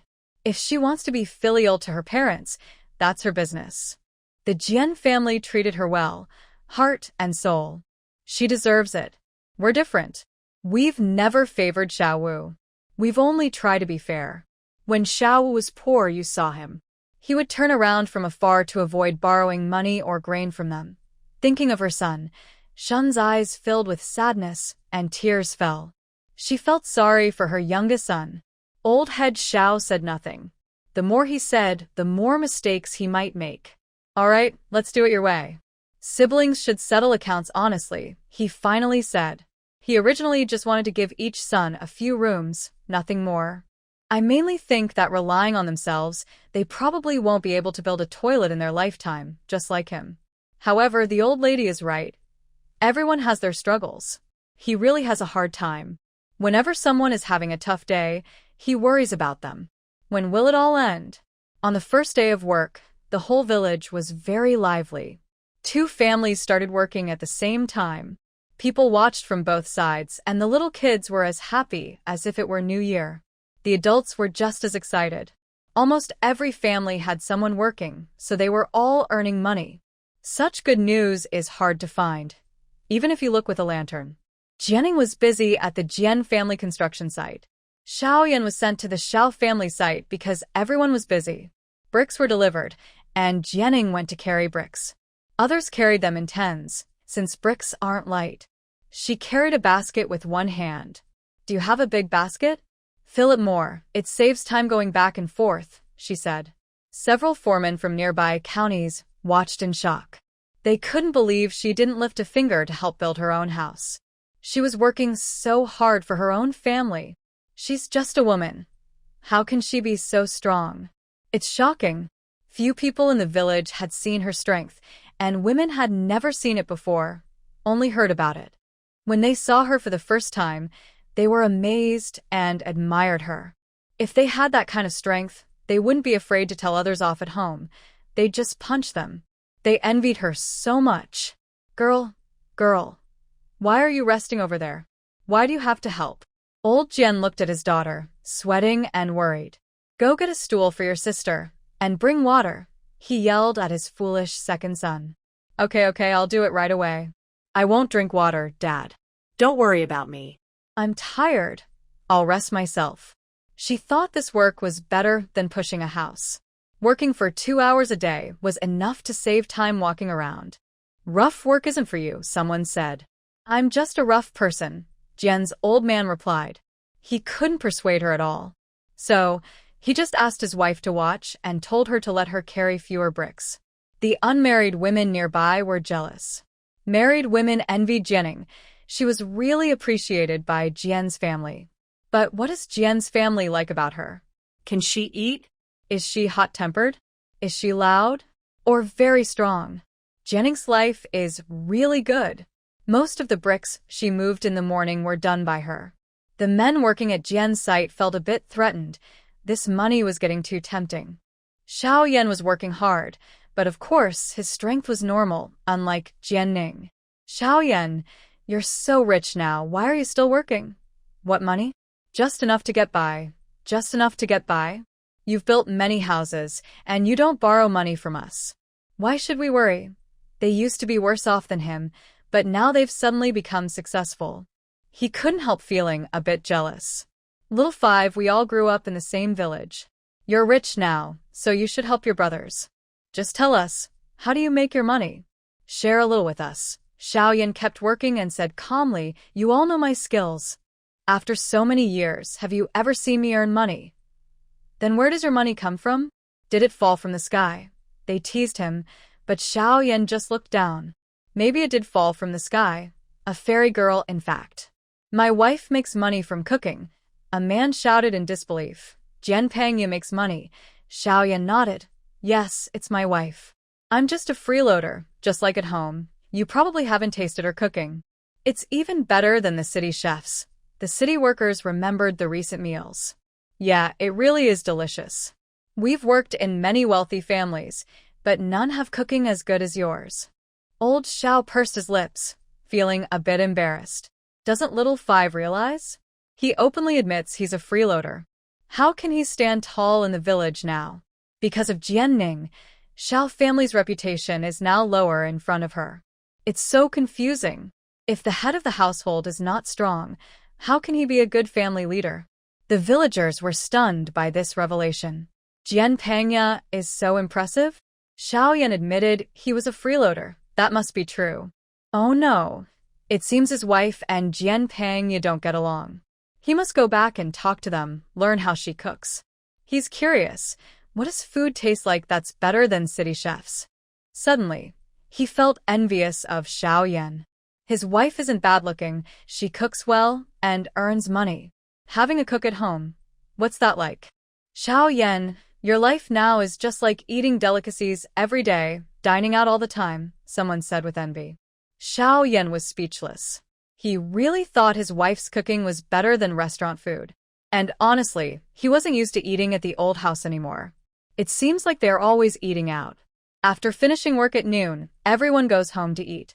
We can't eat at home today. After eating, we'll go back to rest. Old Xiao invites people to stay. No, Dad, I'll go to my father-in-law's house to eat. The masters are there too, and I want to chat with them. Zhao's second son replies.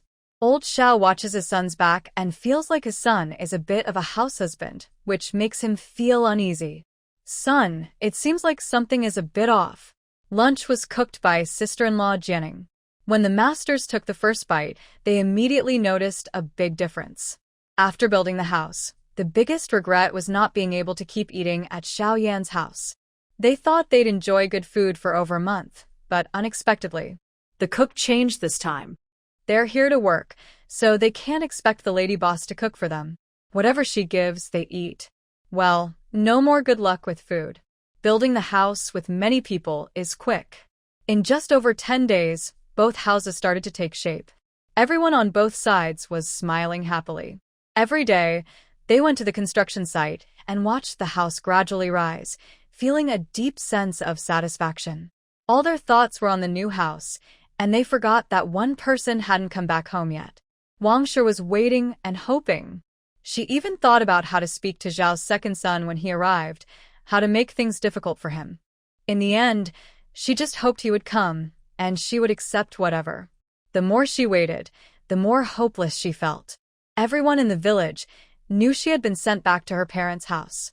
Every day, when she went to wash clothes, people told her about the new house, how it was built, how many bricks were added, all clearly and detailed. Hearing this made her feel very upset inside.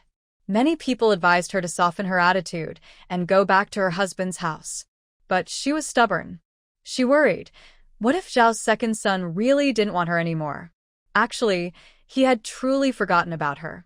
When he opened his eyes, he was busy building the house. At night, he was exhausted and just wanted to sleep after eating.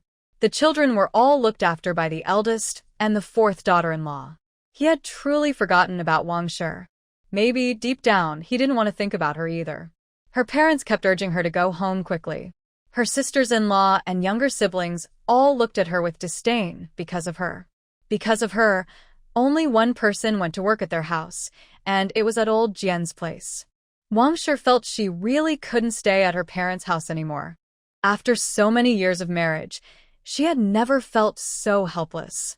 For the first time, she was beaten, and after being beaten, she had to sneak back home. In the future, at old Zhao's house, how could she lift her head among her sisters-in-law?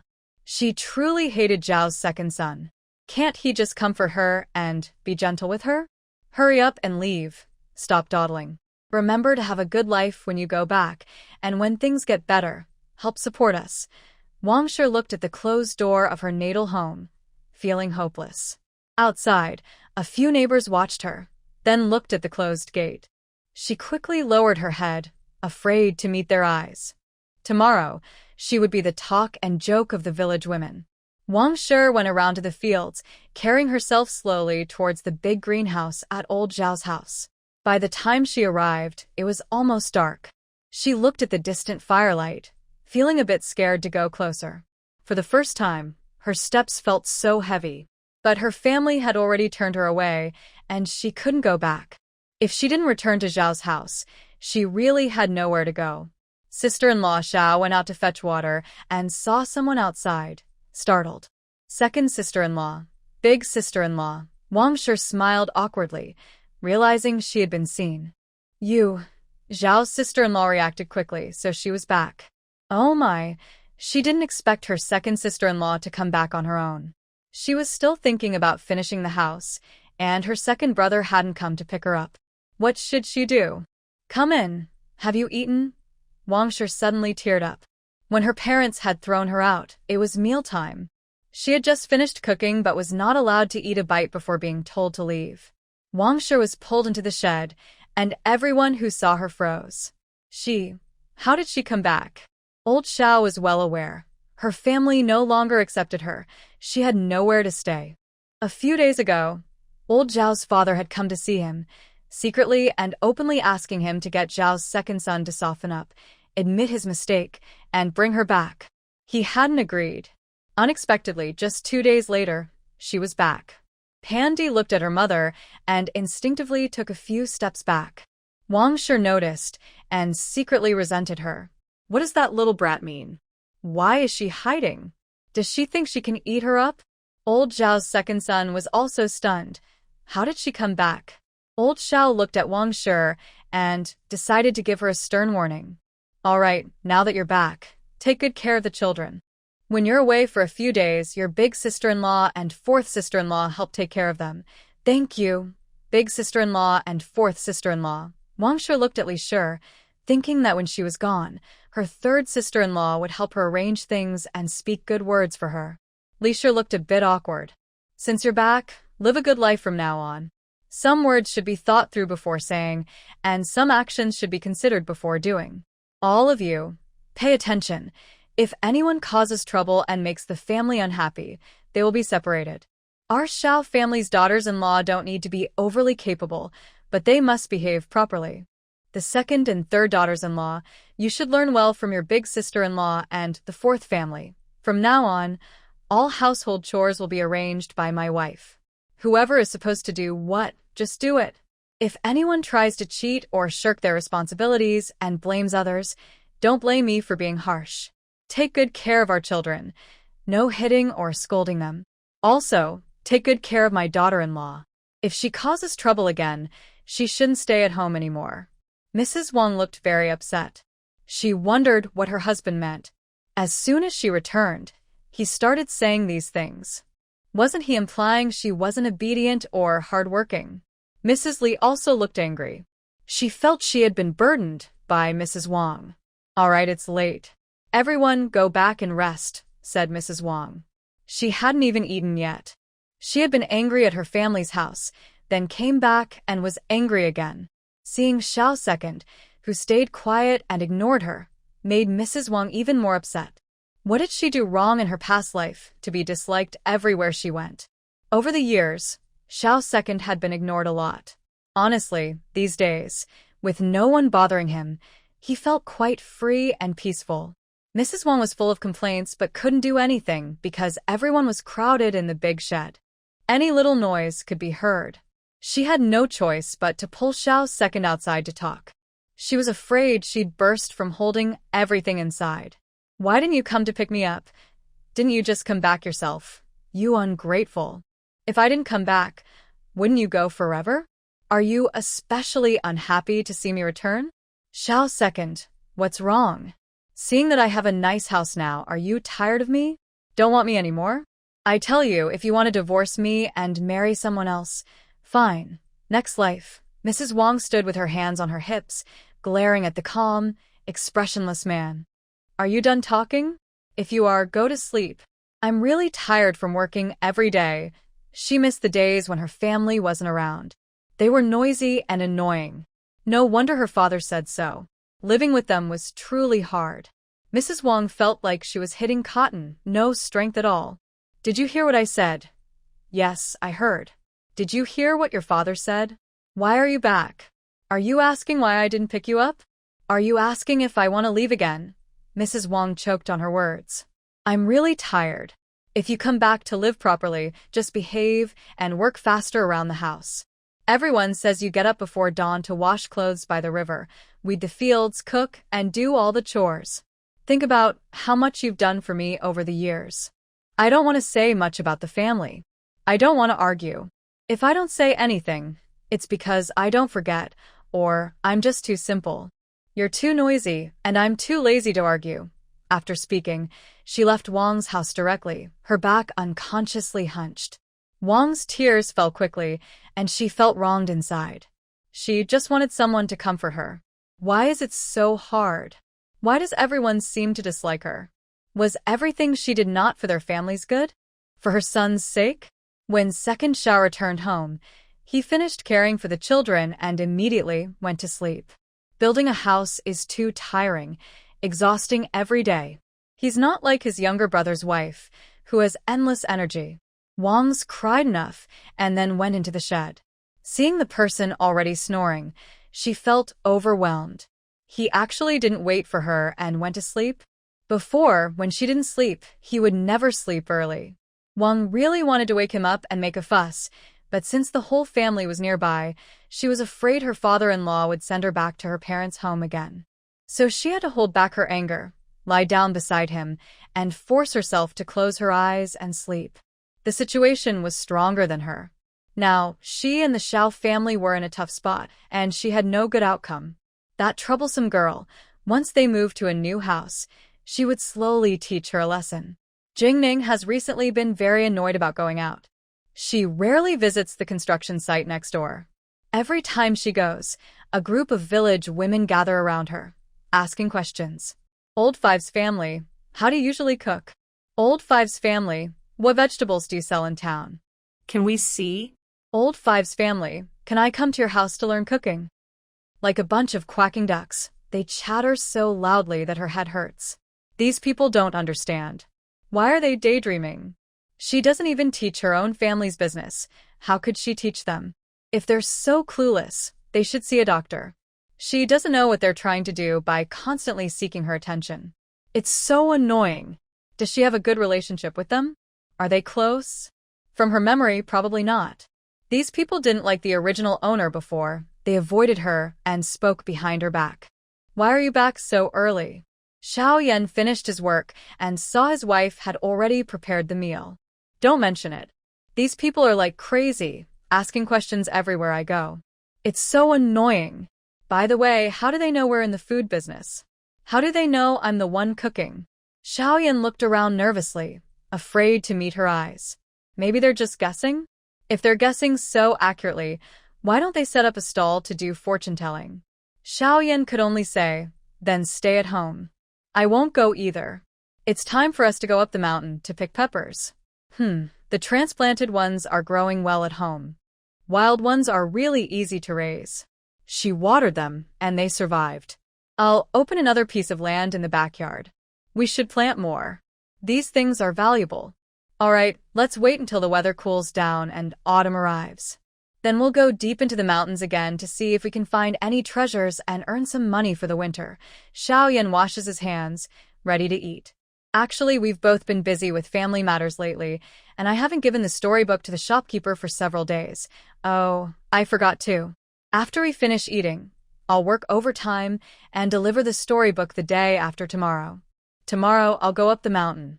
I might as well buy some vegetables and meat to bring home, and we can make meat buns. Recently, I've noticed that our whole family has become quite thin from working so hard to build the house. Yes, it's tiring, but everyone is doing their best. Over there, I heard from my elder brother that at night, the shed is so noisy with snoring, they just fall asleep as soon as they lie down. There's no rush. Why are they working so hard? Maybe they want to move into a better house sooner. I understand that feeling. I used to think the same way. I wish the house could be finished in just one day. Fortunately, building the house is separate from our work, so we haven't fallen behind. Xiaoyan nods. It's just this past month that's been tiring. Are you going to the construction site this afternoon? No, I'm not. Where do you want to go? Let's go to the back mountain to catch some fish and gather 2 baskets of strange insects. In the evening, I want my parents to come over for dinner. They've been working hard all day, and I bet they don't want to cook a proper meal at home. They'll just make do. She feels sorry for her parents.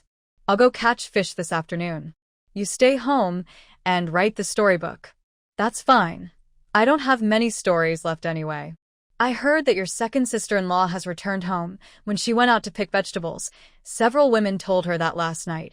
Mrs. Wang was driven out by her family. Yes, she seemed to work pretty hard today. No one relies on her anymore. So how could she not work hard? Learning from experience, Wang sure probably won't dare to act up again. When they returned to town, after the last dumpling-making experience, Xiaoyan became more skilled at kneading dough and rolling out wrappers. This time they made scallion and pork buns.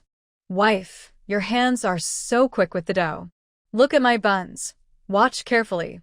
She gently pinches the dough, and the buns quickly form smooth, round pleats, sealing tightly and looking beautiful.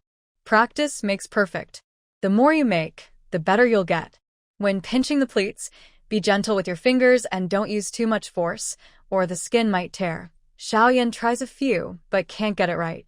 You roll the dough and I'll make the buns. She feels like she's getting better at controlling her strength. Once the buns are made, she puts them into the steamer. Soon, fragrant steam rises from the pot. Scallion and pork buns are ready. Jianning can't wait to open the steamer. The aroma is strong, big, juicy buns, just so fragrant. Here, try one. Jianning handed Xiaoyan a bun. Xiaoyan took the bun, took a bite, and the rich aroma of meat and the fresh scent of scallions mixed together, tasting very delicious. He nodded repeatedly, saying, "So good. Wife, your cooking skills are really impressive."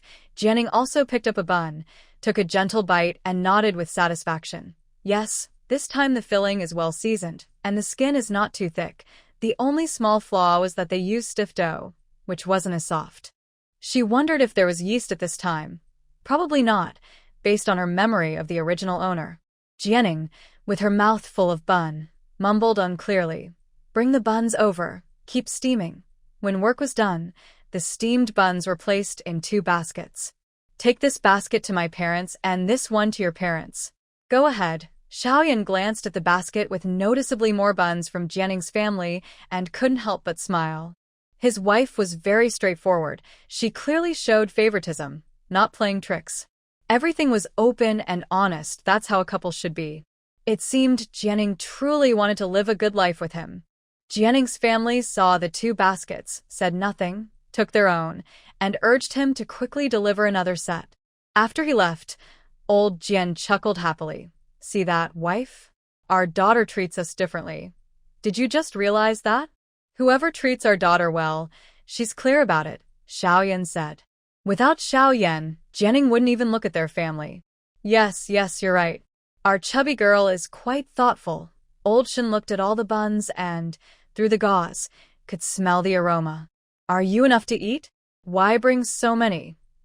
Yes, enough. They just came out of the pot, still hot. Hurry and eat.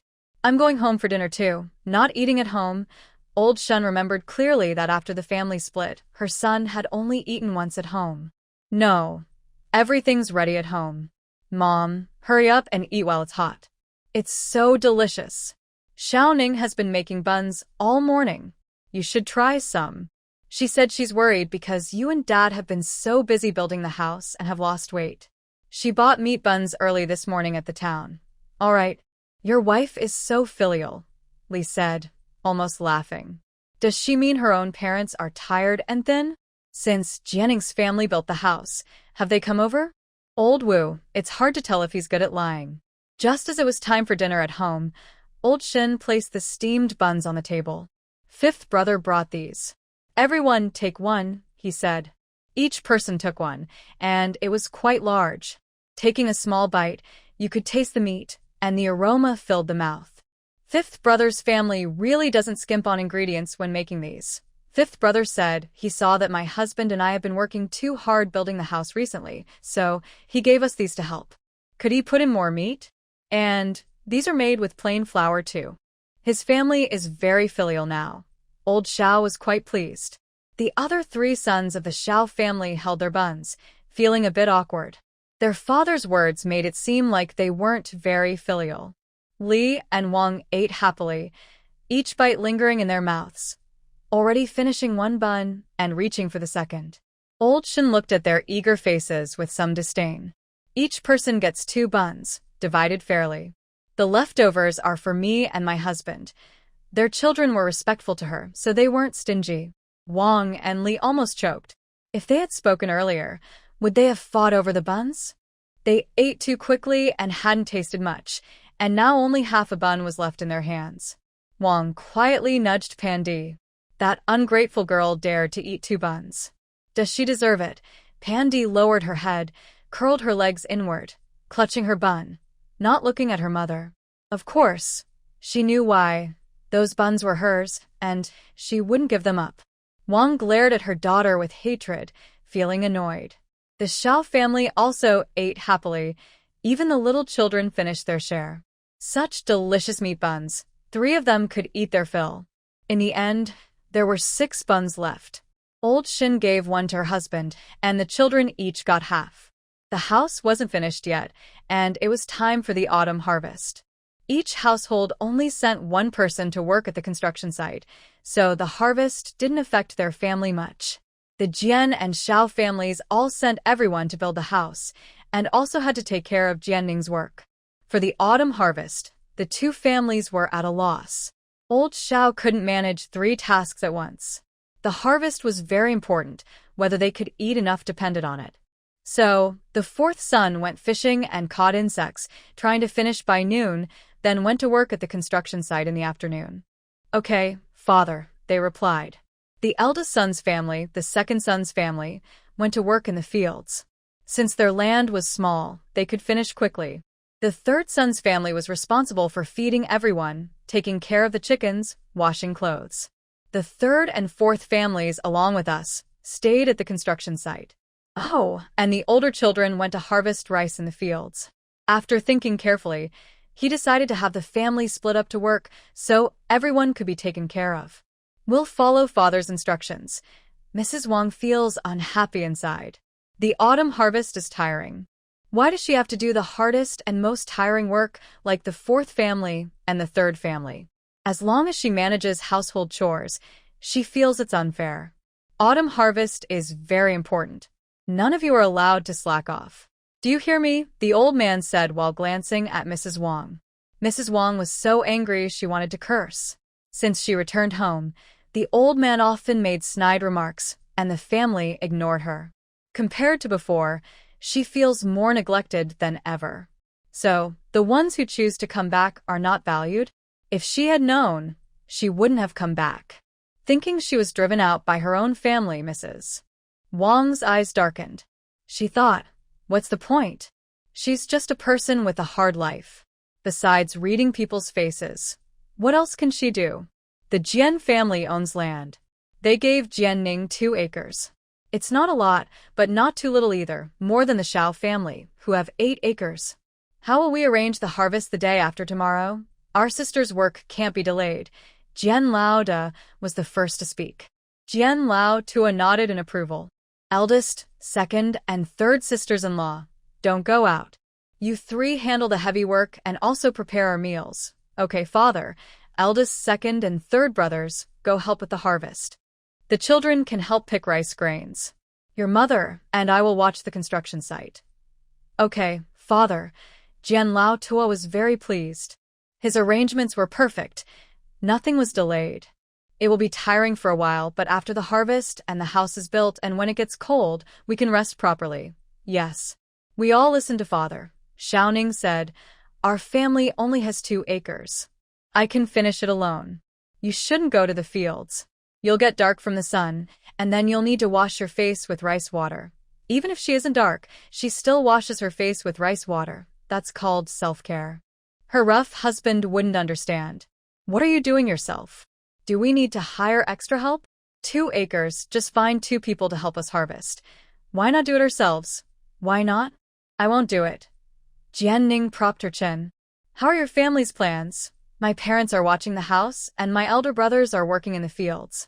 Oh, the old couple isn't working in the fields. The others have nothing to do with her. Xiaoyan said, later, come with me to visit my mother's family. We'll walk along the field paths. What are you planning to do again? Nothing bad. My parents raised me for so many years, and I want to show my respect. Jian Peng's daughter ate so much grain from the Jian family. She should treat them better. Yes, yes. Be good to the old Jian family. If we're good, we won't want to leave. We'll treat this place as home. He's unsure about this daughter-in-law from who knows where. He always feels insecure, afraid she might run away at any time. After all, none of the people here are related to her. Fortunately, she values the Jian family. She openly favors the Jian family over the Shao family, and she doesn't feel upset about it. On the contrary, the more she treats the Jian family well, the happier she is, and the more at ease she feels. Xiaoyan looked at her belly. It was just fat sticking out. Why was he working so hard when his wife's belly hadn't even started to swell? In the evening, they went out under the moonlight to the Jian family. Why are you 2 out so late? Not sleeping yet. The Jian family members, who were washing up and getting ready for bed, were surprised to see them. It just got dark. Why sleep now? Dad, Mom, I have something to tell you. Let's go to the main hall to talk. Big brother, sister-in-law, you too. Don't come in, little one. Got it, little sister-in-law. We won't disturb you. Take your time. Wow, how well-behaved are the Jian children. Unlike the Shao family, who act scared of her like mice seeing a cat. She wasn't frightening at all. Dad, Mom, don't do the harvest yourselves this year. Let someone help us. She had never farmed, but she knew how hard and tiring farming was. In ancient times, the short life expectancy of workers was due to exhaustion and poor nutrition. That won't do. I've already made arrangements. Mom, and I won't go to the fields. Your brothers can do it. Jianning glanced at his older brothers, who looked very old. Let's do it this way. Hire someone. Dad, I've eaten Jian family's grain for so many years. Can't we just hire someone to help with the harvest once? But what about Shao family's work? No buts. Just do it. Tell others you're busy and can't do the harvest. Just say you're helping me, and that's enough. If they couldn't spin it, who cared what others said? Jianning then handed over a few silver coins. This is for hiring laborers. Should be enough, right? If not, tell me. Jian Peng's daughter, bold and generous, said. Honestly, a few silver coins weren't much. Covering the whole family's work seemed worth it to her. Jianning pushed the silver into old Zheng's hand and pulled Xiaoyan away. That kid. This year, let's try being landlords for once. For the first time in decades, we won't have to do the harvest ourselves. The grain can go straight into the cellar. Old Jian, smoking his pipe, looked proudly at his son and daughters-in-law sitting at the head of the table. He truly enjoyed his daughter's blessings in this life. Look at you, so proud, old Zheng's wife said anxiously. It's good that our daughter is filial. I just worry a bit. She favors us too much. Will her husband have ideas? What ideas could he have? Without our daughter, he wouldn't even be able to eat well. I just watched him. He looks fine, no sign of dissatisfaction. All right, since fat girl won't let us go to work, we won't go either. I think things are still the same, making dumplings, building houses. Let's work hard so we can move into the new house sooner and live close to fat girl. Got it, Dad, he said loudly. Our land doesn't need the village chief's help. I have 2 good brothers who are also poor. Just ask them to help. Good. As long as someone works, she doesn't need to do anything herself. During the harvest, before dawn, old Xiao and his second son got up with their wives. Wang always yawned. She hated harvest time. It was too hard and tiring. Old Xiao was worried about the fields and got up early like them. Eat more. It's hard work later, he said. Got it, Dad, they replied. They were very happy with today's food. Each had an egg. During harvest, they ate a lot because these days are very important and they wouldn't let anyone go hungry. When the family was better off, they even bought meat to help them stay strong. He didn't eat his egg now. He saved it for the children. After eating, go quickly. When the children wake up and are full, let them help. No one is allowed to slack off. I'll check later, the old man said meaningfully. Wang's good mood from eating the egg disappeared. What did the old man mean? Was he telling her not to be lazy? After everyone finished eating, they went out to work one after another. Zhao's eldest pushed a cart to the field. Hey, Xiao family, why are you guys working the land now? Yeah, what are you doing? Supervising? Old Xiao didn't understand what they were saying. They weren't working the land. Did the crops grow themselves and dry out in the sun? Harvesting grain. Huh. You're doing it yourselves? Otherwise, who would help them? They didn't know. The villagers looked at them with a shrug. You see, over there at old Jian's house and your 5th brother's land, they all hired people. Why doesn't your family hire help? Why work so hard? Harvesting is tiring. You don't even realize it? Old Xiao didn't know what to say. They really didn't know. Jian's family had hired laborers. But if they could afford to hire workers, that was their business. Their family still had to do it themselves. Second brother, second sister-in-law, let's go. We need to work quickly. Wang was almost crazy with envy. The 5th family was rich and hired help. She understood what Jian's family was like. How could Jian's chubby girl still be married and so eager to stay close to her family? Even if she wanted to stay, it should be a 2-family effort. Big brother, let's go find Xiao Wu. Why can Jian's family hire help, but we have to do everything ourselves? Xiao Yan's bones are weak. Can't even control his own wife, she muttered. Mrs. Wang has a loud voice and is working in the fields. Everyone looks at her. Second brother Xiao starts acting up again. Is what she says human speech? 5th brother Xiao can't handle things. Is the house they are building just for show? Second brother Xiao pulls Mrs. Wang into the field. If you want to work, work. If not, go back by yourself. Why are you shouting here? You. Old man Jian suddenly appears from nowhere. Is this your family? My Jian family, even if we're poor, can still hire a few laborers. Ask them who hired them and who paid them.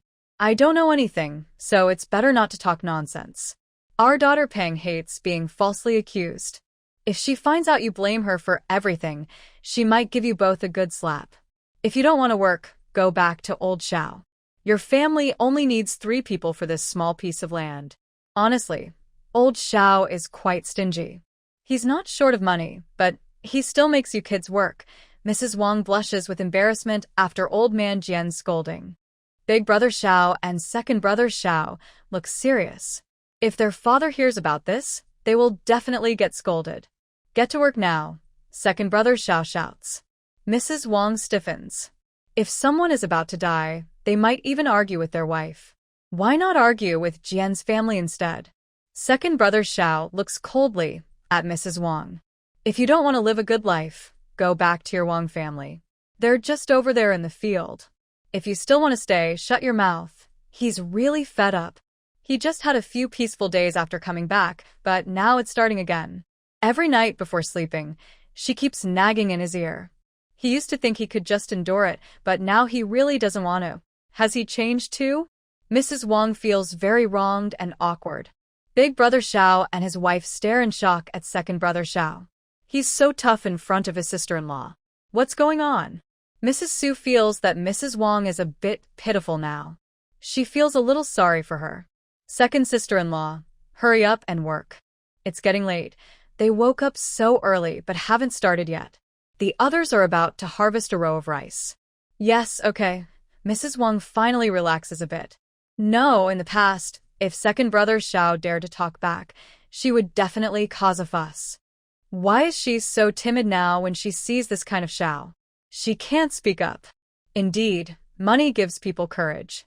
The Xiao family is now standing tall and wants to take control. Mrs. Wang feels a bit confused. She needs to think carefully about how to turn the situation around. No, she still has to discuss with second sister-in-law. Without their cooperation, they won't have a place in old Zhao's family later on. It's just the autumn harvest, so she doesn't dare to be lazy anymore. She was tired and her back hurt, but she forced herself to endure it. Old Xiao too didn't miss seeing her keep rubbing her back, nor did he lack concern for his wife. However, he didn't dare to be kind to her and let her rest. His family was particularly arrogant. If he took a step back, they would step two forward. Sigh. Tonight let Pandai give her a massage. Chubby girl. Old head Jian pulled Jian Ning aside and whispered. Let me tell you, this morning at Xiao Tu's house. How was it? Do you think I'm tough? I told her off so she didn't dare to say a word. Yes, you're tough. You're the best. Come to my house for lunch. No, I'll eat with the foreman at home. How about dinner at your place? I want to eat boiled fish and some spicy insects. Make more of them. Your sister-in-law's cooking is nothing compared to yours. Old head Jian couldn't help but salivate at the thought of his daughter's dishes. Even if it was hard on their family's chubby girl this time, he promised himself he wouldn't be so greedy next time. All right, I'll prepare a jar of wine for you. Girl, you still understand me best. Haha. She planned to write a storybook, and the tasks of catching insects and fishing would be handed over to Xiao Yan. Catch a couple of fish. Make a bowl for your family. Early in the morning, her mother kept nagging her, telling her not to show favoritism too obviously. She just didn't understand. Besides a few bites of food, her family hadn't lost much. What exactly was she showing favoritism about? Still, she didn't like going back to the Xiao family or eating with them. She didn't feel a sense of belonging there. It made her uncomfortable. Xiao Yan, my dad said your second sister-in-law caused trouble this morning, saying she didn't invite the rough workers to your house. Why bother with her? Dad isn't broke. He can't afford it. The old folks aren't working in the fields either. She's just lazy and doesn't want to work. That was true, but who wanted to work? Nobody enjoyed hard labor, and it wasn't out of spite. The Xiao family worked until dark before returning home. Wang Shi didn't dare mention the Jian family's affairs. They paid with their own money. So what was there to say? Coming back so late. You must be hungry. Hurry and eat, Xiao had said with concern. Today, he was very pleased with how the four of them performed. In the afternoon, he took some time to check the fields. Everyone worked hard, and the rice was harvested faster than he expected. Especially at his second sister-in-law's house. He thought she would slack off, but she didn't. It really impressed him. Wang Shi was so exhausted she couldn't eat much. After so many years of marriage, today was the only time she didn't slack off during the harvest. Her body, unused to such heavy work, suddenly exerted itself, and she felt overwhelmed. Tonight's meal was no longer just coarse rice porridge, but full bowls of coarse rice, stewed pork with cabbage, fried radish, and a bowl of egg drop soup. Today's vegetables are really good, much better than in previous autumn harvests. But at the dinner table, Wang Shi couldn't get excited about the good food. She now prefers to drink coarse rice soup rather than work in the fields like a beast. Eat quickly, eat your fill, wash up and go to bed.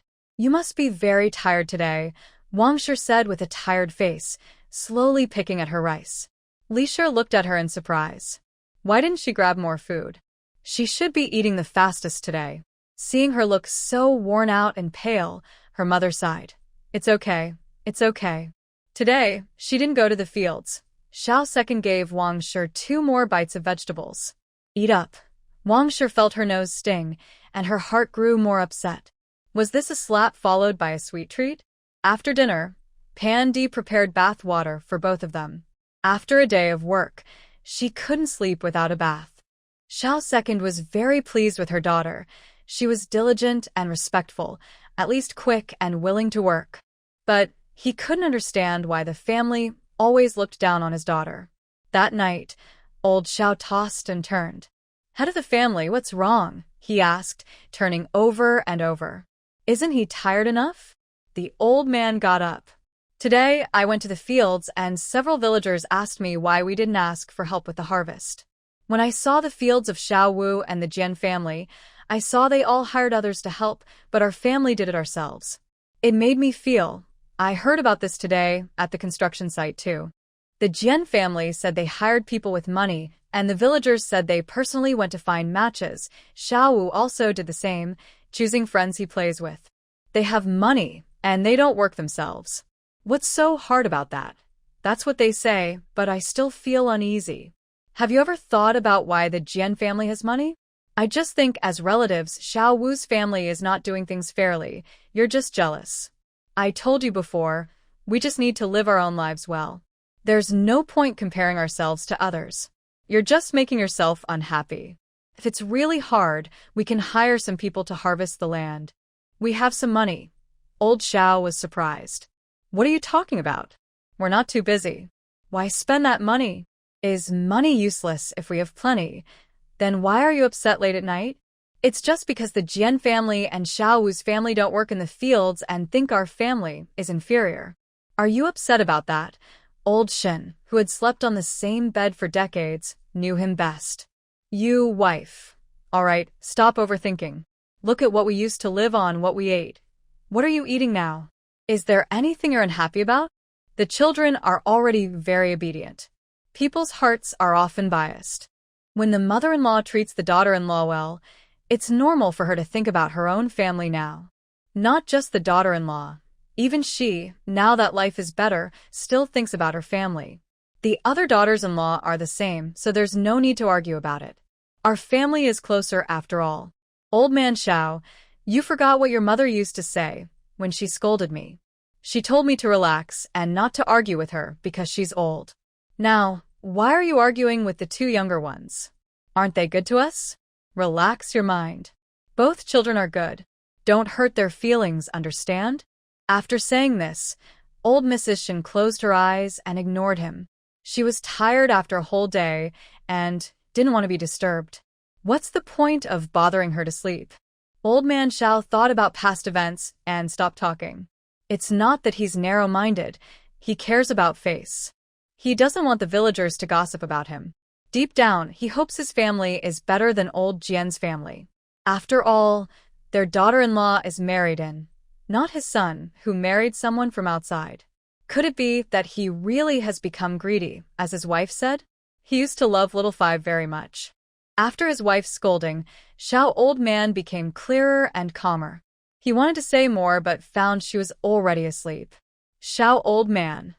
Xiao's second brother poured the bathwater outside, where a cloth curtain was set up.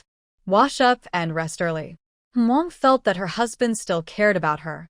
It must have been her foolish words earlier that upset him. Late at night, the house was silent, and the snores from next door were loud and clear. Husband. Xiao's second brother immediately pulled his hand away from her. Good heavens, this woman has gone crazy. There's only a cloth curtain between them. What does she want? What are you doing? Husband. Wang was the first to speak up, a bit shy. After so long, maybe he was thinking of her too. Otherwise, why would he feed her at dinner tonight? Shut up and go to sleep quickly. We have to work in the fields tomorrow. Rejected. Wang looked confused. Did she misunderstand him? Look where we are now. Can't you hear the noise? Have some shame, will you? Wang felt embarrassed and wished she could immediately go back to her mother's house. Xiao's second turned over and went to sleep. This woman must be out of her mind. Left alone, Wang stayed awake all night, eyes wide open. Has he already lost interest in her? What if he's right next to her? Just don't make any noise. Early in the morning, seeing Wang yawning non-stop, Xiao's second said, Sister-in-law, Did you sleep well last night? I'm so tired. Why didn't I sleep well? She falls asleep as soon as she touches her pillow. Yeah, I didn't sleep well. Old Xiao too shyly shifts his gaze away. He can't let others know. He's ashamed. Does this woman not realize what she's doing? Wang is working harder today than yesterday. Actually, she's not just working hard.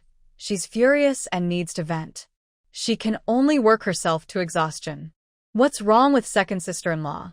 Did she and her husband argue last night? Something feels off, very strange. No, they didn't. She's never been quiet during an argument. That's true. What's going on? She's working so hard, and she can't believe it. Being capable is good. If we finish early, we can go work on the house. You're right. Xiao Tu looks at his wife repeatedly, then sighs deeply. Since she returned, he finds her harder and harder to understand. After the harvest, the house is nearly finished. This year's harvest was good. They collected about 10% more grain than usual. Old Xiao stands at the barn door, smoking happily as he watches his sons bring in the grain. Great job, big brother and second brother. You two did really well this harvest. You worked quickly and efficiently. Excellent. Wang hears this and feels nervous. Will the old man let them rest because they did well this year? She doesn't want to work again. She might collapse if she has to do it again. If it weren't for her anger at Xiao Tu, she wouldn't work so hard. You all look exhausted. Rest for a day before going back to the construction site. Dad, we're not tired. We don't need a break. We'll go to work tomorrow. The house is almost finished and we won't be tired for long. Old Xiao is pleased. Yes, this is how a family should be. Working together, united, and striving hard. Wang's face turns green. Did the older brother's words ruin her benefits? She just needs a day to recover. Father, the new house will be ready soon. Should we ask about the furniture? Is it finished? Big brother will ask tomorrow, especially about the bed. Is it ready? Without a bed, there's no stove in the new house, and we have nowhere to sleep. There's only one carpenter in the village, and this time, not only their family but also the Jian family is making furniture. The schedule is tight. Okay, Xiao Yan, with the Mid-Autumn Festival coming soon, can we make mooncakes to eat? Can you make those? His wife is so capable. She can do everything. Let's try. We should be able to. If we can't, we'll buy some in town. What flavor are the mooncakes? That's hard to describe. Haven't you eaten them before? Yeah, I've seen others eat them. So, your family doesn't celebrate Mid-Autumn? The original owner has eaten them. Every year during Mid-Autumn, the Jian family buys her a gene of mooncakes. All right, some memories are better left unremembered. She tends to eat alone. The mooncakes here seem different from the ones she used to eat. Each one as big as a basin cut into small pieces for sale. Inside is sweet bean paste, not greasy, and surprisingly tasty. But, in the past, Jian Panya didn't seem to dislike anything edible. Let's go to the back mountain and dig a few baskets of yellow soil. For what? To make a kiln. She mixes the chopped yellow soil with straw, adds some water, and stirs it with a stick. She needs to do this part. She puts in some effort to mix the soil and straw better. Leave it be. Tomorrow it will be used for the kiln. By the way, go next door and bring back 2 baskets of bricks. Okay. Do the mooncakes in our town also use this kiln? I don't think so. They seem to be steamed, not baked. She doesn't plan to sell the mooncakes. They're too much trouble and hard to make. She can make her own pastries in the yard when she wants to eat something, which is more convenient. You know so much. Xiao Yan admires her. Feeling compared to her, he's like an idiot.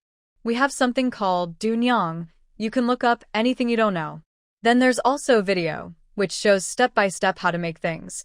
Xiao Yan can't believe it and asks, these skills can be looked up easily? Aren't they passed down through generations? Yes, you can find anything you want. It's different from your place. Here, people hide things. Xiao Yan finds it hard to imagine what kind of place she is in. When she mentions Dunyang and video, he's never heard of them. Why do they know so much? Are there still experts like Beishitom? How did his wife find them? But he doesn't dare ask in detail. These must be important secrets. Besides, even if he asked, he probably wouldn't understand. The kiln is set up in the corner of the yard. They built a base about a meter wide and 20 centimeters high with bricks. They used bamboo and wrought tan for the frame, layered mud on it, gradually stacking it into an arch-shaped top. Keep applying mud, thicker and more. Xiao Yan carefully layers the mud, leaving an opening on the front of the kiln to put things in and out, with a small chimney on top. Jian Ning watches from a distance. The kiln looks a bit ugly, but it should work, right? That's it for now. Once it dries, it needs to be baked further. I didn't expect a mooncake oven to be so elaborate.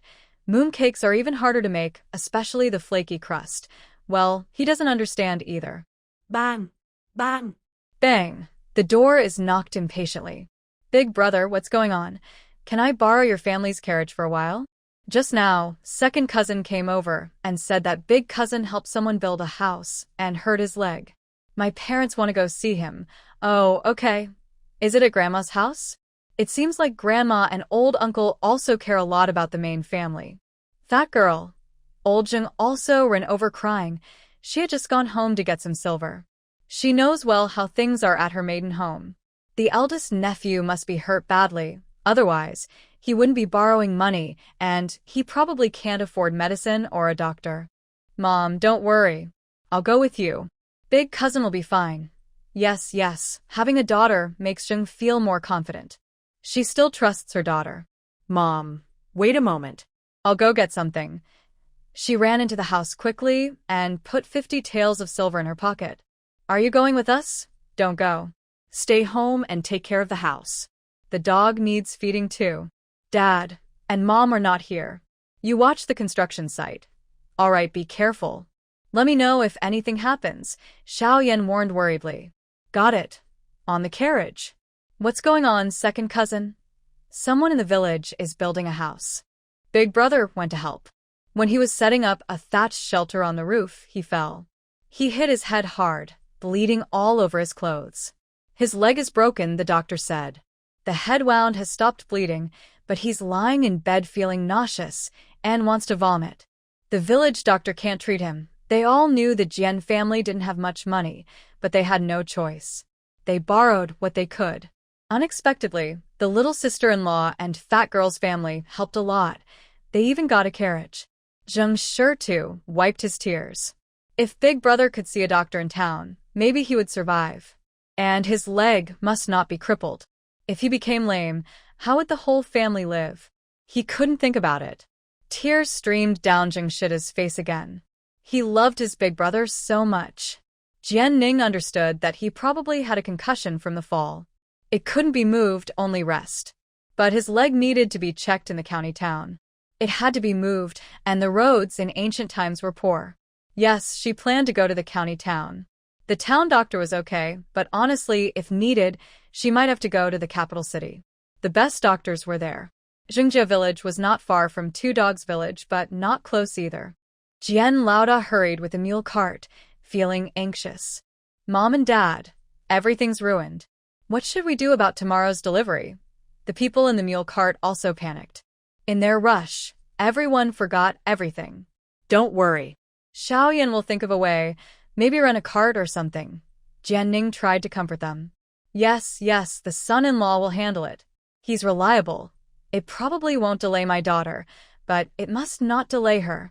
Zheng Shirtu didn't dare speak and carefully watched Jianning, afraid she might lose her temper. However, she had really lost a lot of weight. If it weren't for the little aunt mentioning it, he wouldn't even recognize her. Second cousin, the eldest cousin, was hurt. Did his family show any concern?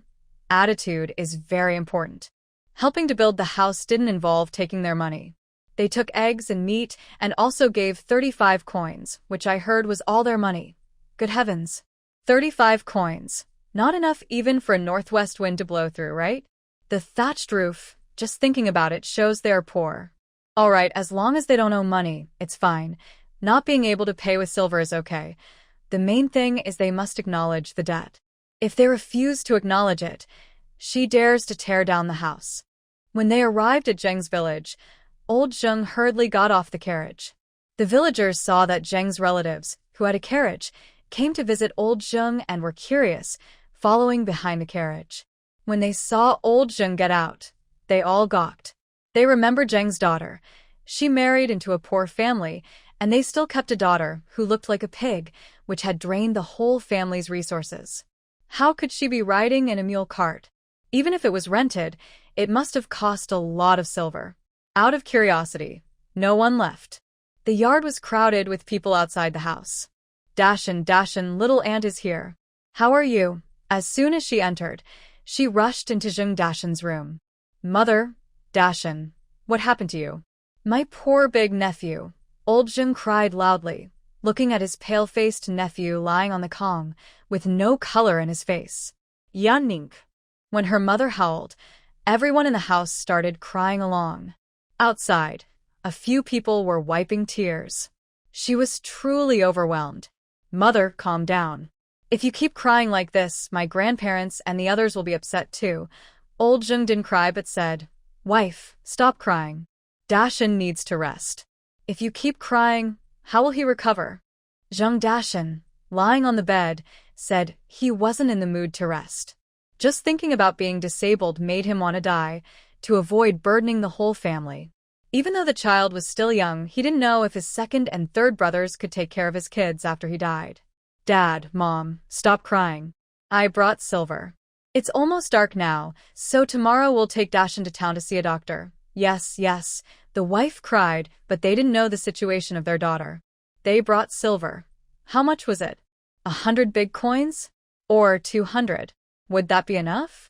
Dashin needed more than just a little silver now. She and her husband had already discussed it. If there was no other way, they would sell land. They couldn't let their son be disabled. Jung Dashin had no hope left. Everyone in the village was struggling. My sister-in-law can come over immediately, and he feels grateful. Little sister-in-law, uncle, you haven't eaten yet, and it's getting dark. I'll go cook. Jung Shida's wife looks at the sky and stands up. Jung Dashin's wife also gets up. Since guests are here, she shouldn't just sit around. No rush yet, second cousin, let the villagers go home first. Close the yard gate, and let's have a good talk. Jian Ning really finds rural people annoying. They always gather around for trivial matters. She feels uncomfortable, like she's a monkey.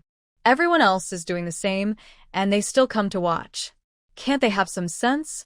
The people at the door. They can't stand it anymore. Who is this person? Why is she so rude? Zheng Lao has always been a bit afraid of Jian Ning because she's very strong. He's been hit since he was young. Seeing her impatient, he quickly goes out to send the villagers away. Daughter, who is this? Her old eyes are cloudy. She can't recognize which daughter-in-law this is. Fat girl, Mom. Don't you recognize her? You used to love her the most. Fat girl? She's the fat girl? Where's the meat on her? The old woman feels distressed. Her granddaughter is so thin from hunger. Her own daughter-in-law must be having a hard time. Today, she even let her grandson borrow money from their family.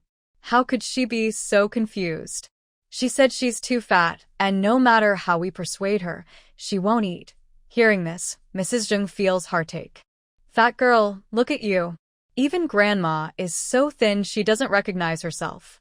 When you go home, eat quickly, eat meat every day, and take good care of yourself, understand? Old Jian quickly agrees. Listen to your mother. She's doing it for your good. Jian Ning chooses to stay silent. Zheng Dashin also opens his eyes. His cousin has lost so much weight? Are they sure it's not someone else? Second family, make more food. You know how much Ning girl can eat. Yeah, no, second sister-in-law, I only need a bowl of porridge now. Really, I won't eat much. No one should try to persuade her. She's been controlling her appetite every day. Her stomach really has shrunk. One bowl is enough to fill her. Really, that's all. Then make her some eggs and meat. Yan Ning. Stop, I really eat well at home. I don't lack food. Give some to cousin. He's lost so much blood and is very weak. We're going to the county tomorrow, and the road is bumpy. We should eat well tonight so he can handle it. Zheng Lao's wife feels conflicted. She makes sense, but she's not sure who to listen to. But the little cousin-in-law actually wants to eat. She's known her for many years, and this is the first time. Old Mrs. Zheng also thinks about the current situation at home. Let's listen to Fat Girl. Several women go to cook. Fat girl, shall we go to the county town? Yes, there's not much good doctor in the town, only a few. If the county town isn't good enough, then we'll go to the prefecture city. Old Mr. Zheng also wanted to see a good doctor, but his pockets were empty, and he lacked the courage. Big girl, Grandpa knows you're kind, but we don't have any money. Zheng Dashan lowered his eyes, his face seeming a bit paler. Jian Ning took out 50 taels from her arms. Tomorrow, I will go with you to the county town to see a doctor. If it's not good enough, we can go to the prefecture city together. Grandpa, you can hold on to this money first. If it's not enough, I will go back home to get more. Old Mrs. Zheng was touched.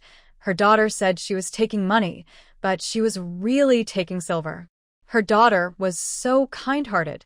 She also took out some silver from her pocket, only about 2 taels in a cloth bag, feeling a bit guilty. Because they had built a new house, all the silver was used for furniture. The house was big with many people, so they needed many pieces of furniture. They had enough beds and wardrobes. Mother, I'm sorry. Recently, we've been making furniture and all the silver has been spent. The wife was stunned. Her eldest daughter could only take out a little over 2 taels, and she said she had spent it all. What? Had they built a house? Mother, you can take it back. 2 taels of silver are enough for your needs. Keep it for yourself. My cousin is sick, and I will spend this silver. Old Mrs. Zheng, feeling ignored, was speechless. So, 2 taels of silver didn't count for much? Knowing you have money, fine. You can spend it. You and your brother also keep the silver to buy good food for Dashan. The Zheng family looked at the silver on the table, stunned. Are they getting rich? Grandpa, quickly put the silver away and keep it for the treatment. No. Fat girl, where did this silver come from? You took out so much. Can your family agree? Stop messing around. Take it back. I earned it. Grandpa, don't worry. You can spend it freely. Your granddaughter is getting rich. Old Mrs. Zheng looked at her proud daughter, unsure of what to say. Old Jian and Old Da looked at her with pride. They had always said that fat girl was just not grown up yet, not enlightened. Fortune tellers also said she was born with a noble destiny. Once she understood, she would be extraordinary. Old daughter, this silver from fat girl, it's her earning. We can talk more about it another time. Right now, Dashan's leg is the most important. Keep the silver. There was no choice. Their family's proud daughter's family had to take it. Otherwise, they really couldn't cover the medical expenses for the eldest nephew. Can it really be kept? It can. Jian Ning stuffed the silver into old Mr. Zheng's arms. Grandpa, don't worry. Our family isn't poor anymore. We can treat any injury to the eldest cousin's leg, no matter how much silver it takes. But please, don't let it be a broken bone. If it's broken, they really wouldn't know what to do. No surgery now. Okay, I understand. Even if you borrow from us, our family might never be able to repay it in a lifetime.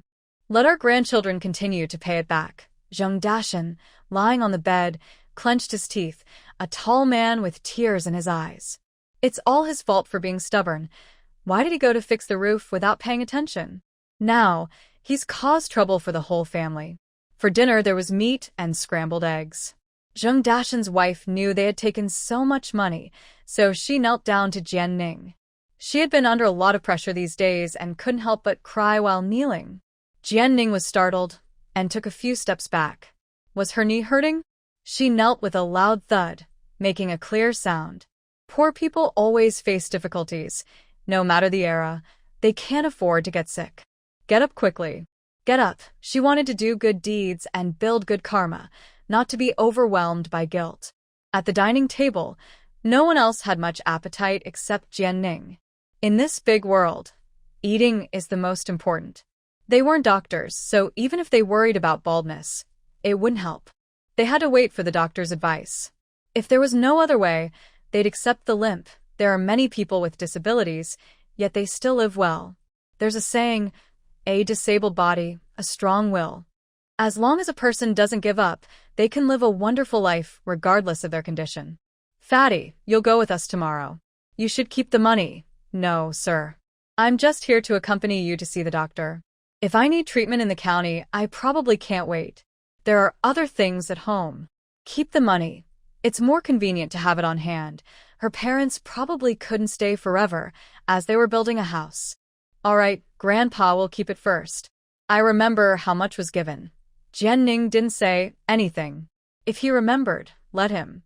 She had done a good deed, and it was good that people cared. She wasn't a hero or anything. She didn't do good deeds to be praised or to get something back. After dinner, the whole family prepared to leave early the next day for the county. They packed their luggage and hitched the mule cart. The cart was small, and someone was sick and had to lie down. Zheng Dashan's wife had to go with them to take care of him closely. Her parents, herself, her grandparents, all said they would go too. Jian Laoda was driving the cart, and Zheng Lao Er was going to run errands. They had blankets and many other belongings. It was clear that one cart wouldn't be enough. Grandpa, does the village have a cart? Yes, there's a ox cart. Second cousin. Go find him now. Tomorrow, our family will rent his cart to go to the county. Those who could walk should ride the ox cart first. Okay. Everyone washed up early and went to bed, preparing for an early start to the county the next day. Yes. Everyone felt that Jianning had become the backbone of the family.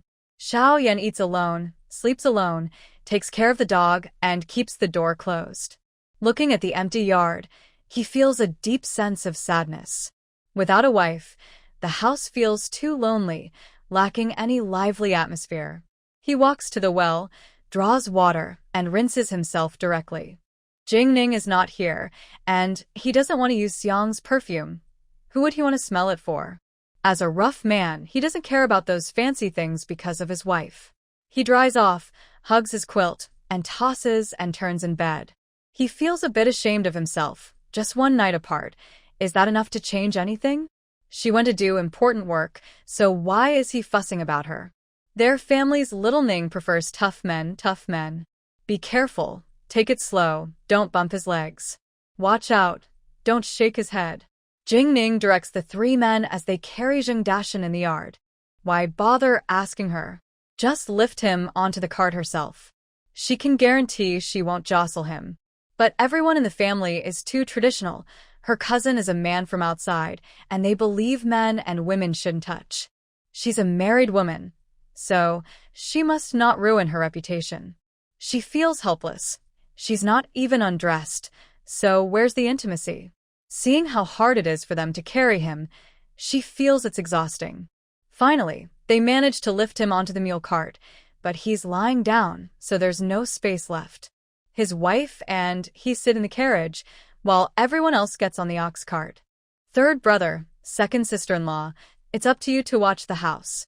Close the door at dark, and don't let the kids run around. Be good at home. Got it, mother. You guys be careful outside, and send word if anything happens. Yeah. Third brother, make sure to lock the door at night and take good care of the children, okay? Got it. Mother, you all. Wow, going to the county town feels like 100 years away. The village is still lively with many people watching the fun. Grandma, it's getting late. We need to hurry. Big cousin's leg is important. Yeah. Let's go. With a whip, the ox cart slowly moves. On the way, old man Jian keeps talking to his father-in-law and mother-in-law about how capable and hardworking their chubby girl is, making the Zheng family stare in disbelief. They can't believe it. In the county town, Zheng Dashan lies on the bed. The doctor carefully examines his head wound and leg. Everyone stands far away, afraid to get too close and disturb the doctor. This clinic was recommended by Chubby Girl and a shopkeeper, said to be the best in the county. The head wound will heal with rest over time. Don't move him or shake him, or he might feel dizzy and want to vomit. There's quite a bit of bleeding, so I'll prescribe some medicine to boost his energy and blood. Regarding her leg, the doctor looked at the strong man on the bed with sympathy. The bone is definitely broken. It's swollen and red. I can't treat it. Doctor, can't you set the bone? Jianning remembered that even without surgery after proper bone setting and slow recovery, it might still be possible, unless the bone is shattered. It should be treatable. The break is in a difficult spot to set. I'm not very confident. What did he say? He said he's not good at setting bones, which is hard to say. Why is the leg's position so difficult to fix? No, this doctor is not very skilled. Jianning was worried. Going to the city was too far, but not going seemed impossible. Grandma, Grandpa, you should stay overnight at the clinic. My parents and I will go back to the village first. The house is still being built, and the mule carts deliver goods daily. I'm worried about money, so I'll go back first and bring some silver. If there's still time, I'll come back tonight. If not, I'll come tomorrow. We'll go to the city then. Just now, she spent over 4 taels of silver on some blood-nourishing medicine. All right, take your time. Don't rush, and don't travel at night. The older daughter was busy at home, saying they were still building the house, so the whole family couldn't follow them everywhere. Got it. Jianning didn't ask her parents what they thought. She went out to find a carriage, making sure to find a big one for comfort. Parents, we're leaving now. Are we really leaving? There's a lot to do at home, and you can't help much here. It's enough that I'm with you. Big brother still has deliveries to make. Hurry up. Don't delay. Maybe I can come back soon. Listen to Fat Girl. With her here, we feel at ease. Oh, did her mother no longer need her? The Jian family got into the carriage.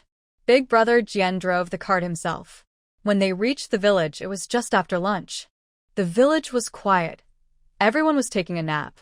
Parents, from now on, you'll handle the deliveries. I'll give you the house key later. Stay at my house tonight, and the dog will help watch over everything. I'll go to the city with Xiaoyan. Is Xiaoyan suitable for going? Shouldn't your older brother go instead? It's fine, we're the least busy. You're both busy with other things. Let's just stick to this plan. I'll pack some clothes and leave. Parents, it's hard on you at home. Fortunately, they only kept 2 dogs, nothing else. Her mooncakes could only be made again later. Before the Mid-Autumn Festival, she hoped to return. Xiaoyan was very happy to see Jianning returning home so soon. You're back so quickly. Is big cousin okay now? No, I need to take someone to the city. The doctor in the county town is useless. He doesn't dare to set bones. I'm just here to pack a few clothes. They're about to leave again, heading to the city. Won't that mean they will be away from home for many days? You should also pack your clothes quickly and come with me. He is going too. The surprise was a bit sudden. Am I going to the city too? Yes, since we are free, just the 2 of us will go. I don't think second cousin knows much or can handle things well. Okay, let's go together. They quickly packed their clothes. Old man, son-in-law, let him go. The young couple can spend some time together. It's good for their relationship. All right. Old Jing chose not to say anything. Parents, here is some money. If we don't come back, please settle the workers' wages for both families. Yes. The matter of money couldn't be delayed.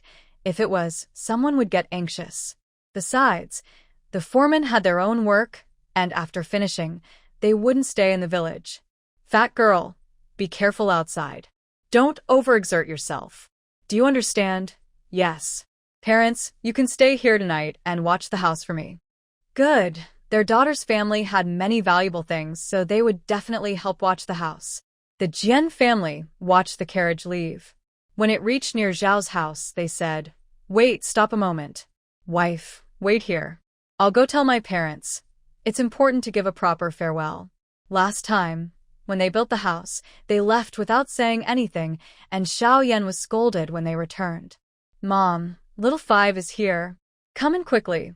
Old Shen saw his youngest son and happily came out to greet him. Little Ning didn't come along.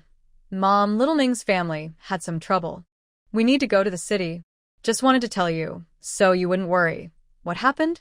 Is it serious?" Her eldest cousin fell from the roof and broke his leg. Now they're going to see a doctor in the city.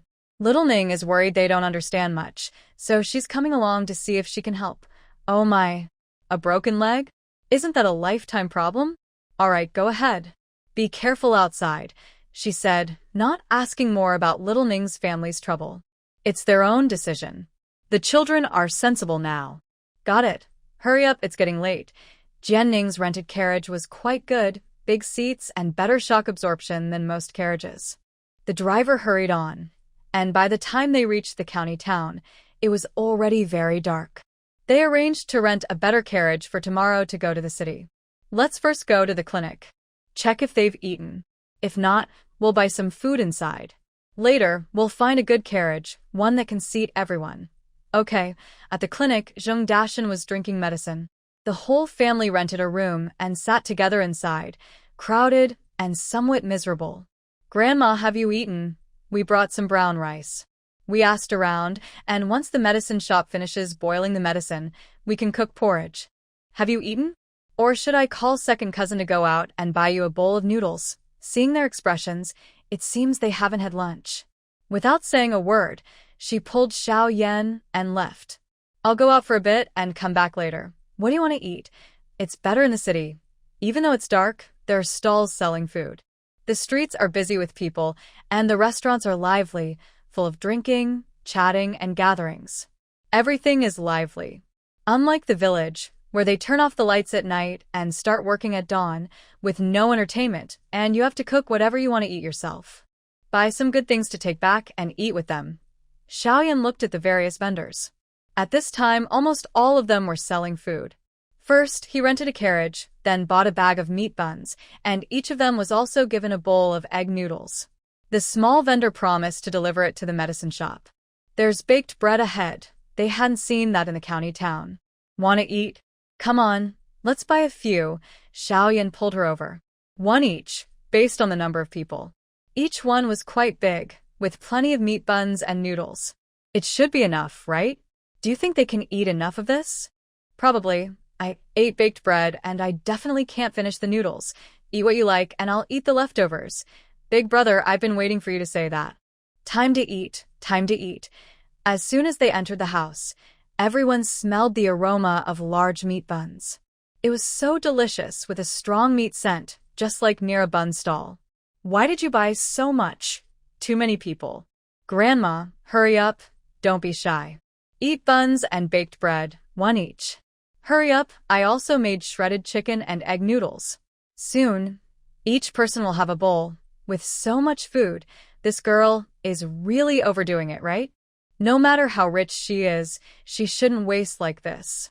The wife secretly glanced several times at Xiaoyan's reaction. It's already too much for the daughter to support her family. Now they are shamelessly borrowing money from their granddaughter and taking advantage of her. "Hurry up and eat.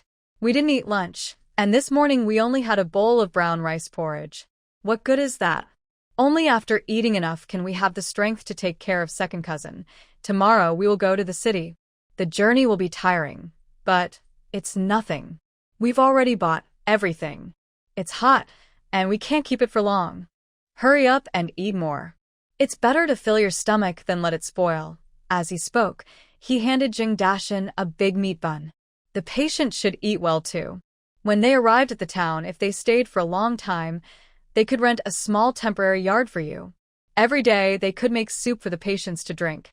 "Yes, Grandpa, Grandma, Xiaoning is right. We are still tired, and good health is the most important." Xiaoyan held a paper bag wrapped with buns, putting 2 into his hand. Jianning was eating a roasted bun. Donkey meat buns are delicious, chewy, and tender, not rough like pork. The crust is also crispy. Let's buy more tomorrow and eat them on the way. "Yes, my cousin's head can't handle bumps. Our carriage definitely can't go fast, and it will take several days to reach the town. We should buy more dried food to bring along. Such a long way." Everyone here, except Jianning and Xiaoyan, had never been to the town or county town. They only came a few times a year. Yes, the town is far, but it's also very big. The city is bustling. When we arrive, Grandma can take some time to explore with Grandpa. What is there to explore? What's worth seeing? Big places must be expensive. Let's not buy too much tomorrow. We can just eat black-faced steamed buns. If they weren't in a hurry and couldn't stop, they all wanted to pause halfway to cook porridge. Jianning was biting her bun, without answering. Someone who had been poor all her life and was using her silver was naturally anxious. Xiaoyan finished a bun in a few bites. He thought, the buns in the county town are really not as good as what Xiaoning makes at home. The dough is thick, not pure white flour, and there isn't much meat, more cabbage than meat. It's right that Xiaoning doesn't eat. The Zheng family members were nibbling on their buns. How many years had it been since they last ate big meat buns? Unfortunately, they were too far from home, and they had to go to the town tomorrow. Otherwise, they would definitely keep some for the children at home. "Eat quickly." The noodles arrived, but they had only nibbled half a bun. Jianning was a bit helpless. Xiaoyan had already eaten 3, and she had only eaten half a bun. Seeing how precious and eager they looked, it was all because they were poor. Big cousin, you can't hold the bowl. I'll ask around and find a low table for you to eat slowly, or should Xiaoyan feed you? Stop joking. He's not my wife. How could I let my sister-in-law feed me? Head of the household, let me feed you. No, I'll finish eating first. My stomach is full, and you rarely get to eat plain noodles. I'll eat by myself. He also wanted his wife to enjoy the best food. Xiaoyan went out to borrow a low table. Everyone else was holding their bowls, slurping happily. White noodles topped with shredded meat and vegetables, with an egg inside. Such good food. Even the daughters-in-law who had just given birth hadn't eaten anything this delicious. Fat girl, this child is truly. The old lady's eyes turned red with emotion. The others ate quietly, not speaking. When everyone finished, all their bowls were shiny clean. Only Jianning had half a bowl left, along with a small piece of baked bread. Keep eating. There's still bread, one for each person. We're full, really full. After finishing a bowl of noodles, her stomach felt warm and very comfortable. The previous hunger that made her stomach ache was gone, and she felt very calm now. But she wasn't exactly full yet. Eat more. Jianning didn't waste words. She handed each person a piece of bread. The villagers really knew how to eat. If they were in modern times, they could be famous food streamers. Her older cousin, still dizzy from the shock, had already eaten 3 buns, a bowl of noodles, and a large piece of bread. Fat girl, why aren't you eating? Could it be that she was afraid they wouldn't have enough, so she was reluctant to eat? I only eat this much. Don't believe it? Ask Xiaoyan. My appetite is just like this now. Child, why do you keep starving yourself? Isn't having some meat on your body good? Everyone wants to grow a bit more flesh, especially in winter. It makes it easier to get through. But you, with such a good body, are so hungry you're almost unrecognizable. Grandma, don't you think I look better now? She wasn't thin anymore. She looked strong and healthy. Looking better? Your face has become smaller by several rounds. It makes people worried. Jianning felt happy inside. A smaller face was good, but who wanted to go out every day looking like they were carrying a wash basin on their head? Tonight, the Zheng family stomachs were filled like never before. Old Mr. Zheng sighed about his granddaughter's filial piety and also about her son-in-law, who is surprisingly generous, kind-hearted people. We must remember how good Fat Girl and her family are. Dasha, no matter if your legs get better or not, you must not forget their kindness, understand? Grandpa, don't worry. I won't forget. In this life, I'll pay it back. If not now, then in the next. Dad, don't worry. Dasha won't forget, and neither will we. When we go back to the village, we'll find work in the county and slowly pay back the debt. That's good to know. That's good. Grandpa, Uncle, I've booked rooms at the inn. Tonight, Big Cousin's wife will stay here. The soft bed is just right for her to sleep alone. We can just sleep on the floor. Fat girl, you're making Grandpa worry. The debts kept piling up. How could they pay them back? Besides, they just got married, and the money wasn't easy to come by. The silver they saved was earned through hard work. The rooms are ready, 2 rooms, one for the women, one for the men. Xiaoyan and I will share a room. Not many rooms were opened. Let's go now. It's getting late. We'll wash up and rest early. You really are. Well, fine. Grandpa knows you're sensible. Today, let's forget about it. In the future, don't spend money so carelessly. You're still young and have many needs for money. Yes, I will listen to Grandpa. You. After arranging things at Jing Dashan's place, everyone went to the inn nearby, close to the medical clinic. It was their first time staying at an inn. Jianning led them inside. I've already asked the waiter to bring water. After you wash up, go to bed early. Tomorrow morning, we'll head to the county seat. Okay, you go rest now. Today, you're the most tired. Jianning yawned widely. She was really exhausted. They didn't understand much and relied on her to handle everything. It was truly hard. All right, I'm going to sleep. We're right next door. Call me if you need anything. Hurry and go. This girl, she used to not care about anyone. After getting married, why is she so caring now? If it weren't for her being the eldest daughter, they wouldn't believe it. Inside the inn, Jian Ning looked tired. Xiao Yan felt distressed. Dear, lie down first. I'll go get some bath water. Okay, I'll come down later. You ask the waiter to prepare breakfast for tomorrow. The inn offers breakfast. Let's eat and leave. Got it. Old wife, I heard that Xiao Wu and his wife went out of town. Tonight, the old Jian family is staying here. After dinner, old Xiao, pretending to smoke, talked to his wife about Xiao Yan. Yes, Xiao Wu told me this afternoon. I was sleeping then, so I didn't wake you. Later, I forgot about it. What did they go for? Is there anything at home they can't handle? Are we going to steal their things? No, at that time, Jian's family was with them, and they were in a hurry.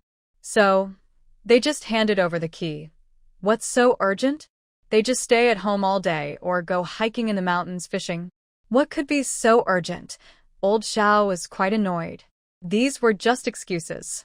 Basically, his son was a coward and listened to his daughter-in-law. And Jian's chubby girl only thought about her family.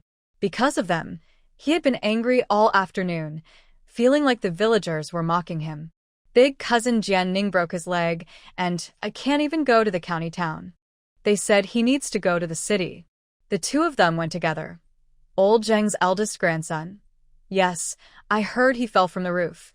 Thinking of this, old Shun's heart clenched. That boy must be suffering a lot now. Old Xiao suddenly knocked on his pipe, startling old Shun. What are you doing? No, it's not about old Zheng's family. Why are they always meddling? Are they pretending to be capable just because they are full? Our family is building a house. Jianing has come a few times. She's putting in so much effort but doesn't use it, just sleeps lazily at home or helps her family with chores. And Xiao Yan, at first, was quite diligent, but after a few days, he disappeared. Now, not only does he take care of old Jian's family, but he also has to look after old Zheng's family. They are really busy and impressive. Old Mr. Xiao is panting with anger, his beard puffing up. Does the big grandson of old Zheng's family have anything to do with their broken leg? No need to think, these two are up to something. Old Zheng's family is very poor.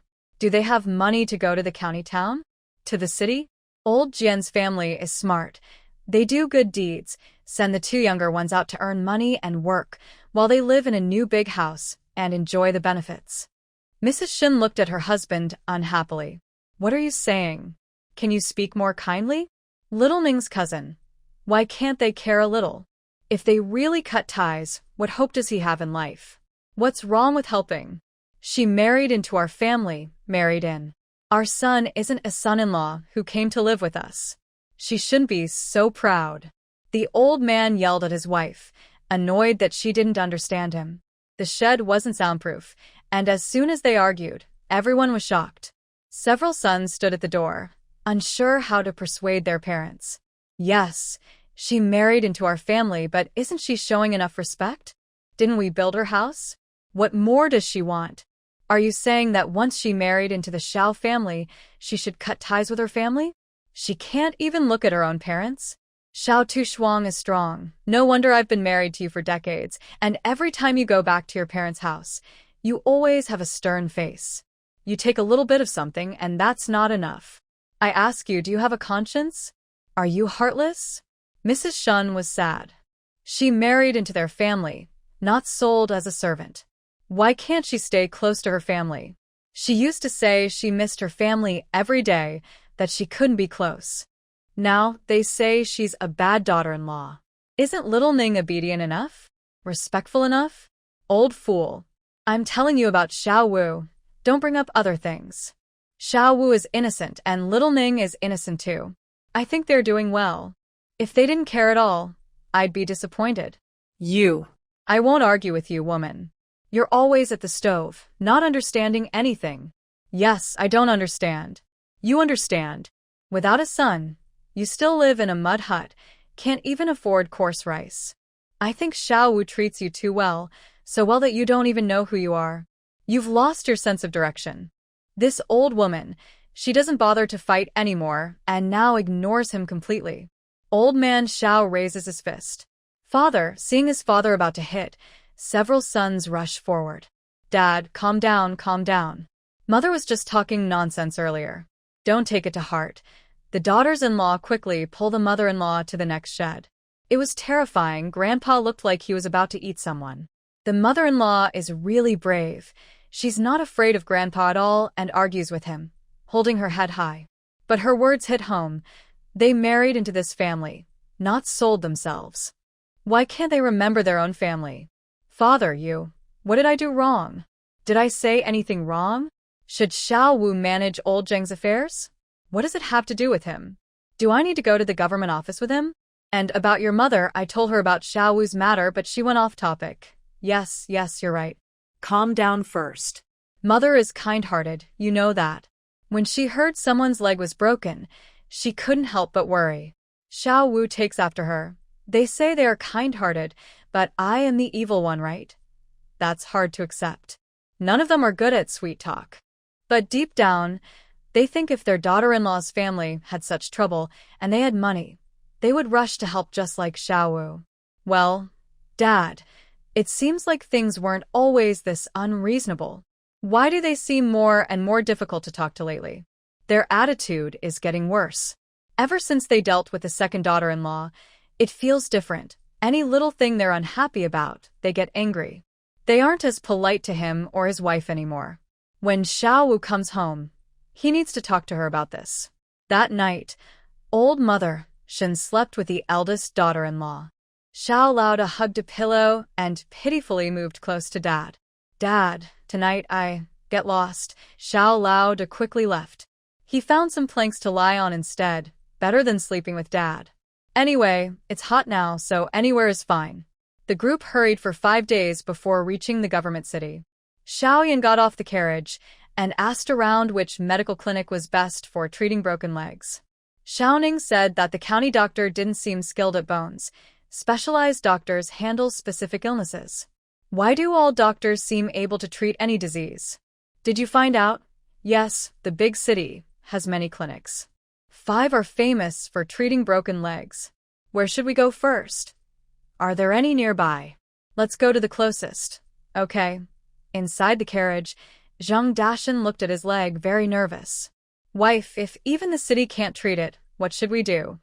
You and the child, what will you do in the future? It won't be a problem. In such a big town, there must be a good doctor who can treat you. The woman was also very worried. If the head of the family couldn't work anymore, she alone couldn't support the whole family. Although they were living together now, sharing food and shelter, she knew this couldn't last forever. She had thought it through. If the head of the family really couldn't walk again, she would go to the town to find work. She heard that people like them could find jobs, such as helping others wash clothes. With some courage and help from her family, she believed she could raise the children. After a few years, the children would grow up, and things would get better. Doctor, please take a look. The roof fell on him. 2 doctors have already checked, and they said his leg is broken. Jianning was very anxious. It had been 8 days since the injury. She couldn't wait any longer. If they didn't set the bone now, the broken bone might heal on its own, which could cause problems later. Would they have to break and reset it again? That would be very cruel. Carry him inside, the doctor said. Since the leg was broken, the doctor needed to feel the bone to understand the injury. Zheng Dashan was lying on the clinic's bed. The doctor rolled up his sleeves and gently pressed on Zheng Dashan's injury.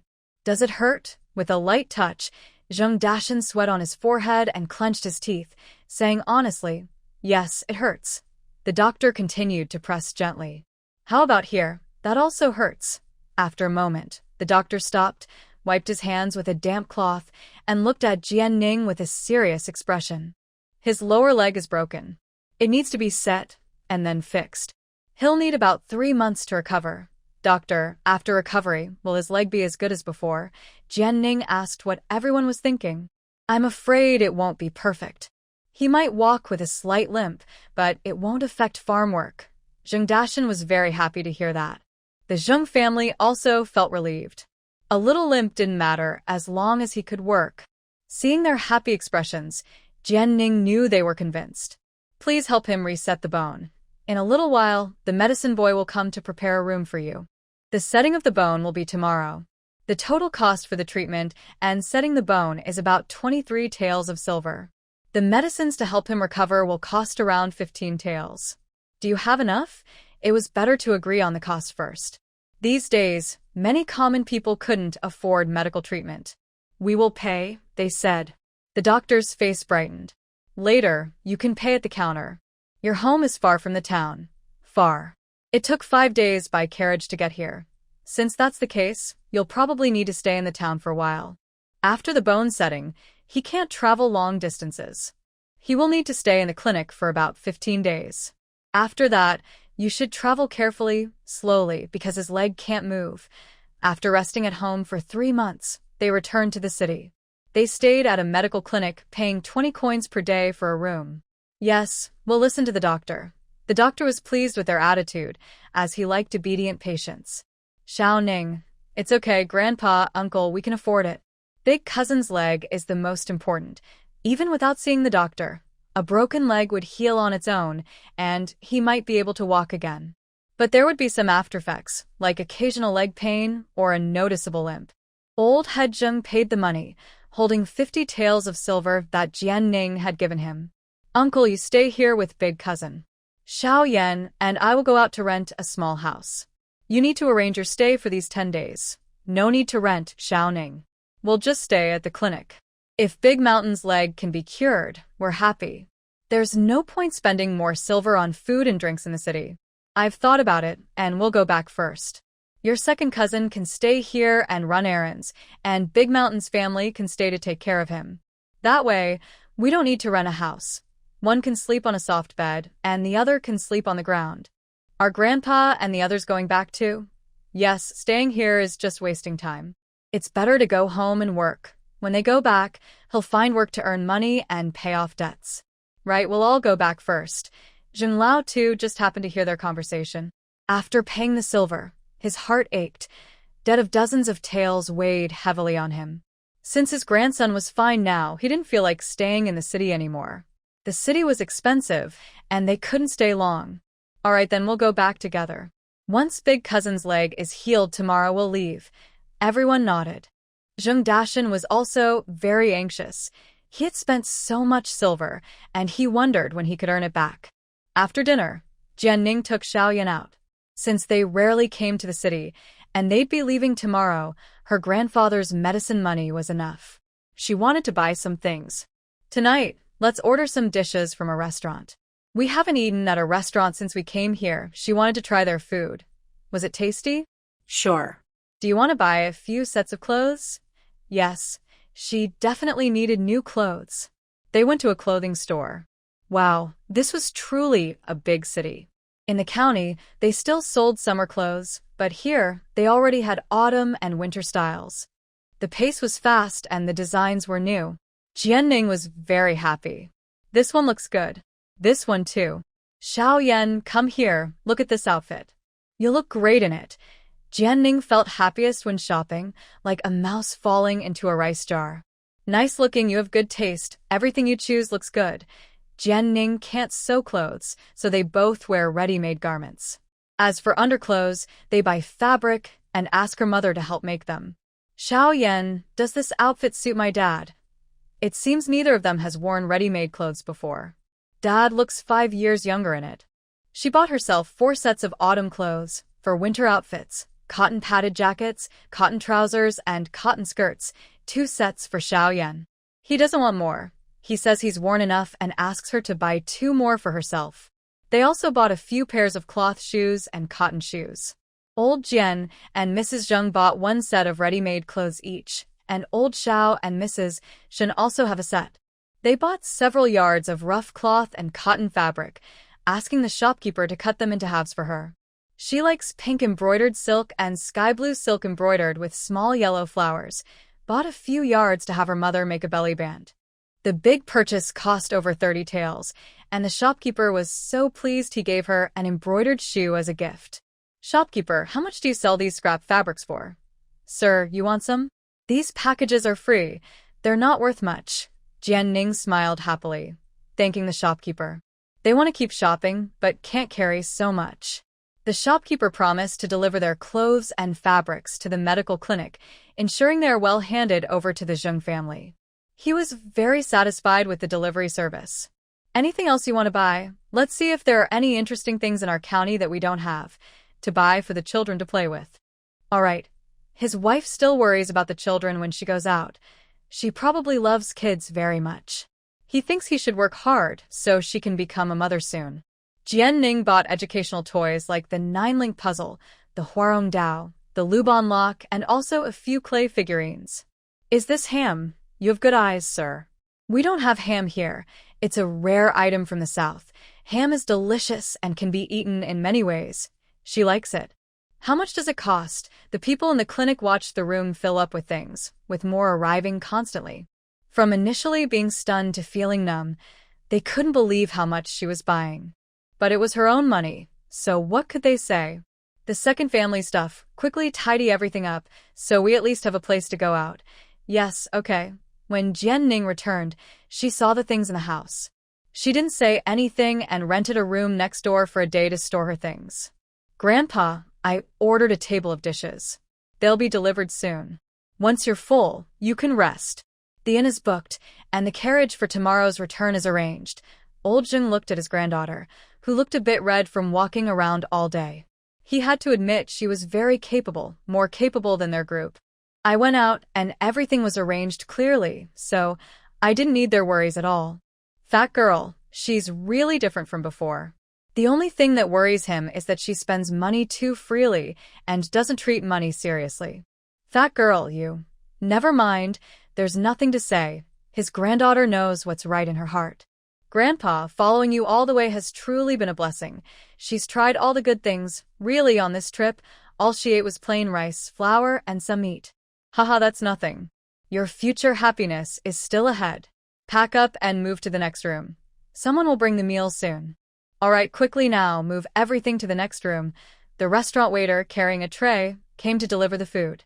Since there were many people, they ordered a lot of dishes, all specialties of the restaurant, 9 dishes and 1 soup, which was nourishing chicken soup. The main staple was rice. Eat quickly, while it's hot. He served some dishes to Zheng Dashan, who sat on the bed to eat. Seeing the table full of food, old Manjing sighed. Just eat it all. Social obligations tend to grow more and more, and debts never seem to clear. Big cousin, I've also ordered the meals for the next half month. They will be delivered daily at the scheduled times. I asked the clinic if we could borrow the kitchen, so you can cook yourself. The dishes will be delivered once a day. Remember not to leave any leftovers. No need, we'll buy our own. Everything is arranged. Big cousin can't eat poorly lately, so we'll stew some soup for him every day. Every 2 days, someone will send over a large bone. Ah, Xiaoning, you've done everything so thoughtfully. Haha, she really felt like an old mother. Maybe because she had lived alone for so long, she was used to handling everything herself. When problems arose, she would naturally take care of everything properly. She was quite a caring person. The restaurant's food is good, everyone. Don't be polite. Eat up. She truly believed that the dishes made by the chef were delicious. The stir-fried dishes were heavy with oil and salt, which showed that boiling dishes like that was probably something only the poor would do. After dinner, Jian Ning remembered the scraps of cloth. Second cousin-in-law, Grandma, let's go to the next room. I'll make some hair accessories for you to see. If someone wanted them, she could sell some to the grocery or fabric shops when she had free time. If no one wanted them, she planned to take some home to make dolls for decoration. Could Fat Girl really make hair accessories? How could she? The women went to the next room together. She took a piece of scrap cloth, folded and turned it in her hands, and with a few stitches, a hair accessory was finished. Second cousin-in-law, look at this light-colored silk cloth. Making small flowers with it looks especially pretty. As she spoke, she started working directly and added some red fabric for decoration. Xiaoning, how come your hands are so skillful? Exactly, your mother used to say your sewing wasn't good and worried you wouldn't have clothes after marriage. But look at you, aren't you better? No. She just likes DIY. She's really talented, but she can't do everything. Just like this, Grandma, second cousin, tried out. Do what you like, make it look nice. I'll make a few tonight and take them to the shop where I bought clothes today to ask if they want some. If they do, Grandma can go home and make more to sell in the county. Second cousin is already working in the city. How does that sound? Wow, they came up with a new way to make money. How thoughtful is the eldest granddaughter. Are you not going to do it? And your in-laws, your parents, everyone in the family, they need money, but they shouldn't take others' work just because they need it. They can't make things difficult for Xiao Ning's grandma's family. They have other things to do. If you think it's good, go ahead. If not, we can think of other plans later. Yes, the old woman quietly wiped her tears. Who knows how she got through today? First, she worried about her son not being able to be cured, then she worried about not being able to repay the money before she dies, and after going back, she feared others might cause trouble or want to split the family. Everyone has their own feelings. She can't favor anyone. Life is really too hard. The men all went back to sleep. Jianning was still in the clinic teaching them how to make hairpins. She noticed that these two were very stiff, only following instructions, probably not used to it or just unable to innovate. She could only think of more styles and show them finished products. Until midnight, everyone yawned countless times. Grandma, let's go back and sleep. All right, you must be tired. We are too slow. It was okay. Their fingers were still nimble, but they just couldn't come up with new ideas. Did you not go to the inn? In the main hall of the clinic, Xiao Yan was still sitting. Waiting for you. Wait a moment, I'll call the medicine boy to close the door. The clinic had already closed for the day, and everyone was resting. Xiao Yan and the medicine boy exchanged greetings. When they left, he would get up to lock the door. The old woman looked at Xiao Yan. He was from the fat girl's family. Over the past few days, he had been with them and was very considerate. He had a good personality and was very filial to them. The granddaughter's taste was surprisingly good. The next day, Jianning accompanied second cousin and grandma to the fabric shop. The shopkeeper recognized her and knew she was a big customer who bought a lot of clothes without blinking. Welcome, sir. Please come in. She bought so much yesterday, and today she wanted to buy more? Shopkeeper, this is my second cousin. She made some hairpins and wants to show you. Would you like to see? From now on, she will sell the goods herself. Zheng Dashan's wife nervously looked at the shopkeeper and stammered, Shopkeeper. Okay, yes, okay. The shopkeeper immediately saw that she was an inexperienced village woman, very different from the woman in front of him. He looked down at the fabric of her headpiece, his eyelids twitching. Wasn't this the scrap fabric he gave her yesterday? He recognized the patterns on his fabric shop's products. He took a head flower and examined it carefully. It was much prettier than the red fabric flowers sold outside, but the craftsmanship was not very fine. Madam's clever idea. I can take this head flower. 2 coins each. What do you think? Could it really sell for that much? Zheng Dashan's family watched the shopkeeper with surprise. Shopkeeper, look at this fabric, silk, brocade, and embroidery. How can you sell this head flower for just 2 coins? The style is nice, but the craftsmanship isn't perfect. It seemed the scrap fabric was something he had given her, not bought with her money. From what she said, it sounded like she bought it at a high price. If he hadn't personally given it to her, he wouldn't believe such a generous woman, who bought things without hesitation, would just say, "These are all scrap fabrics. Scrap fabrics can also be silk." She didn't say it and he didn't mention it, but who would know they were scrap fabrics? The shopkeeper gritted his teeth. Since you brought it, silk flowers for 3 coins, cotton fabrics for 2 coins. How about that? Shopkeeper, you're generous. Let's just agree on that. Good. From now on, my second aunt will bring the goods. I hope the shopkeeper can take good care of her. Certainly. By the way, does the shopkeeper have any scrap fabrics? How much for a pack? The shopkeeper. After leaving the fabric shop, Zheng Dashan's wife still felt her heart pounding. She had almost been overwhelmed with nervousness just now. Grandma, there are many fabric shops in the city, and the fabrics are good. Later, Xiao Yan and I will buy some scrap fabrics. You and second aunt go in and watch over big brother. All right, I'll listen to you. The granddaughter was really impressive. No wonder she could make money. Watching her negotiate business, she was so skilled. The shopkeeper of such a big fabric shop didn't scare her at all. After walking around Fengcheng, she returned with a full cart of scrap fabrics. Such a big bundle only cost 15 coins. No wonder the shopkeeper gave her 2 packs. Before even entering the door, Zheng Dashen's wife heard his scream. Was he getting a bone setting? Oh my.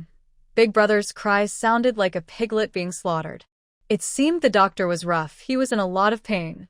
A man crying so miserably. It must have hurt a lot. Do you want to wait a bit before going in? Xiaoyan was worried. She might be scared. No, let's go in and see. She wanted to see how they did bone setting in this era. When they entered the house, the poor eldest cousin was sweating with pain, tears running down his chin. His lips were almost bleeding. His wife and grandmother were heartbroken and crying. Really, if you can't watch, just don't look. The doctor calmly fixed his leg with a wooden board, not trembling at all. It seemed his bones were already set properly. All done. Don't move his leg. I will come to check on him every day these next few days. Thank you, doctor. Skillful work is how they earn money. Just like that, they moved his leg back into place, and the money went into their pockets. Jianning touched her chin, thinking that her little cousins from her family should learn some skills or go to school. Oldest, you need to take good care of yourself in the mountains lately. I know, Dad. Second, you're in the city, be careful. This place isn't like our village. Here, everyone is important. Stay in the clinic when you're not out. Don't wander around. Take good care of your older brother and sister-in-law. Don't worry, Dad.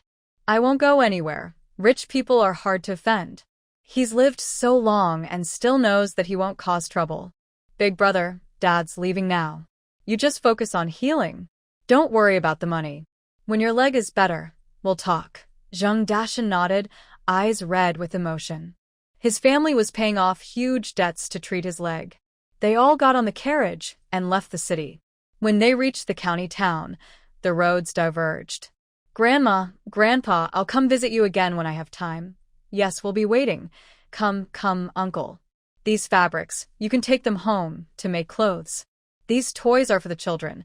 Xiaoyan ran over, panting, carrying things. He had been listening to them talk about how delicious sesame cakes and meat buns were. He thought it was a waste for old folks like them to eat such things. They should save them for the children. Jianning's ears grew sore from listening. She had already discussed with Xiaoyan to buy some meat buns and sesame cakes for the children when they got home. No, you can't take these home for yourself to make new clothes, and Xiaoyan, we have enough clothes.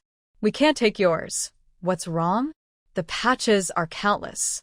Yesterday, I saw that when I pulled off my clothes, a big hole tore open. Old Uncle Zheng's face darkened as his niece spoke honestly. Don't take the broken clothes. Hurry and take them back. Yeah, fat girl, Grandma really can't take your stuff anymore. You've spent so much silver these days, I know it well. Jianning didn't bother to argue anymore. She signaled Xiaoyan to carry the bundles they had prepared earlier. It's getting late. Let's go home quickly. Bring good news to everyone, and make them happy. Coachman, let's go. The coachman waved his whip. This kid, Jianning quickly stuffed 2 large bags of food into the carriage. Grandma, take this back for everyone to try. Are the meat buns tasty? Ma Chi-tong hurriedly moved forward, and the Zheng family members didn't have time to get off the carriage. Inside, the old woman wiped her eyes. Take this back and let the children taste it. They've already owed too much and can't pay it back no matter what. Fat girl, you're back. Mom, have you eaten? When they returned home, the sun had already set, and it was getting dark. Yes, we ate. You haven't eaten yet? I'll go home and bring you some noodles. In the past few days, they haven't cooked here, only at their own home. They didn't touch Jianning's things.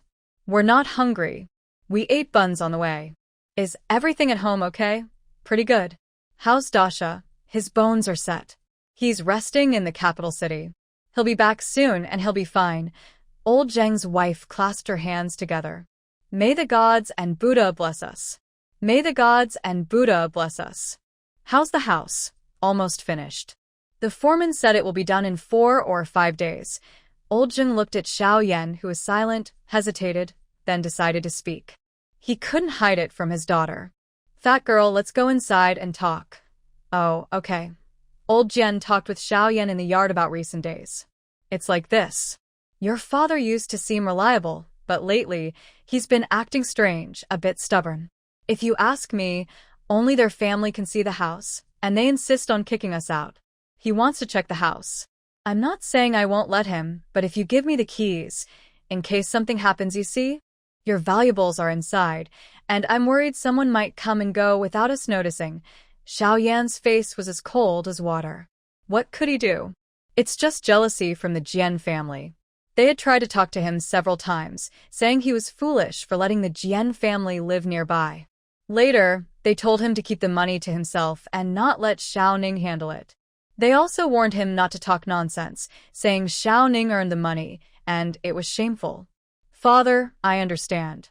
I'll give you the keys so you can watch the house. It's not just Xiao Ning's idea, I agree too. You watch the house, and I'll be at ease. Seeing how sincere he sounded, old Jian felt relieved. His son-in-law was more mature after hearing so much. If it weren't for Fat Girl's father-in-law, old Xiao would have punched him that night. What kind of attitude is that? Giving him face like that? Shameless old thing. Inside the house, the mother said, "Don't bother with that old fool. His mind is all over the place. I understand that your mother-in-law is still a good person." The next day, she specifically came to apologize to me. I heard that her life isn't easy either, and she argues loudly with your father-in-law. Maybe the old man is going through menopause? Why does he always bite when he gets upset? He wasn't like this before. Your father says he suddenly became wealthy and has become a bit arrogant, forgetting who he is. Old Mrs. Zheng finds this amusing. She's quite old, but she still can't see clearly. That makes sense. I know what to do now. Mother, I brought you some gifts. You always spend money recklessly. As long as it's useful, it can't be called wasteful, especially when it's for respecting you all. Mother, the old man is causing trouble. How are the others in the Xiao family behaving? Besides your mother-in-law stopping him, what about everyone else? Old Mrs. Zheng thinks carefully. The brothers didn't say anything that day and just stood behind old Xiao, silent. After the old man was taken away, he kept apologizing and asked us not to mind. The house still belongs to us, and we will take care of it. Honestly, Xiao Yan's 4 brothers are quite sensible. Well, at least they know how to behave. However, it seems your 2 sisters-in-law have been talking badly about you outside, saying you don't care about the Xiao family or the Jian family, and that Xiao Wu is just a son-in-law living at home. They spoke very badly. Sister-in-law 2 and 3, I see. Mother, let's go see the gifts. Daughter, maybe you should send some to the old Xiao house. I'm worried they might gossip again after all. After all, you did marry into that family. I don't care what they think. If they come to cause trouble at my house, I won't bother giving them gifts. Dream on. What are you saying, child? Can't you keep your mouth shut? Besides, isn't only your father-in-law causing trouble? All right, Mother, I understand. Outside in the main hall, everything is piled on the 8 immortals table. Mother, look at this ready-made outfit. Your whole body is dressed in it, and so is your mother-in-law. Don't they look good? Father got a big bargain. Your father-in-law doesn't like new clothes, and both outfits are his. You. I carefully glance at Xiao Yan. He looks indifferent. Is he happy or unhappy? The Jian family members, holding a bunch of things, are sneaking home late at night like thieves. The front person is keeping watch, and the others are carrying things along a small path. Except for old Shin's outfit, the Xiao family didn't give anything else. The extra fabric is put into a box for now. These I won't send to your family. Is that okay? They're yours to handle as you see fit. Wife, I only care about you and Mother. Sister-in-law doesn't treat me badly either. The rest, as long as you're happy, that's enough. If you all are well, then I am well too. Dad, since childhood, besides helping with farm work, he rarely talked to them. Everything at home was managed by his mother and eldest sister-in-law. When the eldest sister-in-law came in, he was still very young, and his mother was busy then. You could say he was raised mostly by his sister-in-law, so their feelings are different. Mom has actually been very caring of him all these years. He knows that. His older brothers, like their father, are honest but quiet men. They rarely talk to each other, so they are not very close. He used to think his father was simple and reserved, but now he realizes. I understand now. From now on at the old house, we should give them less. I'm afraid we'll spoil them. He admits that his family is not as honest and straightforward as the Yu family. If Mom feels oppressed living there, she can come live with us, or we can build her a small yard nearby. She won't leave. Her son and grandson are there. She's reluctant to go. Yes, only he truly understands his mother. Don't worry, Dad. She can't take much advantage from her. Is your mother-in-law very fierce? She seems like a kind old lady. My father is not good at talking, so he can't argue with her. None of you brothers can say anything about your wives, right? His poor communication skills might be inherited. He used to always have a blank face and not speak. Does your wife dislike me because I can't sweet talk? Old man Jian touches his new clothes. When the warm house celebration happens, I'll wear the new clothes Xiao Ning bought for me. He knows he has clothes from old Xiao, but so what? He just values what he has. The duck he caught flew away, so now he's the one benefiting. He doesn't mind wearing them. He's never worn new clothes before. Stop showing off. Be quiet lately. And all of you, don't say that fat girl brought back things, understand? No trouble for her. We understand, don't worry. Old Xiao looks down on them. What's this? Eating others' food but going to ruin others' pots? That's really shameful. Mom. Xiao Ning, you're back from the capital. Is your eldest cousin okay now? When Jian Ning arrived, old Shin sat alone in the shed, lost in thought. He's fine now. Thanks for caring about him, Mom. We're all family, no need for formalities. Sit down, I'll get you some water. Don't bother. I came quickly from the capital, didn't bring much. Just this outfit looks good on you. Try it on. Oh, this color. Can I wear it? It's embroidered with flowers. Old Shin touches the fabric, eyes full of liking. The cloth feels smooth and silky. You can wear it. You're not that old, she smiled, not taking it seriously. At over 50, how could she not look her age? Over the past few years, many people around her of similar age in the village had passed away. After sending off the clothes, Jian Ning went home. Xiaoyan went to the construction site to see the foreman to settle the final accounts, including the remaining payment for the goods and wages. When she got home, her 2 dogs wagged their tails and rushed to her, each carried like a small chicken, one in each hand. She turned and saw her new oven. The Mid-Autumn Festival was in 5 days. There was still time to make mooncakes. Since she had been away for so many days, the mud had dried. She lit a fire inside the oven to make the mud harder. What are you doing? We haven't made mooncakes yet. I'm just heating the oven. This afternoon, I'm free. Let's do it together. Let's do it tomorrow. We need to go up the mountain to pick chili peppers in the afternoon. Is the account settled? Have you paid the wages? Yes. The foreman said that the house on my father's side will be finished in a few days, but yours will take 3 or 4 more days. Finally finished. When the time comes, the 2 houses' heating and winemaking will need to be scheduled separately. Of course, they'll be scheduled separately. The chili peppers behind our yard are growing well. But Xiao Ning, when it gets cold, all the chili peppers will freeze and die. We won't have chili powder to sell to the restaurants in winter. Why not sell? We have so many empty rooms. In winter, we can dig soil in the back mountain, warm the house, and grow vegetables. Can we survive through winter? Xiaoyan said, surprised for the first time, gaining some new knowledge. Yes, we can. Our foundation is shallow now, so we'll just eat our winter vegetables. When you become successful in the future, we can grow more vegetables to sell, without power or influence, just getting by, watching to see what this person might become in the future. In ancient times, women were too harshly treated. They couldn't take the imperial exams. Yes, stories of family secrets being seized by the local lord, or houses being destroyed and people dying. He had heard many such stories since childhood. You're right. Now, we're content with a small fortune, he said. He was already quite satisfied with his current life. Old Xiao returned home and heard his second daughter-in-law say that her younger son had come back, only buying a new set of clothes for his wife, while he himself had none. He couldn't help feeling a stomach full of anger. This morning, His youngest son had been indifferent to him. No need to guess, someone from the Xiao family had probably complained. As for Xiao Wu, he was indecisive. When his daughter-in-law said they weren't doing well, he automatically thought it was his fault. Old wife, what do you think Xiao will do in the future?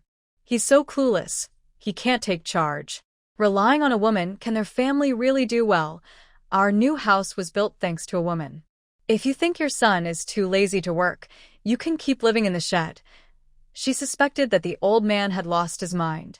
He used to be indifferent to family matters and wasn't unreasonable like this. Old Mr. Xiao didn't get any sympathy from his wife and was angry, so he turned over and went to sleep. Mrs. Shin looked at him for a long time, worried sick. The small yard at Jian's house was filled with a sweet, sticky smell all day. The workers at Jian's house sniffed the air, wondering what fat Jian was making. Why did it smell so good? No wonder she could make food to sell for money. Just smelling it made them feel it was even better than the pastries in town. After work, old Jian couldn't hold back anymore. Little sister, what did you make today? Mooncakes. Come in and try one. All afternoon, Xiao Yan and she had been talking nonstop. They're still full now, so no need to cook dinner. Old Jian took a big bite without asking. These mooncakes are so small, who can eat them all? Jian Ning made a small one about the size of her palm, using a bamboo mold Xiao Yan made temporarily. Eat a few more, they won't be enough to fill you. How do they taste? Delicious, very delicious. Although he had never tasted mooncakes before, his little sister had, and she made them herself. They must be authentic, even better than those sold in town. Later, take some home for everyone to try. Will you have enough to eat yourself? Yes. Old Jian ate two at once, but didn't want to eat more. The ingredients were flour and sugar, and his little sister said there was lard and bean paste inside, expensive ingredients. Xiao Yan, are we giving gifts for Mid-Autumn Festival? Yes. Now that we've separated, even though we're independent families, our parents and uncles still expect a gift. What should we give? He thought carefully. Our family will give 5 jin of meat and 20 mooncakes. Others can give 2 jin of meat and a local mooncake. Their own mooncakes weren't large or many, so each family would give some, but it wouldn't be enough for everyone. Then we'll go to town tomorrow to buy festival gifts. Good. The day after tomorrow, I'll go to the old house construction site. The house will be finished then. I'll check it and give the last payment to the workers, and ask mother-in-law when they plan to hold the warm wine celebration. I know. We might need to go help that day. Got it. Xiao Yan pushed the cart, loaded with festival gifts, delivering them from house to house. Little 5, delivering festival gifts. The villagers saw the cart full of things and envied him. Yes, mid-autumn is coming soon. The village path was quiet now. It was lunchtime, so everyone was at home. Father, mother. Old Mr. Xiao was squatting at the entrance of the greenhouse, smoking dried tobacco. When he saw his son, he hesitated and didn't speak. Why aren't you resting, thinking that the new house will be finished soon? I am so happy I can't sleep. Come in quickly. Old Shin pulls Xiao Yan, and old Xiao stands up uncomfortably, glancing at the gift he brought. It looks okay. Parents, when do you plan to move into the new house? When will the warm house celebration be? Old Shin smiles, so happily that she can't close her mouth. The new house, built on her heart, makes her very satisfied. We plan to move in before the Mid-Autumn Festival and hold the warm house celebration after the festival. Isn't that too soon? He's even more hurried than he was then. So fast? Doesn't the new house need to air out? The foreman said, since the warm walls are done, it will be ready after a day of heating. No need to air it out, we can live in it. He understands. Living in a big shed with the family is uncomfortable. Are the furniture ready? Some are not finished yet, but we can use the old ones first. Your older brother checked yesterday. The bed is ready, so we can move in once there's a place to lie down. Old Zhao's face relaxes a lot. Everyone in the village praises this house. The old men in the village envy him, their eyes turning green. When is the warm house celebration? You and your family should come early to help. Xiaoning is strong and skilled. Xiao Yan frowns. Even if Xiao Ning is capable, he shouldn't let her do everything. Yes, mother. When the time comes, let Xiao Ning stay with you to help out. Okay. Old Xiao can't stand seeing his wife work so hard, as if he's never seen a woman before. On mid-autumn, come back for lunch and we'll eat in the new house. All right. Parents, the mooncakes are made by Xiao Ning herself. The process was complicated, and she tinkered with the oven for several days. Luckily, they taste good. Please try them. Got it? Tell her to rest more when she can. All this work is tiring, especially in this hot weather. His wife is very filial, but he doesn't understand what the old man might dislike. Yes, parents. I'll go now. I want to deliver some to our house first. Others haven't received theirs yet. Feeling appreciated, old Xiao feels very happy. He waves his hand. Go ahead. Soon everyone will be going out to work. Okay? After Xiao leaves, old man, we haven't bought the gift for the festival yet. Tomorrow, let the eldest go to town to buy it. Her family has 4 daughters-in-law and many relatives in the village. How should we send it this year? Old Xiao looks at the mooncakes on the table. They're small and delicate. As he places them on the table, he smells the aroma. He reaches into the basket, takes one, and breaks it in half to give to old Shin. Try some. It looks pretty good to me. Old Mr. Shin took a bite, sweet but not greasy, with layers of skin that fall off without needing to use hands. Your daughter-in-law's hands are so skillful. Old man, these mooncakes are delicious, better than any we've had before. How many times have you had them before? Although he said this, he didn't want to admit it, but he really thought they were better than those sold in town. Recently, people sent us festival gifts. Let's share some with the daughters-in-law to take back to their families. Our days are better now, so let's give a little more to my older brother. Buy 5 jin of meat and a box of mooncakes. For others in the village, I think just like what we send to Lao Wu. What do you think? Sounds good. 5 jin of meat is enough for the older brother's family to enjoy. But I wonder if they will eat it themselves or give it away. Maybe they will give some to others.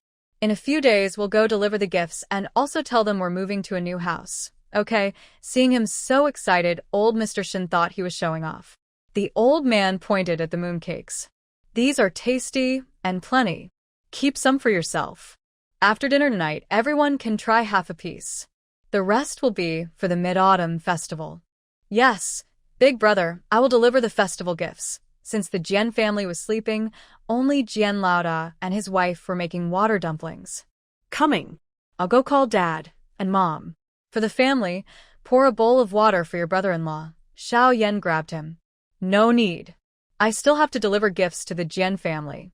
Moving to a new house is tiring, so don't wake them up. Sister-in-law, don't fuss.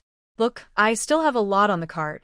I'll deliver to each family. Hearing this, Xiao Laoda immediately stopped calling people. Oh, then I won't keep you. Just drink a bowl of water and go quickly. Tomorrow, he would also deliver festival gifts. Xiao Yan and his family went from house to house, finally arriving at Xiao Debo's home. Debo, Little 5, come help bring water to Little 5. In the main room, Xiao Yan placed the basket on the table. Debo, how is your health lately? All good. Your dad, it's thanks to you. Debo, you're so kind. My brothers are capable too. Taking care of our parents is hard work. I'm just lucky. You're a good kid. Debo looked at Xiao Yan with satisfaction. He was modest and respectful, good and filial. He couldn't understand why his younger brother kept complaining lately, saying he couldn't handle family affairs, favored the Jian family, and always listened to Jian Ning. The young couple had a good relationship and communicated well. Was that not better? Was he happy just watching them fight all the time? Could Xiao Yan beat Jian Ning? Does his third brother want to see his son get beaten every day? He feels that lately he has been praised and admired so much that he is starting to forget who he really is. Sometimes, he needs a cold splash of water to wake him up. The 2 children are fair to both families, which he thinks is very good and done very well. Since the family split, not only has there been a large inheritance in a short time, but they also helped the villagers earn money. Now, everyone envies the third brother, who has a capable son and an even more capable daughter-in-law. After Xiao Yan left, the old man asked, Little 5, what did he say? Nothing much. I thought he and fat girl would starve after splitting the family, but I didn't expect. Do you think the third brother regrets splitting the family? Of course he regrets. If he had known they would rise so quickly, Fat Girl would have changed her attitude sooner, and they would have endured a few more days. That's why the old saying goes, don't look down on others. Who knows what will happen in the future? But what's the use of regret? When the third brother split the family, he disagreed. How could they split the young couple who just got married? It's the same as leaving with nothing. They gave grain because they were afraid not to, since Fat Girl would go crazy and fight if she was hungry. The third brother was silent every day, but inside, his stomach was twisting with worry. After all, for decades, the family was poor. He had no choice but to be obedient and honest. Now, with little Five coming, he couldn't sit still anymore. But he thought, although the two young people are young, they are determined and not easy to manipulate. Especially Fat Girl, she's quick and sharp in her work. In the Jian family, whatever she says goes. Growing up spoiled like that, the third brother probably would only end up losing out when he meets her. Maybe that's why he's so annoyed. The whole family listens to him, and he's used to taking control. On the day the Xiao family's house was finished, Jian Ning didn't go. She's a bit annoyed with old Xiao and doesn't want to stick around and see his cold face. She worked for him, but only to be looked at sideways. She feels so cheap. The house was her first and last big gift to him. After that, they would just be ordinary relatives. The Xiao brothers look honest, but who knows if they are just like their father, ungrateful and clueless? After all, a bad bamboo shoot can't produce good shoots. Xiao Yan, she wonders if he's the same? At least for now, she hasn't seen him be petty. The Jian family started preparing to move the very next day after the house was finished. Big brother, be careful when you move the table, don't scratch the wall. Second brother, slow down, the bed frame might fall apart. Oh dear, at the fifth brother's house with such strength, why don't they come help? Their natural strength is wasted if they don't use it. Now, moving the furniture was exhausting, and he kept watching to make sure they didn't damage anything. Hurry up, wife. Why are you so slow with just a few stools? You kids, be careful with the dishes. Don't break anything, understand? The whole family was being ordered around by him, but no one was angry. Tonight, they wouldn't sleep in the big shed anymore. They had a new house to live in, a brick and tile house. There are more rooms now, so they won't have to squeeze onto the same bed with the children anymore. The new bunk bed looks very comfortable. We have a house now, we have a house. From now on, the children can sleep and play whenever they want and sleep how they like. They won't be scolded by their mother in the middle of the night anymore. Pandy touches her door, thinking, is this house really mine now? Even though she shares a room with her two sisters, she feels happy. She used to envy the village chief's daughter, who didn't have to sleep with her parents. Now, she can do that too. Her living conditions are even better than theirs. All right, eldest and second, your families go cook first. The others keep working. Okay? Old Xiao, feeling proud, looks at the clean courtyard, the brick and tile house, and his busy family. His chest feels full and satisfied. Xiao Lao Sen finally feels like he's made something of himself. Big sister-in-law, let's cook a couple more dishes tonight. Our family will have a good drink. Yes, Li and Wang smile happily. With this house, their son won't have to worry about finding a wife. They don't care who lives here. Whoever stays is the owner. Their names aren't written down anywhere. If they don't move out, what can anyone do? If they're brave enough, they can come back and live here. The sisters-in-law exchange a knowing smile. Mother, when do you plan to move in? In 3 days, right after the Mid-Autumn Festival. Old Zheng is happy. Soon she'll be living next to her daughter. I'll help you move the furniture then. No need. Why do we need you? We have so many men at home. Men aren't stronger than me, Old Zheng says. You stay out, we'll move ourselves. Her daughter is living a good life, not here to serve them. Mother, did you go to your mother's house yesterday?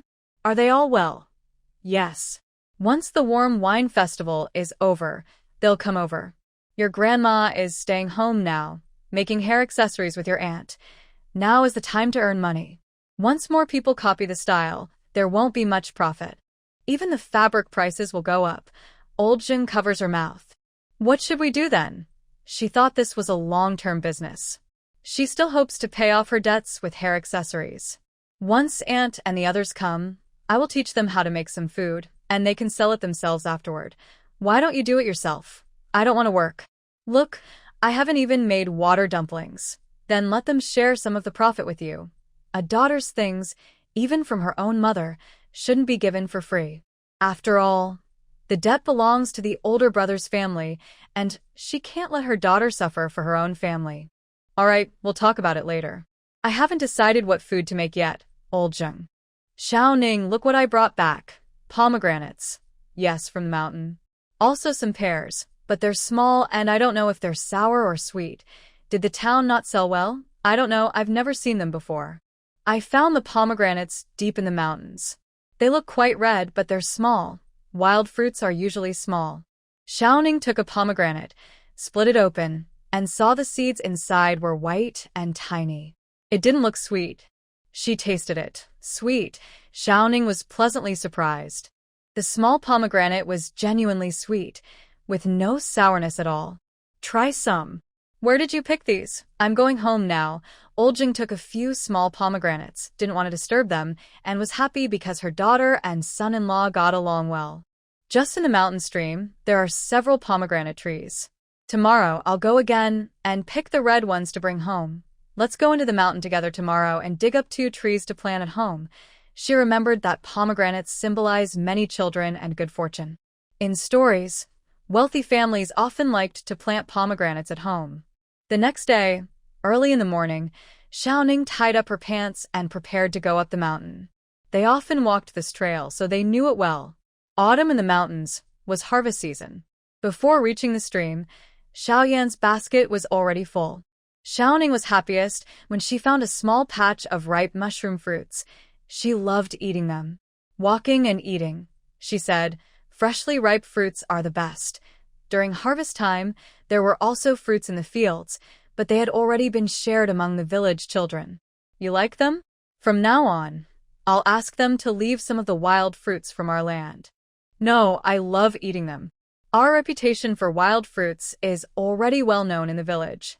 When the time comes, we can just go pick from the mountain. At the stream, they picked some wild fruits and prepared to go home. Did you hear any sounds? Xiao Ning pricked up her ears. Really? It seems not. Maybe just the wind. Xiao Yan listened carefully too, but heard nothing. How could there be no sound? There definitely was. Xiao Ning grabbed the shovel in Xiao Yan's hand and stared intently at the spot where the sound was coming from. The sound grew louder, and even Xiao Yan, usually slow to react, heard it. He stood in front of Xiao Ning. Before they took 2 steps forward, 2 wild boars suddenly emerged from the bushes. They looked like adult pigs, with sharp teeth visible, noses twitching, and fierce eyes fixed on them. Their mouths seemed to be drooling. Oh no, are these wild pigs? Their fur was black and tough. Step back, I'll hold them for a while. You look for a chance to run. Xiao Yan thought about dying now. How could 2 people handle 2 wild boars? They couldn't fight them. It was better for one person to die than both. Give me the shovel, quick. Jian Ning felt a little touched. In life and death, he was thinking of her first. But, did he forget something? She grabbed Xiao Yan and struck one wild pig's head with a shovel. The pig squealed loudly and staggered a few steps before collapsing. The other pig was stunned. Was its partner really gone just like that? Jian Ning pulled the shovel out of the pig's head, blood splattering everywhere. Wow, the pig next to her was just standing there, not moving. She quickly swung the shovel again at its head. Blood sprayed her face. The pig squealed and struggled, but this one seemed more lively. Jian Ning picked up a big stone nearby and hammered it down. Brain matter splattered, and the pig's head shattered. Xiao Yan instinctively took a few deep breaths, swallowing saliva. Is it dead? It must be. One pig's head was smashed open, and the other had no brain. Seeing Jian Ning's face and body covered in blood, he felt mixed emotions. At least, in the future, he wouldn't worry too much about his wife going up the mountain. When wild animals appear, who runs away isn't always clear. He reminded himself again. Don't argue with his wife. Her impulsiveness could cause trouble he couldn't handle. Let's go. Both are dead. Let's go down the mountain. Should they eat or sell this meat? There was so much. Sweetheart, do you want to wash the blood off your face first? It looked a bit scary. He was worried that going down the mountain like this might scare people, especially his father-in-law and mother-in-law. Wait a moment. Xiaoyan stared at the 2 dead pigs on the ground. He tried to lift one pig's leg, but it was too heavy. He tried the other one, still too heavy. He looked around, planning to make a simple cart. Jianning washed her face, but she didn't wash the blood on her clothes. Wet clothes down the mountain wouldn't be suitable, they were too tight. What are you doing? Making a cart to drag the pigs down the mountain. He couldn't rely on his wife for everything. He wanted to do some things himself. Jianning carried a basket on her back, holding one pig's leg in each hand. Let's go. You hold the shovel and the lighter basket on your back. The smell of blood might attract other animals, so leaving early was safest. Unfortunately, they hadn't dug out the pomegranate tree yet. Xiaoyan, that helplessly carrying a basket on his back.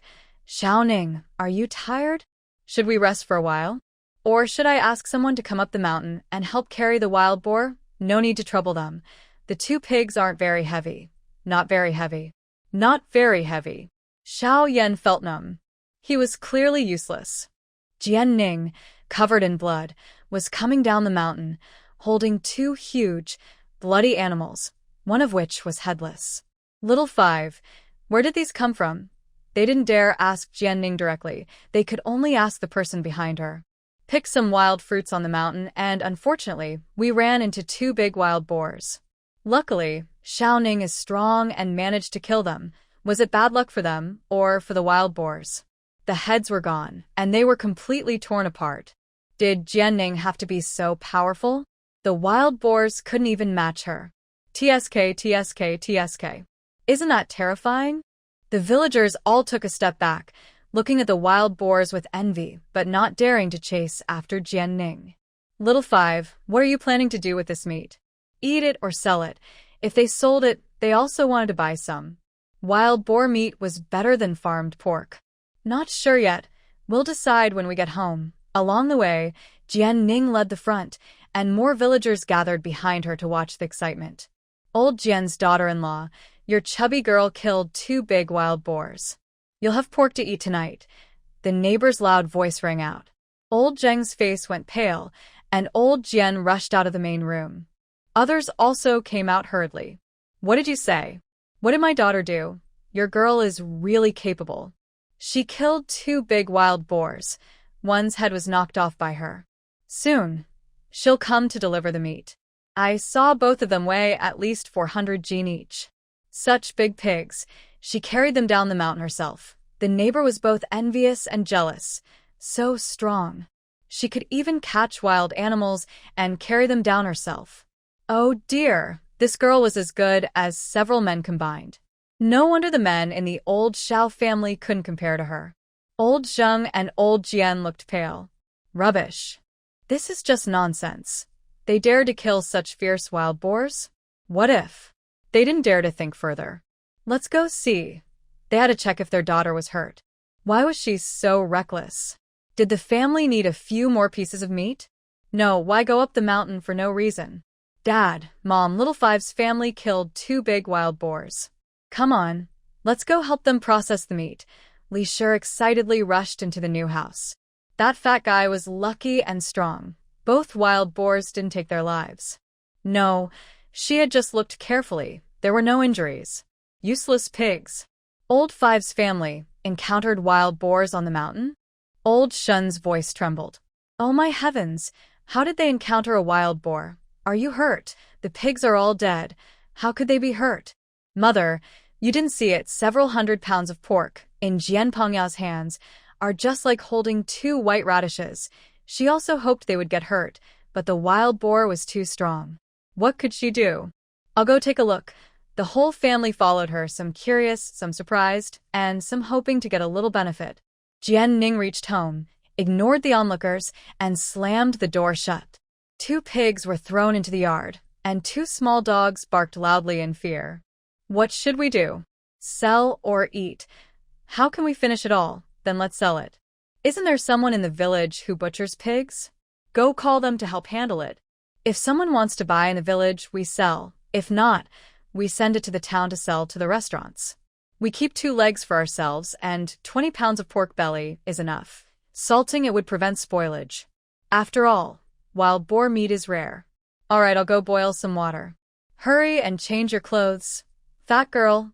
Well, mother is here, no more washing. Fat girl, how are you? Are you hurt? Old Jing touched her from head to toe. Why is there so much blood? Where are you hurt? It's all pig blood. The wild boar was very stupid. One swing of the hoe and one was down, and the other didn't even run. The Jian family members behind them. Are you really not hurt? Really not? Don't believe it? Ask Xiao Yan. Before old Jing could ask, the Xiao family arrived, and seeing the 2 wild boars lying in the yard, their eyes widened. They really are wild boars, so strong, the 2 of them, from Xiao Wu's family. Xiaoning, are you hurt? Old Shen asked again, pulling her aside. Old Jing felt relieved because she wasn't concerned about the meat on the ground but about her daughter's safety. Such big pigs, you can't finish eating them, right? Wang's eyes showed scheming. Even fools could see it. I plan to sell them for money. Why sell? Wild boar meat is rare. Shouldn't you let your parents have some to strengthen their bodies? How can you be so unfilial? Seeing the meat almost flying away, Wang was upset. You want to be filial? Then go up the mountain and hunt them yourself. Sell them, mother agrees. Old Xiao nodded. Selling for silver is the best deal. The offal can be kept, and everyone can satisfy their cravings. Offal is greasy and smelly. How do you eat it? Li also didn't want to eat it. Wild boar offal is much smellier than domestic pig offal. Who wants to eat that? She only wants the meat, not that useless offal. Old Xiao frowned and said nothing. His daughter worked hard to get that pork, so why should they eat it for free? Xiao Yan, what do you say? Sell it, I will call the butchers to help soon. Brothers, please tell the villagers that the wild pig is outside the yard, ready for anyone who wants to buy. I'm tidying up at home. Xiaoning wants to take a bath and change clothes, but it's inconvenient. Outside is fine. Okay, I'll go call the butcher now. I'll boil some water. You need to change your clothes. Mother, I'll go alone. Old Zhao's face immediately darkened. Giving the woman bathwater, Xiao Wu really knows how to do it. The butcher arrived quickly, and villagers eager to buy pork came even faster. In town, pork costs 30 coins per jin, and wild pig meat is usually more expensive. Jianning didn't want to earn much money from everyone. It's not easy for neighbors to get some meat. Xiao Yan, let's sell pork at 26 coins per jin. The less good parts can be cheaper. Anyway, it's 4 coins cheaper than regular pig meat. Okay. Mrs. Li and Mrs. Wang stomped in anger. Their meat was gone. These 2 old folks couldn't even speak properly. They wanted dozens of jin? If they wanted it, they wouldn't dare refuse. But old Xiao and old Shin kept silent, helping to sell the pork without a word. Honestly, they preferred silver over food. The villagers all wanted to buy some to feed their families. Wealthier families bought 2 or 3 jin, per one sold half a jin or so. Almost every family in the village bought meat. After selling, about 1 pig remained. The offal was sold at a very low price to families who couldn't afford meat. Even the pig's head was sold to the busy butcher. Hang these at the bottom of the well first. Tomorrow morning, Big Brother can take them to town. Okay. All unsold pork was moved back to the small yard. Watching the lively scene, Mrs. Li and Mrs. Wang looked enviously at the silver they earned and the meat in their yard. Oh, we haven't had any meat for days. Mother, Wang Kai is drooling over the raw meat. Old Xiao paused while carrying the meat. He wouldn't ask for meat in front of Jianning's family. He still had some pride. Old Zheng looked down on the 2 sisters-in-law trying to get a bargain. Jianning pretended not to hear. After finishing, Fatty, let's go home first. Dad, wait. Xiao Yan sighed, pulled Jianning aside and whispered a few words. Both families had worked hard all day. It wouldn't look right not to take some meat back. Sisters-in-law. Oh, what can you do? They took about 10 jin of pork and a few large bones with meat on them to make soup. Jian's family refused to accept the meat, but Jianning forcibly pushed it into their hands. When Li and Xiao Yan just raised their hands to take it, she happily took the meat herself. Her eager attitude made old Xiao feel very embarrassed. After receiving the meat, both families left one after the other. "Tonight, we'll stew big bones and cook braised pork," they said. The two pigs not only provided meat, but also earned them a little money. Not bad, not bad. During the Mid-Autumn Festival, Xiaoyan took Jianning home to celebrate. This was their first time returning to the old house since moving into their new home. After the Mid-Autumn Festival, we should go to the mountains to pick firewood, Jianning suggested. Yes, and if you want to grow vegetables in the warm room, we also need to burn firewood in other rooms. Our family needs quite a bit of firewood, Xiaoyan replied. It's not just the firewood. We also need to dig soil to plant vegetables. If my brothers are free, they should help build a frame to hold the soil, Jianning said. We still have a lot to do, Xiaoyan agreed. Yes, we've been busy lately, making pickled vegetables for winter, Jianning added. Your small pickles are better than mine, Xiaoyan said. Then we'll make them all. Xiaoyan, I plan to teach Grandma and the others how to make pickles to sell to restaurants or grocery stores, Jianning said. Aren't they making head flowers? Xiaoyan asked. Head flowers don't last long. People only look at them a few times. After thinking carefully, I decided to make small pickles instead. They're small, in large quantities with lower profit, but since the volume is big, it's still very promising, Jianning explained. All right, you decide, Xiaoyan said. Don't you feel bad about it? Jianning thought Xiaoyan had a blank expression and she couldn't see his true feelings. Why would I feel bad? Grandma isn't an outsider. Wife, I really am not petty. The things are yours, and you've helped my family a lot. My father is indeed unkind, and my two sisters-in-law are not easy to deal with. So, if you don't help them, I really don't mind. If you want to help, I want to advise you because if you give them the recipe today, their relatives will find out tomorrow, and the day after, other relatives will know too. So, it's better to keep things as they are now. They won't lack food and drink. Honestly, sometimes I envy you. The Jian family and the Zheng family are more content and grateful than our Xiao family, Jianning said. Sigh, a family full of ungrateful people with hearts not united. How can I help? I don't care about others. I will definitely take care of my mother and my eldest sister-in-law's family. Don't worry. I don't know if they'll become rich or famous, but I can ensure they won't go hungry, Xiaoyan replied. You know very well how kind your wife is to them. Do whatever you want. I can't help with everything, but I support you, Jianning said. Mother, Xiaoyan said, holding about 10 pieces of mooncakes. Jianning looked around at the new yard. The old, dilapidated houses had all been torn down, replaced with uniform blue brick and tile houses. The buildings were tall and bright. There were many houses arranged neatly, giving a feeling similar to a courtyard house. The small yard was very clean, and it looked very comfortable to live here. Come on in. Sit in the main room and rest for a while. The meal will be ready soon. How soon? We just started cooking. Mother, all the daughters-in-law are busy in the kitchen. How can she just sit in the main room and rest? You're so talkative. If you don't want to work, you can also sit in the main room. Mother, I'm not tired. I'll help you cook. Sister-in-law, let me pick some vegetables for you. Yes, come on, let's do it together. Li Shi pouted, showing favoritism. What did she say wrong? She just had some savings. Seeing her mother-in-law and sister-in-law's expressions made her feel disgusted. I haven't tasted sister-in-law Wu's cooking in a long time. For lunch today, why don't you be the head cook? Wang Shi really missed Jianning's cooking. She still remembered the meal they had at her house before. Eating her food was satisfying, and she could secretly learn her skills, see how she cooked, and compare what was different. Why does Xiao Wu have to cook? Do you all think you're good enough to be sisters-in-law? Xiao Wu's family, wash your hands and sit in the main room. You don't need to be busy here. She was clearly showing favoritism. So what?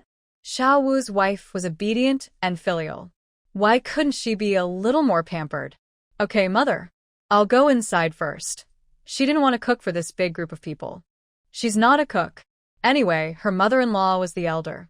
She could just help out, give some instructions to the daughters-in-law, and not get tired. Old Xiao looked unhappy when she entered. Why didn't the fifth family go to help in the kitchen? She had no face to sit and wait for food when her mother-in-law was busy cooking. Mother told me not to do anything. The sisters-in-law are doing a good job. Mother cares about you. Here, have a fruit. It's from our yard and tastes better than mountain fruit. I just washed it.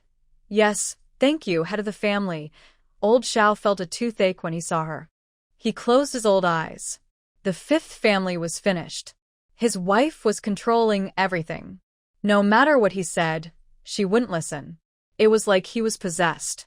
He closed his eyes, tired of seeing the trouble. For lunch, old Xiao bought some good dishes. He wanted Jianing to see that their Xiao family was doing well and living well. There was meat, chicken, and scrambled eggs on the table. The staple food was a mix of white rice and brown rice. Old Xiao looked at the table full of food, feeling proud and satisfied.